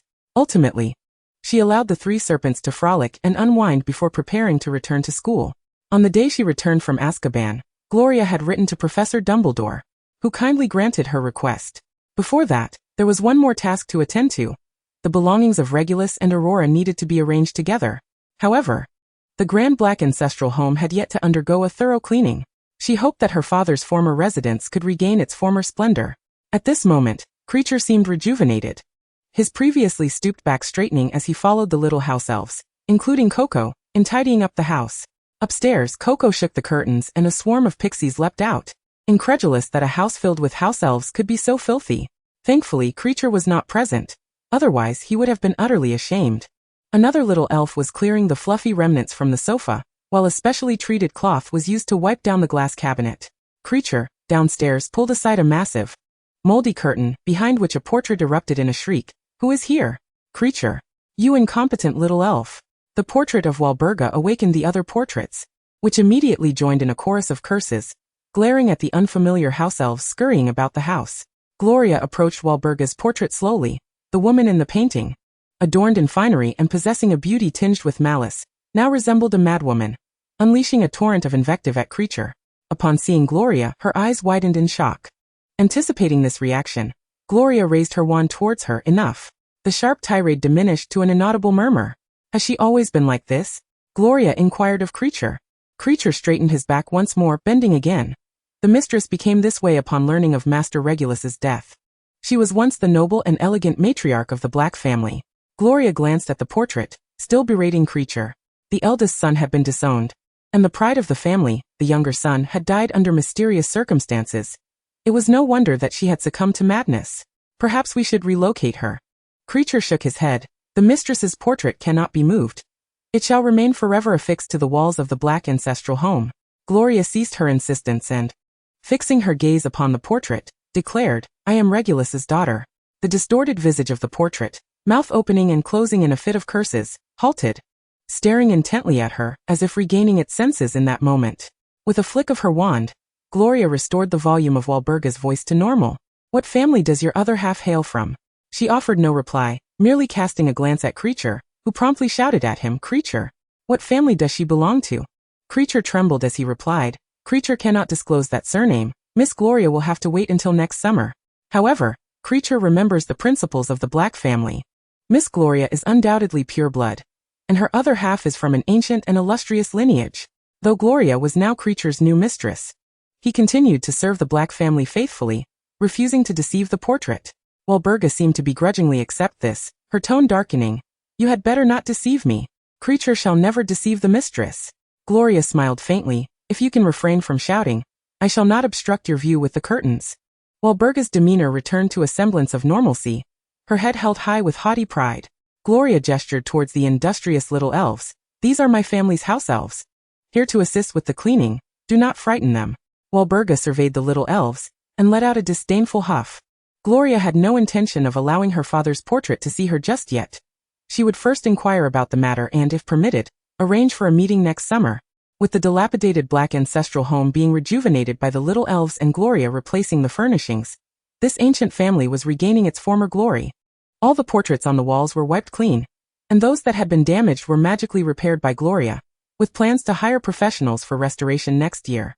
Once the cleaning was complete, the Black ancestral home appeared more resplendent and artistically elegant than ever, with brand new wallpaper and flooring, gilded frames, and staircases reconstructed from precious woods.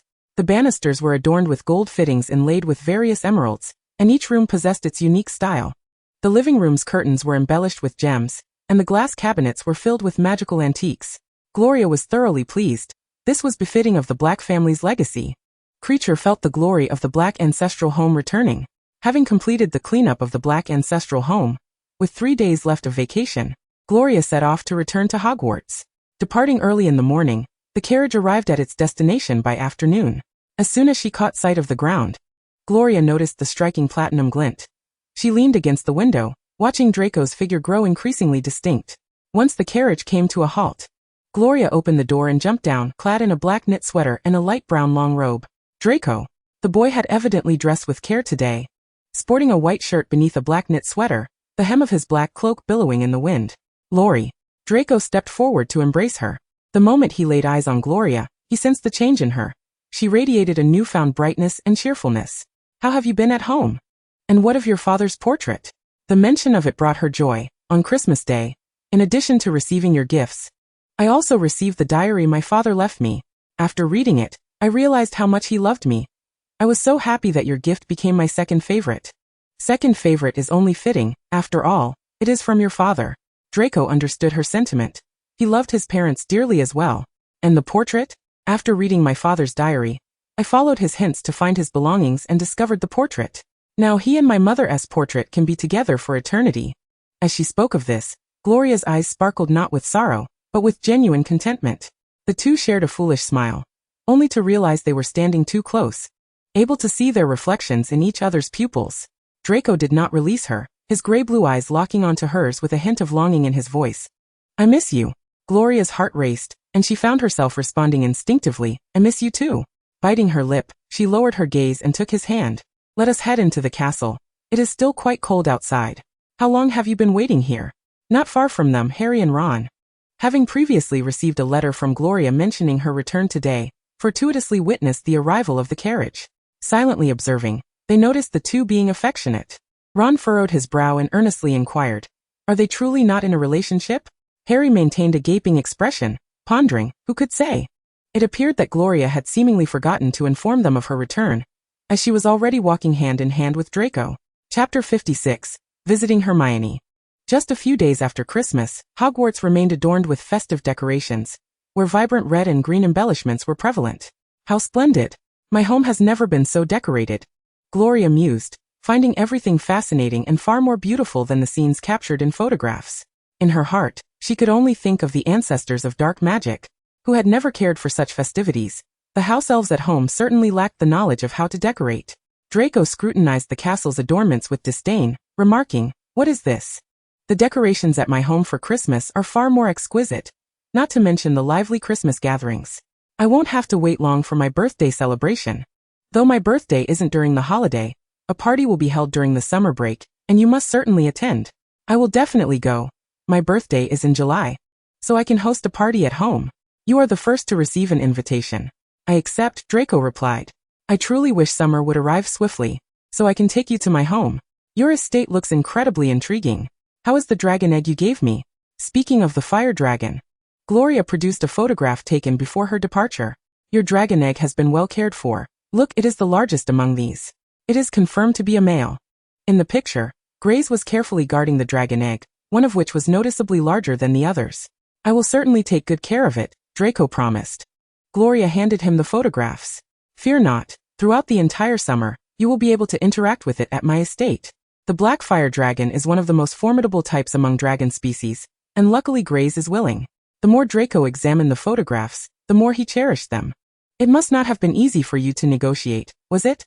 Not at all. It was nothing significant for me. I have plenty of magical gems. Seeing that Gloria's tone was devoid of deception, Draco felt slightly reassured. What about the other type of fire dragon? Gloria recalled the fire dragon species.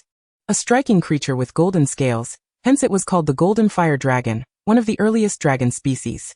However, they were notoriously greedy, preferring to dwell in nests filled with glittering treasures. The golden scales are so beautiful. Apart from Gloria, only the golden fire dragons possess such splendor. Each time I see them, I must bring gems. Those young dragons swirl around me, begging for the gems. Draco endeavored to envision the appearance of golden fire dragons. They must indeed be a magnificent sight. The two strolled through the decorated Hogwarts castle, and as dinner time approached, they found the 4 long tables sparsely populated. Yet everyone was enjoying their meal. The other Slytherin students were somewhat surprised by her early return. Amidst a sea of school uniforms, Gloria and Draco stood out in their casual attire. Due to her presence, the house elves had prepared an even more elaborate dinner. Just as Gloria swallowed a bite of tilapia, she curiously asked Draco, "Where is Hermione?" At the Gryffindor table, familiar faces were present, but Hermione was conspicuously absent. In their earlier excitement to share joy with Gloria, they had forgotten about that unpleasant matter. They somehow managed to obtain Polyjuice Potion, incapacitating Crabbe and Goyle and transforming into them to come back to the Slytherin dormitory and pry information from me. Gloria displayed a puzzled expression, asking, "Who is your heir?" Draco nodded. "Those 2 fools. I have no idea who the heir is, and even if I did, I wouldn't interfere."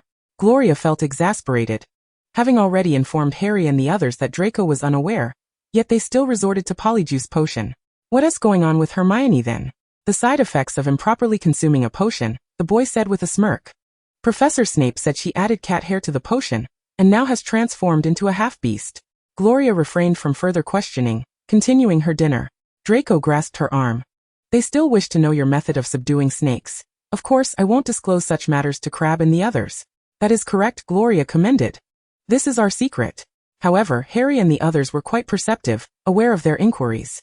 Yet having a connection with magical creatures was not uncommon, as Hufflepuff once had a renowned magical creature expert, Newt Scamander. Hearing that this was their secret brought a brighter expression to Draco's face. Once the holidays conclude, Professor Snape will not let them off lightly. Gloria smiled silently, envisioning the dismal potion class experiences of Harry and his friends. These fellows had even deceived her, claiming that the Weasley twins intended to use Polyjuice Potion for mischief, stealing Professor Snape's personal potion supplies, and transform to sneak into the Slytherin dormitory. The end of the holiday would mark the beginning of their calamity. After dinner, Gloria made her way to the hospital wing to visit Hermione. Approaching her destination, she encountered Harry and Ron, standing still with crossed arms as she regarded them, tilting her head and saying, "The Weasley twins plan to use Polyjuice Potion for mischief?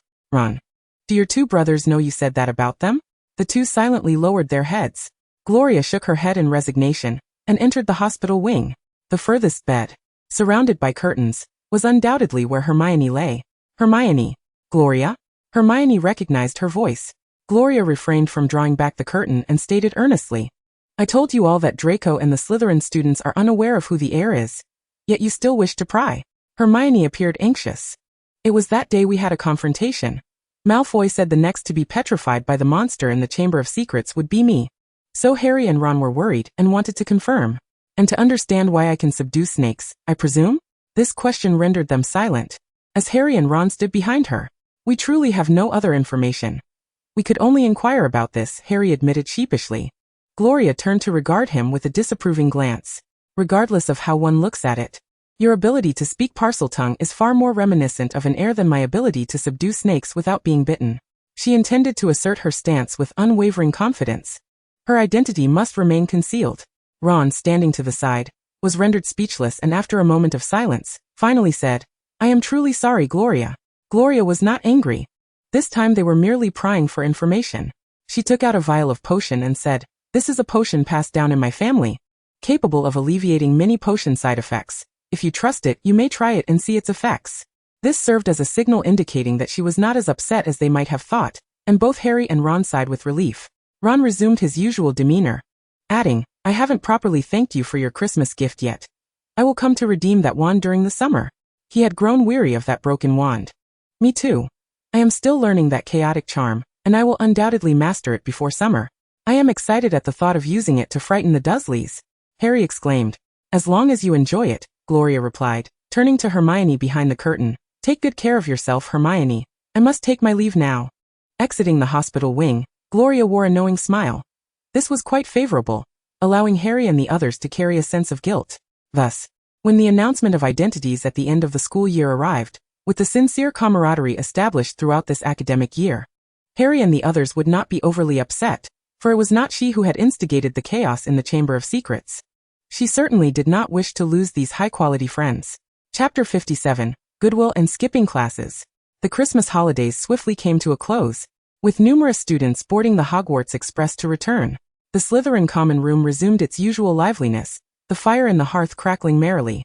Draco sat on one side of the sofa, with Gloria leaning against his shoulder, both engrossed in their respective books.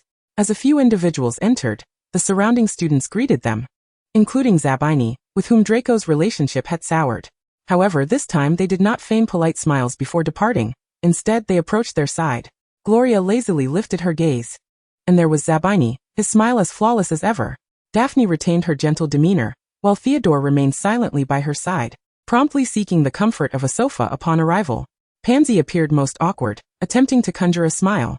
Yet her lips twitched in uncertainty at the sight of the two on the couch, seemingly intimate. The other members of the small families had already found their seats with a sense of self-awareness. Zabini first produced a beautifully wrapped gift, a Christmas present.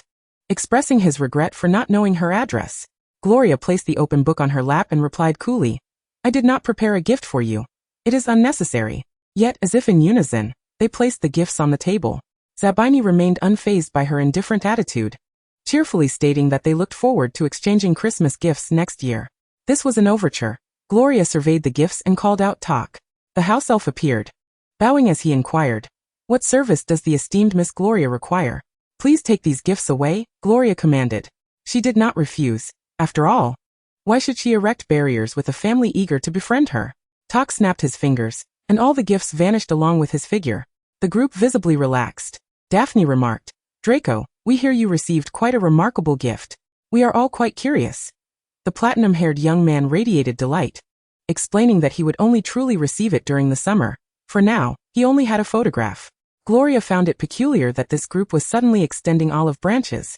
It dawned on her that Draco must have been boasting. Draco had sent a picture of the black fire dragon to his parents for Christmas, and the Malfoys were well aware of the rarity of such creatures, especially with the possibility of signing a blood pact. For this reason, Lucius refrained from chastising his son for distancing himself from Zabini and the others. Upon returning home after Christmas, Lucius mentioned this at other gatherings, and the ladies sought confirmation from Narcissa, receiving affirmative answers. What sort of family could remain entirely concealed within the magical world? Even nurturing creatures thought to be extinct. It was evident they belonged to an ancient, powerful, and discreet lineage. Yet, the appearance of one of their members at Hogwarts hinted that this family intended to make its mark within the magical community. With such opportunities before them, how could their children afford to miss out? Hence, the proactive overtures from Zabini and others took shape. Through the children's descriptions, the parents understood that Gloria possessed a formidable confidence, allowing her to disregard the families behind them. The small group seemed to revert to their previous state, as if their bonds had always remained close. The following day unfolded with classes as usual. In the morning, Gloria noticed Hermione had returned to her normal self. Upon catching her eye, Hermione offered a shy smile. Gloria thought they were premature in their merriment, considering the afternoon's potions lesson loomed. Despite Harry and Ron's incessant pleas for time to slow down, the morning passed swiftly. During lunch in the Great Hall, the two wore long faces, with the Weasley twins flanking them, draping their arms over their shoulders. Fred grinned mischievously at Ron, teasing, "What seems to be troubling our little Ronnie? Do you need your mum to pen you a comforting letter to help you eat?" Ron irritably shrugged off Fred's hand. "Get away, Fred. George chuckled, nudging Harry. I know you have potions class this afternoon. Don't wish to attend? Harry silently met his gaze, the implication abundantly clear. He wished to escape. Fred delivered a hearty slap to Ron's shoulder, prompting Ron to glare at his brother. The twins produced a box, its lid inscribed with an enticing label. Upon opening it, they revealed compartmentalized cardboard, each section housing the products of their labor. Fred began to unveil their creations, vomit-inducing candies. Consume, and you'll be retching for 10 minutes. A refined version. Once eaten, prepare for an inevitable purge. George pointed to a red candy, cold-inducing candy. Consume, and within a minute, you'll be sneezing and sniffling uncontrollably, rendering you incapable of functioning normally. Fred continued, most of the rest are prank products. We aim to produce a greater quantity of class-evading items this term, anticipating great sales. Every Hogwarts student has moments of wanting to skip class. Harry and Ron's eyes widened in excitement, eager to try. Harry pointed at the cold-inducing candy, expressing his desire to avoid vomiting in class. How much for this? George replied 5 sickles, an absolute bargain. Ron interjected, can't you lower the price? 2 sickles? Fred promptly swatted his head, dream on. Harry retrieved 5 sickles and handed them to George, who upon receiving the payment, handed over the cold-inducing candy while eyeing his brother. Little Ronnie isn't interested in skipping class? 5 sickles. Ron hesitated. Their weekly allowance was limited, and with the term just beginning he hesitated to spend so much at once. I'll buy 2 more, Harry said, producing more money. We can't leave you and Hermione out. I'll pay you back, Ron responded, visibly pleased. The Weasley twins, having successfully made a sale, happily collected the coins and bestowed 3 cold-inducing candies upon Harry, with George adding, should you need more, you know where to find us. Once the twins departed, Harry divided the candies with Hermione, explaining their effects. Hermione wore a disapproving expression. We must attend potions class. Evasion once will not suffice. Will you consume these candies every time their essay potions lesson? I can only imagine the old bat has prepared quite the concoction for the first class. I do not wish to see that face. Ron, indifferent to her concerns, popped the candy into his mouth. Thus, the 2 boys consumed the cold-inducing candy. And symptoms quickly manifested, causing them to sneeze uncontrollably, their heads bobbing as they did so, with mucus landing on their faces. Hermione recoiled in disgust, shielding herself with a book. Merlin's socks, you 2 are revolting. Unable to utter a word, they leaned on each other and staggered towards the infirmary. Left with no other choice, she made her way to class alone, knowing that the 2 would suffer even more when they returned to class next time. Inside the potions classroom, Gloria noticed Hermione entering alone, and wondered where Harry and Ron had gone.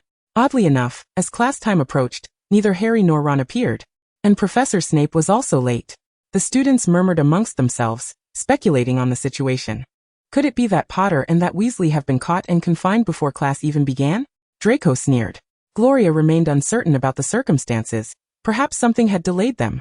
It was conceivable that the unfortunate pair had encountered Professor Snape and were currently being reprimanded. A few minutes later, the classroom door swung open with a bang, revealing the glowering Professor Snape, flanked by 2 students, Harry and Ron. They appeared dazed, their eyes reflecting despair. Hermione could scarcely bear to look at them. It seemed they were doomed. Chapter 58. The unfortunate fates they cannot escape. Professor Snape swept to the podium like a tempest, his dark eyes fixed on Harry and Ron, who were met with a withering glare. They hastily chose seats, and only then did Snape wave his wand to close the door. His deep voice flowed slowly, delivering the most sardonic remarks in the calmest tone. Our Mr. Potter and Mr. Weasley, who appeared as robust as trolls this morning, have now succumbed to a severe cold, and found their way to the infirmary after lunch. As your potions professor, it is my duty to concoct a potion to restore their health. It was abundantly clear what had led the 2 to their ailments as a means of evading potions class. Draco observed the 2 with disdainful amusement, remarking to Gloria, 2 fools. Professor Snape 1T let them off the hook easily. Gloria sighed inwardly.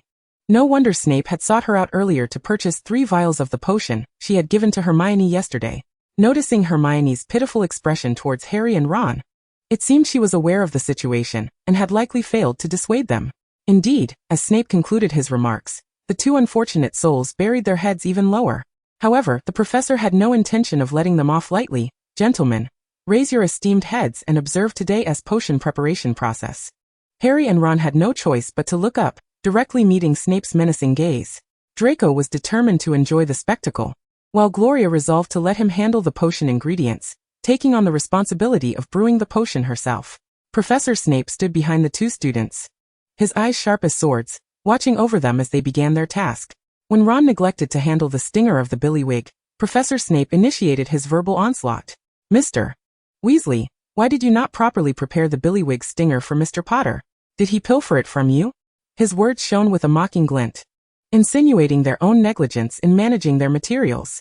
Ron's cheeks flushed crimson with embarrassment, while Harry clenched his jaw tightly, wishing he could use the stinger to vanish from sight.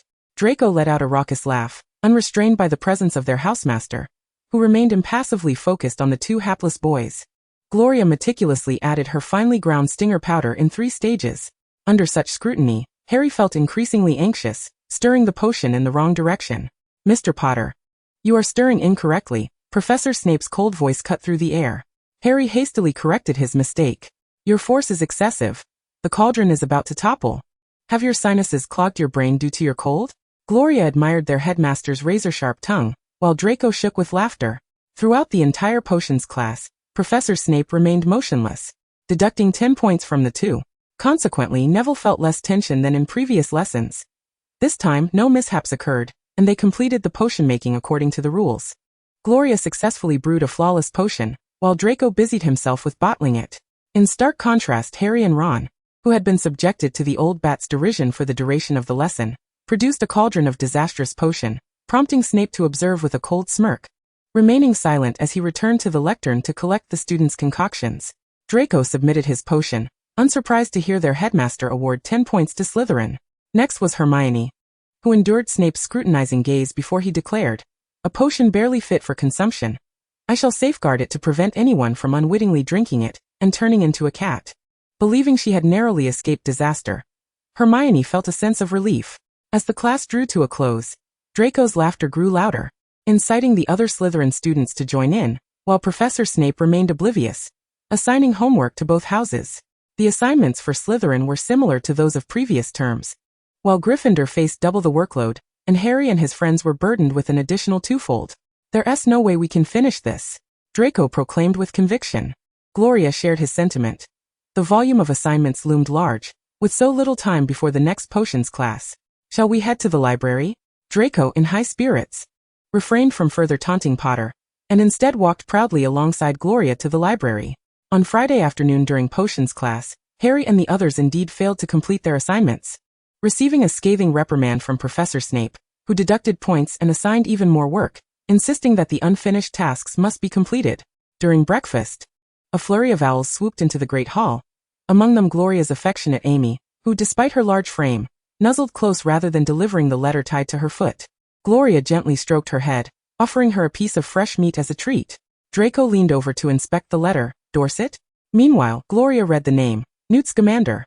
He must be inquiring about the alchemy. Mr. Scamander has a profound interest in magical creatures. Draco recalled that he was the author of Fantastic Beasts and Where to Find Them. "Dear Miss Albert," the letter began, "I hope it is not too presumptuous of me to write to you. Albus mentioned that there are once extinct alchemies near your residence, and I am personally very interested in this matter. Albus suggested I write to you first rather than seek a direct meeting. If possible, may I have the opportunity to see that magnificent creature? I am willing to wait if the timing is not convenient. Thank you for taking the time to read this letter. Sincerely, Scamander." Gloria welcomed the renowned magical creature expert to her estate. The Slytherin family aimed to re-establish its presence in the wizarding world, and the more notable individuals and families they could befriend, the better. Draco also noted the letter's contents. "Can that old man still travel? I recall he is nearing 100 years old. Since he sent me this letter, it seems he can." Gloria promptly fetched parchment and a quill from her bag, raising her hand to reply to Mr. Scamander, inviting him to her estate during the summer. Having this globally recognized expert document the creatures near her estate would surely enhance the reputation of the Slytherin family and unveil the mysteries surrounding their stronghold. Once the letter was completed, she tied it to Amy's leg, just as the owl finished eating, and with a gentle nudge it took to the skies. "Next year, I intend to take the care of magical creatures course. I am certain Mr. Scamander would be willing to assist us in understanding those beings." Draco discerned the underlying implication. He would be able to stay at her estate, just as she would. Regardless of which elective Gloria chose, he would invariably follow suit. In the morning, they attended Defense Against the Dark Arts. As the new term commenced, even the slowest of students recognized that Lockhart lacked any real competence. especially after being knocked back by a spell from Professor Snape just before Christmas. In class, Lockhart, as ever, donned his flamboyant wizarding robes, his golden curls clearly requiring considerable upkeep. Draco took Gloria by the arm, leading her to the back row of the classroom, with other Slytherin students doing the same, effectively pushing the Gryffindor students to the front. Unfortunately, Harry and Ron were once again called to the front, initiating Lockhart's theatrical reenactment of his literary exploits. Given that he had authored so many novels, one wondered how long he would perform. Would those few books suffice for an entire academic year? Draco lounged back, one arm draped over the chair, his body angled toward Gloria. She leaned against the backrest, turning to admire the handsome profile of the boy, his gray-blue eyes betraying a hint of disdain. Sensing her gaze, he turned to her, his ears suddenly flushed with color. "What is it?" he inquired. Gloria said nothing, merely smiling and shaking her head. Chapter 59, Daily Quips. In class, Harry and Ron stood before their classmates, lacking any enthusiasm. Harry was impersonating Lockhart's image from the books, while Ron, unsurprisingly, played the role of the bewitched subject. Lockhart grasped Harry's shoulder excitedly, recounting at that time, "I was wandering with a werewolf when I encountered a frenzied manticore. That was no easy foe, for its spines could detach and attack. However, I resolved the situation with a single spell." Draco observed Ron's awkwardness, guessing he wished to transform into a manticore, but alas, he was cast as the spiny creature. "The manticore can become invisible." Gloria stifled a laugh, "not to mention the goblins?"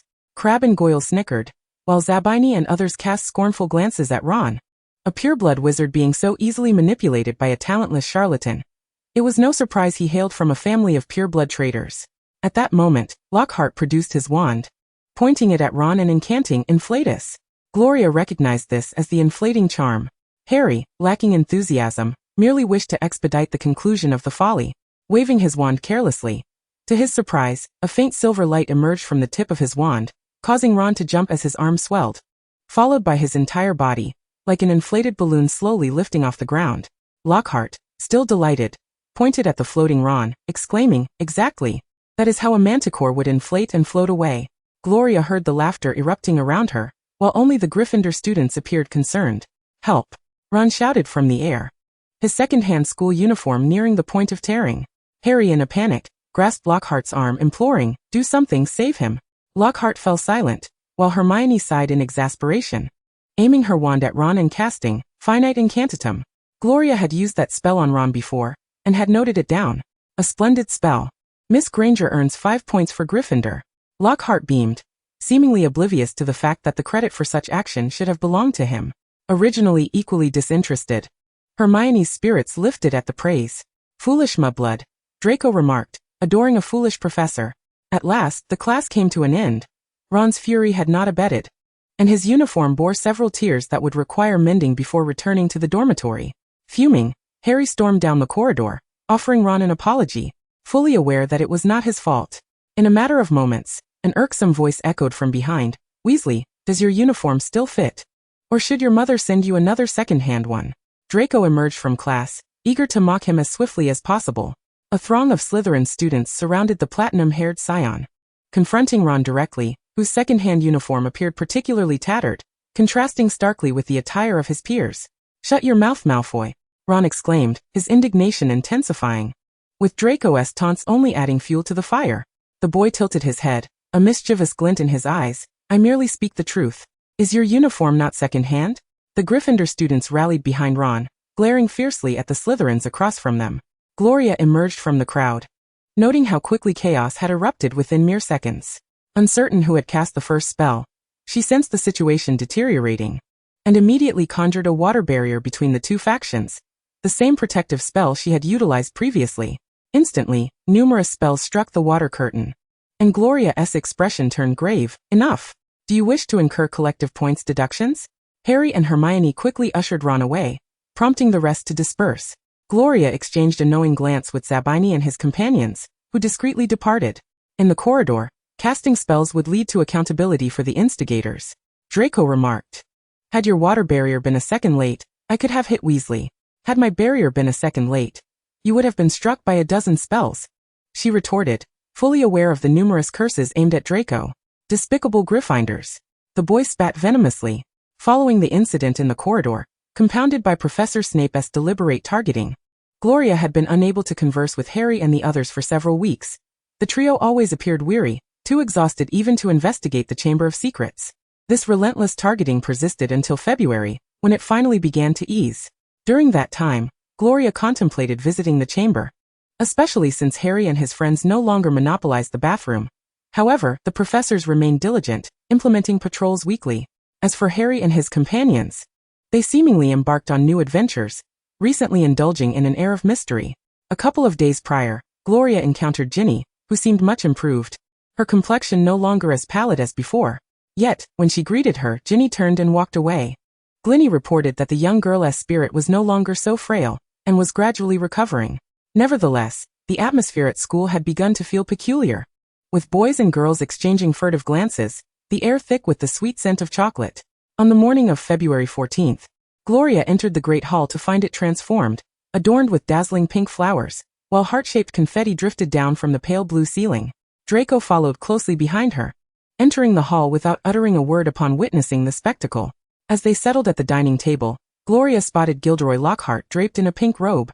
After the last dueling club session, he had once again decorated the hall for Valentine's Day, and Gloria couldn't shake the feeling that something ominous was afoot. Apart from Lockhart, the other professors wore stern expressions, with Professor McGonagall's jaw clenched so tightly that her cheek muscles bulged. As students from all four houses began to fill the hall, Lockhart rose to deliver a barrage of inane chatter, boasting about how many cards he had received. Gloria could hardly believe that even after 6 months, people were still enamored with him. After his rambling, Lockhart clapped his hands and 12 small sullen-faced gnomes, adorned with golden wings and carrying harps, entered the hall. I know young people can be quite shy, but love should be proclaimed loudly. Hence, I have brought these friendly little gnomes to deliver your cards and encourage bold confessions.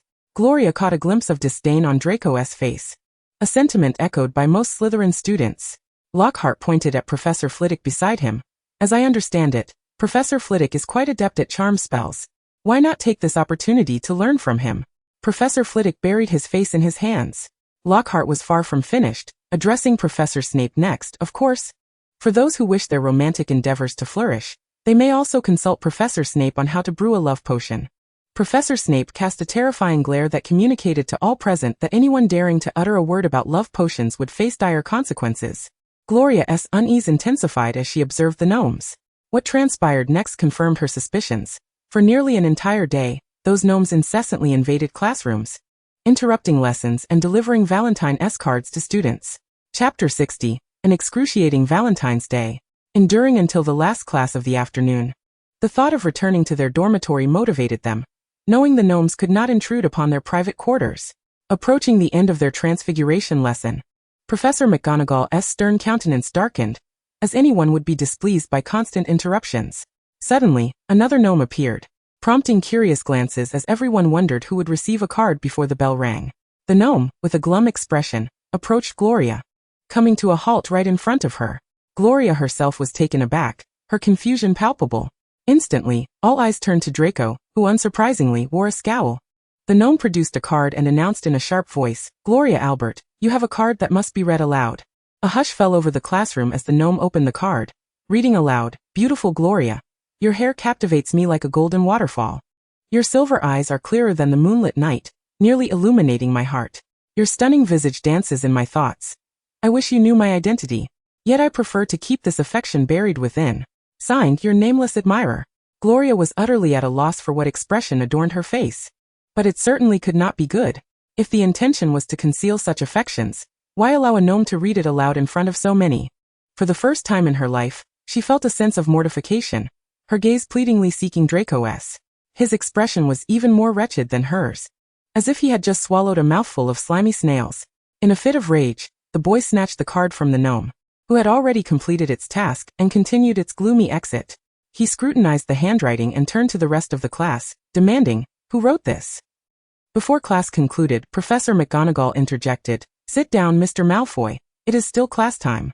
The boy begrudgingly complied, while Gloria attempted to catch a glimpse of the card, only for him to evade her, stuffing the card into his pocket, muttering in frustration, "Do you truly want to keep that card?" "No," Gloria replied, "if you like it, you may keep it." Draco said nothing further, merely grumbling, "Don't let me catch you finding out who wrote it." Gloria cautiously reached out, shaking his arm gently. Don't be angry. I'll personally make you chocolate when we get back. Draco shot her a flustered glance, awkwardly turning away and clearing his throat. Fine. After class, the boy continued to grumble about the card. As they passed through a corridor, they encountered a throng of students, prompting the irate boy to momentarily cease his complaints about the card, instructing 2 of his bodyguards to push through. As Draco advanced, he spoke in a frigid, drawn-out tone. What's going on here? Upon reaching the front, he discovered Harry ensnared by the gnomes, his backpack torn apart, its contents strewn across the floor. Harry's face flushed with embarrassment as he prepared to abandon the mess and flee, but the gnomes clung to his knees, causing him to tumble to the ground. What's all this commotion about? Percy Weasley squeezed his way into the fray.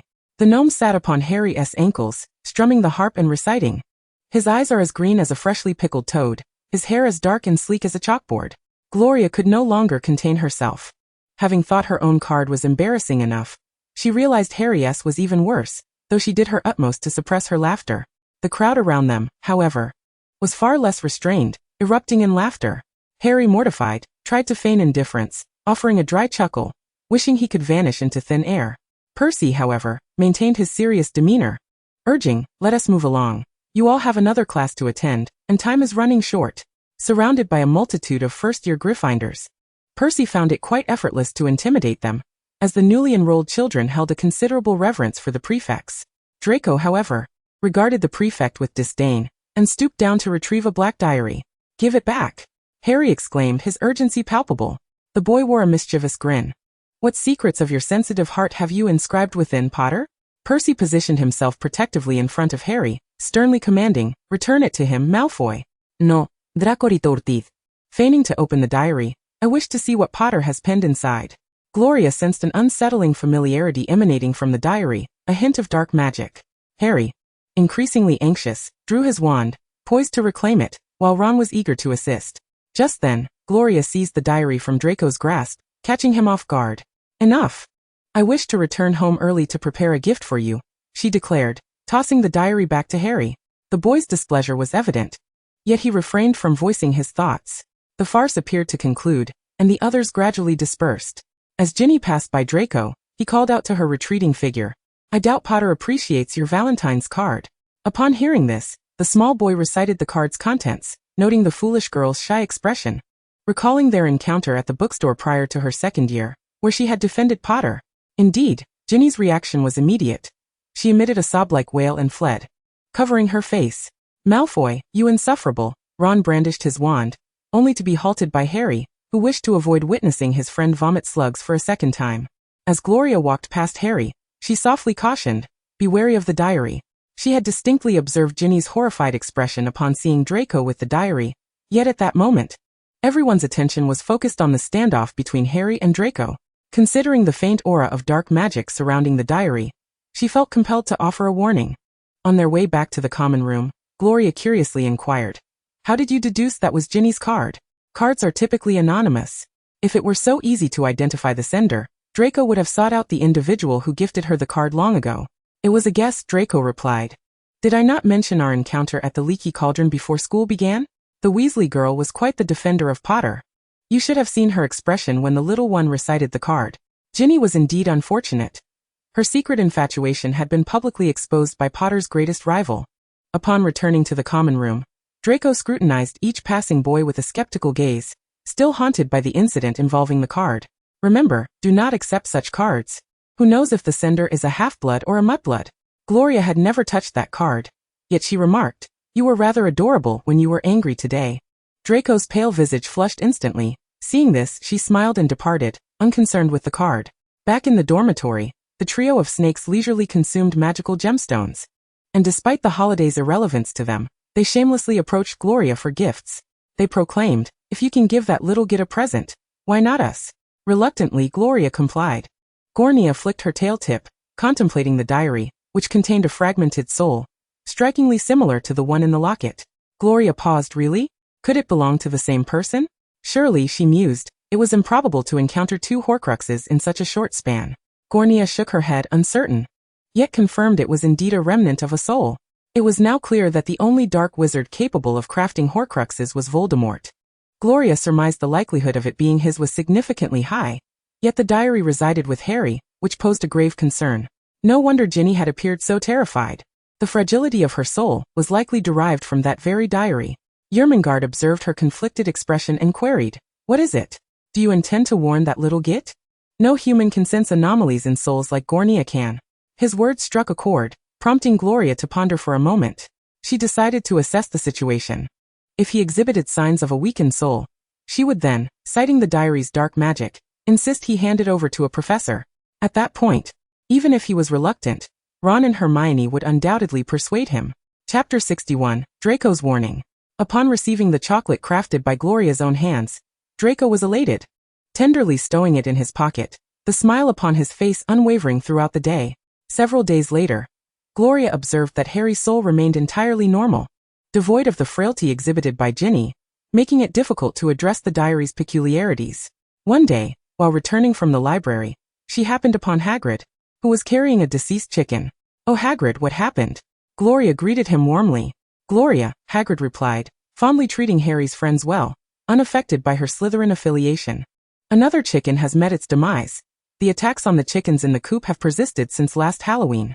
Gloria blinked a few times, recalling that Halloween should have been due to the basilisk, which despised the sound of chickens. "Is that so? And where are you headed now?" Hagrid shook the lifeless chicken in his hand. "I had previously requested Professor Dumbledore to enhance the protective spells on the coop. It seems another layer is necessary." Gloria could only nod silently, convinced that the chicken had not fallen victim to the basilisk. Given its size, it could have crushed the entire coop without leaving a trace. "Oh, I haven't had the chance to ask you personally. Did you really release a venomous snake by hand before Christmas?" Hagrid gestured with the dead chicken. They say that snake was quite long. It had been quite a while, yet Hagrid still remembered. "Indeed," Gloria replied, maintaining a composed facade while lying. "Perhaps for some special reason magical creatures tend to be quite fond of me." In truth, as long as she carried magical gemstones in her pocket, any magical creature would be friendly towards her. Hagrid's beetle-like eyes sparkled with envy. "That's remarkable. I've always hoped to possess such an ability. Yet I also have the patience to bond with them gradually." Gloria recognized his passion for various magical beasts. "I merely have special circumstances. You deserve admiration. I remember your three-headed dog effectively guarding the Philosopher's Stone. Our headmaster certainly faced consequences." She realized she could not teach others how to bond with magical creatures. Individuals like Hagrid and Newt were exceptional in that regard. "Livius is actually quite obedient." Hagrid smiled like a child. "You are the friendliest Slytherin I have ever met." Harry and the others were right. "You are different." Gloria accepted the compliment with a smile. It was more accurate to say she was simply friendlier towards wizards. "Hagrid?" Harry's voice called from behind, accompanied by Hermione and Ron. "Hi there, everyone," Gloria waved in greeting. However, the trio, who typically greeted Hagrid with warmth, appeared somewhat awkward at that moment. Hermione remarked, "You're here too, Gloria." "Just about to leave," Gloria replied. "You carry on with your conversation." She dared not linger. If Draco were to appear from somewhere, it would inevitably lead to a headache watching their rivalry unfold. Yet after lunch, she noticed he had vanished. Where could he have gone? Meanwhile, within the third-floor lavatory of Hogwarts Castle, Crabbe and Goyle restrained a boy on either side. While Draco scrutinized a Valentine's card he had seized from the little one days prior, comparing it to the parchment he had extracted from the boy's backpack. Noting the identical handwriting, "Humph," he sneered, raising his gaze to appraise the boy, a third-year Slytherin of pure-blood lineage, though of modest family stature. "Do you know why I sought you out?" he queried, feigning ignorance, as the boy surely understood upon seeing the card. "It's because of the card." The tale of Gloria receiving a card on Valentine's Day had spread widely, and the boy was aware of Draco's displeasure at the time, yet he had not anticipated that Draco could track him down. "The Roderick family, such a feeble lineage, dares to send a card to Laurie." Draco spoke with a fierce tone, and even though Rod was a year older, he did not dare to utter a single word of rebuttal. The surname Malfoy had the power to instill a profound sense of dread within his family, leaving him in a state of silence. The youth's gray-blue eyes brimmed with a potent warning. "Should I discover that you dare to harbor any aspirations towards Laurie, rest assured, I will make you regret it." Rod hastily nodded, for on Valentine's Day, his impulsive actions had led to regret, yet the little imps offered him no opportunity for recourse. Draco emptied the contents of his backpack, crushing everything he could underfoot before finally tearing apart the greeting card. After adjusting his attire to restore his usual noble appearance, he exited the lavatory. Crabbe and Goyle parted ways, deliberately jostling him as they passed. Upon returning to the common room, Draco found Gloria seated on the sofa. "Where have you been? Come here." The youth smiled gently, just handling a few nuisances. I'm here now. There had been no unusual occurrences at Harry's end, leading Gloria to suspect that the diary had been resolved, especially since Ginny managed to break free from it. Hogwarts Castle remained as it always had, with no further petrification incidents. In the greenhouse, each student received a bucket of bouncing mushrooms, the grayish-white fungi bouncing restlessly, seemingly yearning to escape their confines. Due to Professor Snape's sudden obligation to visit St. Mungo's, Hufflepuff students joined them for herbology class. Professor Sprout waved her hand, instructing them on how to properly place the bouncing mushrooms in a pile of pebbles, emphasizing the need for a delicate touch, lest they escape and become a hassle to catch. Draco, somewhat disdainful, moved his bucket further away, wary of the mushrooms bouncing towards him. Gloria cast a few glances before diverting her attention to observe Professor Sprout's technique, only to see Ernie Macmillan reaching out to Harry, requesting assistance and passing him a bucket of bouncing mushrooms. She distinctly recalled Ernie's pale face as he pointed at Harry, claiming that being caught on the spot would be nothing. Looking at the scar head again? A somewhat irritated voice remarked to her. Turning back, Gloria noticed Draco frowning. She pointed towards Ernie and Harry, exclaiming, "Look, that Hufflepuff has reconciled with Harry again. How soon?" Not surprising, the youth replied with a tone of mockery. A bunch of forgetful Hufflepuffs, who previously believed Potter was the heir of Slytherin. Gloria had grown accustomed to his sharp tongue. Meanwhile, Professor Sprout gently grasped a mushroom, carefully kneading its stem, turning it with great gentleness so that it would feel dizzy, allowing her to place it into the prepared hole, securing it with 3 pebbles positioned at the center of its stem to prevent it from bouncing. Faced with the lively mushrooms, Gloria was momentarily unsure of how to proceed. Across from her, a group of Gryffindor students erupted in laughter, and suddenly, a resounding explosion echoed as Seamus Finnegan maintained his stance with a wand raised. His bucket toppled, sending mushrooms scattering to the ground, revealing their astonishing bouncing ability.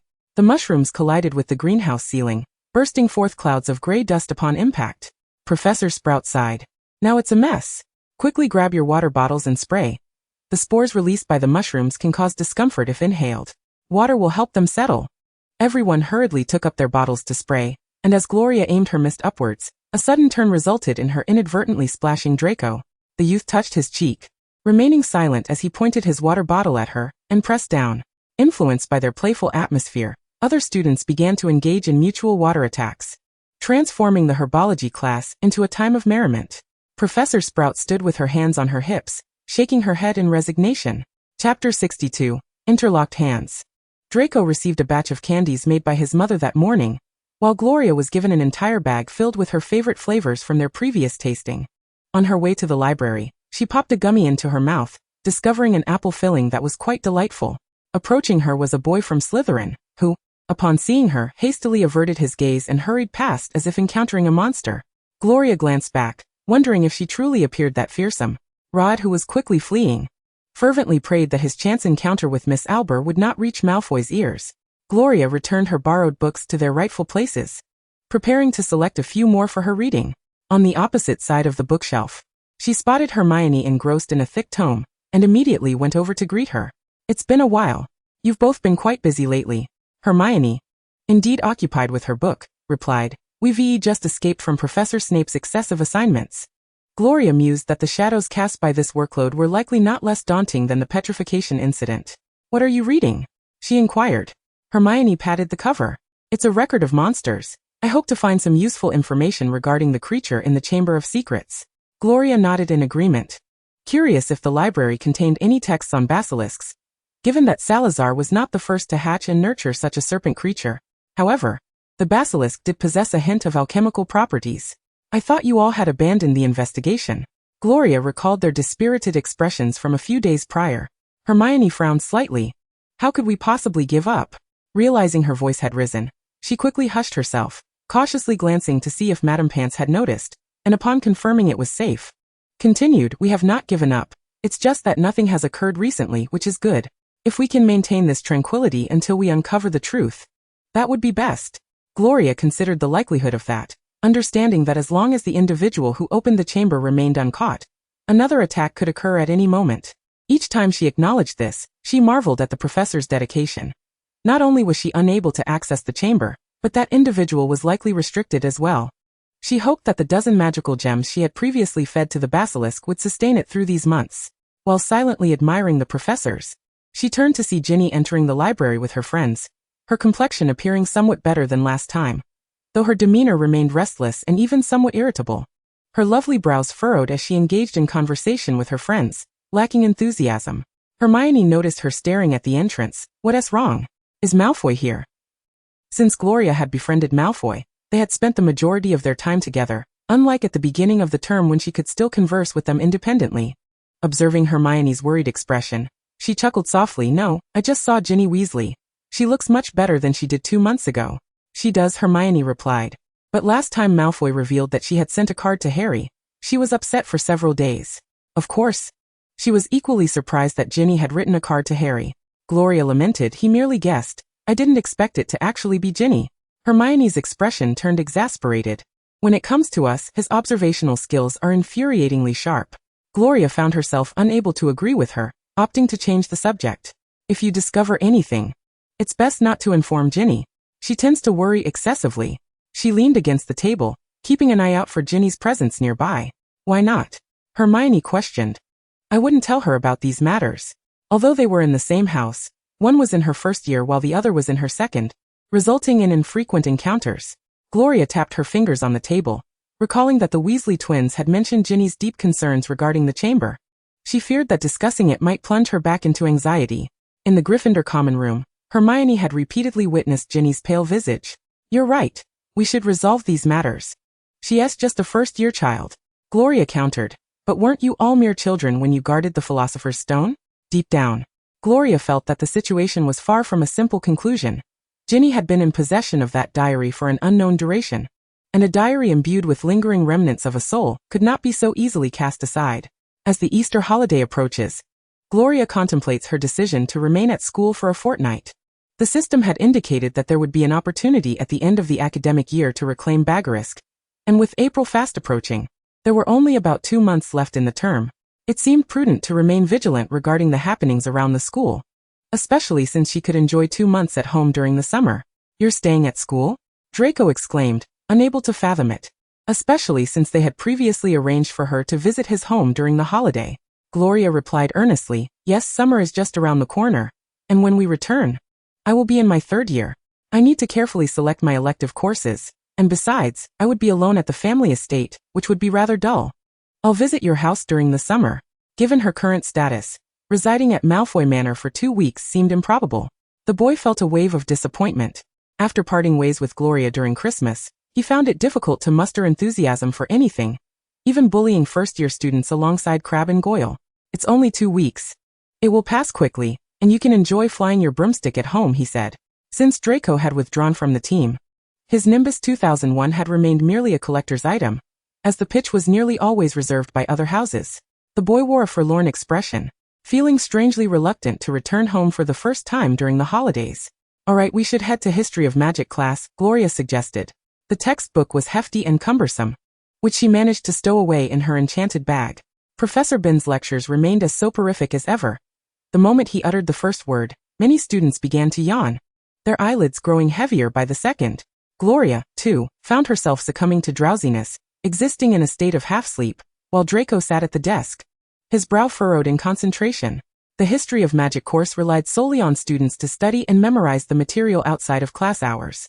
When she next opened her eyes, Gloria glanced at the clock and realized class would soon be over. As she leaned on her desk, she caught sight of Draco's handsome face turned towards her, his pale complexion slightly flushed in the warm classroom. Her gaze shifted to his elegantly long right hand, which hung over the edge of the desk. The moment Gloria brushed against his fingers, they instinctively intertwined, and Draco opened his eyes to find them locked onto her. He mouthed, "What's up?" Gloria shifted closer and whispered, "After lunch, let us check the elective course information, and hopefully we can finalize our choices before the Easter break." Draco's right hand moved slightly, their fingers still entwined, sharing warmth between them. "All right, I have a decision to share with you," he said. Gloria nodded subtly, signaling her attentiveness. "I won't be going home during the Easter break," Draco declared. "I'll write to my parents about it before this afternoon." The girl momentarily froze, her heart fluttering with excitement as a smile crept onto her face. Class ended. Chapter 63. A major discovery in the travelogue. Draco quickly penned a letter to his parents, informing them of his decision not to return home for the Easter holiday. Together with Gloria, He meticulously reviewed the elective courses and ultimately decided on magical creatures protection and ancient runes, finding little interest in the others. After all, they only needed a minimum of 2 courses, and had successfully chosen theirs. Given their status, there was no need for an abundance of certificates. Inheriting the family legacy sufficed. The Malfoy couple replied with a letter and some gifts, including a special apple-flavored soft candy for Gloria. As the Easter holiday commenced at the end of March, it was surprisingly noted that their small group also chose not to return home, gathering as they had before to exchange the information they had acquired. Additionally, there were activities for the Pure Blood Club, which Draco attempted to persuade Gloria to join early, but she declined. Spring brought with it persistent rain. Though it was not as frigid as before, a clear yet chilly breeze swept through the corridors of Hogwarts Castle. After lunch, Gloria parted ways with Draco and the others, who headed to the club while she made her way to the library. After spending over 2 hours there, boredom set in, prompting her to step outside for a stroll. Perhaps she could check near the second-floor washrooms. The professors might have already patrolled that area this afternoon. With that thought in mind, she prepared to observe the vicinity. However, just as she exited the library, she spotted Draco, books in hand, striding towards her. Upon noticing Gloria, his gray-blue eyes lit up with surprise, and he approached her, gripping her hand as he dashed upstairs. They continued running until they reached the astronomy tower, where he finally halted. Gasping slightly for breath, Gloria questioned, "What's the rush?" Draco presented the book he was holding, and she was taken aback. It was indeed the travelogue she had gifted him. Seeing her confusion, he asked incredulously, "You don't know? Haven't you read it?" "I have," Gloria replied, "but I only read it once and didn't revisit it." She continued, her eyes sparkling with excitement. "In it, the author claims to have invented a curse." Gloria's expression turned quizzical. Wasn't he that normal? After all, she had used the little curse she invented against Harry and his friends. The rooting curse had certainly infuriated Hermione. "This is different." Draco insisted. "It's the Cruciatus curse." "Lori, your ancestor was the one who invented this curse." "Merlin, how remarkable." The history of magic had never definitively recorded the name of the wizard who invented the Cruciatus curse, and it turned out to be a member of her family. It was she who invented it. Gloria nodded, initially thinking it was no big deal. But Draco's fervor made her forget that the Cruciatus curse was indeed mentioned in the travelogue. She had first read it when she was 6, and with Apophis's powers overshadowing her understanding, she had not thought much of the curse. Draco was far too animated. As if it were not Gloria's ancestor but his own. What was her name? He finally remembered to ask. The travelogue detailed many events. Yet the author had not recorded her name. "Bernice," Gloria replied, initially believing the travelogue was so thick that Draco wouldn't finish it until summer. She had planned to share with him the story of Bernice then, and she had indeed forgotten that the Cruciatus curse was documented within its pages. Draco managed to calm himself, certain that Gloria's lineage was extraordinary. "Can you tell me more about her?" he inquired, captivated. To have invented one of the 3 unforgivable curses, she must have been incredibly powerful. Leaning against the railing, Gloria slowly recounted tales beyond just Bernice's surname. Her name was Bernice, and she had a passion for dark magic from a young age. She even ventured out of the estate to validate the effectiveness of her curses. As described on the first page of the travelogue, Draco listened intently. After leaving the estate, she encountered more people and discovered her penchant for tormenting others, believing that killing her adversaries was too merciful. Instead, they should endure the most excruciating suffering. Thus she invented this curse, viewing its execution as an art form. Bernice drew inspiration from Apophis, who only passively protected her and did not heed her commands. Consequently, she devised a similar curse, complete with specific incantations that allowed the victim to remain conscious while enduring torment. "Lori, your family must have produced numerous dark wizards," Draco asserted confidently. His father had mentioned that Albus might not be Gloria's true surname, and given that the travelogue's author invented such a formidable curse without leaving her name, let alone her surname, it was evident that she belonged to a mysterious wizarding lineage, older and more esteemed than the Malfoy family. Yet thankfully he had encountered Lori. Gloria nodded at his words. "Indeed, there were many. If you're interested, you could visit my family's portrait gallery during the summer. Portraits of our ancestors have been preserved." "Of course I'm interested. Just ensure that the contents of this book are not disclosed to anyone else," Gloria warned, pointing to the travelogue, "or it could lead to complications." "I've never let anyone else touch it," Draco promised, clutching the travelogue tightly. "It's a pity that none of my family's ancestors have penned such an intriguing travelogue. They all wrote collections of curses. We shall exchange and read each other's works." Alright, I have more travelogues like this one. I'll find them for you to enjoy during the summer. Thus, a deeper secret was forged between the two.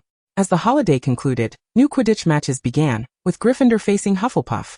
However, the day before the match, a theft occurred in one of the Gryffindor dormitories. This incident did not affect the match.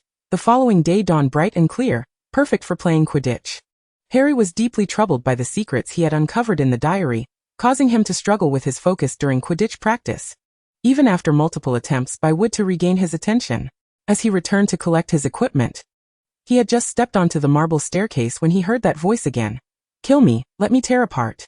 Startled, Harry recoiled, scaring Hermione and Ron, who quickly distanced themselves from him. The voice manifested once more. Harry turned towards the source, asking, "Did you hear that?" Ron's eyes widened in shock, responding with a confused, "No." However, Hermione slapped her forehead, exclaiming, "I should have thought of that sooner." She turned to the boys and said, "Harry, Ron, I've just realized something important. We need to go to the library. Let us hope our house wins the Quidditch match." Harry, in a state of turmoil, could not comprehend Hermione's sudden urgency. What had she figured out? Ron, equally bewildered, remarked, "I don't understand what you're talking about." Hermione dashed towards the library, her mind racing. It was obvious now. Harry was a Parseltongue, a gift that likely only he possessed at Hogwarts, aside from that madman who opened the Chamber of Secrets. Therefore, the voice that no one else could hear apart from Harry must belong to a serpent. The library surely contained records about the basilisk. She chastised herself for not connecting the dots sooner, especially since learning about Harry's ability. Her thoughts had felt as though they were ensnared by the sticky secretion of a flobberworm. Meanwhile, Harry and Ron returned to the common room, where they encountered Ginny sitting on the couch. Ron's face lit up. "Ginny, why haven't you gone to claim a spot at the pitch?" However, he soon noticed that Ginny's complexion was eerily pale, reminiscent of her appearance from 2 months prior. Concerned, he sat beside her and asked, "What's wrong? Are you feeling unwell? I can take you to the hospital wing." Ginny shook her head, cautiously glancing at Harry, who wore a look of concern as well. Thankfully, she felt all right. She didn't want to miss Harry's match, so she changed the subject. "Whereas Hermione? Has she already gone to the pitch?" Ron quickly interjected. "She went to the library. She said she suddenly thought of something she needed to verify. She has been obsessively researching the creature from the Chamber of Secrets lately." Both boys pondered Hermione's motivations, failing to notice that Ginny's pallor had worsened. Chapter 64, The Double Attack Incident. Hermione hurried through the library, searching for books on the basilisk. She quickly found a reference in a book titled Fantastic Beasts and Where to Find Them, describing a snake with petrifying abilities. She fought the urge to scream. The voice Harry had heard must have belonged to this creature. Upon examining the annotations, she read that gazing into the basilisk's eyes would not lead to immediate death, but rather petrification. 50 years ago, a girl had perished. How had the basilisk killed her? Hermione's mind raced with thoughts of how such a massive creature could roam the school unnoticed. Suddenly, a revelation struck her. The plumbing. She hastily jotted this down with her quill. "What are you reading?" The sudden inquiry startled Hermione, and she gasped, turning to find Ginny. She exhaled in relief. "Oh, it's you, Ginny." She placed a hand over her heart. Ginny tilted her head to glance at the text, explaining, "Harry and Ron said you were in the library. I'm not feeling well today and didn't want to watch Quidditch, so I thought I'd take a walk here." Hermione noticed Ginny's ashen face and felt a pang of worry. "I should take you to the hospital wing." Ginny shook her head, gesturing at the book. "What page are you on?" Hermione, entirely swept up in her excitement over finding information about the monster, exclaimed, "It's about the creature from the chamber. Now that we have this information, let us find Harry and Ron and tell Professor Dumbledore. I'm sure the petrification incidents will soon come to an end." "Is that so?" "That's wonderful." Ginny's voice was somewhat distant. Her gaze lowered as if she were studying the book in her hands. "I can't lend you this book right now. I'll have to borrow it from Madame Pants later." Hermione stood up, intending to locate Madame Pants, who might be organizing the books somewhere. Ginny nodded silently and departed, pulling out the diary she had concealed within her robes, her expression blank as she walked out. Hermione, in her haste, searched the library for Madame Pants but found no sign of her. Could she have gone to the Quidditch pitch? The match was about to start, and she needed to borrow the book quickly to share the truth about the creature with Harry and Ron. In a moment of desperation, the anxious Gryffindor tore out the page about the basilisk, silently apologizing to Madame Pants. Yet only a few steps outside the library, she heard a strange noise from above, as if some massive creature was passing through, producing a dull thud. Hermione's skin prickled with fear, recalling Harry's earlier mention of hearing that voice again. This indicated that the basilisk was indeed roaming the school. She quickly took refuge near the washroom, pulling out a small mirror from her pocket to cautiously check outside. Just then someone emerged from a stall. "Ah!" Hermione shrieked, startled by the unexpected sound, her heart racing. The girl exiting the stall, a Ravenclaw in upperclassman robes with long curly hair, stared at her in fright. "What are you doing?" Hermione pressed her finger to her lips, hushing her. "It's dangerous outside, stay here." The Ravenclaw girl ignored her, shaking her head as she approached the sink. Fearing that speaking too loudly might attract the basilisk, Hermione leaned against the wall, peering into the mirror. In the next moment, she spotted a familiar figure, Ginny clutching the diary. Just as she was about to call her over to join her in hiding, a massive serpent with emerald scales slithered up behind Ginny. Its yellow eyes reflected ominously in the mirror. Hermione gasped in terror, her mouth opening to scream, only to be petrified in an instant. The Ravenclaw girl, having finished washing her hands, looked up to see the enormous beastly gaze in the mirror, and she too was petrified. Ginny, her eyes vacant, approached Hermione, feeling for the book on her, and upon confirming it was missing, she turned to leave, utterly unaware that the torn page was clenched in her fist. At the Quidditch pitch, Gloria and Draco sat together, the time nearing 11. "I can't wait to see Potter get knocked off his broom by the bludger," Draco said maliciously. Gloria sighed in response. "Have you forgotten that you were also struck by a bludger that day?" The boy, feeling indignant, retorted that was Potter's fault. The bludger was supposed to target him. She smiled without replying, her gaze fixed on the entrance of the Gryffindor team, eagerly anticipating the arrival of the players in their crimson uniforms. Soon Harry and his teammates appeared, greeted by a thunderous cheer from the crowd, all eager for an exhilarating match. However, just as the players took to the skies for warm-up, Professor McGonagall's voice echoed throughout the stadium, announcing that the match was cancelled. Students in the stands erupted into a chorus of discontent, booing and shouting in protest. Draco joined in, demanding, "Why is it cancelled? I wanted to see Potter fall off his broom." His words drew disapproving glares from the nearby Hufflepuffs, who also expressed their frustration over the cancellation. Gryffindor's captain Wood swiftly flew back down to speak with Professor McGonagall, but she ignored him, continuing, "All students are to return to the common room immediately. No one is permitted to linger at the pitch. The head of your house will explain the cancellation. Now quickly return." With that, she set down the microphone and signaled for Harry to follow her. Gloria felt a sense of foreboding. Matches had never been cancelled due to poor weather before, yet today, it was called off before it even began. Suddenly, a thought struck her. There must have been another petrification incident. "Let us go, Draco." She grabbed the boy's arm. "What's wrong, Gloria?" "Let us protest a little longer," Draco suggested. Gloria hastened her pace, turning her face towards him. "Something must have happened. We need to get to the common room and await the headmaster's announcement." After saying this, Draco ceased his complaints, realizing that surely no students could have been petrified at this time. Gloria insisted, "I believe that's the case. Hurry." After returning to the common room, the other students gradually trickled back. It was a rare occasion for Professor Snape, as head of house, to appear in the dormitory. Gloria beheld him for the first time in this setting, his countenance dark as he stood there, clutching a roll of parchment. Once the majority had gathered, Professor Snape's somber voice resonated. "There has been another attack at the school. This time, 2 individuals have been petrified. Hermione Granger, a second year from Gryffindor, and Penelope Clearwater, a 6th year from Ravenclaw." A hushed murmur swept through the common room, as all students gasped in astonishment at the news of 2 victims. Gloria tightened her grip on Draco's hand, utterly shocked that Hermione had fallen prey to such an attack. Sensing her distress, the young man gently squeezed her hand, attempting to alleviate her anxiety. Professor Snape's dark gaze swept over them, prompting immediate silence among the students. He unfurled the parchment and began to read its contents. All students must return to their respective common rooms by 6 o'clock, and astronomy class would likewise be temporarily cancelled. Upon finishing, he rolled up the parchment and addressed the students. "Hogwarts is entering a state of emergency. The school may close at any time. Until a final decision is reached, each of you must strictly adhere to the new rules. Only our house has not seen any students attacked. I hope this situation remains unchanged until the incident concludes." Without further ado, Snape turned and departed, his robes billowing as he swiftly vanished from the common room. Once he was out of sight, the Slytherin students began to engage in animated discussions. The following day, the atmosphere in the Great Hall was oppressive. Even Gilderoy Lockhart, typically the life of the party, sat in silence, his head bowed as if the previous day's attack had unnerved him. The only commotion was caused by the owls. As Draco received a letter.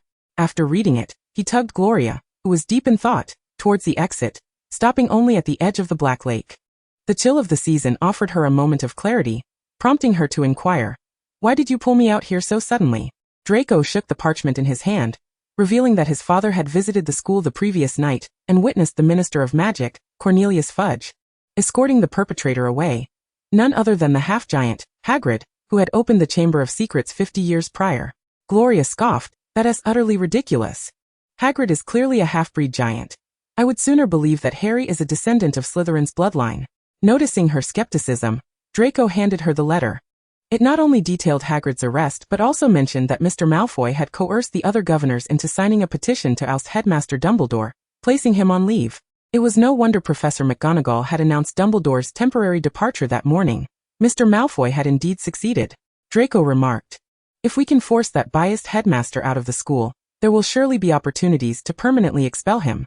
At that point, my father will unite with the other governors to select a headmaster who favors pureblood wizards, thus placing Hogwarts firmly in the hands of pureblood families." Gloria folded the letter and returned it to him, aware that the recent attacks had instilled fear among the student body. With Dumbledore's absence, the possibility of Hogwarts closing loomed ominously. The young man shrugged dismissively. "Haven't they already captured the culprit? In no time. Everyone will know that the blame lies with that oaf. Once the charges against him are confirmed, everything will return to normal." "Do you truly believe Hagrid is the culprit?" Gloria asked. "He is clearly being wronged." Draco gazed at the Black Lake, a cryptic glint in his eyes. "Of course I know he isn't. That bumbling giant only cares for his peculiar magical creatures, wishing to be akin to those beasts. But what does it matter? If someone bears the blame, the school will be safe. Even if the creature from the chamber continues to attack students, Slytherin will remain unscathed." His excitement grew, envisioning a bright future where all three other houses could be expelled, fulfilling Salazar Slytherin's ambition of allowing only purebloods to attend Hogwarts. Gloria was not surprised by his declarations. Trust me, if Salazar were still around, he would be even more concerned about whether the school could continue to operate. Subsequently, regardless of which house they attended classes with, the Slytherin students were met with hostile glares. Among the four houses, only Slytherin had no victims. The Ravenclaw girl who had been petrified was also a half-blood, while Gryffindor was the worst off, with 2 students and a ghost among the casualties. Slytherin took pleasure in this, convinced that the heir must be among their ranks. The other 3 houses kept their distance, resulting in a stark division during classes. Gloria did not seek out Harry and Ron. At such a time, she was not afraid of gossip from the Slytherin students, but Harry and his friends could not afford the same luxury. She could not visit Hermione either, as Madame Pomfrey was vigilantly guarding the petrified students, denying access to any visitors for fear of a second attack. Dumbledore had now been absent from the school for 2 weeks, and the atmosphere remained tense. Each class was accompanied by a professor to ensure that no student was left alone. 2 days before Hagrid's verdict arrived, the Ministry of Magic determined he was the assailant and confined him to Azkaban. When Gloria received this news, she rolled her eyes in disbelief, knowing the ministry could not be trusted. Following their transfiguration class, Professor Snape awaited them at the door, as Professor McGonagall escorted the Ravenclaw students to their next classroom. Upon reaching the potions classroom, they encountered the Gryffindor students being escorted by Professor Flitwick, resulting in a standoff at the entrance. Gloria and Draco lingered at the back of the line, taking their time to enter. Today, Crabbe and Goyle sat in front of them, and as Gloria prepared her materials, she caught a glimpse of Harry and Ron behind her. Draco had yet to notice, engrossed in sharing plans for the upcoming weekend.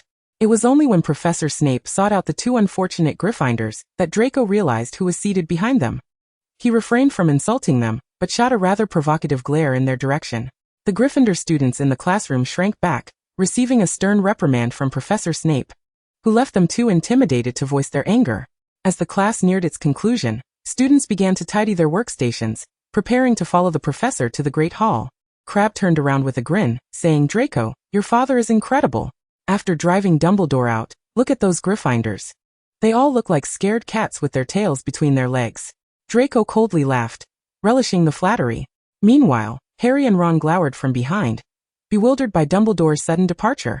Realizing that Malfoy's father must have been behind it all, Goyle then asked, "Once Dumbledore is completely ousted, who will be the next headmaster?" "It won't be Professor McGonagall, will it?" Draco raised an eyebrow. "Once that old man is gone, McGonagall won't last long either. Just then, Professor Snape happened to be patrolling their area, and Draco, appearing unfazed, directly asked Professor Snape, "Will you be applying for the position of headmaster? If you do, my father and the other governors will undoubtedly support your candidacy." Gloria swore this was the only time in her life she would witness the faintest hint of a smile from Professor Snape. The dark bat-like Professor S' expression softened as he humbly replied, "The headmaster is merely temporarily absent. I believe he will return to the school." Harry and Ron suspected that he was merely putting on a facade, secretly preparing to align with the Malfoy family for future votes. After Snape departed, his expression returning to its usual stoicism, Draco remarked to Goyle, "Just wait. The next headmaster will surely be someone favoring pure-blood wizards." Seamus Finnegan from Gryffindor pretended to gag at the cauldron, while Neville Longbottom shot furious glares at Draco and his cohort. Gloria remained unfazed by their hostile looks, swiftly organizing her belongings, signaling to Draco that it was time to pack up. Draco, leisurely arranging his books, remarked with a malicious tone, "I can hardly believe those mudbloods haven't hurried to pack their bags and return home. I would wager 5 galleons that the next attack will not be petrification, but death." Gloria sighed quietly, recognizing Draco's fearlessness in the face of potential retribution. Fortunately, the bell rang, prompting everyone to rise and gather their belongings, creating a tumultuous scene in the classroom. At the back, Ron had already leapt to his feet, exclaiming, "I'm going to give him a good thrashing. That scoundrel." He was restrained by his dorm mates, Harry and Dean. Chapter 66, Watching in the Shadows. News of Hagrid's arrest and sentencing quickly reached the school. While Lockhart frequently proclaimed that the crisis had been averted, Gloria suspected he simply wished to evade the duties of patrolling and escorting students. This superficially charming wizard had recently appeared quite haggard, with conspicuous dark circles under his eyes. Ever since Headmaster Dumbledore had left the school, Gloria had audaciously unleashed Apophis, instructing him to follow Harry and the others, ready to assist should danger arise. She had a foreboding sense that the opportunity to retrieve the basilisk was imminent, largely depending on Harry's actions. The scales of Gloriana and Yermungandr were too conspicuous. Apophis, with his black scales, was far better suited for concealment. Due to his assignment, Apophis insisted on compensation before venturing out, much to the envy of the other 2 snakes.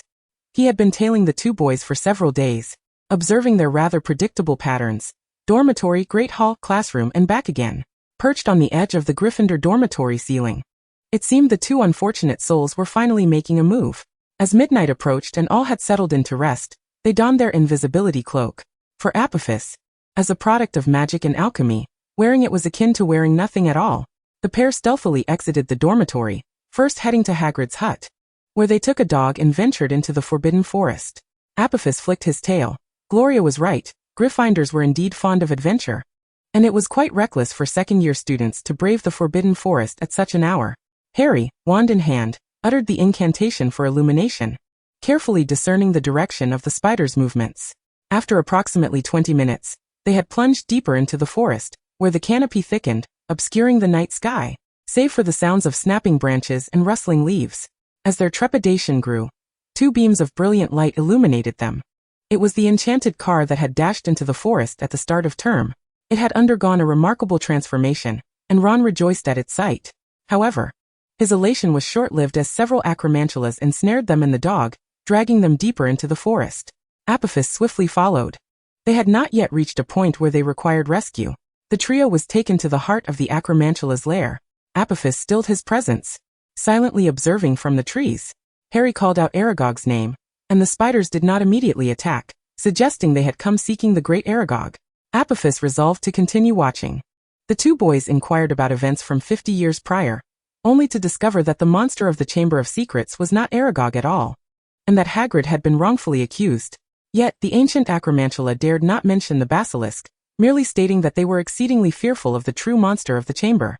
They did, however, recount a girl who had died in the lavatory 50 years ago. Once their inquiries concluded, the spiders began to stir restlessly, and Harry and Ron gradually realized that besides Hagrid, they would not spare anyone else. Just as the boys assumed their fate was sealed, Apophis flickered into view, instantly regaining a substantial size, his formidable form coiling around a tree stump, hissing menacingly at the acromantulas. Harry immediately sensed something amiss and turned towards Apophis, but the darkness obscured everything except for a faint glimmer of red light behind a stump, causing his heart to race. "We're done for, Harry." "What now?" Ron cried. "Mom and Dad might never even find our bodies." considering the size of the acromantulas, made it clear they would be devoured to the last bone. Harry shook Ron, urging him to be quiet. Don't you see? The spiders are all running away. Ron wiped his tears. Indeed, the spiders were retreating, and it was only upon movement that they realized their overwhelming numbers. What is happening? Have they finally understood we are Hagrid's best friends? Harry seized Ron's arm, recognizing that the spider's obvious fear indicated something more terrifying was present. Ron, now speechless, managed to say, "It means there is something even worse here." Harry felt his body tremble. Could it be that Aragog had mentioned they were indeed terrified of the genuine monster of the chamber? Ron began to shiver as well. It seems we are doomed to die here. Should we run? He deeply regretted their decision to enter the Forbidden Forest that night. Apophis, having shrunk in size, silently chuckled at the two boys' predicament. Suddenly, the sound of an engine roared to life, and two beams of light shone upon their faces. Ron, shielding his eyes in delight, exclaimed, "It's the car." Harry sprinted towards the vehicle, which was now moving faster than the dog. The doors swung open, and the trio quickly climbed inside as the car spun around, propelling them away from the forest towards the castle. Upon reaching the edge of the Forbidden Forest, Harry and Ron were unceremoniously ejected, while the car elegantly turned back into the forest. Ron was furious. "When Hagrid gets out of Azkaban, I'll kill him." Harry remained shaken, pondering that perhaps Hagrid had not anticipated that the spiders would spare anyone but him. As they watched their raucous return to the castle, Apophis hurried towards the Slytherin dormitory. Gloria lay in bed, contemplating when the opportune moment would arise. When Gloriana stirred, Apophis was nearing. Gloria promptly rose to meet him at the dormitory door. After midnight, the common room was deserted, allowing her to successfully retrieve Apophis. "What brings you back at this hour? Was there trouble?" Apophis replied cheerfully. "Those two little rascals just emerged from the Forbidden Forest. They sought out the acromantula to learn about events from 50 years ago. The oldest spider mentioned a girl who died in the lavatory, the new entrance to the Chamber of Secrets. If the boys are clever enough, they should grasp such an obvious clue. While the school has its fair share of ghosts, only one lingers in the lavatory for eternity." Gloria breathed a sigh of relief. "That's good. If they remain oblivious, we'll devise another way to provide hints." She knew that outright disclosure was impossible. She could not allow anyone to know she was already aware of the chamber's entrance, while witnessing the petrification incidents continue unabated. Apophis slithered onto her lap. "I frightened off the spiders in the Forbidden Forest today, which drained my energy. I require magical gems. Gloria, please feed me some gems." Gloriana promptly complied. "I maintained my awareness, knowing Apophis would return, and I too need magical gems." Yermingander interjected. Gloria anticipated this would occur. She swiftly produced a box, opening it to reveal 4 gems for Apophis, 3 for Gloriana, and 2 for Yermingander. "Any objections?" "None whatsoever," came the unanimous reply. Frequent bargaining might leave them with nothing at all. Chapter 67. Sensing Anomalies. Unexpectedly, amidst the turmoil at Hogwarts, the professors announced that examinations would take place on June 1st. Following the dual attack incidents, nearly everyone had lost their focus on studying. In the Great Hall that morning, Gloria specifically observed Harry and Ron's expressions. Both bore a weighty gravity, and from Apophis, she understood they had deduced that Myrtle was indeed the girl who had perished 50 years ago. Regrettably, an opportunity to consult with Myrtle eluded me, as the professors, apart from Lockhart, diligently ensured that every student reached their designated location. Draco observed that Gloria had been particularly taciturn of late. He could not quite comprehend why, for even if Hogwarts were to close, it was not the sole institution of magic in existence. "Laurie, are you still troubled by matters concerning the school?" Gloria, momentarily roused from her thoughts, shook her head and replied, "No, I am preoccupied with something else." "Exams?" the youth inquired. "There are 3 days left, and we have not been negligent in our studies." "There is no cause for concern." Gloria chuckled softly. "It is of greater significance than that." At the professor's table, Professor McGonagall rapped her glass, signaling for silence. "I have delightful news to announce." The moment her words fell, the hall erupted into a cacophony, drawing the attention of both Gloria and Draco. What sort of good news could this possibly be? Surely, they could not have captured the basilisk. Considering its size, that seemed implausible given the commotion it would have caused. Several students at the Gryffindor table shouted, "Is it true that Professor Dumbledore is returning?" Upon hearing this, the faces of the Slytherin students darkened. Dumbledore's absence had marked a period of their greatest triumph. "Has the heir of Slytherin been apprehended?" a girl from Ravenclaw shrieked, further deepening the pallor of the Slytherin students' expressions. To these speculations, Professor McGonagall offered no response. Only when the din had subsided did she continue. Professor Sprout has informed me that the mandrakes have matured and are currently being harvested for potion making. This evening, those petrified students will be revived, and perhaps among them, some may have witnessed the assailant. Gloria abruptly rose, striding swiftly towards the exit of the hall. In truth, many Slytherin students were doing the same. If the assailant were captured, their days of ease would come to an end. Gloria's mind raced with thoughts of the students awakening. Colin would surely divulge her encounter with the basilisk, and would she be able to retrieve him unscathed? No. Action must be taken before tomorrow. Lori. As she resolved herself, Gloria felt a hand grasp her arm and turned to find Draco, his brow furrowed in concern. What troubles you? Upon detaining her, he noticed her ashen complexion. It's nothing, merely a surprise, she replied. Sensing the gravity of the situation, he pulled her aside and, fixing his gaze on her crystalline silver eyes, asked, Tell me, Lori, are you connected to the heir of Slytherin? The strangeness of it all struck him. Among the petrified was Hermione, whose fate had initially alarmed Gloria. Yet now, she seemed to dread the revival of the petrified students. As any of them might have seen her at the scene, Gloria opened her mouth several times, struggling to articulate her thoughts, before finally averting her gaze and saying, I did not open the Chamber of Secrets. You need not worry. Draco's breath hitched. Do you truly know who the heir is? Gloria met his gaze, neither confirming nor denying. His hands trembled slightly, whether from joy or fear, he could not tell. Why have you never mentioned this before? Draco. Tonight it will all come to an end, and I shall reveal the entire truth to you. Gloria had a premonition that the moment was nigh, and she must prepare herself. Draco gripped her shoulders tightly. You could be imprisoned in Azkaban. Where is your carriage? Leave the school now or have a house elf escort you away. Gloria pressed his hand down. Do not fret, I shall be fine. Have you forgotten my lineage? Draco recalled her mysterious heritage and reluctantly acquiesced. Yet his agitation remained palpable. It is far too perilous, you must depart. While he urged her to flee, he speculated on the identity of the heir.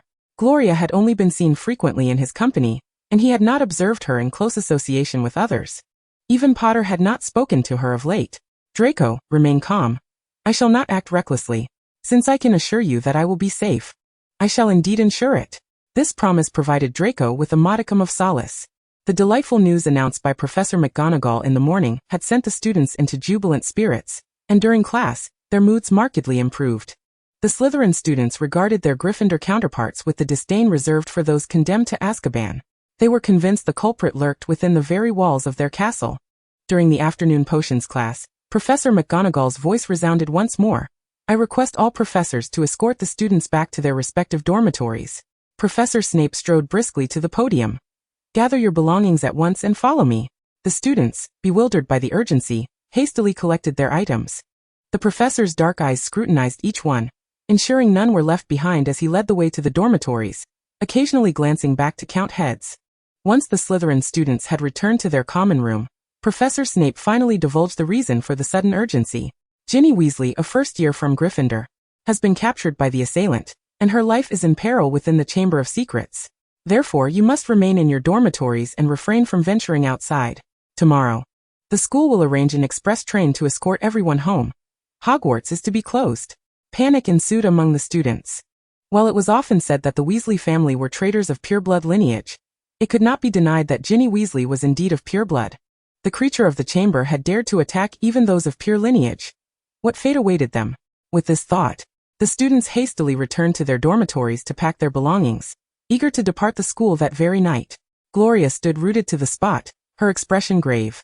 She had previously informed Apophis outside that she would require immediate notification should the professors cease their search. Draco pulled her into a corner and whispered, Next year, let us transfer to Durmstrang Institute of Magic together. After speaking, he gently embraced her. Even if they discover you, I will plead with my father to send you to the north. The warmth of Gloria's breath brushed against his ear. Draco, it will all conclude tonight. No one will come to harm, myself included. Draco merely shook his head and continued, with Ginny Weasley captured, the professors will undoubtedly write to the Board of Governors. My father will learn of this. I will find a way to contact Professor Snape and have him bring my father here to take you away. Gloria's heart fluttered. A sensation more palpable than ever before. She said nothing but embraced him tightly before turning to return to the dormitory. Sitting on her bed, Gloria awaited the night. As darkness fell, Apophis approached the Slytherin dormitory. Gorinia, she called, Apophis has returned. Let us proceed. It was time to reclaim the basilisk. Gloria rose and cast a disillusionment charm, blending seamlessly with her surroundings as she made her way outside. Passing through the common room, she unleashed a confundus charm to open the dormitory door unnoticed. Chapter 68. Entering the Chamber of Secrets. Upon emerging, Gloria made her way towards the entrance of the chamber located in the girls' lavatory. Upon reaching the second floor, she spotted Harry and Ron. Their wands trained on Lockhart as they approached the lavatory where Myrtle resided. After a brief moment of contemplation, she chose to silently follow them. The two boys finally found an opportunity to inquire about Myrtle's cause of death, only to realize that the entrance to the chamber lay right before them. As Harry and Ron searched for the entrance, Lockhart, instead of attempting to flee, fixated intently on their actions. Eventually, they spotted a snake etched into the side of a brass tap. "Harry, this must be it," Ron asserted. "Speak to it in Parseltongue." Harry hesitated, staring hard at the snake on the tap, and after a long moment, he managed to utter, "Open." To Ron and Lockhart, it appeared he was speaking an unintelligible language. With a sudden click, the basin before them began to sink, revealing a thick pipe. The boys exchanged gleeful expressions. Having found the entrance, they might yet rescue Ginny. Lockhart, visibly shaken, realized that Hogwarts indeed housed a chamber of secrets. When he had attended, he had thought it merely a legend. As thoughts of the monster within the chamber crossed his mind, his earlier enthusiasm waned, and he donned that insipid smile once more. "It seems you have succeeded. I shall remain here." Harry and Ron aimed their wands at him once more, Ron particularly incensed, bellowing, "You go first." Amid such entanglement, Gilderoy Lockhart reluctantly approached the pipe, only to be kicked down by Ron, who felt a surge of relief afterwards, exclaiming, "I've wanted to do that for ages." Harry gripped his wand tightly and followed suit down the slide, with Ron trailing behind. Moaning, Myrtle observed the three vanish into the pipe. Her spirits lifted as she fluttered to the nearby window, gazing at the moonlight. "Perhaps soon I shall no longer be alone here. Oh, Harry Potter will forever remain in the lavatory, accompanying the weeping Myrtle. How romantic." Gloria remained silent, using the levitation charm to control her descent, reluctant to come into contact with the filth within the pipe. As she landed softly, she found Harry and Ron engaged in conversation, while Lockhart appeared far from his previous neat and charming self, now covered in a sticky mess. The trio cautiously advanced, occasionally stepping on the remains of small creatures, producing a crunching sound. Upon rounding a corner, Ron quickly grasped Harry's arm, pointing ahead. "Harry, there's something up ahead." Through the dim glow of their wands, they discerned a massive shadow that stood motionless, causing the three to freeze in fear for a moment. "Perhaps it is asleep," Harry mused, certain that this must be the monster of the Chamber of Secrets. Even if it obstructed their path, they had to proceed. Otherwise, Ginny would be in grave danger. Lockhart, having overheard the creature's capabilities from the two, promptly covered his eyes to avoid being petrified, while Harry led the way, inching forward. Gloria stood back, stifling a sigh. It was merely a basilisk shed-skin. Three serpents were tempted to mock, but thought better of it, recalling Harry's talent for speaking Parseltongue. At last, the light from Harry's wand illuminated the snake's skin, revealing it to be nothing more than a vividly bright green scale rather than the beast itself. The three exhaled in unison, with Lockhart collapsing in a faint on the ground. "Is he truly a professor? The defense against the dark arts professor?" Ron stared at Lockhart, at a loss for words, as both second-year students remained unperturbed. Harry could hardly muster a comment. With a fierce demeanor, Ron approached Lockhart, kicking him. "Get up." The dazed Lockhart sprang back to his feet with surprising agility, snatching Ron's wand and aiming it at Harry, declaring that their adventure had come to an end. Gloria also drew her wand but, upon hearing Lockhart's intent to cast a memory charm on the two, she safely stowed her wand away. Given that Ron's wand had previously broken and been hastily repaired, even a simple spell often failed, resulting in explosive sounds. Attempting such a complex charm would surely end in disaster, likely rendering the wand utterly useless. Indeed, when Lockhart confidently uttered the incantation, the wand erupted with a tremendous blast, akin to a Muggle firecracker. The tunnel trembled as several large stones tumbled from above, prompting the group to scramble for safety, with Gloria remaining at a distance, largely unaffected. The falling debris separated the three, and once confirming that everyone was unharmed, Harry resolved to press deeper into the chamber, leaving Ron and Lockhart behind. Once assured that Harry had ventured far, Gloria dispelled her disillusionment charm, revealing herself as Ron attempted to clear some rubble. Startled by footsteps, he turned, believing Lockhart had awakened, only to find it was her. "It's you, Gloria. You scared me to death." Ron clutched his chest. In the darkness, only Gloria's wand illuminated the space as she approached him, half her face cast in light, the other half shrouded in shadow. Ron found himself involuntarily swallowing hard, sensing something peculiar about her today. His heart raced as he could no longer contain his curiosity, asking, "What are you doing here?" Gloria slowly turned her head, a look of apology crossing her features. "I'm sorry," Ron gasped, his finger trembling as he pointed at her hand. "Why, you are the heir of Slytherin." It dawned on him that Colin was discovered by her. "I didn't he do the petrifying?" Gloria neither confirmed nor denied, adding, "And you should rest for a while, though the environment here is rather unpleasant." Ron took a deep breath, prepared to shout across the fallen stones to warn Harry inside. Just as he inhaled, however, he rolled his eyes and collapsed in a dead faint. Gloria remarked softly, "My actions certainly seem villainous." She then glanced at the seemingly unconscious Lockhart, and, recalling his earlier feigned fainting, she swiftly cast a stunning spell upon him. Completing this, she waved her wand at the rubble, which parted to reveal a narrow passage. After advancing a short distance, she encountered an opened wall, adorned with two entwined serpents, their eyes set with gleaming emeralds. Once more casting her disillusionment charm, Gloria entered soundlessly.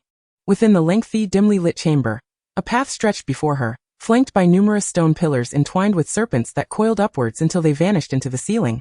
Enveloped in an air of mystery, on the opposite wall stood a colossal statue, its visage resembling that of an ancient simian figure, with sparse long whiskers. Gloria squinted, half convinced she had erred in her observation. Is this the statue created by Salazar Slytherin himself? Why is it so hideous? It bears no resemblance to the portrait of Slytherin at home. Taking a deep breath, Gloria reminded herself that such details were not the priority today. Her focus must be on reclaiming the basilisk and apprehending the troublemaker behind this chaos. Harry had already found Ginny, kneeling beside her and calling out frantically. Before long, he began conversing with a tall boy with black hair, their expressions suggesting familiarity. Gloria moved cautiously, intent on getting closer. "Are you a ghost?" Harry inquired of the young man. "No, I am a memory," the boy replied. "A memory that has resided in this diary for 50 years. Upon hearing this exchange, Gloria's gaze fell upon the diary cast aside, the very one that had previously fallen from Harry's backpack. How ironic, even now refusing to speak the truth. This was no mere memory, but a fragment of a soul. Harry was oblivious to the peril posed by this so-called memory, still attempting to lift Ginny's head. Ginny's face was as pale as a ghost, nearly devoid of breath, perilously close to death. Harry sought assistance from the black-haired boy, yet the latter merely regarded him with indifference, fiddling with Harry's wand. Gloria crept along the wall, tilting her head to scrutinize the name on the diary. Tom Riddle. Confirmed. She realized she knew Voldemort's true name.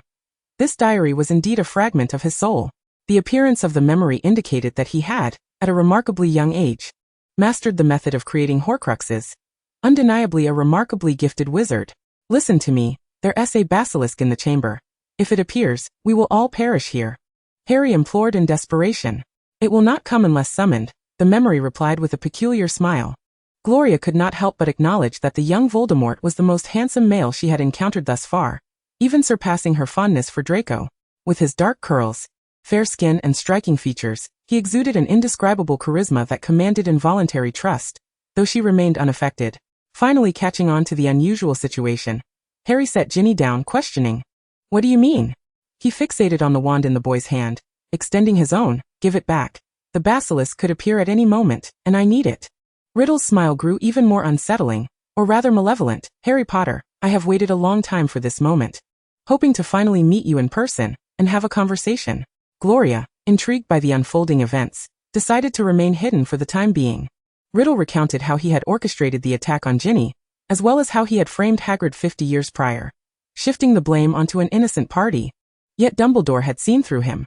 Thus, the young Voldemort created the diary Horcrux, hoping to guide another along his path to fulfill Salazar Slytherin's noble legacy. Gloria listened impassively, knowing that Slytherin's true noble legacy was not this.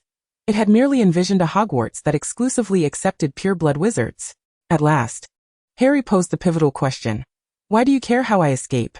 You belong to a time long past, 50 years ago, when Voldemort was committing his atrocities, and you had been deceased for many years.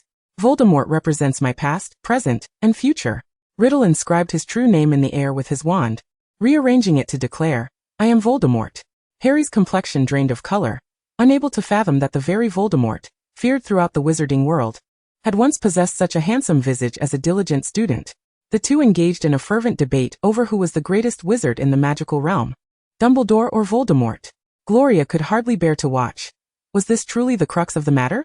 Amidst their argument, ethereal, hauntingly mysterious music filled the vacant chamber. Suddenly, flames erupted from the nearest stone pillar, and a deep crimson bird descended from the heavens, accompanied by the enchanting melody. Its golden talons clutched a tattered package. The bird soared towards them, dropping the parcel, which Harry instinctively recoiled from before reaching out to catch it. Riddle appeared startled, crouching to avoid the imminent danger.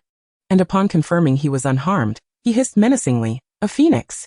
Clearly, he recognized this magnificent creature. Harry opened the package, while Riddle observed in silence. Gloria thought to herself that had it been her, she would have snatched the package away without giving Harry a chance to open it. Upon unfolding it, they discovered it was merely the Sorting Hat, prompting Riddle to smirk triumphantly. Dumbledore assisted his followers with that tattered hat? Harry was oblivious to the Sorting Hat's capabilities, but needed to buy some time. Perhaps Dumbledore was on his way. And he noticed that the previously indistinct outline of Riddle was becoming increasingly vivid. Inaction would lead to doom for both Ginny and himself.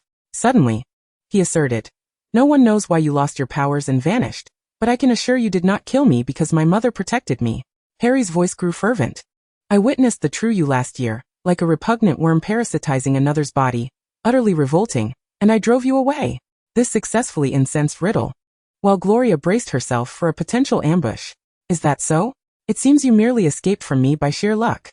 He remained motionless, glaring maliciously at Harry, before advancing toward the stone statue, prompting Gloria to shift her position. Riddle gazed at the statue, opening his mouth to emit a hissing sound.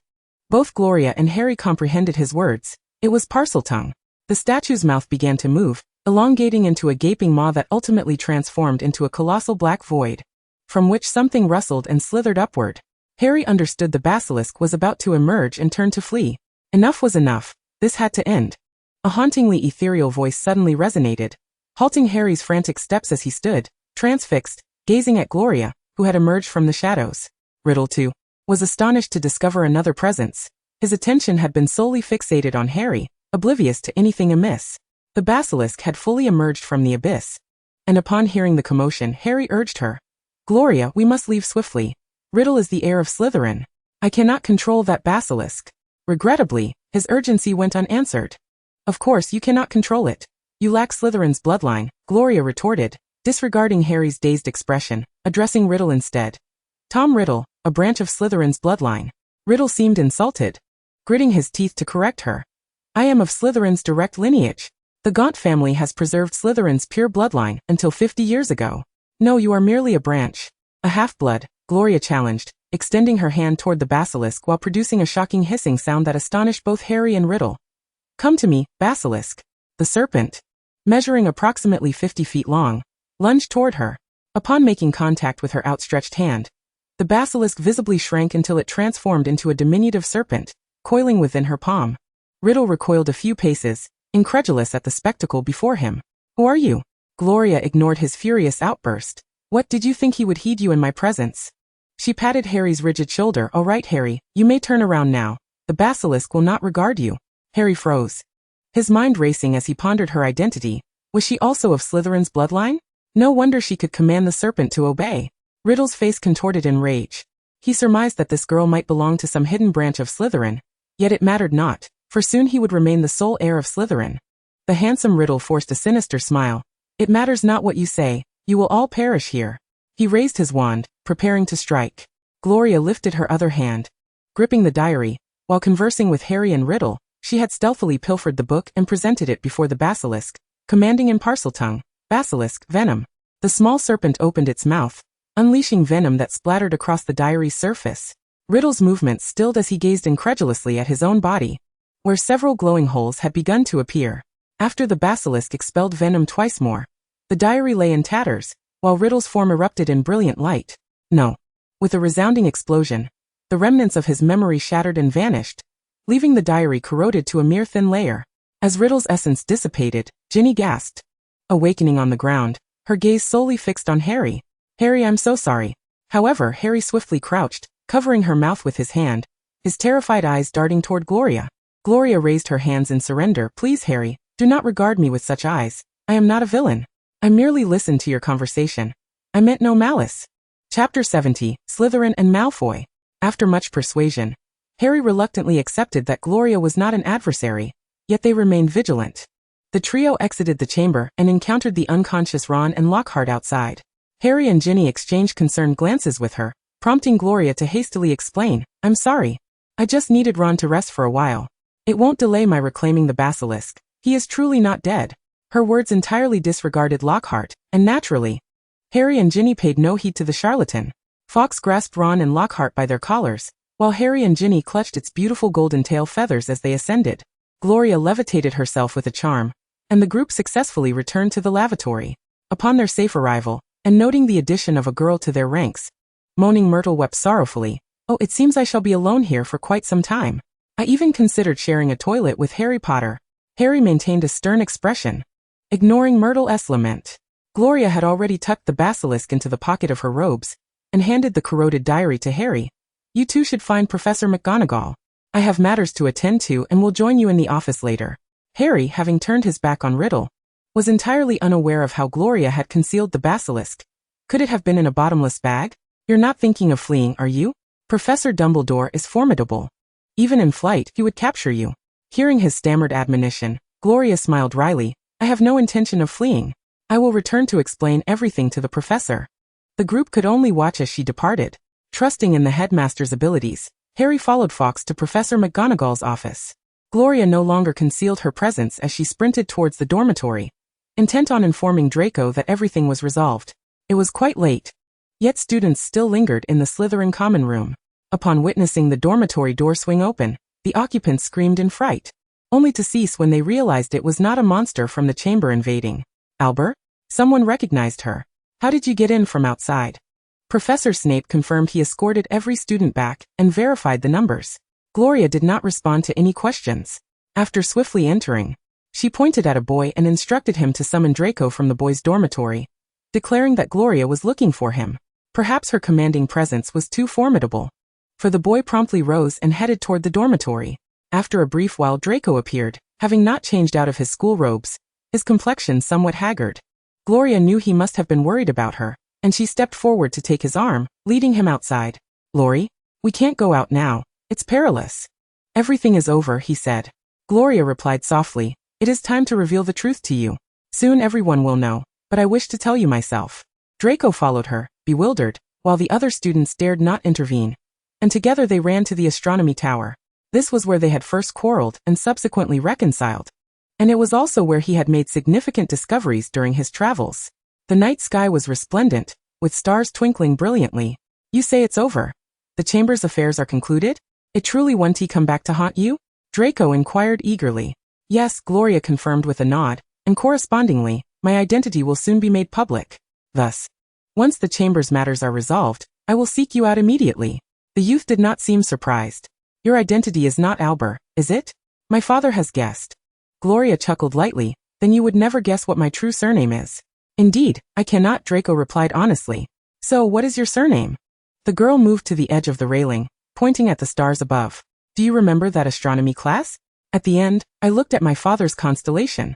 Draco nodded, indicating he recalled. "My father is Regulus Black, but I do not bear the surname Black. I inherit a name far older and more venerable." The boy's thoughts faltered. "Regulus? Isn't he your mother's deceased cousin?" In a flash, he realized something. Laurie had once mentioned that he was special to her. Was it because of this connection? But he had already.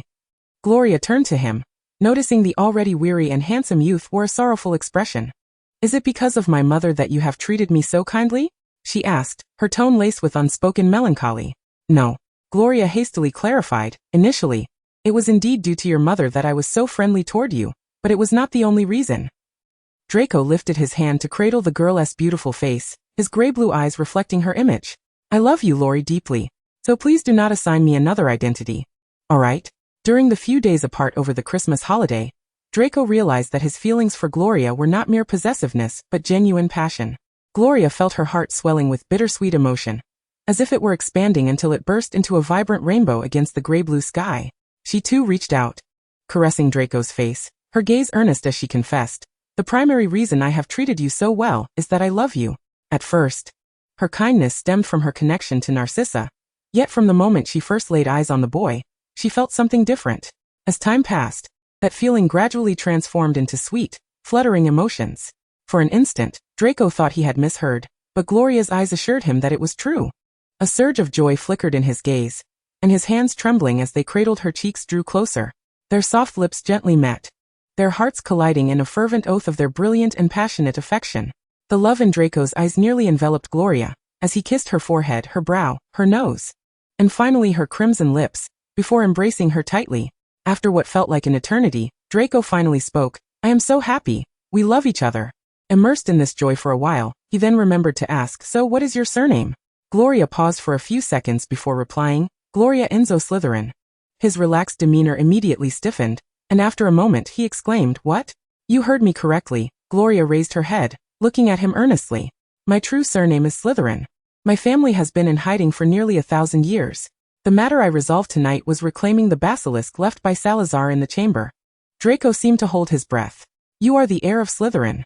This was even more astonishing than he had anticipated regarding the heir. "It is indeed me. But I am not the one who opened the chamber. My primary task this year is to retrieve the basilisk." Having revealed her identity, she would not deceive him on such matters. Draco felt somewhat reassured.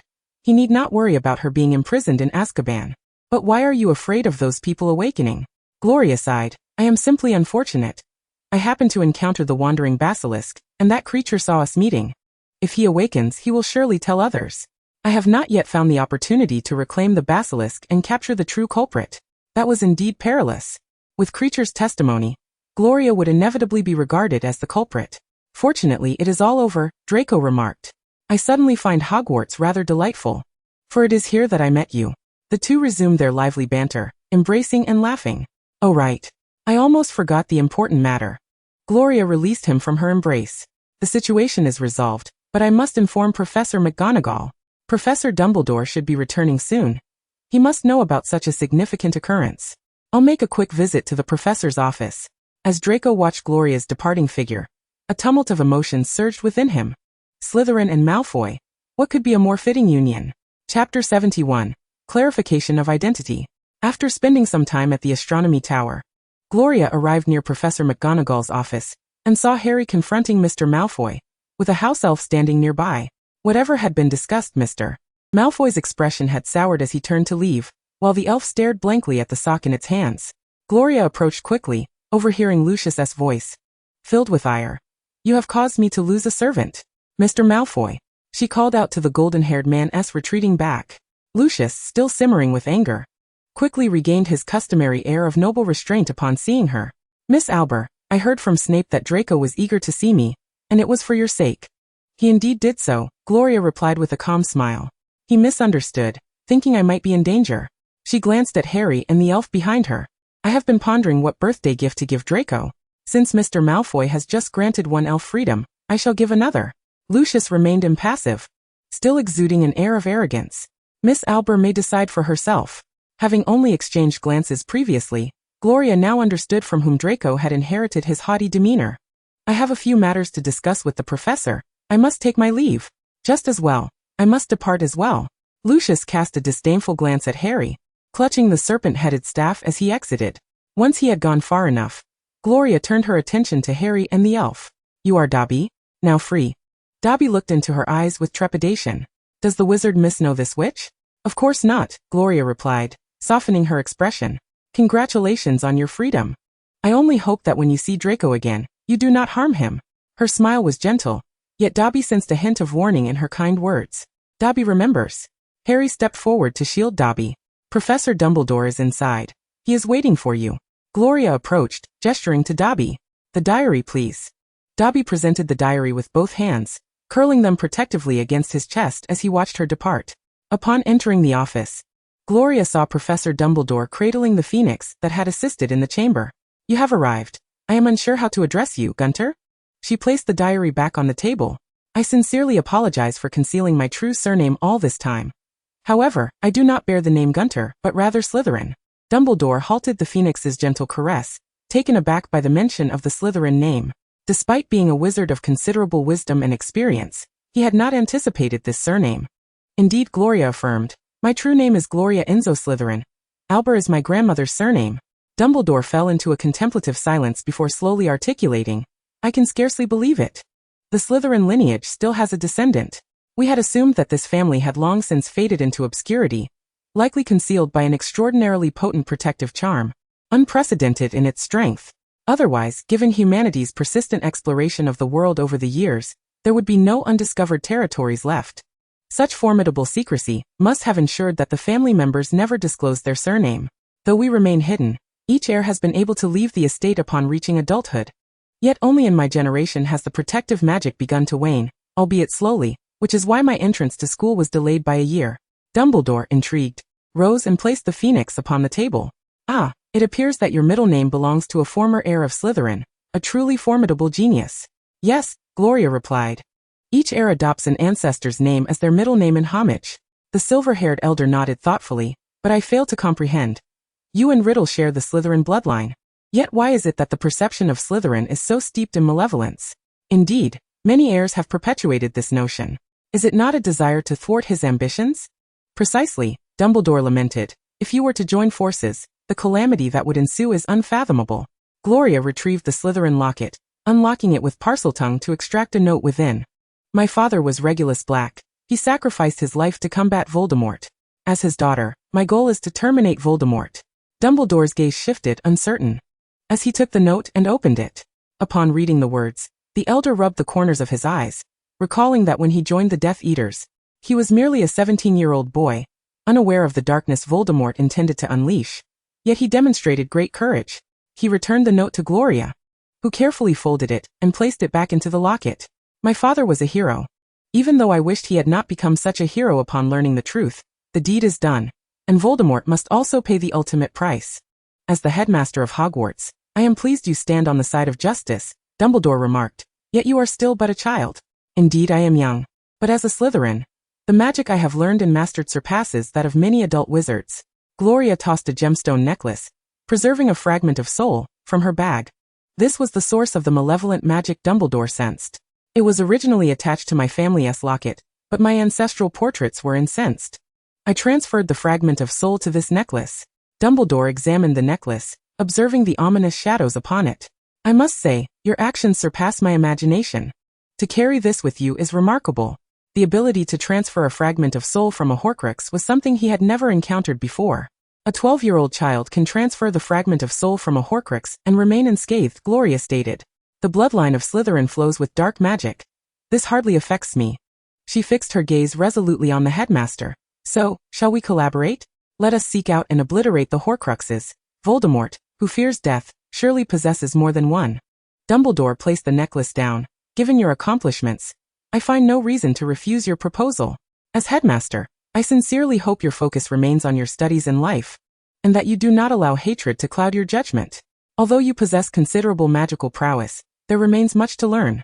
He smiled kindly. I do not refer solely to magic, but to the appreciation of life's splendor. The gentle breeze, the fragrant blossoms, the drifting clouds, such beauties. You have begun to perceive some of this, have you not? He discerned that beneath her outwardly gentle demeanor lay a profound, impenetrable coldness. Yet, he recalled her initial arrival at Hogwarts, brimming with curiosity about everything, a delightful sight. Now, however, her gaze had transformed, revealing a spark of connection to the world. As Gloria considered his words, memories flooded back of her days at Hogwarts. Joyful conversations with Harry, Ron, and Hermione. The knowledge gained in classes that her family's library had not provided. The playful skirmishes between Draco and Harry. And the moment atop the astronomy tower when Draco and she confessed their feelings to one another. Her eyes sparkled with renewed life. Her exquisitely beautiful face radiating a genuine smile. Yes, I have felt it. Truly wonderful. Chapter 72, Miss Slytherin. Dumbledore was pleased to witness such a transformation in Gloria, for it signified that love resided within her heart. As long as love existed, she was not beyond redemption. Harry mentioned that you retrieved the basilisk from the Chamber of Secrets? Gloria nodded, reaching into her robe to produce the miniature green-scaled serpent, coiled with its head tucked beneath its body. When Salazar hatched him, he intended to merge it with his potion, but due to certain disputes regarding admission standards, he left it behind to guard the school. When the chamber's entrance changed, I followed Harry and found it. To think it can even shrink in size. Dumbledore adjusted his half-moon spectacles and inquired, "May I ask if Salazar intended to purify the school?" Gloria carefully reassembled the basilisk, Not entirely. Salazar genuinely believed that only purebloods were worthy of learning magic. He considered Muggle blood to dilute a wizard's magic. Furthermore, Muggle-born wizards, despite their ability to learn magic, remain tethered to the Muggle world. The basilisk serves as a key of vengeance. Vengeance? Dumbledore queried, perplexed. Gloria glanced about, acknowledging the efforts invested in the school's construction. If one day Muggle-born wizards chose to betray us by revealing the school's location, the wizards here would surely have to relocate. Muggles covet everything wizards possess. Should they discover the chamber, believing it to house treasure, the basilisk would eliminate everyone present, enacting its revenge. She scoffed, continuing, rather than fearing or loathing wizards. Muggles are desperately eager for our power. They once attempted to capture wizards to obtain magic through some means, but all efforts failed, leading them to resort to murder. The information regarding the founders of this school is scant, Dumbledore remarked. I did not realize the intricacies involved. Gloria adjusted her robe. The times have changed. The basilisk no longer needs to fulfill this mission. I have complete control over it. During the summer, I plan to let it reside at the Slytherin estate, and I intend to invite Mr. Scamander for a visit. Would you be interested, Headmaster? The silver-haired elder smiled in agreement. Of course, I would be delighted. It is, after all, the Slytherin estate. He glanced at the time. I will inform the kitchen to prepare a late-night feast, as the Great Hall will host an evening event. I shall grant you and your friends some extra points. Miss Slytherin, do you wish to reveal or conceal your surname? Simply call me Gloria. Let it be known. I forgot to mention that Crivey happened upon me and the basilisk in the hospital wing during his visit. Fortunately, I commanded the basilisk to activate the instant membrane, and he merely petrified himself while trying to take a photograph. In my haste to seek assistance, I neglected to inquire about the chamber's location. Dumbledore responded. Regarding that matter, Ginny Weasley asked me to convey her apologies. In a moment of confusion, she inadvertently allowed the basilisk to attack you. An occurrence later revealed by the diary. She is quite remorseful. Oh. Gloria reacted with little discernible emotion. I accept her apology. However, she is quite audacious to converse with a sentient creature. May I inquire how this diary came to be in the school? Dumbledore remarked. Mr. Malfoy, during an encounter, seized the opportunity to slip that diary into the girl's book. I suspect he was unaware of its true purpose, all the while creating a bit of trouble for the Weasley family as he sought to escape the shadow of Voldemort. Gloria was momentarily at a loss for words. It seemed that, following this incident, his position on the Board of Governors was in jeopardy. Indeed. I wish to join the board, Gloria declared. I am prepared to invest a substantial sum of gold galleons for the restoration of the castle, the updating of textbooks, and the procurement of potion materials unavailable elsewhere. Moreover, my ancestors played a part in the founding of this school, even if they departed long ago. I shall give this serious consideration and inform the other governors, Dumbledore responded, offering no more than that for now. Later that night, Professor McGonagall announced that the culprit of the Chamber of Secrets had been apprehended, and Ginny Weasley was out of danger. Headmaster Dumbledore had returned and decided to host a feast, inviting all students to the Great Hall. The four houses buzzed with excitement as the respective heads made their way to the common rooms to deliver the news. Upon her return, Gloria found Draco waiting for her. Upon seeing her safe, he enveloped her in an embrace. You truly are unscathed. When my father told me you were fine, I scarcely believed it. Nestled in his warm embrace, Gloria replied, Of course, I am unharmed. The headmaster will reveal my identity at the feast. Let us go change. Really? Draco exclaimed, his eyes brimming with delight. Then I must change into something splendid. Their intimate display did not go unnoticed by the other students. Zabini and the others glanced at Pansy, who predictably clenched her fists in anger. All Slytherin students donned more formal attire, as the head had stated that the culprit was not from their house. In the dormitory, Tok styled Gloria's hair beautifully, pinning up the top section while letting two braided strands cascade down behind her ears, and some wisps framed her forehead. Paired with a custom-made, resplendent robe, the Slytherin crest prominently adorned her left chest, culminating in the addition of a Slytherin pendant. As they stepped out, Draco extended his hand, and Gloria gently placed hers in his, their fingers intertwining tightly.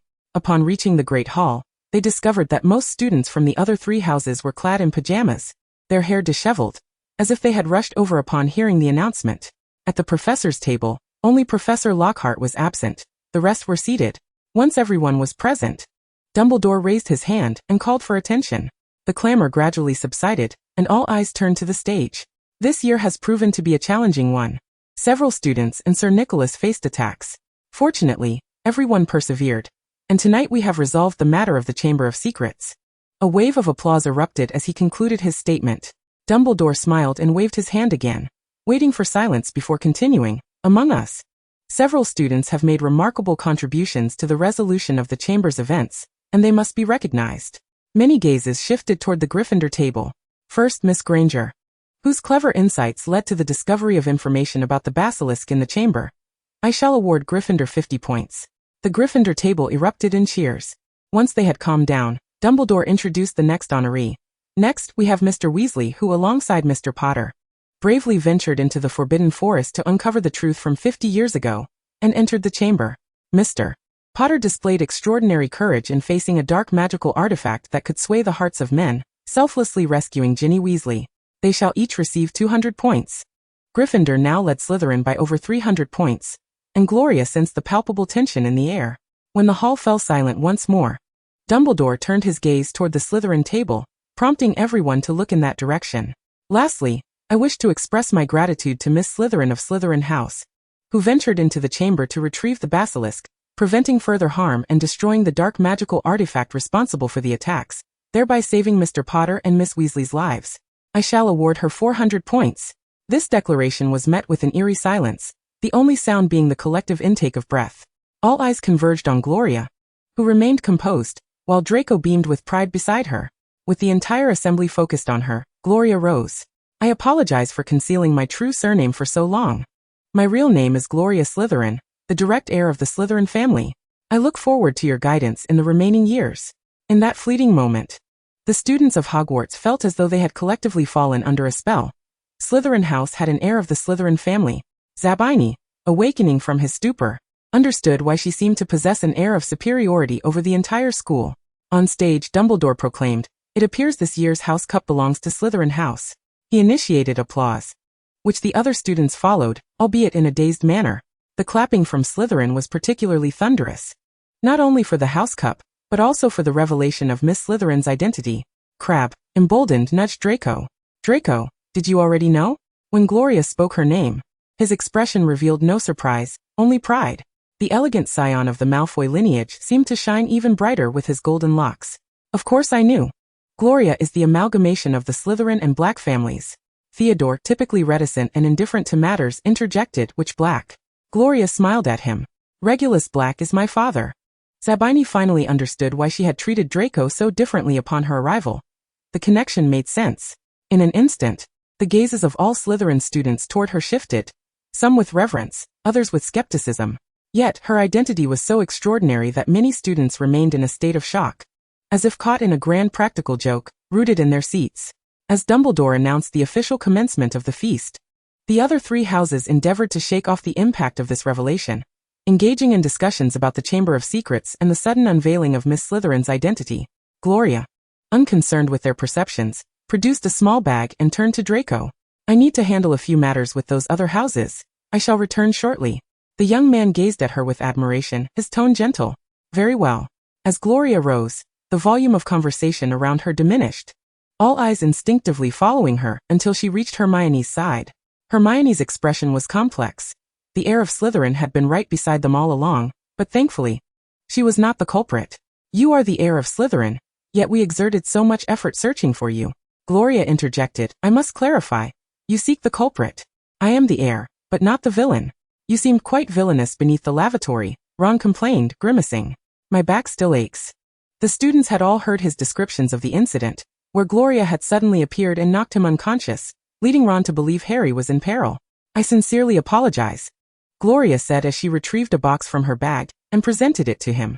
"This is a token of my regret. Please forgive my actions. I had no other choice." All eyes fell upon the box. Curiosity piqued regarding the gift from Miss Slytherin. "Open it. Don't even think about returning it. If you don't want it, just discard it," Gloria insisted, cutting off any potential refusals. Ron glanced around at his classmates before opening the box to reveal 3 stacks of chocolate frog cards. Gloria kindly explained, "This includes the complete set of all 3 variations of chocolate frog cards released since their inception, featuring every character, an absolute limited edition." "Wow," exclaimed Seamus, pointing at the other 2 stacks. "Those 2 types of cards haven't been produced in ages." Ron's mouth hung open, and he turned to Gloria with genuine gratitude. Knock me out a few more times. I can handle it. Hermione nudged him. Shut up. A magnificent tome appeared before her, and Gloria stated, "This is for you. It contains information far more comprehensive than the history of magic. I hope you enjoy it." With a sigh, Hermione replied, "You needn't have gone to such lengths. You are not the one who unleashed the basilisk." Gloria handed the booklet to her. Not that it was truly necessary, but the basilisk belonged to her family, and she felt it was her obligation to take some responsibility. "Please accept it." Hermione had no choice but to embrace the booklet, secretly delighted by the gift. Harry watched with amusement as his two friends exchanged presents, and Gloria smiled at him, remarking, "Since you weren't truly harmed by the basilisk, I'll refrain from giving you a gift." Harry surveyed their surroundings with his vivid green eyes, declaring, "Our safety is the greatest gift of all." Gloria patted their shoulders and headed towards Colin Creevey, who stared at her in astonishment.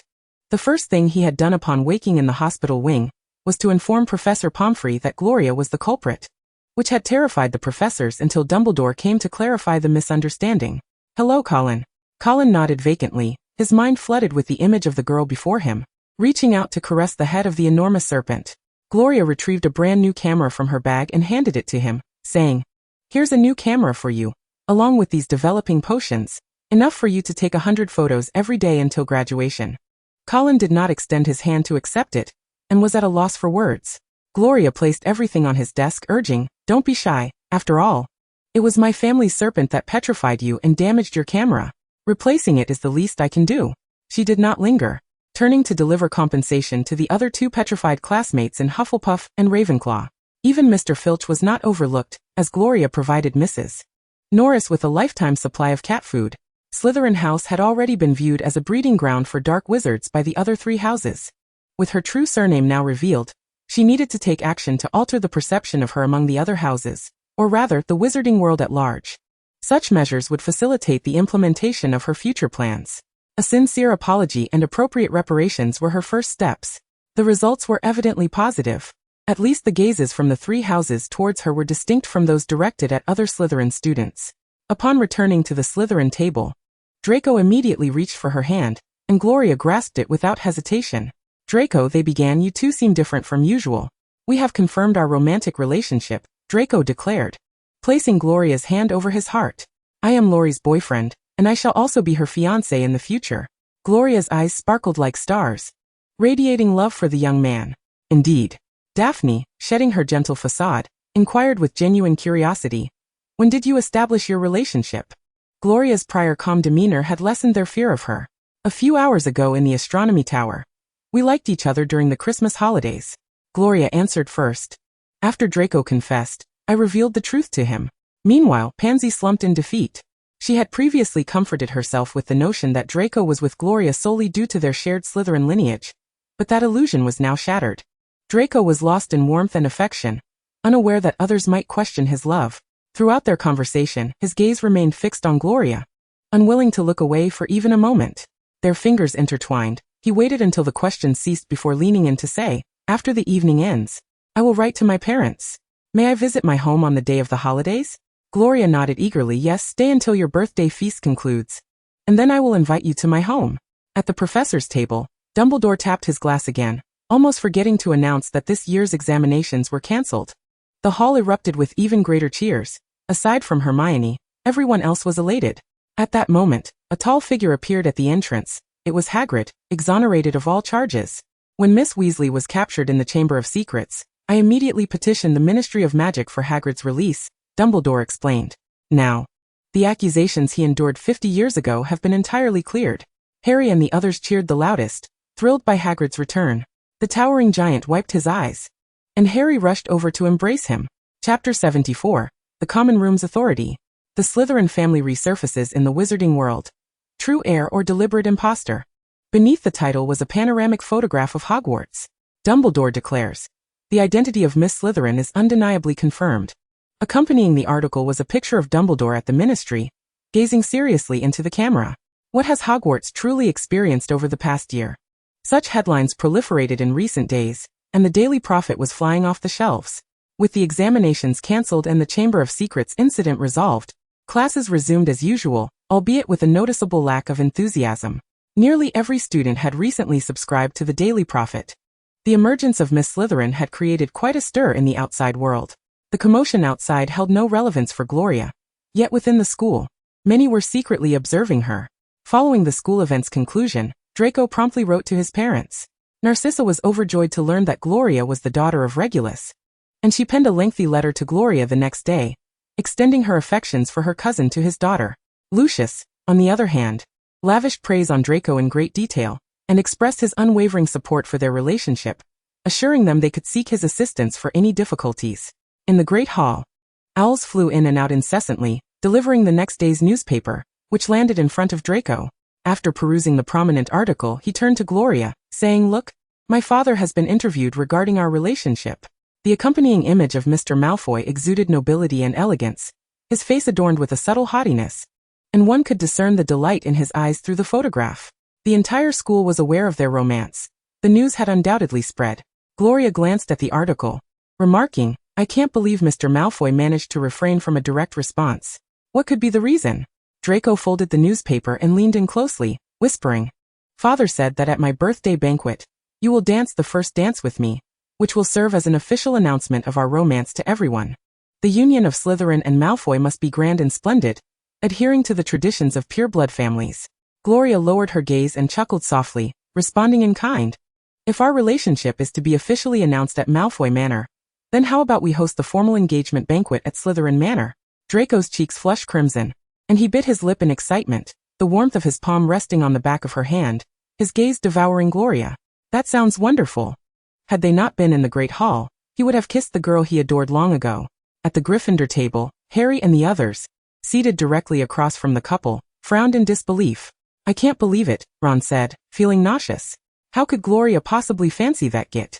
Harry poked at his food with a fork, contemplating how Malfoy's father had been expelled from the Board of Governors. Yet he still appeared so smug. How could he not be smug? Hermione mused, resting her chin on her hand as she observed the lovey-dovey couple across from her. His father may no longer be a governor, but his girlfriend is. Gloria had unsurprisingly become a member of the school's Board of Governors. Her lineage as a descendant of one of the founders ensured her a place in the school's history. This revelation shifted Ron's expression to one of surprise. Gloria was incredibly wealthy and had even undertaken repairs for the entire school, including the Quidditch pitch, which would now be equipped with warmth, wind and rain protection. In poor weather, they would still be able to enjoy the matches. Oh, and Madame Hooch received 30 of the latest model brooms. So next year's first-year students are incredibly fortunate to have such fine brooms. They had used brooms that were nearly worn out over the past year, which shook violently as they rode, almost throwing every student off. Most Gryffindor players were still using the Clean Sweep series. Harry lamented, "Indeed. Wood has already approached Madame Hooch to borrow a broom for a test flight." Ron added, "Fred and George plan to borrow brooms from Madame Hooch for the matches next year. Since the games are on weekends, the first years won't need them. They still need to save up enough discount vouchers for the new brooms, which will take at least a whole school year." Hermione cast a sidelong glance at them, failing to comprehend the boys' fervor for Quidditch and broomsticks. "I was rather astonished that Gloria smashed the stone sculpture in the Chamber of Secrets, declaring it too hideous and utterly unlike the portrait of Salazar that adorned her home. By Merlin's hat, her family actually retained a portrait of one of the school's founders. I was immensely curious about its appearance. Being a Slytherin, it was not surprising that she had such a portrait." Ron remarked, "Mum says Gloria isn't a bad kid. You can tell from the gifts she gave us." Hermione suppressed an eye roll. They ought to consider themselves fortunate, especially since they had brought Lockhart along, albeit he had managed to seize Ron's wand. Harry and Ron exchanged glances, and Ron animatedly mimicked the tone of reverence Hermione used when mentioning Lockhart, exclaiming how dashing the professor was and how reading his books felt like embarking on adventures alongside him. Harry shook with laughter, struggling to catch his breath, while Hermione, exasperated, struck both of them with her book. It was infuriating to think that a professor whom they had idolized for nearly a full academic year was nothing more than a charlatan. Hermione wished desperately that she could remain petrified. Gloria returned to the common room with Draco as summer vacation approached. Lucius and Narcissa had agreed to meet them at King's Cross Station before heading directly to Malfoy Manor. Upon their return, the once lively common room fell into a profound silence. It had been this way since the day her identity was revealed. Many students still hesitated to accept it, despite Dumbledore himself confirming it. The Slytherin family had been absent for so many years, with no sign of their existence until now, when they suddenly reappeared. A group of upperclassmen rose from the sofas, and Gloria's expression hardened as she noticed they occupied their designated seats. The leader, Goyle Avery, looked at them with a provocative gaze, saying, "We've been waiting for you." He was the son of the Malfoy who had just been ousted from the Hogwarts Board of Governors, alongside the suspiciously identified Albus. Draco, filled with rage, was about to step forward but was gently restrained by Gloria, who declared, "I will handle this." She approached the group of upperclassmen, demanding, "By what authority do you question me?" Avery sneered, glancing at the pendant box she wore. "I've seen that pendant box. To my knowledge, it does not belong to you. Albert, you dare to steal this item and masquerade as the Slytherin heir." The students behind him glared coldly at Gloria. Unfazed, she retorted, "Are you questioning me as a half-blood lackey of that cadet branch?" Avery's eyes widened, veins throbbing at his temples as he growled, "What did you say?" He looked as if he might strike her at any moment. Draco drew his wand, pointing it at them, and warned, "Stay away from her. I, as a Malfoy, guarantee that if Lori is harmed in any way, you will all pay dearly." Zabini and others tensed in response. Those in the small group hesitated, internally conflicted about whether they wished Gloria's identity to be genuine. However, Zabini stepped forward, brandishing his wand and positioning himself beside Draco, demonstrating his allegiance. This was an opportunity. If Gloria's identity were indeed authentic, then this confrontation was the moment of choice. Gradually, some students joined Draco, while the majority remained frozen in place. Avery turned to the group behind Draco, coldly asking, "You believe this imposter because of that pendant box?" "I have been waiting for an opportunity," Gloria interjected. "The academy founded by Salazar is unlike the other three. Fundamentally, power is what speaks volumes." She surveyed Avery and his companions with an icy demeanor, stating that establishing her position within Slytherin had been a forethought since her enrollment. It was imperative to leave a lasting impression on the Slytherin students, otherwise, such doubts would proliferate endlessly. Gloria took her stance and hissed, "Come forth, it is time." 3 serpents emerged from her robes, expanding as they hit the ground, their screams reverberating through the common room, causing everyone to recoil in terror. The 3 colossal serpents coiled, their bodies brushing against the ceiling, locking their gaze onto the gathered students.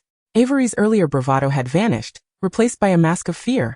Gloria's silver eyes glinted with a frosty intensity as she declared, "You shall be the first."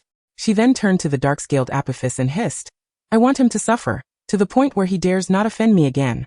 The onlookers were bewildered by her words, yet none could move, a nameless force holding them in place, save for Draco and his followers. In an instant, Avery erupted into agonizing screams, though he had not been touched. His pain surpassed even that of the Cruciatus curse. Avery collapsed, his eyes bloodshot, pupils bulging, tears and mucus streaming down his face, his body contorted in agony. Witnessing his harrowing state, the other upperclassmen who had accompanied him now trembled with fear. Time slipped away, and eventually, Gloria commanded Apophis to cease. Avery lay on the ground, seemingly devoid of spirit, still breathing yet utterly motionless. Gloria approached, crouching beside him, and whispered, "This is but a minor punishment. Do you now understand how you should behave in my presence? Answer me." Avery's eyes darted in terror as he nodded. "Very well." Gloria rose, announcing, "It's time for the next."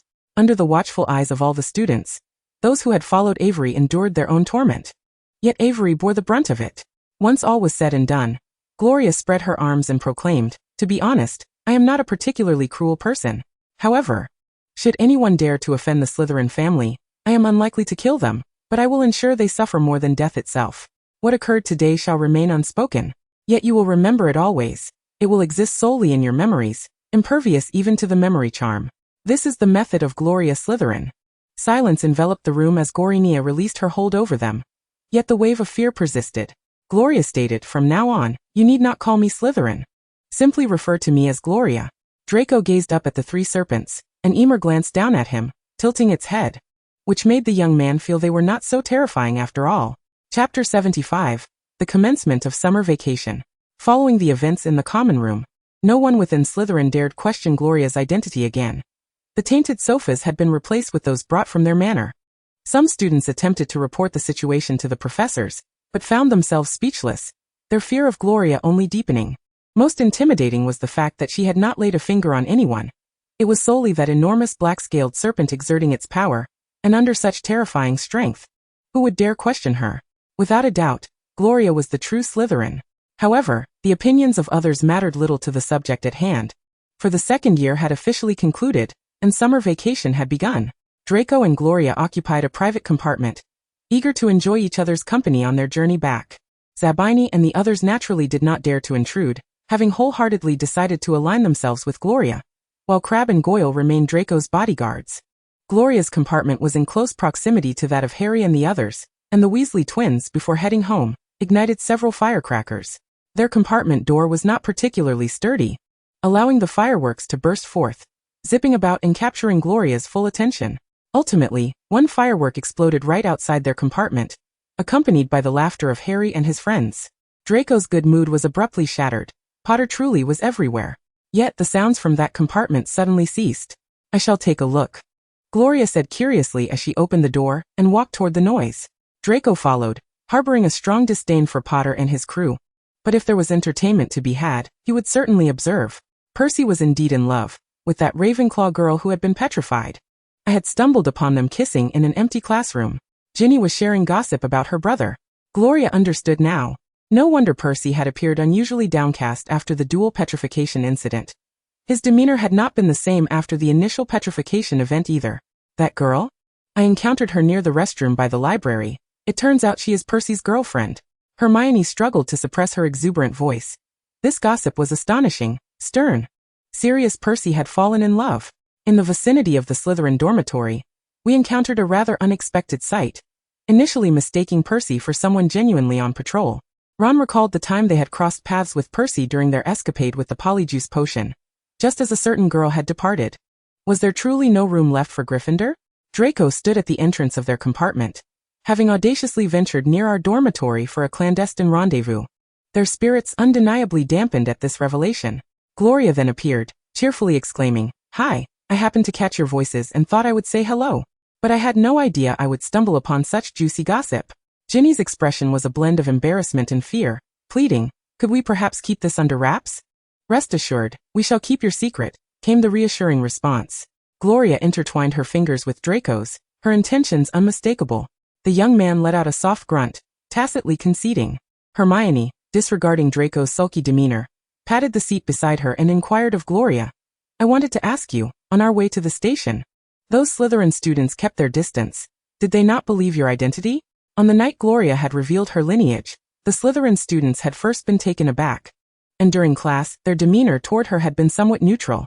Draco naturally accepted her authenticity, while Zabini and the others remained skeptical, finding it hard to accept the existence of a direct heir within Slytherin. "No," Gloria interjected, pulling Draco to sit beside her. "Now they are utterly convinced of my lineage's veracity.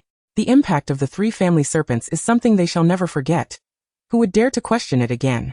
Harry leaned in, saying, "I recounted the events of that night in the chamber to my friends, and although they found it somewhat terrifying, they also deemed it quite thrilling." Draco, nestled close to Gloria, let out a huff. The others unanimously chose to ignore him.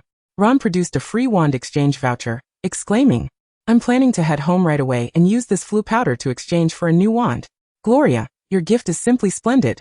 The Weasley twins playfully poked their more vulnerable brother, earning an irate glare from Ron. Draco reminisced about Christmas Day, realizing that the twins had indeed mentioned a new wand, which turned out to be the very voucher. After a brief period of idle chatter, they exited the compartment, and Draco immediately wrapped his arm around Gloria, burying his face in the crook of her neck. "I detest being in the same vicinity as them. I truly loathe it." Over the course of the year, Draco had grown significantly taller, his physique becoming increasingly lean and robust. Gloria embraced his waist, assuring him, "We are only chatting for a bit. And I have only invited you for this summer. The others shall come to visit during the next holiday." The haughty young lord was easily placated and leaned in, only to be playfully thwarted by Gloria. "In the carriage corridor, perhaps?" he suggested. The young man turned her around, encircling her from behind as they made their way back to the compartment. A few hours later, the express arrived at King's Cross Station, where Draco held Gloria's hand as they searched for their parents' figures. The Malfoy couple, with their regal bearing, stood out amidst the throng.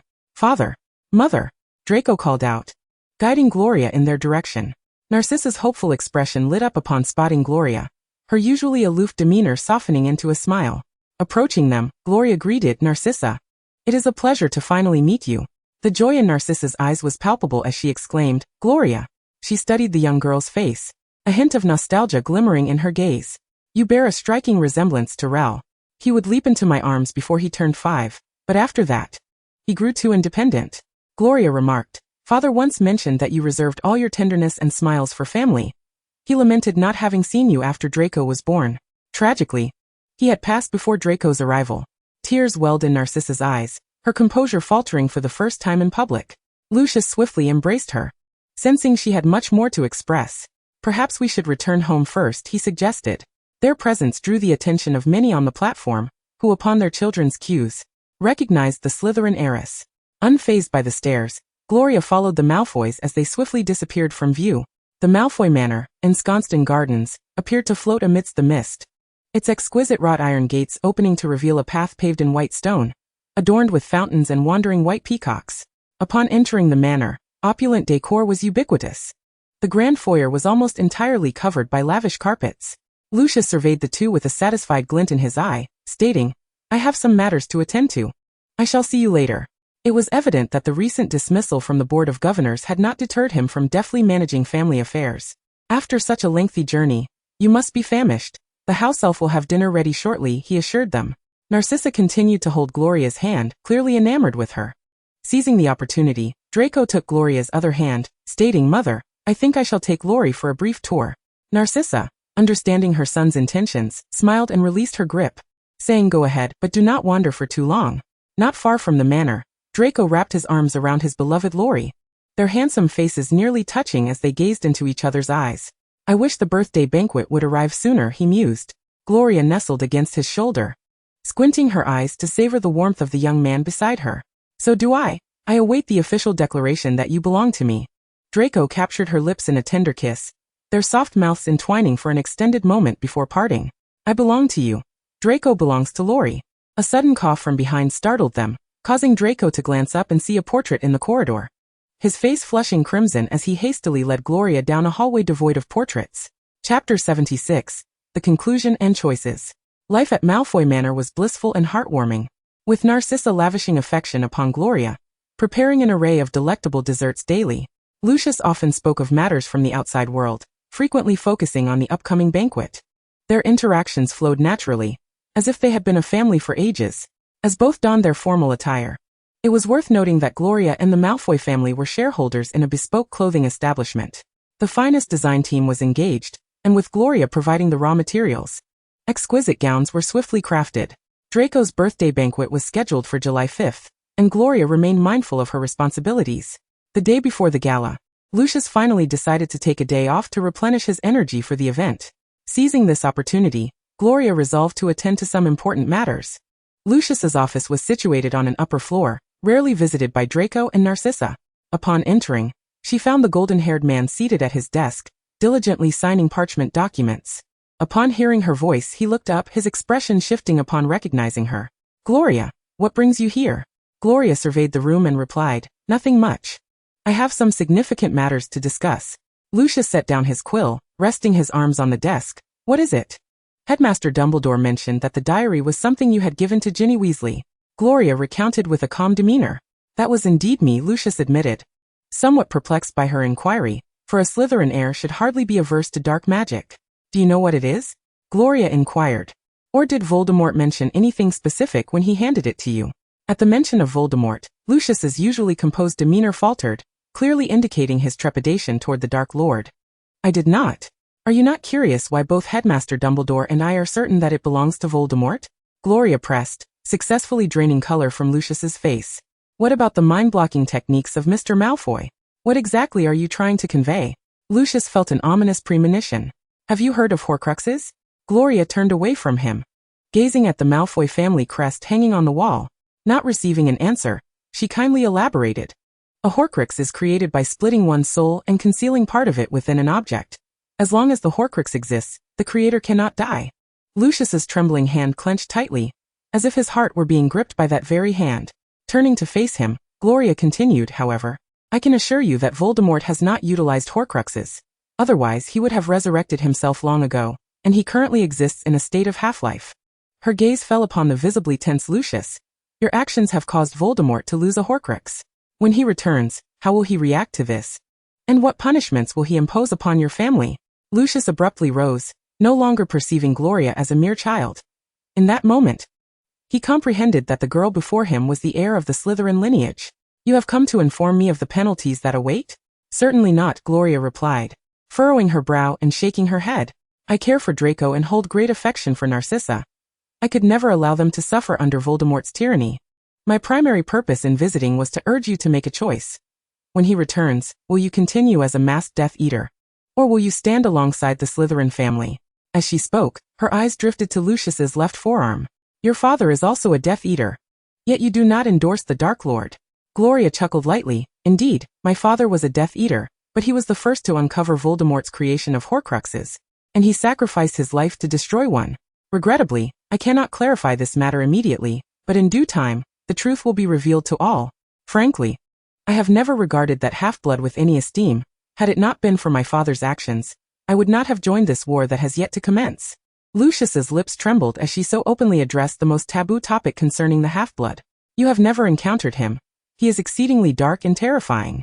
For a 12-year-old girl to articulate her fear of Voldemort before him was no small feat, though my current strength is insufficient to defeat him. It does not imply he can harm me. I am, after all, a Slytherin, Gloria asserted. If you truly decide to remain a Death Eater, I will not obstruct you, but I will take Draco and Narcissa away to forge a new Malfoy family. You are aware as well that Voldemort regards the loyal pureblood families merely as stepping stones to eternal life and ruthless dominion. When they shatter, he will simply replace them. Lucius fell silent for a moment before replying. I will contemplate this seriously. Excellent, Gloria responded. If you consider severing your allegiance, I advise you to prepare promptly, particularly regarding the security of the estate and your assets. After all, the Malfoy family is considerably affluent and is viewed as a treasure trove by him. He will certainly seek you out. If I stand with the Slytherin family, will Draco and Narcissa's safety be assured? Gloria regarded him thoughtfully. During the last Wizarding War, the Malfoy family had fully supported Voldemort, yet Narcissa bore no dark mark on her arm, a testament to Lucius shielding her from the encroaching darkness. Indeed, the entire Malfoy family shall be under protection, much like Slytherin Manor. Lucius's face broke into a satisfied smile. The enigmatic Slytherin Manor had remained undiscovered for nearly a millennium. There was no safer place in the world. Why not? The Malfoy family has revered Slytherin for generations. Your choice will reflect the Malfoy family's decision. Gloria admired his swift resolution but added, if you remain uncertain, you might consult Draco regarding what transpired in the Slytherin common room before the end of term. After some time had passed, Lucius summoned a house elf to notify Draco to come to him. Father? Draco had been searching for Gloria when his father unexpectedly called for him. Lucius rose and approached his son, placing a hand upon his shoulder. Draco, Gloria wishes for you to inform me of what occurred in the Slytherin common room before the summer holidays. At the mention of the common room, Draco's expression grew awkward. Did she ask me to? Of course, otherwise, how would I know this information? Draco recounted all that had transpired in the common room. The three serpents, what Gloria had said regarding each, and how Goss from the Avery family had collapsed in agony. This incident was one that no one else could articulate or write about. However, Goss had it coming. In front of all the Slytherin students, he claimed that Laurie was an imposter, and Laurie seized the opportunity to assert her dominance. Lucius clenched and then relaxed his hand at his side, feeling increasingly confident in the power of the Slytherin family. According to Draco, the abilities of those three serpents far surpassed that of the basilisk in the Chamber of Secrets. No wonder Gloria claimed Voldemort could not harm her. Draco, you are the finest generation of the Malfoy family. You have won the love of the Slytherin heiress, and I know your feelings for her run deep. Such unions of pureblood families in love are rare. Your mother and I are among the few exceptions. As a father, I hope the happiness I have experienced continues through you. When we hold your birthday banquet, I shall pass down the family ring to you. Bestowing the family ring not only signifies the designation of an heir, but also grants him the authority to influence some of the family's decisions. The once proud youth wore a solemn expression. Father, I shall not let you and mother down. Chapter 77. The Birthday Banquet. On July 5th, the opulent Malfoy Manor was abuzz with a lavish and grand celebration. Beneath the gleaming crystal chandeliers, a meticulously arranged banquet table overflowed with delectable dishes, while massive crystal goblets brimmed with magically enhanced red wine, elegantly cascading into the guests' fine stemware. Numerous guests from various pureblood families across Britain, and even some from abroad, gathered to witness the legendary Slytherin heiress, alongside high-ranking officials from the Ministry of Magic, while a photographer from the Daily Prophet was granted access to the festivities. As one of the focal points of the banquet, Draco had already descended to mingle with his father's acquaintances from the Malfoy family.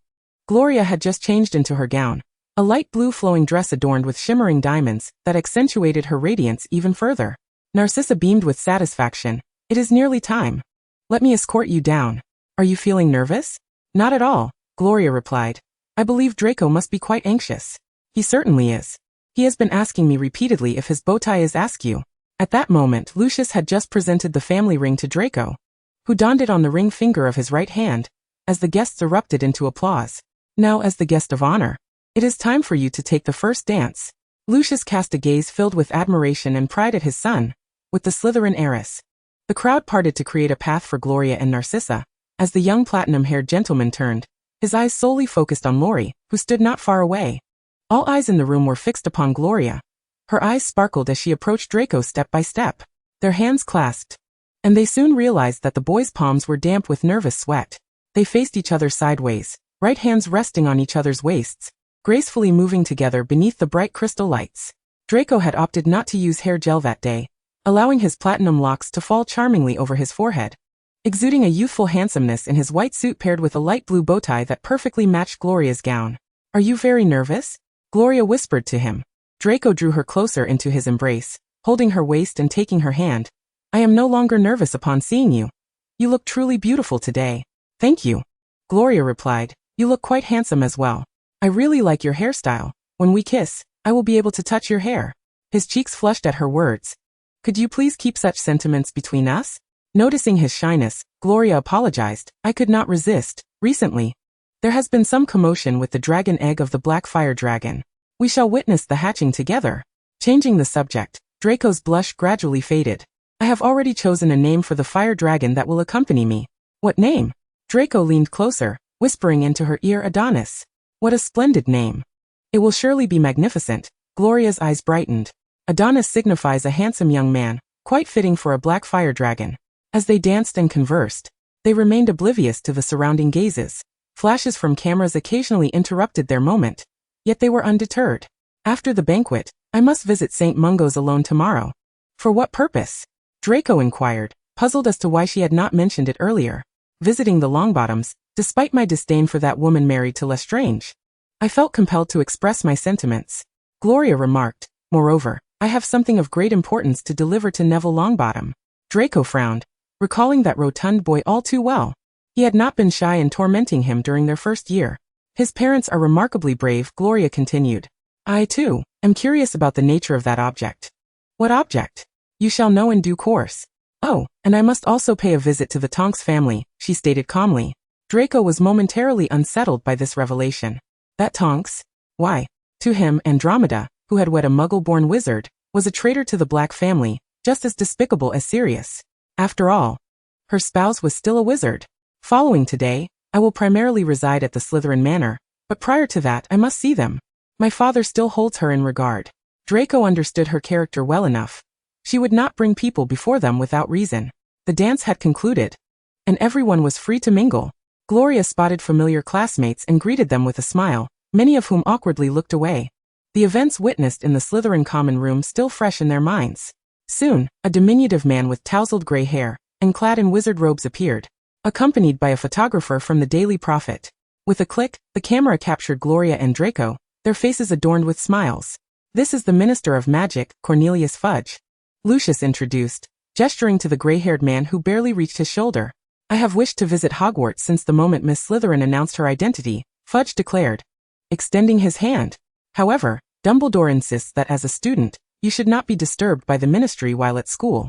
Gloria briefly shook his hand, confident that this encounter would not be the last. Fudge appeared genial, summoning the photographer for another shot. After the photo was taken, he beamed. I am delighted to witness the Slytherin family's return to the magical community during my tenure. Your union with young Malfoy has invigorated pureblood families, and I share in that joy. Thank you, Draco replied, slightly raising his chin as he tightly embraced Gloria's waist. Speaking of which, I have a matter requiring the ministry's approval, and since Mr. Fudge is here, why not inquire now? Oh. Fudge straightened, assuming an air of ministerial authority. What is it? If it's not overly urgent, I can grant my consent right here. It concerns the permission slip for visiting Hogsmeade in third year. I sought to obtain it before the summer holidays. I trust the minister is aware of my parentage, since my father passed before I was born. My existence remains unknown to the outside world, so my guardianship naturally fell to Sirius Black. Even though he has become a criminal, I still require his signature. Fudge hesitated, for he not only knew who Gloria's father was, but also understood that Regulus had thoroughly betrayed Voldemort, seemingly having accomplished something significant. Yet Dumbledore had not disclosed the details. Advising ignorance was best. Even after Voldemort's disappearance for over a decade, Fudge still harbored fear of his name. Some high-ranking officials within the ministry were already aware. Thus the magical community's attitude towards Gloria was predominantly curious, with no one questioning her stance based on Regulus's past as a Death Eater. This is quite manageable. I happen to be preparing for a trip to Azkaban. Miss Slytherin, why don't you hand me the slip? It would be quite improper for you, a student, to venture to Azkaban. Fudge could hardly fathom that Gloria had already been there. That would be splendid, Gloria replied, not particularly eager to see Sirius. Once the banquet concludes, I will retrieve the slip. If it is signed, I shall have it sent to Malfoy Manor for collection. A trivial matter.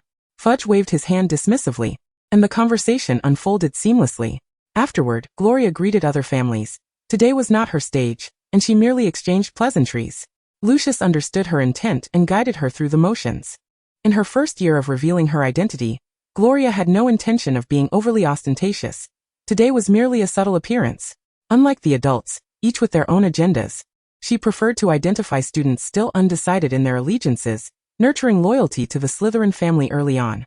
The following day, the Daily Prophet dedicated an entire page to report on the soiree, featuring a photograph of Gloria and Draco sharing their first dance, followed by their picture with Minister Fudge. The article almost portrayed the birthday celebration as an engagement FTE for the Slytherin and Malfoy families, yet Draco was pleased, deliberately clipping it for keepsake. Chapter 78. Visits and calls in room 49 of St. Mungo's Hospital. A woman with a round face and disheveled gray hair reclined against the hospital bed, her gaze vacant as her hands engaged in meaningless gestures. The man in the adjacent bed lay utterly still. As founding members of the Order of the Phoenix, the Longbottoms now found themselves in this disheartening state, leaving their loved ones and friends in profound sorrow. After breakfast, Gloria arrived at St. Mungo's, donating 500,000 galleons before proceeding to this particular ward. Today, Neville Longbottom would visit his parents, and she awaited his arrival. Around 10 in the morning, Neville arrived at the hospital, and upon recognizing his therapist, he was quickly intercepted. Neville, do you know Miss Slytherin? The heir of this ancient and legendary family had unexpectedly graced St. Mungo's, sending ripples throughout the hospital. After making a generous donation, she had ventured to the Longbottoms' room 49. Neville recalled Gloria, who had a close relationship with Harry and was generally amiable, though they were not well acquainted. What's the matter? She is in your parents' ward, the therapist replied. She has been there for nearly an hour. You know that woman is, by blood, her aunt. The woman in question was, of course, Bellatrix, prompting both surprise and anger in Neville as he thanked the therapist and hurried to his parents' side. Arriving breathlessly at the ward, he found Gloria with her back to him. Slytherin, what are you doing here? Gloria turned, her tone serene. Ah, you've arrived. She had not paid much attention to the round-faced boy at school, but now, he bore a striking resemblance to his mother. Gathering his courage, Neville stepped into the room. Did you come here because of that woman, Bellatrix? Gloria frowned, clearly disapproving of the characterization. Not quite. Neville approached his mother's bedside, attempting to position himself between her and Gloria. Understanding his actions, Gloria remained unfazed. I am here primarily because the Cruciatus curse was invented by one of my ancestors. It is indeed a vile spell, isn't it? Isn't it? Neville, typically timid, shouted, lowering his voice lest he alarm his mother. My family has produced many wicked dark wizards. Gloria seemed to disregard his outburst and continued, but a few remarkable individuals emerged from it, one of whom is named Yvette. She had no interest in dark magic. Rather, she was filled with a longing for love. Unremarkable in appearance, even the other portraits seldom converse with her. Yet hailing from the Slytherin family, she created a spell that many Slytherin heirs cannot cast. Neville was perplexed by her intent. Did you come here to boast about your dark, evil family history? No. Gloria replied, meeting his gaze. I am here to make amends. She extended a piece of parchment to Neville, who hesitated, eyeing her warily. You should accept it. It will benefit your parents. Neville studied her for a moment before slowly taking the parchment, which bore an incantation. What does this mean? If the Cruciatus curse is sustained by hatred, this spell derives its power from love, Gloria explained. This spell is called Love's Healing. Only a caster with profound love for the recipient can successfully wield it. This love encompasses, but is not limited to familial love, romantic love, and friendship. It can heal ordinary magical injuries as well as severe damage caused by dark magic, such as the Cruciatus Curse. Neville's entire body trembled, doubt clouding his ears. Could the Cruciatus Curse truly offer healing? His parents had been tormented to madness, and for years, no potion or spell had been able to restore them. They could only remain in the hospital under constant care. To be honest, I have not tried it myself. This is what Pansy informed me. But I believe you may require it, even if there exists but a sliver of hope. Neville's eyes glistened with unshed tears as he fixed his gaze upon the note. Gloria approached him, asking, "May I call you Neville?" Without waiting for a response, she continued, "Neville, if you believe in the possibility, give it a try. If you succeed, perhaps you can visit here each term, and one day your parents might come to recognize you anew." Gritting his teeth, Neville felt tears fall onto the note. Swiftly wiping the paper dry as he choked out, "I will try." Gloria gently patted his shoulder, saying, "Neville, I look forward to witnessing your love heal them. This spell has a peculiar legacy within the Slytherin family.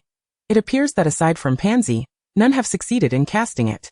Other heirs consider her an anomaly, and the portraits ignore her. Gloria's parents, whom she once loved, have since passed, and thus she has never attempted it herself. Now allowing Neville to try, if he succeeds, not only would he rescue a valiant couple, but he could also alter the world's perception of the Slytherin family." After Gloria departed, Neville slowly sat down, clutching the note for a prolonged moment before withdrawing his wand. After a brief pause to swallow the lump in his throat, he intoned. A faint golden light erupted from the tip of his wand, vanishing into the heart of Alice Longbottom. Upon leaving the hospital, Gloria summoned Coco, who had been lingering nearby, and together they operated several times to Yorkshire, to a location where the Tonks family resided. Before long, guided by the address she had uncovered, they arrived at the correct destination. The Tonks residence, nestled in a neighborhood where wizards and muggles coexisted, was a 3-story house enclosed by a white picket fence, adorned with a vibrant array of flowers on either side of the lawn. A woman with light brown hair, her back turned, was watering the flowers when the front door swung open. A girl with a pale heart-shaped face and shimmering black eyes, clad in a loose shirt and jeans, called out, "Mom, Dad says dinner is ready." As she was about to close the door, she caught sight of Gloria standing before their home. Her striking purple hair now transformed to blue. Andromeda, still watering the flowers, followed her gaze and recognized her. "I didn't expect you to come, please come in." Gloria entered the house, which was spacious and warmly decorated, filled with photographs of the family and their cherished belongings. Mr. Tonks, a kindly man with brown hair, appeared slightly surprised to see her. "Ted, this is my cousin Rael's daughter, Gloria." Despite their awareness of Gloria's identity, Andromeda took the time to introduce her formally. Ted nodded, pulling out a chair. "Welcome, please have a seat." As Gloria approached, the family seemed a bit tense, but she extended her hand. "Hello, Mr. Tonks. You can simply call me Gloria." Ted, momentarily taken aback, eventually shook her hand. "Gloria, Andy has mentioned you quite often." Gloria nodded. "I figured as much. So I came to meet you." Her kind gesture eased the family's tension, and Andromeda grasped her hand. They had already heard some news about Regulus from Dumbledore, and Andromeda had always been curious about how her cousin, only 17 and favored, could have passed away so quietly. Now, everything was clear. Gloria said to Andromeda, "It seems your choice back then was not in vain. Your husband and daughter are splendid." Her words brought tears to Andromeda's eyes, and she wiped them away as she introduced her daughter. "This is my daughter, Nymphadora, but she dislikes that name and the nickname Dora. She prefers to be called Tonks." Gloria extended her hand to the girl, whose hair had now returned to its purple hue. "Tonks, it's a pity you couldn't be a few years younger. Then we could have met at Hogwarts." Tonks embraced her, exclaiming, "It's not too late to meet now. You are truly remarkable." Little Leah. Hearing the nickname Little Leah, Gloria paused for a moment before returning the hug, surprised that on their first meeting, she had already received a second nickname, which she found delightful. Tonks released her embrace, running her fingers through Gloria's thick, light golden hair. "I'm glad you like it. Your hair color is truly beautiful." With that, her mid-length hair instantly changed color to match Gloria's light golden hue. The atmosphere became instantly more relaxed, and Ted invited them to sit down as Andromeda went to the kitchen to fetch plates and cutlery. At the dining table, Gloria sampled a piece of oak-smoked ham and nodded in approval. "This is delicious." Tonks remarked, "Dad's cooking is exceptional. He's been the one cooking for years. If you enjoy it, feel free to visit often." "I will," Gloria replied, turning to her. "What do you do now?" "I'm training at the Ministry of Magic. And if I pass this year, I can become a fully fledged Auror next year. Talking about her career, Tonks' hair became even more vibrant. Gloria confidently stated, "You will undoubtedly pass." The two girls, separated by 7 years, chatted animatedly, while Tonks' parents watched them with smiles in their eyes. Tonks, an adventurous student at school, shared secrets about hidden passages and shortcuts with Gloria. After the meal, Tonks helped her father clear the table, while Andromeda pulled Gloria to the sofa. "We saw the reports about last night's gala. Do you really like Draco?" This conversation came after rumors had already circulated about their relationship. "I do like him," Gloria replied, her face lighting up at the mere mention of his name. Andromeda, familiar with such expressions, recalled how she often wore a similar smile around Ted. "That's wonderful. I recently learned some things about Rael. Had I still been in that household, perhaps he wouldn't have taken that path." After being disowned by her family, she could no longer send letters to the Blacks. Sirius and Regulus had a strained relationship, and thus he wouldn't help with correspondence. Regulus had also been upset with her choice, leading to a severed connection between the cousins. "There is no need for self-reproach," Gloria reassured her. "Even if you had remained, he would have continued to make his own choices in secrecy." Andromeda reflected on the contrasting paths taken by two cousins who had once been on opposing sides. Taking her hand, Gloria said, "The reason for my visit today, aside from my father, was also my desire to come. During Christmas, I could not send you gifts due to my circumstances." Andromeda immediately shook her head, an expression of guilt on her face. "That doesn't matter. We were unaware of your existence. It's only natural you didn't know. Otherwise, the Slytherin family would have been in disarray." As their conversation continued into the afternoon, Gloria prepared to take her leave, arranging to exchange letters with Tonks before departing. The Malfoy couple was, of course, aware of Gloria's visit to the Tonks family, but refrained from asking a single question about it. Upon her return, Gloria intended to return to Slytherin Manor with Draco. While Lucius and Narcissa had no plans to accompany them, they were quite busy, especially after the birthday gala the previous day, which had prompted many families to host events inviting the couple. After packing her belongings, a young house elf stood by, the one Gloria had gifted to the Malfoy family. Narcissa held Gloria in a tender embrace. "Remember to write to us after you return." "We will," Gloria promised. Lucius placed his hands on the serpent-headed cane. "Draco, as a gentleman, remember to protect Gloria." "Of course, father," Draco replied, taking her hand. After kissing their foreheads, Narcissa finally released her. "Otto," Lucius called the little elf. "We may depart." The elf named Otto snapped his fingers, causing their luggage to stack itself in the air, and he held onto the hems of the two young masters' clothing before they vanished with a pop from the manor. Upon arriving in the front yard of Slytherin Manor, Otto bent down, addressing the esteemed Miss Gloria and Master Draco. Otto first proceeded to place the luggage. "Which room should Master Draco's belongings be placed in?" Gloria replied, "In the bedroom next door." Meanwhile, Draco remained transfixed by the scene before him, where a fountain resembling a small lake danced with various water-formed creatures. Behind the fountain stood what could more accurately be described as a castle rather than merely a manor. Last Christmas, Gloria had captured a photograph in front of the fountain, focusing solely on the central castle among three. All three castles were predominantly gray and white, adorned with peculiar magical runes, encircled by multiple exquisite gardens. A sight that left Draco, who typically took pride in his own estate, utterly astonished for quite a while. "Lori, is your home still considered a manor?" Gloria chuckled lightly. "Of course, it is, though the architecture is somewhat grander. Allow me to offer a brief introduction. The central castle is for regular habitation. The one on the left is primarily used for various experiments, housing rooms for potion brewing, spell trials, and alchemy. It's not overly hazardous, but caution is advised. The one on the right is strictly off-limits unless I accompany you, as it is extremely dangerous. Entering without knowledge of the circumstances could easily lead to demise." Draco silently committed to memory that he must never venture into the castle on the right. After introducing the castles, Gloria pointed behind her, in the distance. "That expanse of blue is the largest lake near my home. The forest is home to many magical creatures, which occasionally approach the manor, but they are all gentle beings, so there is no need for concern. Your Adonis is nestled deep within the forest, and is expected to hatch tomorrow." Curious, Draco inquired, "How do you know about this place while having always been at Malfoy Manor?" "House elves," Gloria replied. "Coco visits me daily to clandestinely observe and deliver notes from Galinia and the others." Galinia? This was the first time Draco had heard that name. Gloria recalled that after tidying up Avery, Draco had also been startled by the three snakes and had not inquired about them. "Oh, I haven't told you yet. The three snakes in the Slytherin common room. The one with golden scales is named Galicia, she is a female. The one with white scales is her twin brother, Jormungand. And the black-scaled one is named Apophis. After I finished with Avery, I had the house elves bring them back. They write by dipping their tails in ink, allowing them to pass notes to me.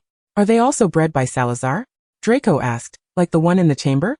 Gloria took his hand. No. They were created by ancestors even earlier than Salazar. That ancestor was a brilliant genius. Would you like to see the portrait room of the Slytherin family? I'm certain they would be eager to converse with you. Draco's pale face flushed with excitement. Of course, I want to go. Gloria led him toward the central castle. You can take a look around as well. They made their way directly to the fountain pool, preparing to step into it. But Draco trusted his Lori and resolutely followed her lead. As they stepped onto the fountain steps, the water magically formed a delicate bridge. It felt soft underfoot, yet left their shoes unscathed. Gloria explained, my ancestors found the fountain too large to navigate around, so they cast this spell for convenient straight passage. Wizards aren't always inclined to use apparition. Chapter 80, Newt's Visit. The portrait room of Slytherin was expansive, with 3 walls adorned with frames, leaving only one wall sparsely decorated. As the door swung open, the voices of the portraits reached their ears. Ah, Gloria has finally returned. Did she bring her little boyfriend? It's the Malfoy brat. Who would have thought they'd choose this family after 10 centuries in England? Gloria stepped in first, with Draco following closely behind. Upon entering the portrait room, Gloria greeted, hello everyone, meet my boyfriend. All the portraits turned their gaze toward Draco, who swore he recognized some faces from the collection of dark wizards. What is your name? Inquired a male portrait, his expression languid yet his gaze piercing. Draco Malfoy. He replied, maintaining the elegance befitting a noble pureblood family. Is your father Lucius Malfoy too? Asked the solemn man, who was none other than Gloria's grandfather. His demeanor commanding respect. Indeed, responded Draco. Gloria interjected, grandfather, is it all right if I take him to see Salazar first? The stern man huffed softly, turning to converse with the other portraits. As Draco's gaze fell upon a black-haired man sitting with eyes closed, exuding an aura of formidable presence, he understood why Gloria had smashed the statue in the chamber. The likeness was starkly different. Salazar, why is your statue in the chamber so hideous? I thought I was looking at a balding monkey. The man opened his eyes, revealing silver irises, and coldly retorted, that reflects the image of a powerful wizard. With that, he closed his eyes once more. Draco looked at the portrait, feeling an overwhelming admiration swell within him. The Malfoy family had graduated from Slytherin for generations, and he never imagined he would lay eyes on Salazar's portrait one day. 1,000 years ago, the aesthetic sense of the strong was so peculiar that I smashed it. I plan to renovate the chamber. Do as you wish. Salazar seemed disinterested in further conversation, turning his face away. Draco shifted his gaze to the adjacent portrait, where a man with black-gray hair and silver eyes gazed down at them, his expression as cold and hollow as an ice cavern, which unnerved him even though it was merely a portrait. That is Enzo. My middle name is derived from his. Gloria indicated the black-gray-haired man. He regards everyone with that same demeanor. Draco looked at her. I see that the portraits on this wall are quite few. Only those from your family with remarkable prowess can be displayed here, correct? Gloria nodded. Salazar is a given, and as for Enzo, many dark wizards still favor the spells he invented. Enzo, Draco mused, the name echoing in his mind. The killing curse. Gloria's words jolted him back to memory. It was the foremost among the unforgivable curses, with its inventor's name known but surname unknown. Draco stood frozen, realizing that the portrait of the dark wizard who invented the killing curse was right before him, explaining the fearsome gaze. Gloria elaborated, Enzo valued cleanliness and precision, placing great importance on a wizard's identity. He believed that waving a wand in a duel was foolish, investing significant effort to invent the killing curse. Much of her understanding of the identities of wizards and muggles stemmed from Enzo. She then pointed to the central portrait, where a man strikingly similar to Gloria, with light golden hair, lay soundly asleep, utterly devoid of dignity. Avis Slytherin, the greatest creation of our family came from his hands, a genius among geniuses. If Salazar elevated the Slytherin name within the magical community, Avis laid the strong foundation for our family. He has a good disposition. Perhaps because creating the 3 snakes in his lifetime drained him, and now as a portrait, his favorite pastime is sleeping. No matter the ruckus among the portraits or their loud conversations beneath his portrait, this legendary figure remained undisturbed. Draco whispered, I thought Salazar Slytherin was the most formidable figure in your family. Gloria gazed longingly at Avis. In terms of renown, that is indeed the case. However, while Salazar possessed great talent and ideals, it is getting late. We can return to see them another time. Tomorrow. We must rise early to guard the forest for Adonis's hatching.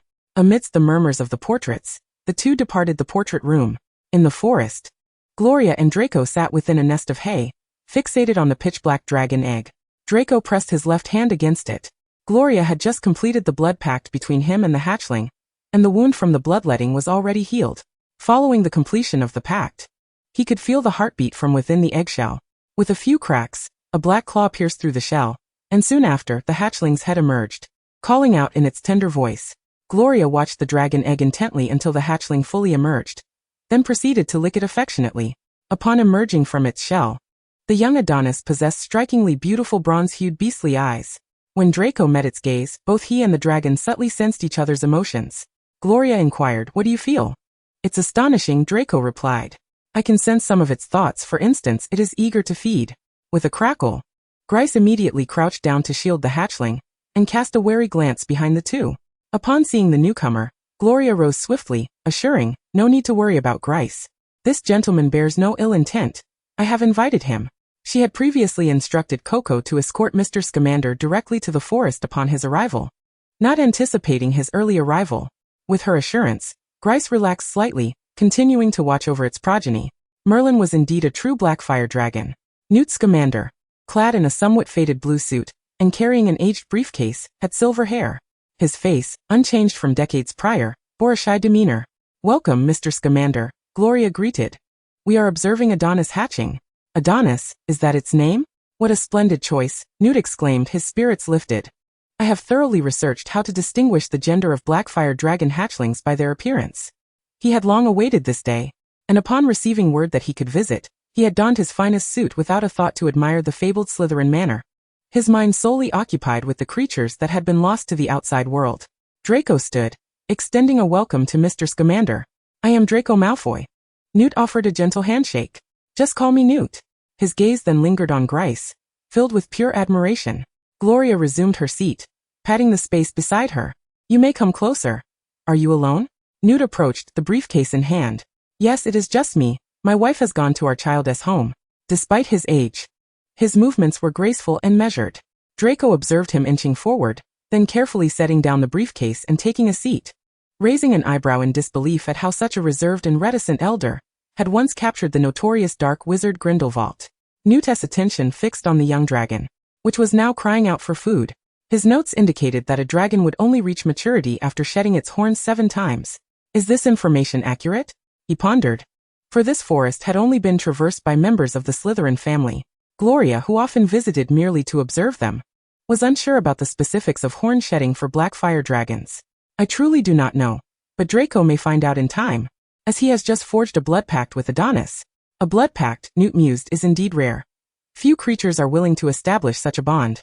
"Your pact must be one of equality." Draco nodded, his tone brimming with pride. "Yes, Adonis will be an immensely important companion in my life." Chapter 81, A Regrettable Matter. Newt was well versed in the characteristics of various creatures, able to articulate insights upon sighting them, unless he had never encountered them or they were undocumented. Even when faced with entirely unfamiliar beings, he displayed patience in observation, without inciting their aversion. Grice, who had initially been on high alert, had within a mere morning grown comfortable enough to nuzzle against Newt's face. Having gazed at the dragon egg for several days, Grice was now ready to venture forth in search of sustenance. Newt, leaving his briefcase behind, intended to follow.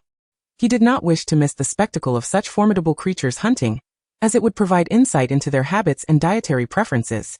"Is it safe to remain here with the briefcase? Should we return to the manor?" Even with his mind preoccupied by Grice, Newt remained concerned for their safety. "Do not worry, Newt," Gloria reassured him. "The creatures here are mostly familiar with me, especially such powerful beings as fire dragons. Go on, do not lose your way. If needed, just call Grice's name, she will guide you back." Newt pressed his lips together in a smile. "Very well, I shall take my leave." With a flicker, he vanished into the distance, pausing to locate Grice before continuing with his apparition. Draco remarked, "Though we all share a fondness for magical creatures, Newt is entirely different from that bumbling oaf who supervises the Forbidden Forest." "Indeed, there is a stark contrast," Gloria replied. "Hagrid has an affection for all manner of beasts, whereas Newt adores every magical creature." Once alone, the youth embraced her, expressing his willingness to attentively listen if the Care of Magical Creatures class were taught by Newt. He had heard that Professor Kettleburn, despite his fondness for some ferocious magical beasts, only allowed students to interact with the less dangerous varieties. Leaning against him, Gloria mused. Powerful creatures possess their own allure. After satisfying its hunger, Adonis rested its head against Draco's leg, falling into a deep slumber, while other black fire dragons occasionally glanced over to confirm the safety of their kin. I have a query that I've been curious about, which I never asked at school, Gloria said, lifting her gaze to admire Draco's chiseled jawline. Why do you harbor such disdain for Harry, Ron, and Hermione? The young man tightened his embrace, his chin brushing against her hair. Weasley mocked my name, Potter defended his impudent friend, and Granger always presents herself as the pinnacle of intelligence. They are all insufferable. It was evident that they had become adversaries from their very first year. No wonder their encounters had devolved into such conflict. Recalling the tumultuous scenes of their exchanges, Gloria could not suppress a soft laugh, as Draco playfully tickled her, rolling around with Adonis in a frolicsome manner. Newt, residing at Slytherin Manor, wished he could construct a temporary home in the forest without concern for disturbing other creatures. Gloria and Draco examined the interior of the briefcase, marveling at Newt's remarkable undetectable extension charm, which created a stable, divided space simulating various natural environments. Even during the summer break, Professor Dumbledore remained quite busy, arriving several days later, having engaged in a lengthy conversation with the portrait of Regulus. He emerged with a contemplative expression, later heading to the portrait room, where he conversed pleasantly with the various portraits. At lunch, 3 serpents, each about the width of a hand, slithered into the dining room, causing all present, except for Gloria, to halt their dining utensils. It seemed they had ventured deep into the forest during the early days of summer, returning today to check in. These are my family's snakes. Gloria introduced them sequentially, Gorlinia, Yermungand, and Apophis. The 3 serpents approached their respective companions. Draco glanced at Gorlinia, then back at Gloria, and upon receiving her nod of reassurance, he relaxed. Newt, having set down his utensils, questioned, are these creatures akin to the basilisk from the Chamber of Secrets? It was his first encounter with such snakes, their scales and eyes possessing an unusual hue. They predated the emergence of the basilisk, being products of magic and alchemy, thus not strictly categorized as magical creatures. She had assumed the snakes would remain outdoors until August. Dumbledore cautiously uttered a phrase in Parseltongue, implying, you would make a delightful meal. Gloria chuckled softly upon hearing this, while Apophis recoiled slightly, hissing twice before returning to Gloria's side. It's the first time I've heard a human say, I would make a delightful meal. Gloria's smile deepened as Dumbledore queried, is there a problem with what I said? He possessed some knowledge of Parseltongue, but could not engage in the seamless dialogue that Gloria could, often misinterpreting certain meanings. You said he would make a delightful meal. Apophis expressed surprise at how a human would converse with him in such a manner. Dumbledore nodded.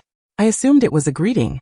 Gorlinia had already climbed onto Draco, coiling around his legs, fixating her gaze on the heir of the Slytherin lineage.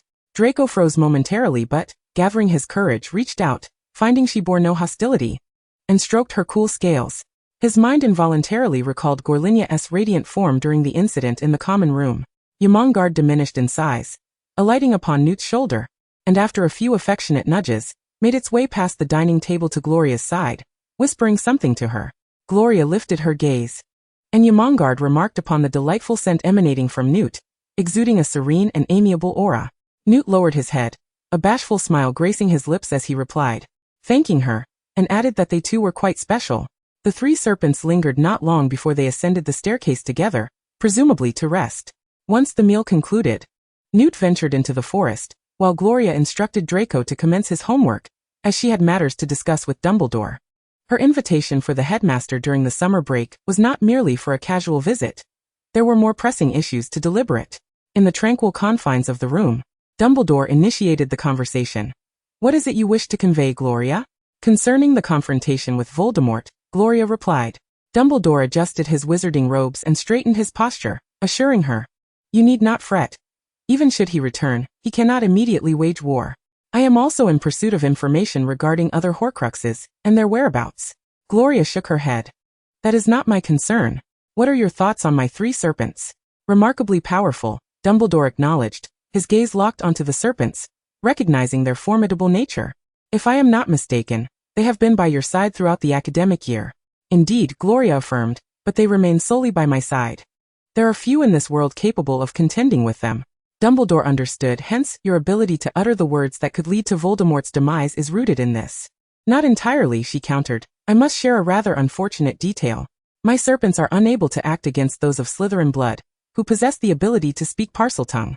This command, which is ingrained within them, primarily serves to prevent familial strife and harm among kin. Consequently, it now restricts me from allowing them to confront Voldemort. So, you seek my collaboration, Dumbledore surmised. Gloria exhaled deeply indeed. When he returns, I will lend my utmost support to you and Harry. Harry, recognized by the magical community as the chosen one, was a target Voldemort would deem necessary to eliminate in order to solidify his identity and status as the Dark Lord. While the three serpents were undeniably formidable, the toll of excessive killing curses would render them weakened. In Gloria's heart, they were akin to family and not mere weapons of war. She would refrain from unleashing them unless absolutely necessary. Dumbledore stroked his long beard, expressing his contentment with her perspective. It is reassuring to know you harbor such thoughts. However, should Voldemort truly return, he will need to rally his followers. Compared to his lineage as a descendant of the Gaunt family, your surname carries greater weight among pureblood families. I shall endeavor to do so, Gloria replied. Yet you are aware that some families are irredeemably lost and not worth the effort, and this endeavor will require time. Chapter 82. A Serene and Joyous Birthday. In mid-July, Draco accompanied his parents to Germany, returning just in time to celebrate Gloria's birthday. She, preferring the tranquility of her estate, opted to remain within its confines. During these days, she had been exploring the forest alongside Newt, documenting the behaviors of various creatures, preparing to compile them into a new edition of Fantastic Beasts and Where to Find Them. Throughout July, she exchanged several letters with Harry and received a flurry of responses from her friends. Dear Gloria, how are you faring at the estate? My aunt, who resides in France, is set to marry, and aside from the wedding feast, we shall be vacationing there. I plan to select a gift for you while in France. Furthermore, this year, I intend to acquire a pet. I am not considering a toad. Having touched Neville's, I found it exceedingly unpleasant. Thus, I am leaning towards a cat or an owl. Perhaps you could offer your esteemed opinion. Warm regards, Hermione. Dear Gloria, you will scarcely believe it. My father has won the annual galleon prize from the Daily Prophet. A staggering 700 galleons. We are overjoyed. My parents have decided to visit Bill in Egypt, and will frolic there for a month. Last year, due to the car incident, my mother was rather upset. But she has promised to buy me a new wand for the upcoming school year. However, with your complimentary wand voucher, my mother has decided to add some funds to acquire 2 sets of larger school robes. Thank you immensely. This year, your gift has been generously funded by my mother. I hope you will cherish it. Ron. Dear Gloria, how have you been?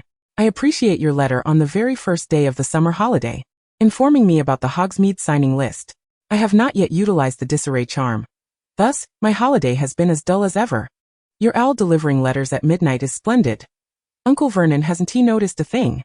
Thank you for the treats for Hedwig, she adores them. Harry. Gloria was pleasantly surprised to receive a letter from Neville. Due to the absence of a Slytherin owl, his letter had been sent alongside Ron's. Dear Gloria, thank you immensely for the spell you sent last time. I have successfully cast it several times. My parents now hold my hand, and while they previously merely gifted me candy wrappers, they now offer me actual sweets, which was truly thrilling. The aunt from St. Mungo who oversees my parents mentioned that their night howling has decreased significantly. This is a notable improvement. I only hope to cast more spells to alleviate their suffering. I have yet to share this with my grandmother. I intend to wait until my parents are in better condition before informing her. Ron has communicated that your birthday is on the 25th of this month, and I hope you will like the gift I send you, along with my heartfelt gratitude. Neville.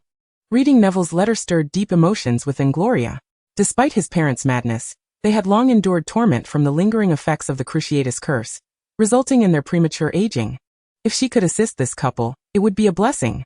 Lastly, she received a letter from the Tonks family, where Tonks expressed how fascinating her training at the Ministry of Magic was, lamenting her inability to partake in more challenging tasks. As for the Hogsmeade signing list, Minister Fudge had initially promised a swift signature, yet after the banquet, he departed for friendly exchanges with various European ministries. Nevertheless, he assured her in writing that he would attend to it before the summer's end. In truth, Fudge could have easily tasked an employee with the task, but he did not wish to squander the opportunity to cultivate a rapport with Miss Slytherin. On July 25th, at the Slytherin Manor, Gloria descended the stairs clad in a delicate satin yellow gown, entering the hall to find a plethora of gifts heaped upon the carpet.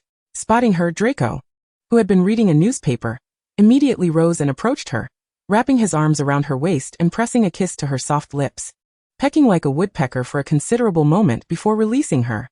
Mr. Newt has placed your gifts there, and intends to return to wish you a happy birthday. As for my father and mother, they are attending Minister Fudge's banquet. There are numerous families wishing to send you birthday greetings. Should you wish to accept them, they will facilitate the delivery, and my mother will arrange for you to send them gifts on future occasions. The minister has finally returned, Gloria mused, previously concerned if she would obtain the signed list before summer's end. As for the gifts, she felt it would be impolite to refuse the kindness of others. Searching for the gift from Tonks, she unwrapped it to reveal a tap-dancing doll resembling Tonks herself, with hair that changed color, though limited to 3 hues, and upon completing its dance, it would bow. Most of her friends' gifts were related to studies or toys, while Lucius and Narcissa's presents were more extravagant, including a jeweled brooch and a diamond bracelet. Andromeda gifted her a dozen hand-woven headbands adorned with lovely gemstones, each perfectly suited to her hair color. Among the wrappings were several photographs of her father, which she had secretly taken from home. Gloria cherished each gift but noticed the absence of Draco's offering. Turning to him, she inquired, "What of my birthday gift?" Without uttering a word, Draco held her waist and led her in a dance. Together, they glided across the hall, embracing as they stepped and twirled. Once the duet concluded, the young lady gazed intently at him, demanding the gift.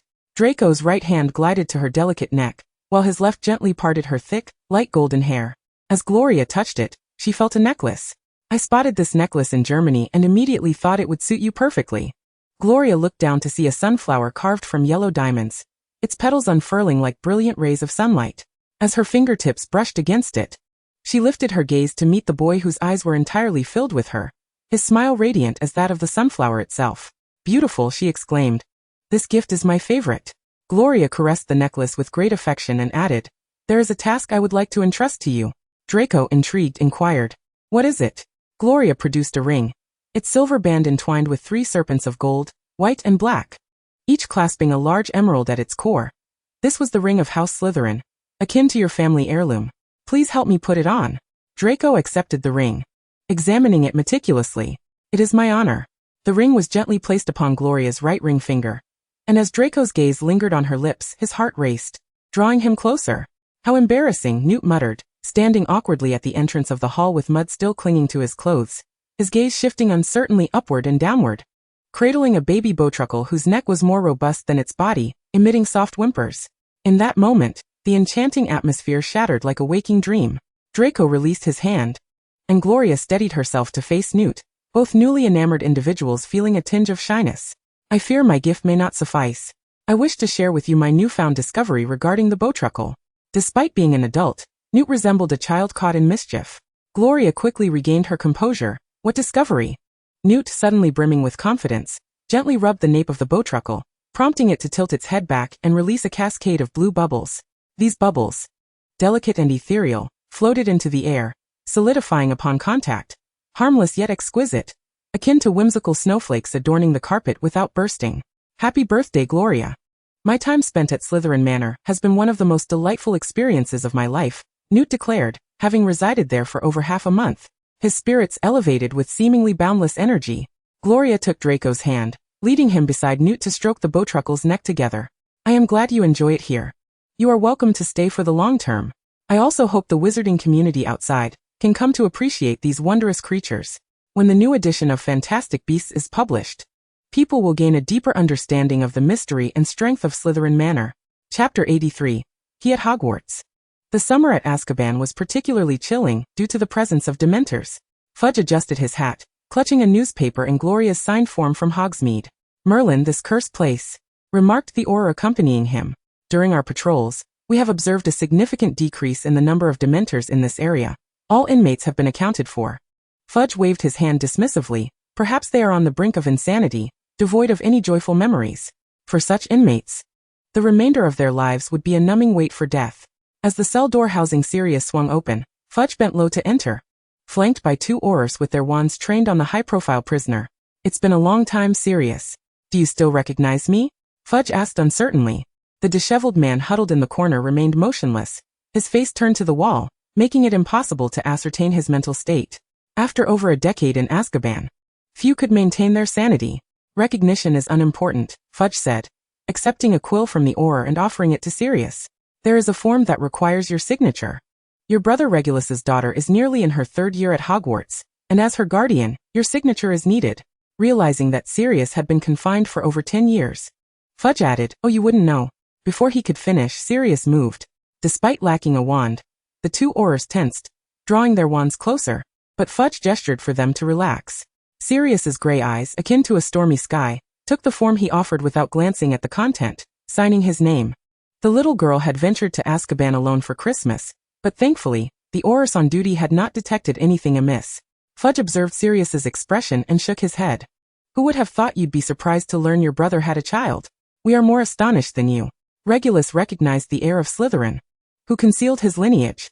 This generation of Slytherin heirs carries the blood of the Blacks. He had often reflected on Regulus's fortune and misfortune. Sirius's hand froze upon completing the signature, crumpling the form to scrutinize it. The first line read, "Gloria Slytherin." So she could arrive here alone? Fudge noticed Sirius's grip tightening on the form. "Don't tear it. I need to return it to that child." Retrieving the form, Fudge casually placed the newspaper on his lap, folding the document and tucking it into his pocket. Sirius retracted his hand, casting a fleeting glance at Fudge before his gaze, obscured by hair, fixated intently on a report within the newspaper. He recognized the Weasley couple in a photograph, along with their children, but his attention was drawn to a rat perched on the shoulder of one boy. The very rodent he could never forget. Fudge, having noticed Sirius's reaction, observed the Weasley family celebrating their lottery win, enjoying vacation photos in Egypt. "Do you still know the Weasleys?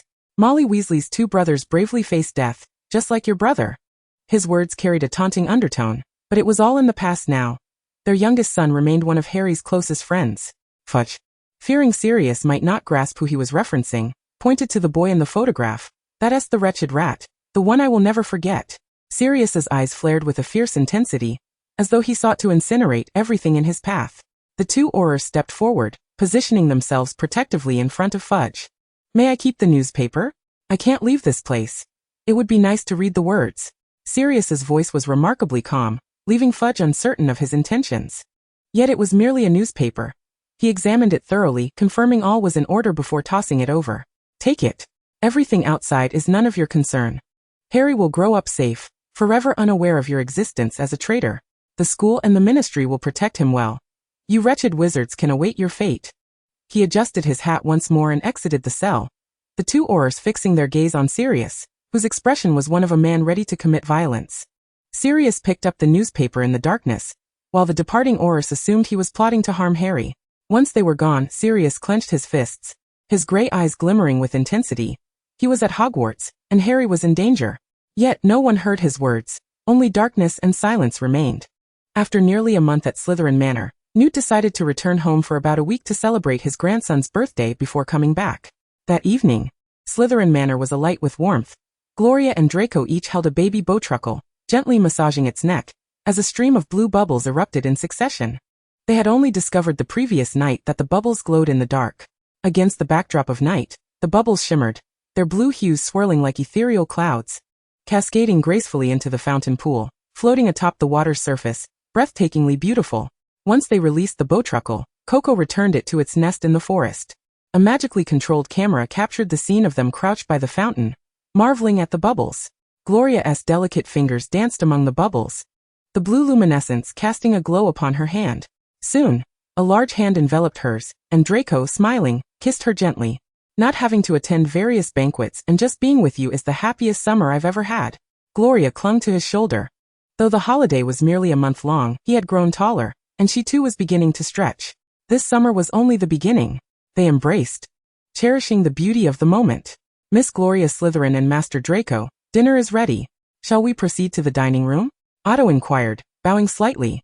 Having arrived at Slytherin Manor, Otto had also been summoned by the Malfoy couple. Draco stood up, wrapping an arm around Gloria. "We've played outside long enough. Let us eat first and then continue enjoying the bubbles." "All right." Otto grasped the hems of their garments and in an instant, they materialized within the castle's dining hall. Draco's gaze fell upon the daily profit laid out on the table. He had gone out with Gloria early that morning, and had not yet had the chance to peruse the paper delivered earlier that day. However, the most prominent headline featured a wanted poster, prominently displaying a photograph of Sirius Black, who had been incarcerated in Azkaban 12 years prior. The man in the image appeared youthful, his expression a portrait of despair and madness, as he screamed at the camera, brandishing a sign. Sirius Black has escaped from Azkaban. Draco exclaimed in astonishment. How is this possible? That place is impenetrable. No one has ever broken out of there. But today it seems someone has. Gloria fixated on the article, questioning how he could have possibly escaped. The last time she had seen him, she was certain he harbored no desire to leave, exuding an air of genuine remorse while imprisoned. Draco's attention remained fixated on the newspaper, stating, I must write to my father. He has undoubtedly been summoned to the Ministry of Magic. Gloria rose, declaring, I need to see Harry. Sirius is loyal to Voldemort and will undoubtedly seek him out. The youth grasped her arm, insisting, no. Why pursue Potter? The Ministry will naturally protect the illustrious savior. They have already allowed Sirius to escape. Gloria met his earnest gaze, saying, Draco, Harry is a crucial part of my future plans. He must remain safe. Draco lowered his eyes, his tone laced with indignation. That Potter? Then you might as well bring all the snakes along. Gloria wrapped her arms around him, resting her cheek against his chest. Of course I will. Chapter 84. A dejected Harry. While searching for the 3 snakes in their room, Gloria pondered how she had instructed the Dementors to stay away from Sirius's cell. Yet they would never allow a criminal to escape. How had he managed it? After securing the 3 snakes, Coco seized her ham, whisking her to the Muggle world. Specifically to number 4, Privet Drive, Surrey. Upon arrival, Gloria had not yet discerned her surroundings when she was startled by a piercing scream. Following the sound, Coco transported her to a lawn where a bloated figure was wailing. Emerging from the adjacent room was a tall, burly man with a tuft of hair, his face a shade of purple, shouting as he chased after a dog that had latched onto his pant leg, hampering his already clumsy movements. Maggie! He cried.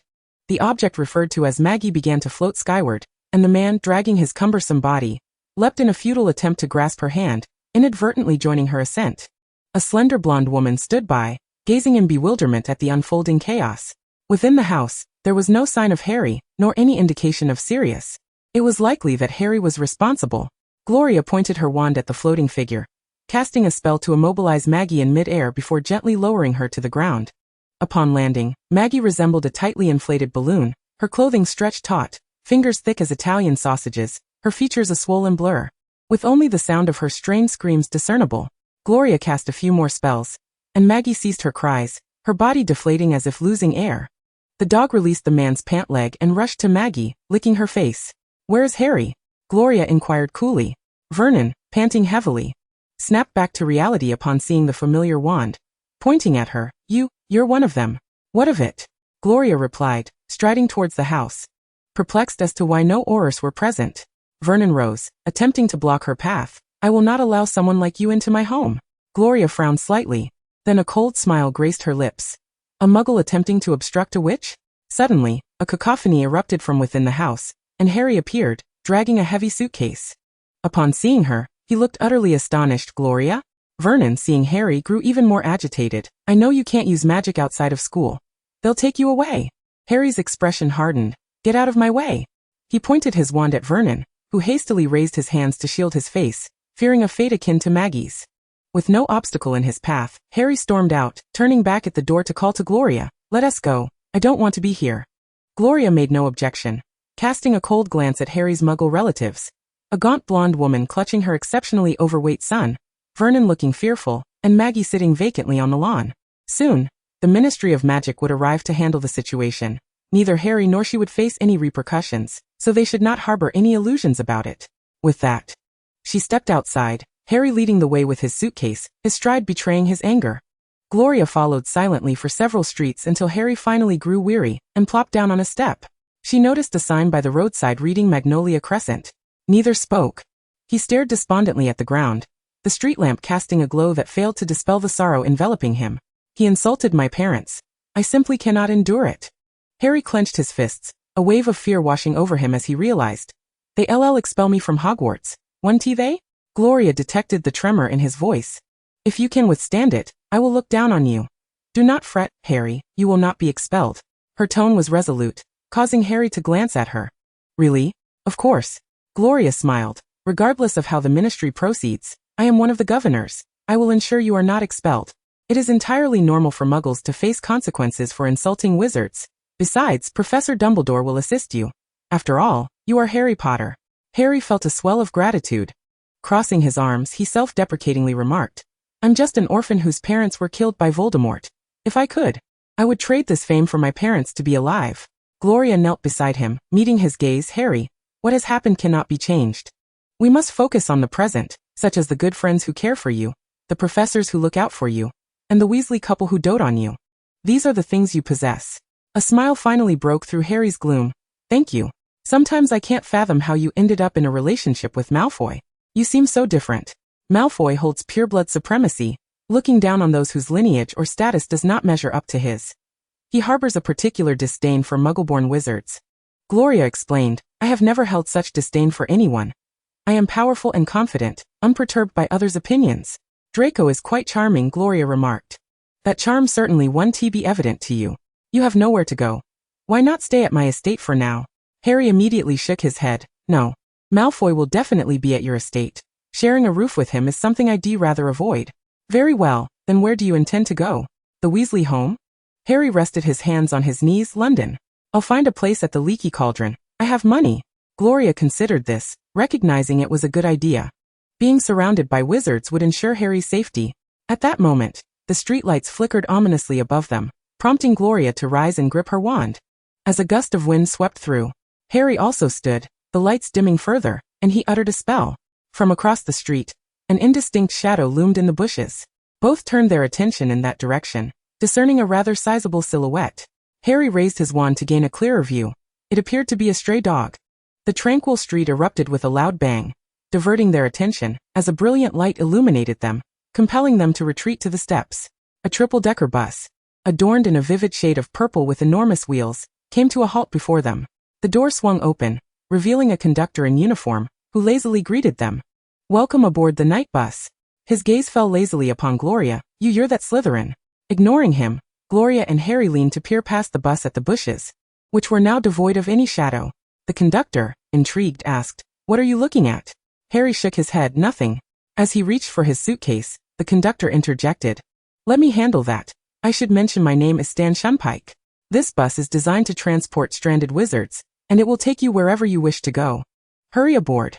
Neither of them comprehended the sudden appearance of this bus, but Harry was indeed in a predicament.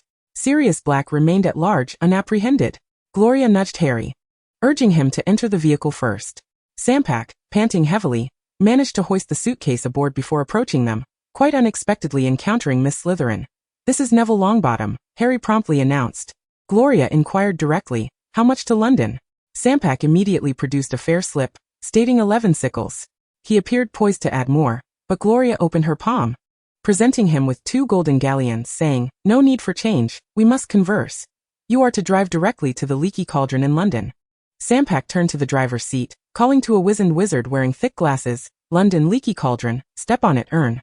With a swift flick of her wand, Gloria immobilized herself in place just as the car emitted a loud bang, throwing Harry onto the unrestrained back seat. His glasses askew. Chapter 85. The new academic year begins. Sampak cautiously glanced at Gloria, noting her unapproachable demeanor, and refrained from further conversation, opting instead to unfold a newspaper to pass the time. Gloria approached Harry and seated herself beside him. I came to find you because something grave has occurred. Harry adjusted his glasses, gripping the blanket beneath him. What is it? It concerns an escaped convict, Gloria replied. His name is Sirius Black. Hearing this name for the first time, Harry questioned its relevance to him. Out of the corner of his eye, he spotted the newspaper Sampak had opened, the page displaying Sirius's wanted poster, reminiscent of the face he had seen earlier that day on the television at Uncle Vernon's. Gloria explained, he is the first wizard to escape from Azkaban since its inception. Previously a deeply entrenched Death Eater. Given his allegiance to Voldemort, I believe he is likely to seek you out. The mere mention of the name rendered Sampak pale with fear. Harry merely pursed his lips and said to Gloria, Thank you. But it is too dangerous for you to have come alone. Have you forgotten? Gloria interjected, Badgerisk. The mention of that serpent, whose gaze could lead to death, sent a shiver down Harry's spine. Still, I appreciate your concern for my safety. He stood up and approached Sampak, asking, May I borrow your newspaper for a moment? There's an elderly lady ahead. We're going to hit her, cried the small figure hanging from the rearview mirror.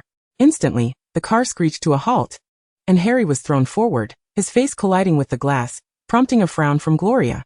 As the little figure counted down, Harry managed to glance at the newspaper, reading about the incident of Sirius's escape. Upon discovering that Sirius had killed 13 people with a single curse, he gulped, realizing just how dangerous this individual was. Gloria added, "I forgot to mention, Sirius is my father's brother. They had a tumultuous relationship from a young age." Dumbledore had shared some details about Regulus with Harry. Thus he was aware of her father's identity, and their friendship remained unaffected. "What he has done does not concern you?" Harry inquired. "How will you return home later?" "No need to worry, my house elf will escort me. You know their remarkable abilities." The vehicle sped through Muggle streets, effortlessly overcoming any obstacles. And soon the little figure alerted them that they were nearing their destination. Harry stood to retrieve his suitcase, returning the newspaper to Sampak. At the moment of the emergency stop, Gloria again immobilized herself, while Harry leaned forward, crashing against the glass. Once they disembarked, Sampak dutifully assisted with the luggage, internally grateful for the extra coins Gloria had given him. "There you are, Harry." Gloria. The voice struck Gloria as somewhat familiar. She turned to see Minister Fudge, clad in a striped cloak.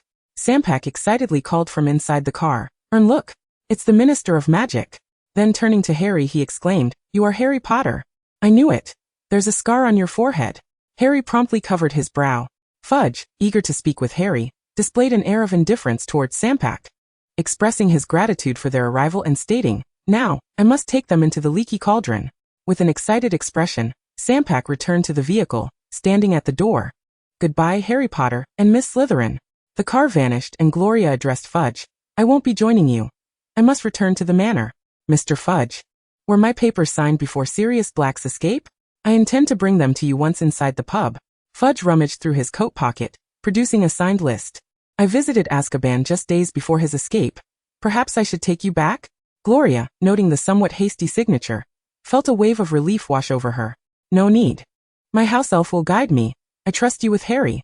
Farewell." Harry waved at her. "See you at school." With a pop, Coco appeared, grasping Gloria's hem before vanishing again. Fudge led Harry into the pub, where the gaunt, toothless proprietor, Tom, emerged holding a lantern. "Mr. Potter, we've been searching for you everywhere." A sense of turmoil washed over Harry. Surely this was about Aunt Marge's unfortunate incident, which had come to the ministry's attention. "I apologize regarding Aunt Marge," he stammered. Fudge patted his shoulder. "Do not fret, Harry. Your aunt's situation has been resolved, and there will be no repercussions." "But how did Gloria find you?" "It concerns Sirius Black's escape," Harry responded. "Gloria feared he might seek me out and intended to take me to her estate, but I declined and came here instead." Fudge's expression stiffened, and he quietly asked, "Is there anything else?" Harry shook his head. "No, that's all." "Is there anything else, sir?" "Oh no, of course not." Fudge resumed his genial demeanor and guided Harry upstairs. As August passed, Sirius's wanted poster remained unwithdrawn, and the Daily Prophet persistently reminded everyone of the man in the photograph, while the ministry published appeals for information regarding Sirius's whereabouts. Gloria corresponded with Dumbledore, who replied assuring her that Harry was safe and indicating he was seeking a familiar face to fill a teaching position at the school, potentially providing Harry with an additional layer of protection. Before the end of summer, the Malfoys visited Slytherin Manor, with Narcissa primarily inspecting Regulus's portrait. While Lucius ventured to the portrait room, neither lingered long. With the new school year approaching, Newt decided to remain at the manor to familiarize himself with half of the unfamiliar magical creatures in the forest. At Platform 9, covered in wanted posters, parents hurriedly sent their children onto the express. Draco took Gloria's hand as they bid farewell to the Malfoys, navigating through the throngs of people, the young man shielding her as they sought a less crowded carriage door. Shortly after boarding, the train departed, and they searched for suitable seating. Soon spotting familiar faces in a compartment, Draco halted first, pulling open the compartment door and lazily announcing, "Isn't that just Harry and Ron?" Gloria, about to greet them, quickly closed her mouth, stifling a laugh, while Draco, upon seeing the group, resorted to his usual sharp tongue. Fixating on Ron, he remarked, "I heard your father won a prize this summer. Did you all cuddle those gold coins in bed?" Ron clenched his fists, while Harry and Hermione glared at Draco. Gloria noticed a man in a long robe, sleeping by the window. "Is that the new professor?" The group's attention turned to the man, and Hermione nodded. "That's Professor Lupin. He is likely to teach defense against the dark arts." Mixed feelings regarding this course filled them. The previous two professors had encountered dire fates, and they had heard rumors of a curse plaguing the position, leading to frequent changes in faculty. Upon realizing it was a new professor, Draco ceased his taunts but continued to regard them with disdain. Since the professor is resting, we shall not disturb him. See you at school. Gloria nodded, closing the compartment door and pulling Draco away. Chapter 86. The Demento on the Road. The compartment was nearly full, yet the Slytherin students, upon seeing Gloria, immediately vacated their seats for other compartments, even though she had not uttered a word. Draco settled comfortably and embraced her. In their third year, they could finally venture to Hogsmeade for a date. Hogwarts, though expansive, was ultimately a school, and he wished to avoid encountering professors during their outing. It matters not where we go on our date, Gloria remarked. By the way, I mentioned joining a club in second year. But it was not the pureblood club I referred to. Draco inquired. Then which club do you wish to join? I shall accompany you. Gloria retrieved a quill and parchment from her small bag, inscribing a single line, Slytherin Club. I intend to establish a club in the name of my family, where each individual is afforded but one opportunity to join. To join signifies an allegiance to the Slytherin lineage. I shall not affiliate with any other organization. Draco comprehended the reason for her repeated refusals to join in second year. I am determined to join. I shall withdraw from the pureblood club when the time comes. A club without Gloria is hardly worth my time. Once the Slytherin Club is founded, the survival of other clubs within the house remains uncertain. Around 3 or 4 in the afternoon, a torrential downpour commenced outside, the dampness it ushered enveloping the air and obscuring the distant hills. Draco sat by the window, while Gloria, having engaged in conversation for an extended period, grew drowsy and leaned on his shoulder for rest. Many students aboard the express were succumbing to fatigue. The train was notably quieter. As the rain intensified, the train rattled along, the raindrops pattering against the glass, amidst the howling wind.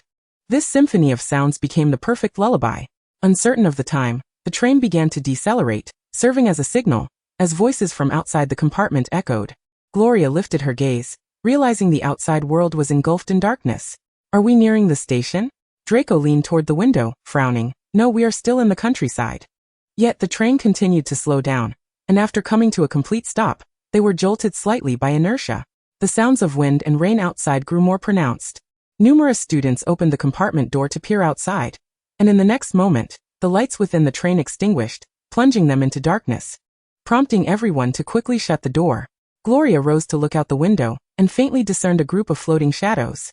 Apophis, nestled in her robe pocket, reminded her. It is Dementors. Confounded, she pondered why Dementors would intercept the Hogwarts Express. What is happening? Is the train malfunctioning? Draco gripped her hand tightly. Gloria returned to her seat. It is Dementors. We shall remain in the compartment. In the darkness, Draco's expression was obscured, yet his tone conveyed profound shock. Dementors? Aren't they supposed to guard Azkaban? What are they doing here? One escaped prisoner isn't enough. The Ministry of Magic has unleashed them as well. Gloria replied. They must have been dispatched to pursue the fugitive. Yet they are obstructing the school train. They are likely attracted by the students' joy, siphoning off a semblance of happiness while they check. Suddenly, the interior of the train grew frigid, and a strange sensation enveloped everyone, as though joy would never return. Shortly thereafter, Gloria stood to open the door, but was restrained by Draco. Do not go out. Dementors are monstrous beings that will consume one's soul. Lucius had spoken of the terrifying nature of such magical creatures. She reseated herself, conceding, very well, but I must drive them away. Drive them away? Draco was baffled. As Gloria aimed her wand at her throat and spoke loudly, "Begone!" The train seemed to jolt again, and in the dark, Draco whispered, "Lori." Before long, the lights within the train flickered back to life, and Gloria observed that Draco's complexion had turned quite pallid, his lips devoid of color. Draco. He placed his palm against the back of her hand that cradled her face, assuring her, "I am fine." What was that incantation you uttered? I have never heard such a peculiar language. Seeing his expression gradually return to normal, Gloria sighed in relief. That was a language understood by Dementors. However, this must remain a secret. It would not bode well if the Ministry of Magic were to find out. Draco gently embraced her. Of course, I shall keep your secret. But those creatures are truly repulsive. Outside, the commotion escalated as students began discussing the recent events. Gloria offered Draco the snacks she had purchased earlier, encouraging him to regain his composure. The young man, slightly bashful, accepted them. The train resumed its journey, and the earlier incidents felt as though they had been mere figments of imagination.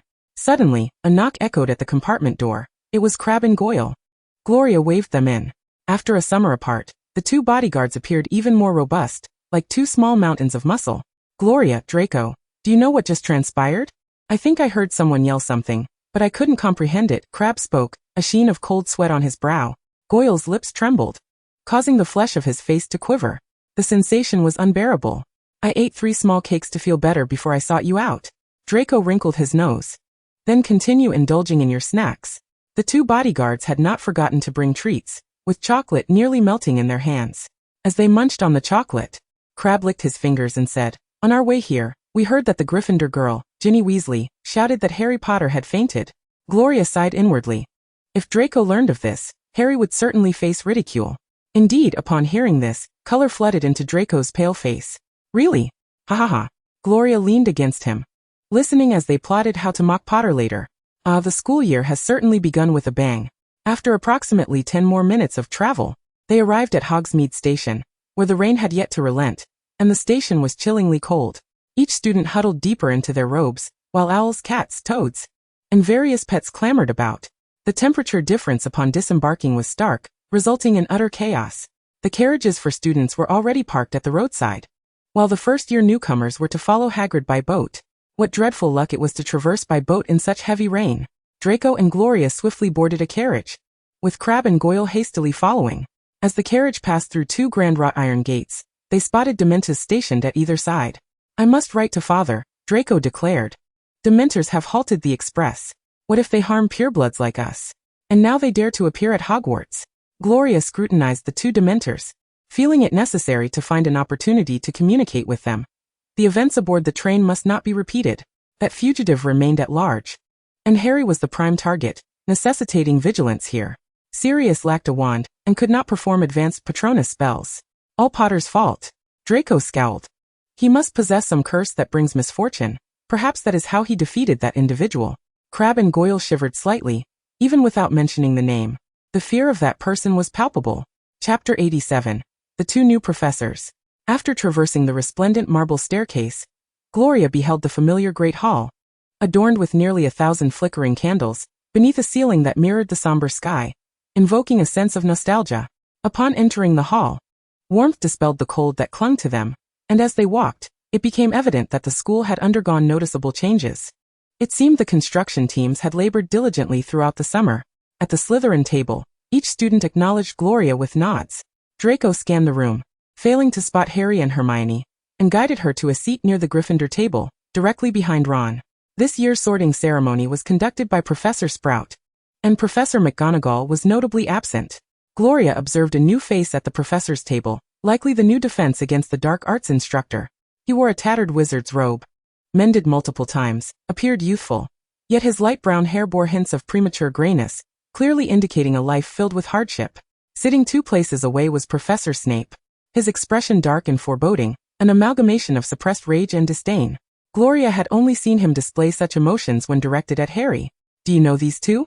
Numerous classmates were engaged in discussion about the train incident. "Did you hear that? It can't have been a figment of my imagination, can it?" A girl from Gryffindor behind them remarked. "No, we heard it too." Not long after that voice shouted, "I felt the chill in the carriage dissipate. Was it a spell to repel Dementors? It sounds rather strange." Others responded in agreement. Draco struggled to suppress his amusement, focusing his attention on Gloria, regrettably unable to divulge the truth. The sorting ceremony commenced, with fresh-faced newcomers nervously ascending the high stools, awaiting the sorting hat's proclamation of their houses. Once the ceremony concluded, Harry and Hermione stealthily returned, prompting Ron to beckon them over. Gryffindor students frequently glanced in their direction, occasionally pointing at Harry and murmuring quietly. Headmaster Dumbledore stood to address the assembly, welcoming everyone back to Hogwarts as he had in previous years. He mentioned the presence of several Dementors from Azkaban, stationed at every entrance to the school.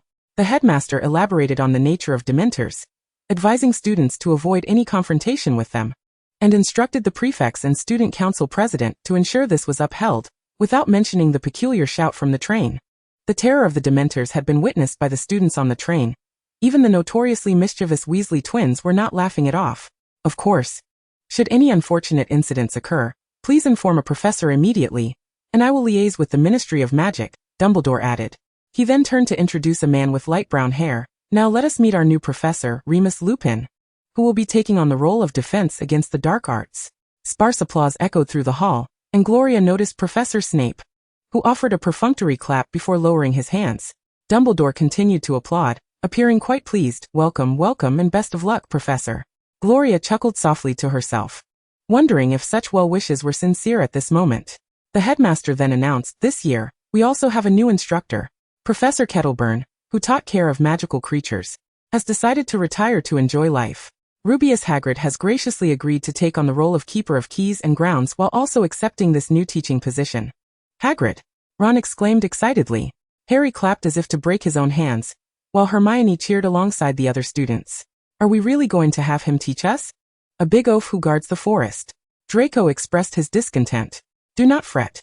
Hagrid is quite knowledgeable about the creatures in the Forbidden Forest, Gloria reassured, clapping gently, eagerly anticipating the content of his first lesson. With her applause as a catalyst, the other Slytherin students joined in, preventing an awkward silence. Once the welcome concluded, Dumbledore officially declared the feast open. Golden platters became instantly laden with food, and the sound of clattering cutlery filled the air. Gloria spotted a delectable wild mushroom risotto, and ladled a serving onto her plate. Potter, Draco called out to Harry in a hushed tone. Harry, engrossed in enjoying the feast with his friends, turned around in confusion, only to feel a sense of foreboding upon recognizing Draco. I heard your little girlfriend shouting that you fainted on the train. Is that true? Draco sneered, while Crabbe and Goyle snickered beside him, feigning fainting spells. Shut up, Malfoy. Ron could no longer tolerate their mockery. Draco raised an eyebrow, relishing their irritation. You truly are the famous Potter, fainting at the sight of a Dementor. Harry's good mood, buoyed by Hagrid's appointment as a professor, was swiftly shattered. He turned away in anger, disregarding the voices behind him, even failing to ponder who Draco's reference to a little girlfriend might be. After the opening feast, Gloria returned to rest, only to awaken the next morning to the sound of rain outside. The schedule for the first day of classes included 2 elective courses, one in the morning and the other in the afternoon. As she donned her robes and stepped outside, she found Draco already seated on the sofa, accompanied by Zabini and others. Their gazes had shifted, now devoid of scrutiny or curiosity. Laurie, let us go. Draco extended his hand toward her, which she took, nodding at Zabini and the others. As they walked, Draco spoke of his intention to spread the news of Harry's fainting incident, while Daphne and Pansy hesitated to approach Gloria, choosing instead to follow behind and listen. Upon reaching the Great Hall, their laughter grew more unabashed in the absence of professors. How long are you going to keep laughing? Gloria asked, somewhat exasperated, having grown weary of the repeated jest. We shall not let a whole academic year pass without it, Draco replied with a mischievous grin. She shook her head, smiling. Just then Harry and his friends arrived in the hall, and Draco immediately spotted them. Here comes Potter, the one who fainted at the sight of a Dementor. The group opted to distance themselves from the Slytherin table, ignoring whatever comments were made. The first class of the morning was Ancient Runes. Gloria settled into her seat and retrieved her books. A Beginner's Guide to Ancient Runes, the Runes Dictionary, and the Magical Consonant Table, some of which were family heirlooms. Professor Babbage, a woman with long black hair and a crumpled wizard's hat that obscured her eyes, spoke at a rapid pace. Ancient Runes, a language rich with mystery and symbolism, was once utilized by wizards for magic. By studying it, we can gain a deeper understanding of ancient spells and texts. Gloria flipped open her beginner's guide, which contained a page categorizing animal abilities and characteristics into symbolic meanings ranging from 0 to 9.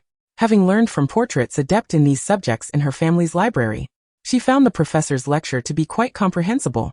Crabbe and Goyle, who had chosen this course merely out of convenience, were already drowsy, as the class's soporific effects rivaled that of history of magic. Thankfully, Harry had opted out of this class. Draco remained quiet during the lesson, occasionally flipping through books and discussing topics with Gloria. Despite its challenges, the course was rather intriguing. While he immersed himself in jotting down the meaning of a particular rune, Gloria raised her head to relieve her neck, and caught sight of a familiar figure out of the corner of her eye. Turning her head, she confirmed it was indeed Hermione. Curiously, that seat had been vacant when they entered the classroom. Sensing her gaze, Hermione looked over and mouthed, I also chose this elective. Gloria, perplexed, lowered her eyes and scribbled a note. I didn't see you before class. How did you get in? She slid the note to Hermione while Professor Babbage wrote on the blackboard. After some time, Hermione returned the paper, which read, I used a time turner. I selected too many classes, and some electives overlap, so this was the only way I could attend them all. Please keep this a secret. The mention of the time turner reminded Gloria of one that had been stored away in her family's estate for a long time. The portraits often remarked that it could only allow one to see more varied sights at the same moment, and that excessive time travel could easily lead one to become lost in the past. Gloria wrote back, "It's best to adjust the time turner to move forward more often for brief rests. Otherwise, the relentless rush can make you irritable." Chapter 88. Electives. The morning classes concluded smoothly, and at noon in the Great Hall, Zabini and others seated themselves across from Draco.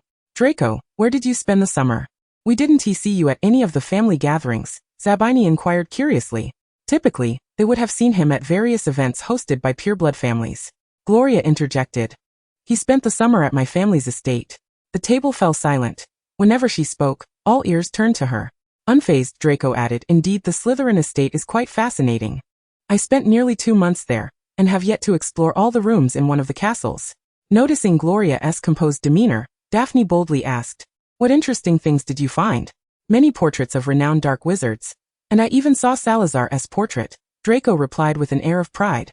"Adonis has grown quite a bit. I even rode on the back of a Hungarian horntail with Lori." Although he had not attended the gatherings, he had written to them, and they all knew that Adonis was the young dragon gifted to Gloria. As he spoke, the young man made sure to offer Gloria a drink. "Will we have the opportunity to go in the future?" Pansy finally mustered the courage to speak after considerable mental preparation.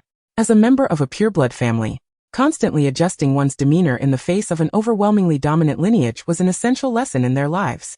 At this moment, she had shed the resentment she once harbored towards Gloria in her second year. Even regarding the incident in the common room before summer break, she had stood by Zabini's side, next to Gloria. Despite her reluctance to acknowledge it, Pansy had never doubted the authenticity of Gloria's status. Her indulgence did not equate to foolishness. Understanding the nuances of social dynamics, Pansy detected that Gloria had no intention of holding grudges, having already delivered her lesson. "If the circumstances allow, I will not join any clubs this year. Instead, I will establish a Slytherin club." Draco nodded in agreement, affirming, "Indeed. I won't be attending the pureblood club."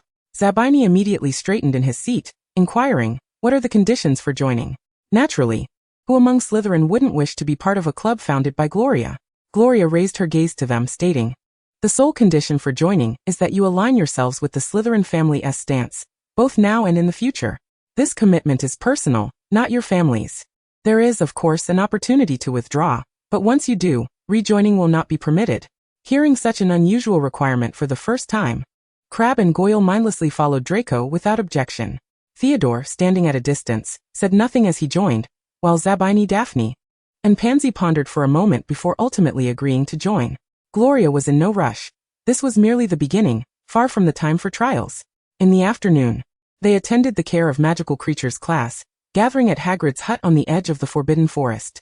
As the newly appointed professor, Hagrid donned a coat made of mole fur and sported a dead chicken on his shoulder, his beetle-like eyes sparkling with excitement as he anticipated his first class. "Is everyone here? For our inaugural lesson, I will introduce you to a creature of remarkable beauty. Let's move." He eagerly led the way, a group of students trailing behind him as they walked along the forest's edge. After approximately 5 minutes, they arrived at a small enclosure, many students exhaling in relief, fearing that Hagrid would lead them into the Forbidden Forest itself. Gloria noticed Hermione standing alone, not accompanying Harry and Ron as usual. She handed her book to Draco, saying, "I'll go speak with Hermione. I'll be back shortly." Draco frowned, casting a glance at Hermione. "Make it quick." Hagrid stood outside the enclosure and declared, "Now that we're all here, let's open our textbooks to get acquainted with the magical creatures you'll need to familiarize yourselves with." His enthusiastic shout met with silence, as the students hesitated, recalling the ferocity of the book they had encountered at Flourish and Blots. The shopkeeper had complained incessantly about the numerous bites he received from it. Clearly few knew how to open it, Draco coldly remarked, tossing his book carelessly to Crabbe, then reached to pat the book on Gloria's lap. "Just stroke the spine. It won't bite." At the end of July, upon receiving a notification from the school, Newt had informed them how to open the book safely. The tomes in their hands were bound with various contraptions to prevent them from biting, and upon hearing Draco's words, they all began to stroke the spines. Discovering that the books ceased their struggles, Hagrid's expression oscillated between pride and embarrassment before he finally stated, "Very well, Slytherin earns 2 points. Draco, however, did not soften his demeanor due to the points awarded, retorting with a sneer, "Wonderful, a book that can sever a student's hand."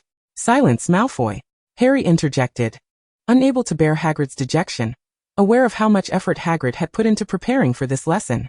Hagrid, flustered by the mockery, chose to ignore them and move towards the Forbidden Forest. I'll fetch them. Wait here. Can you believe they hired someone like him to teach us? If it weren't for Laurie becoming a governor, Hogwarts might as well close its doors. Malfoy exclaimed, seemingly addressing both Hagrid entering the forest and the students present. Be quiet, Malfoy. Harry reiterated sternly. Draco smirked, gently passing Gloria's book to Goyle, inching closer to Harry, and then suddenly feigning fright, pointing behind Harry. Dementor! Dementor! The chilling sensation and piercing screams echoed in his memory, causing him to turn in fear, only to find nothing. Draco burst into laughter, joined by the Slytherin students around him, who all began making faces at Harry. Meanwhile, Gloria approached Hermione. What's wrong? Did you have a spat with Harry and Ron? Hermione rolled her eyes towards Harry and Ron. Something like that, over the divination class. Divination class? Gloria inquired, intrigued. What happened? Finding a willing ear, Hermione set her book aside and began to recount. Professor Trelawney is always so dramatic, uttering cryptic phrases to seem mysterious. Right at the start of class, she claimed that one of us would leave forever, suggesting that someone would die, and that Harry was marked by a death omen related to a Grim. Is that what this is about? Gloria asked. Absolutely not. Hermione replied anxiously. I'm furious that they would believe that so-called mystical professor. Professor McGonagall says she predicts a student will die every year, yet none have ever come to pass. I'm relieved I didn't choose divination. Gloria reflected. The future is too uncertain. Believing in prophecies may inadvertently make them come true. Hermione wholeheartedly agreed. Yes, I regret choosing this class, but I won't give up easily. As the two girls shared a smile, they heard Draco's laughter nearby. Gloria waved to Hermione and returned to the group of Slytherin students. Did you see his face? He looked utterly terrified. Draco laughed exuberantly, while Harry appeared stiff, and Ron glared daggers at those mocking Harry. Gloria approached, tugging at Draco's robe sleeve. Where did Hagrid go? Draco temporarily ceased his teasing of Harry, taking her hand gently, into the Forbidden Forest, though I can't say what for. Hermione seized the opportunity to pull Harry and Ron away. Chapter 89, The Hippogriff.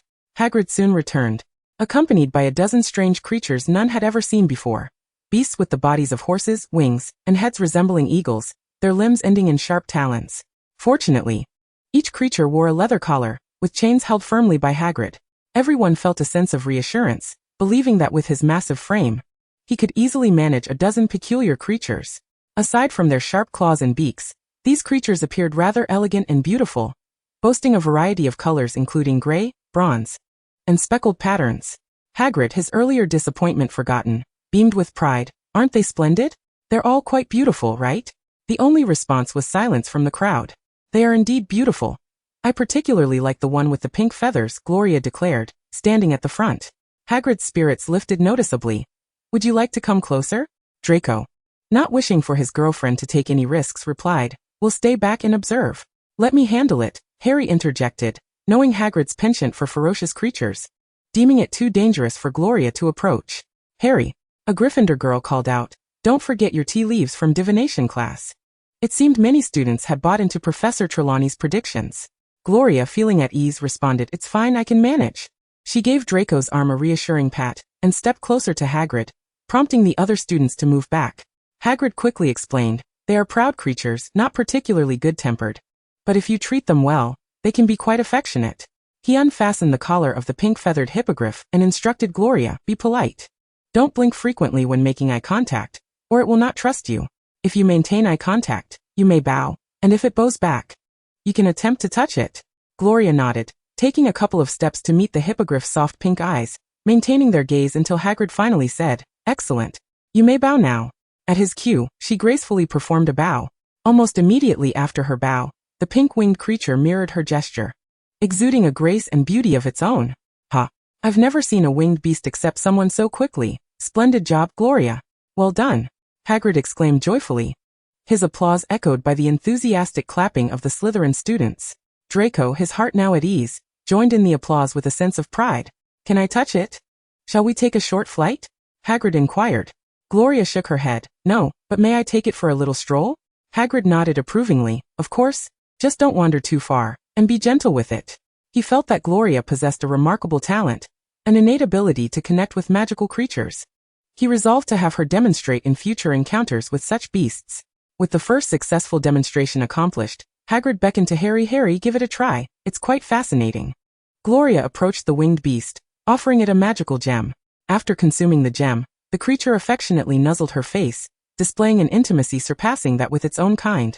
After she gently caressed its feathers, Gloria allowed it to return to its companions. Reluctantly, the winged beast rubbed its large head against her once more, presenting her with 2 exquisite feathers as a parting gift. Nearby, Harry engaged with a gray-feathered creature named Buckbeak. Having been instructed by Hagrid to mount it for a brief flight, returning to Draco with 2 pink feathers in hand, Gloria offered one to him, suggesting it be turned into a quill at the feather quill shop, assuring him it would look splendid. A smile crept onto Draco's lips as he accepted the beautiful feather, dismissing any concerns about its suitability for a boy. I was quite worried earlier, but thankfully that creature was quite discerning. Discerning? Gloria chuckled in surprise. Good thing they cannot comprehend human language. The hippogriff would surely be incensed to hear such a title. Unfazed, Draco toyed with the feather, declaring, Potter is only fit to ride such a wild creature. Gloria laughed and embraced him. I understand. No creature capable of flight can compare to your Idonis. By the time they departed, Idonis had already grown taller than Draco. Harry landed safely on Buckbeak's back, as Hagrid tossed 2 dead chickens he had brought along for the creature. With 2 successful examples, his confidence soared as he loosened the collars of the winged beasts. All the students began to mimic Gloria and Harry's earlier actions, gazing into the creature's eyes before bowing slowly. Soon enough, they discovered that the more graceful their bows, the quicker the winged beasts accepted them. The small enclosure resonated with harmony as Gloria took Draco's hand and approached a mottled winged beast. Though you adore Idonis, we must complete the lesson. Saying this, she removed the snakescale necklace from around Draco's neck to avoid scaring the creature. No matter how proud Draco was, he would not put on airs before his girlfriend. He gazed into the winged beast's eyes, and when the moment was suitable, he bowed with impeccable chivalry, prompting the creature to bow in return. Everything proceeded smoothly, and Gloria handed Draco a magical gem to feed the creature, assuring him it would grow more affectionate towards him. As she suggested, Draco approached the winged beast with the gem, and indeed, it fixated its gaze upon the offering. The young man raised his hand, presenting the gem to its mouth. The creature delicately took it, tilting its head back to swallow before nuzzling Draco's face, nearly startling him back. What was that? The effect is astonishing. The creature's demeanor has markedly improved. Gloria smiled mysteriously. You will come to know that all creatures are fond of certain things. The first lesson in care of magical creatures unfolded seamlessly, with every student successfully interacting with the hippogriffs.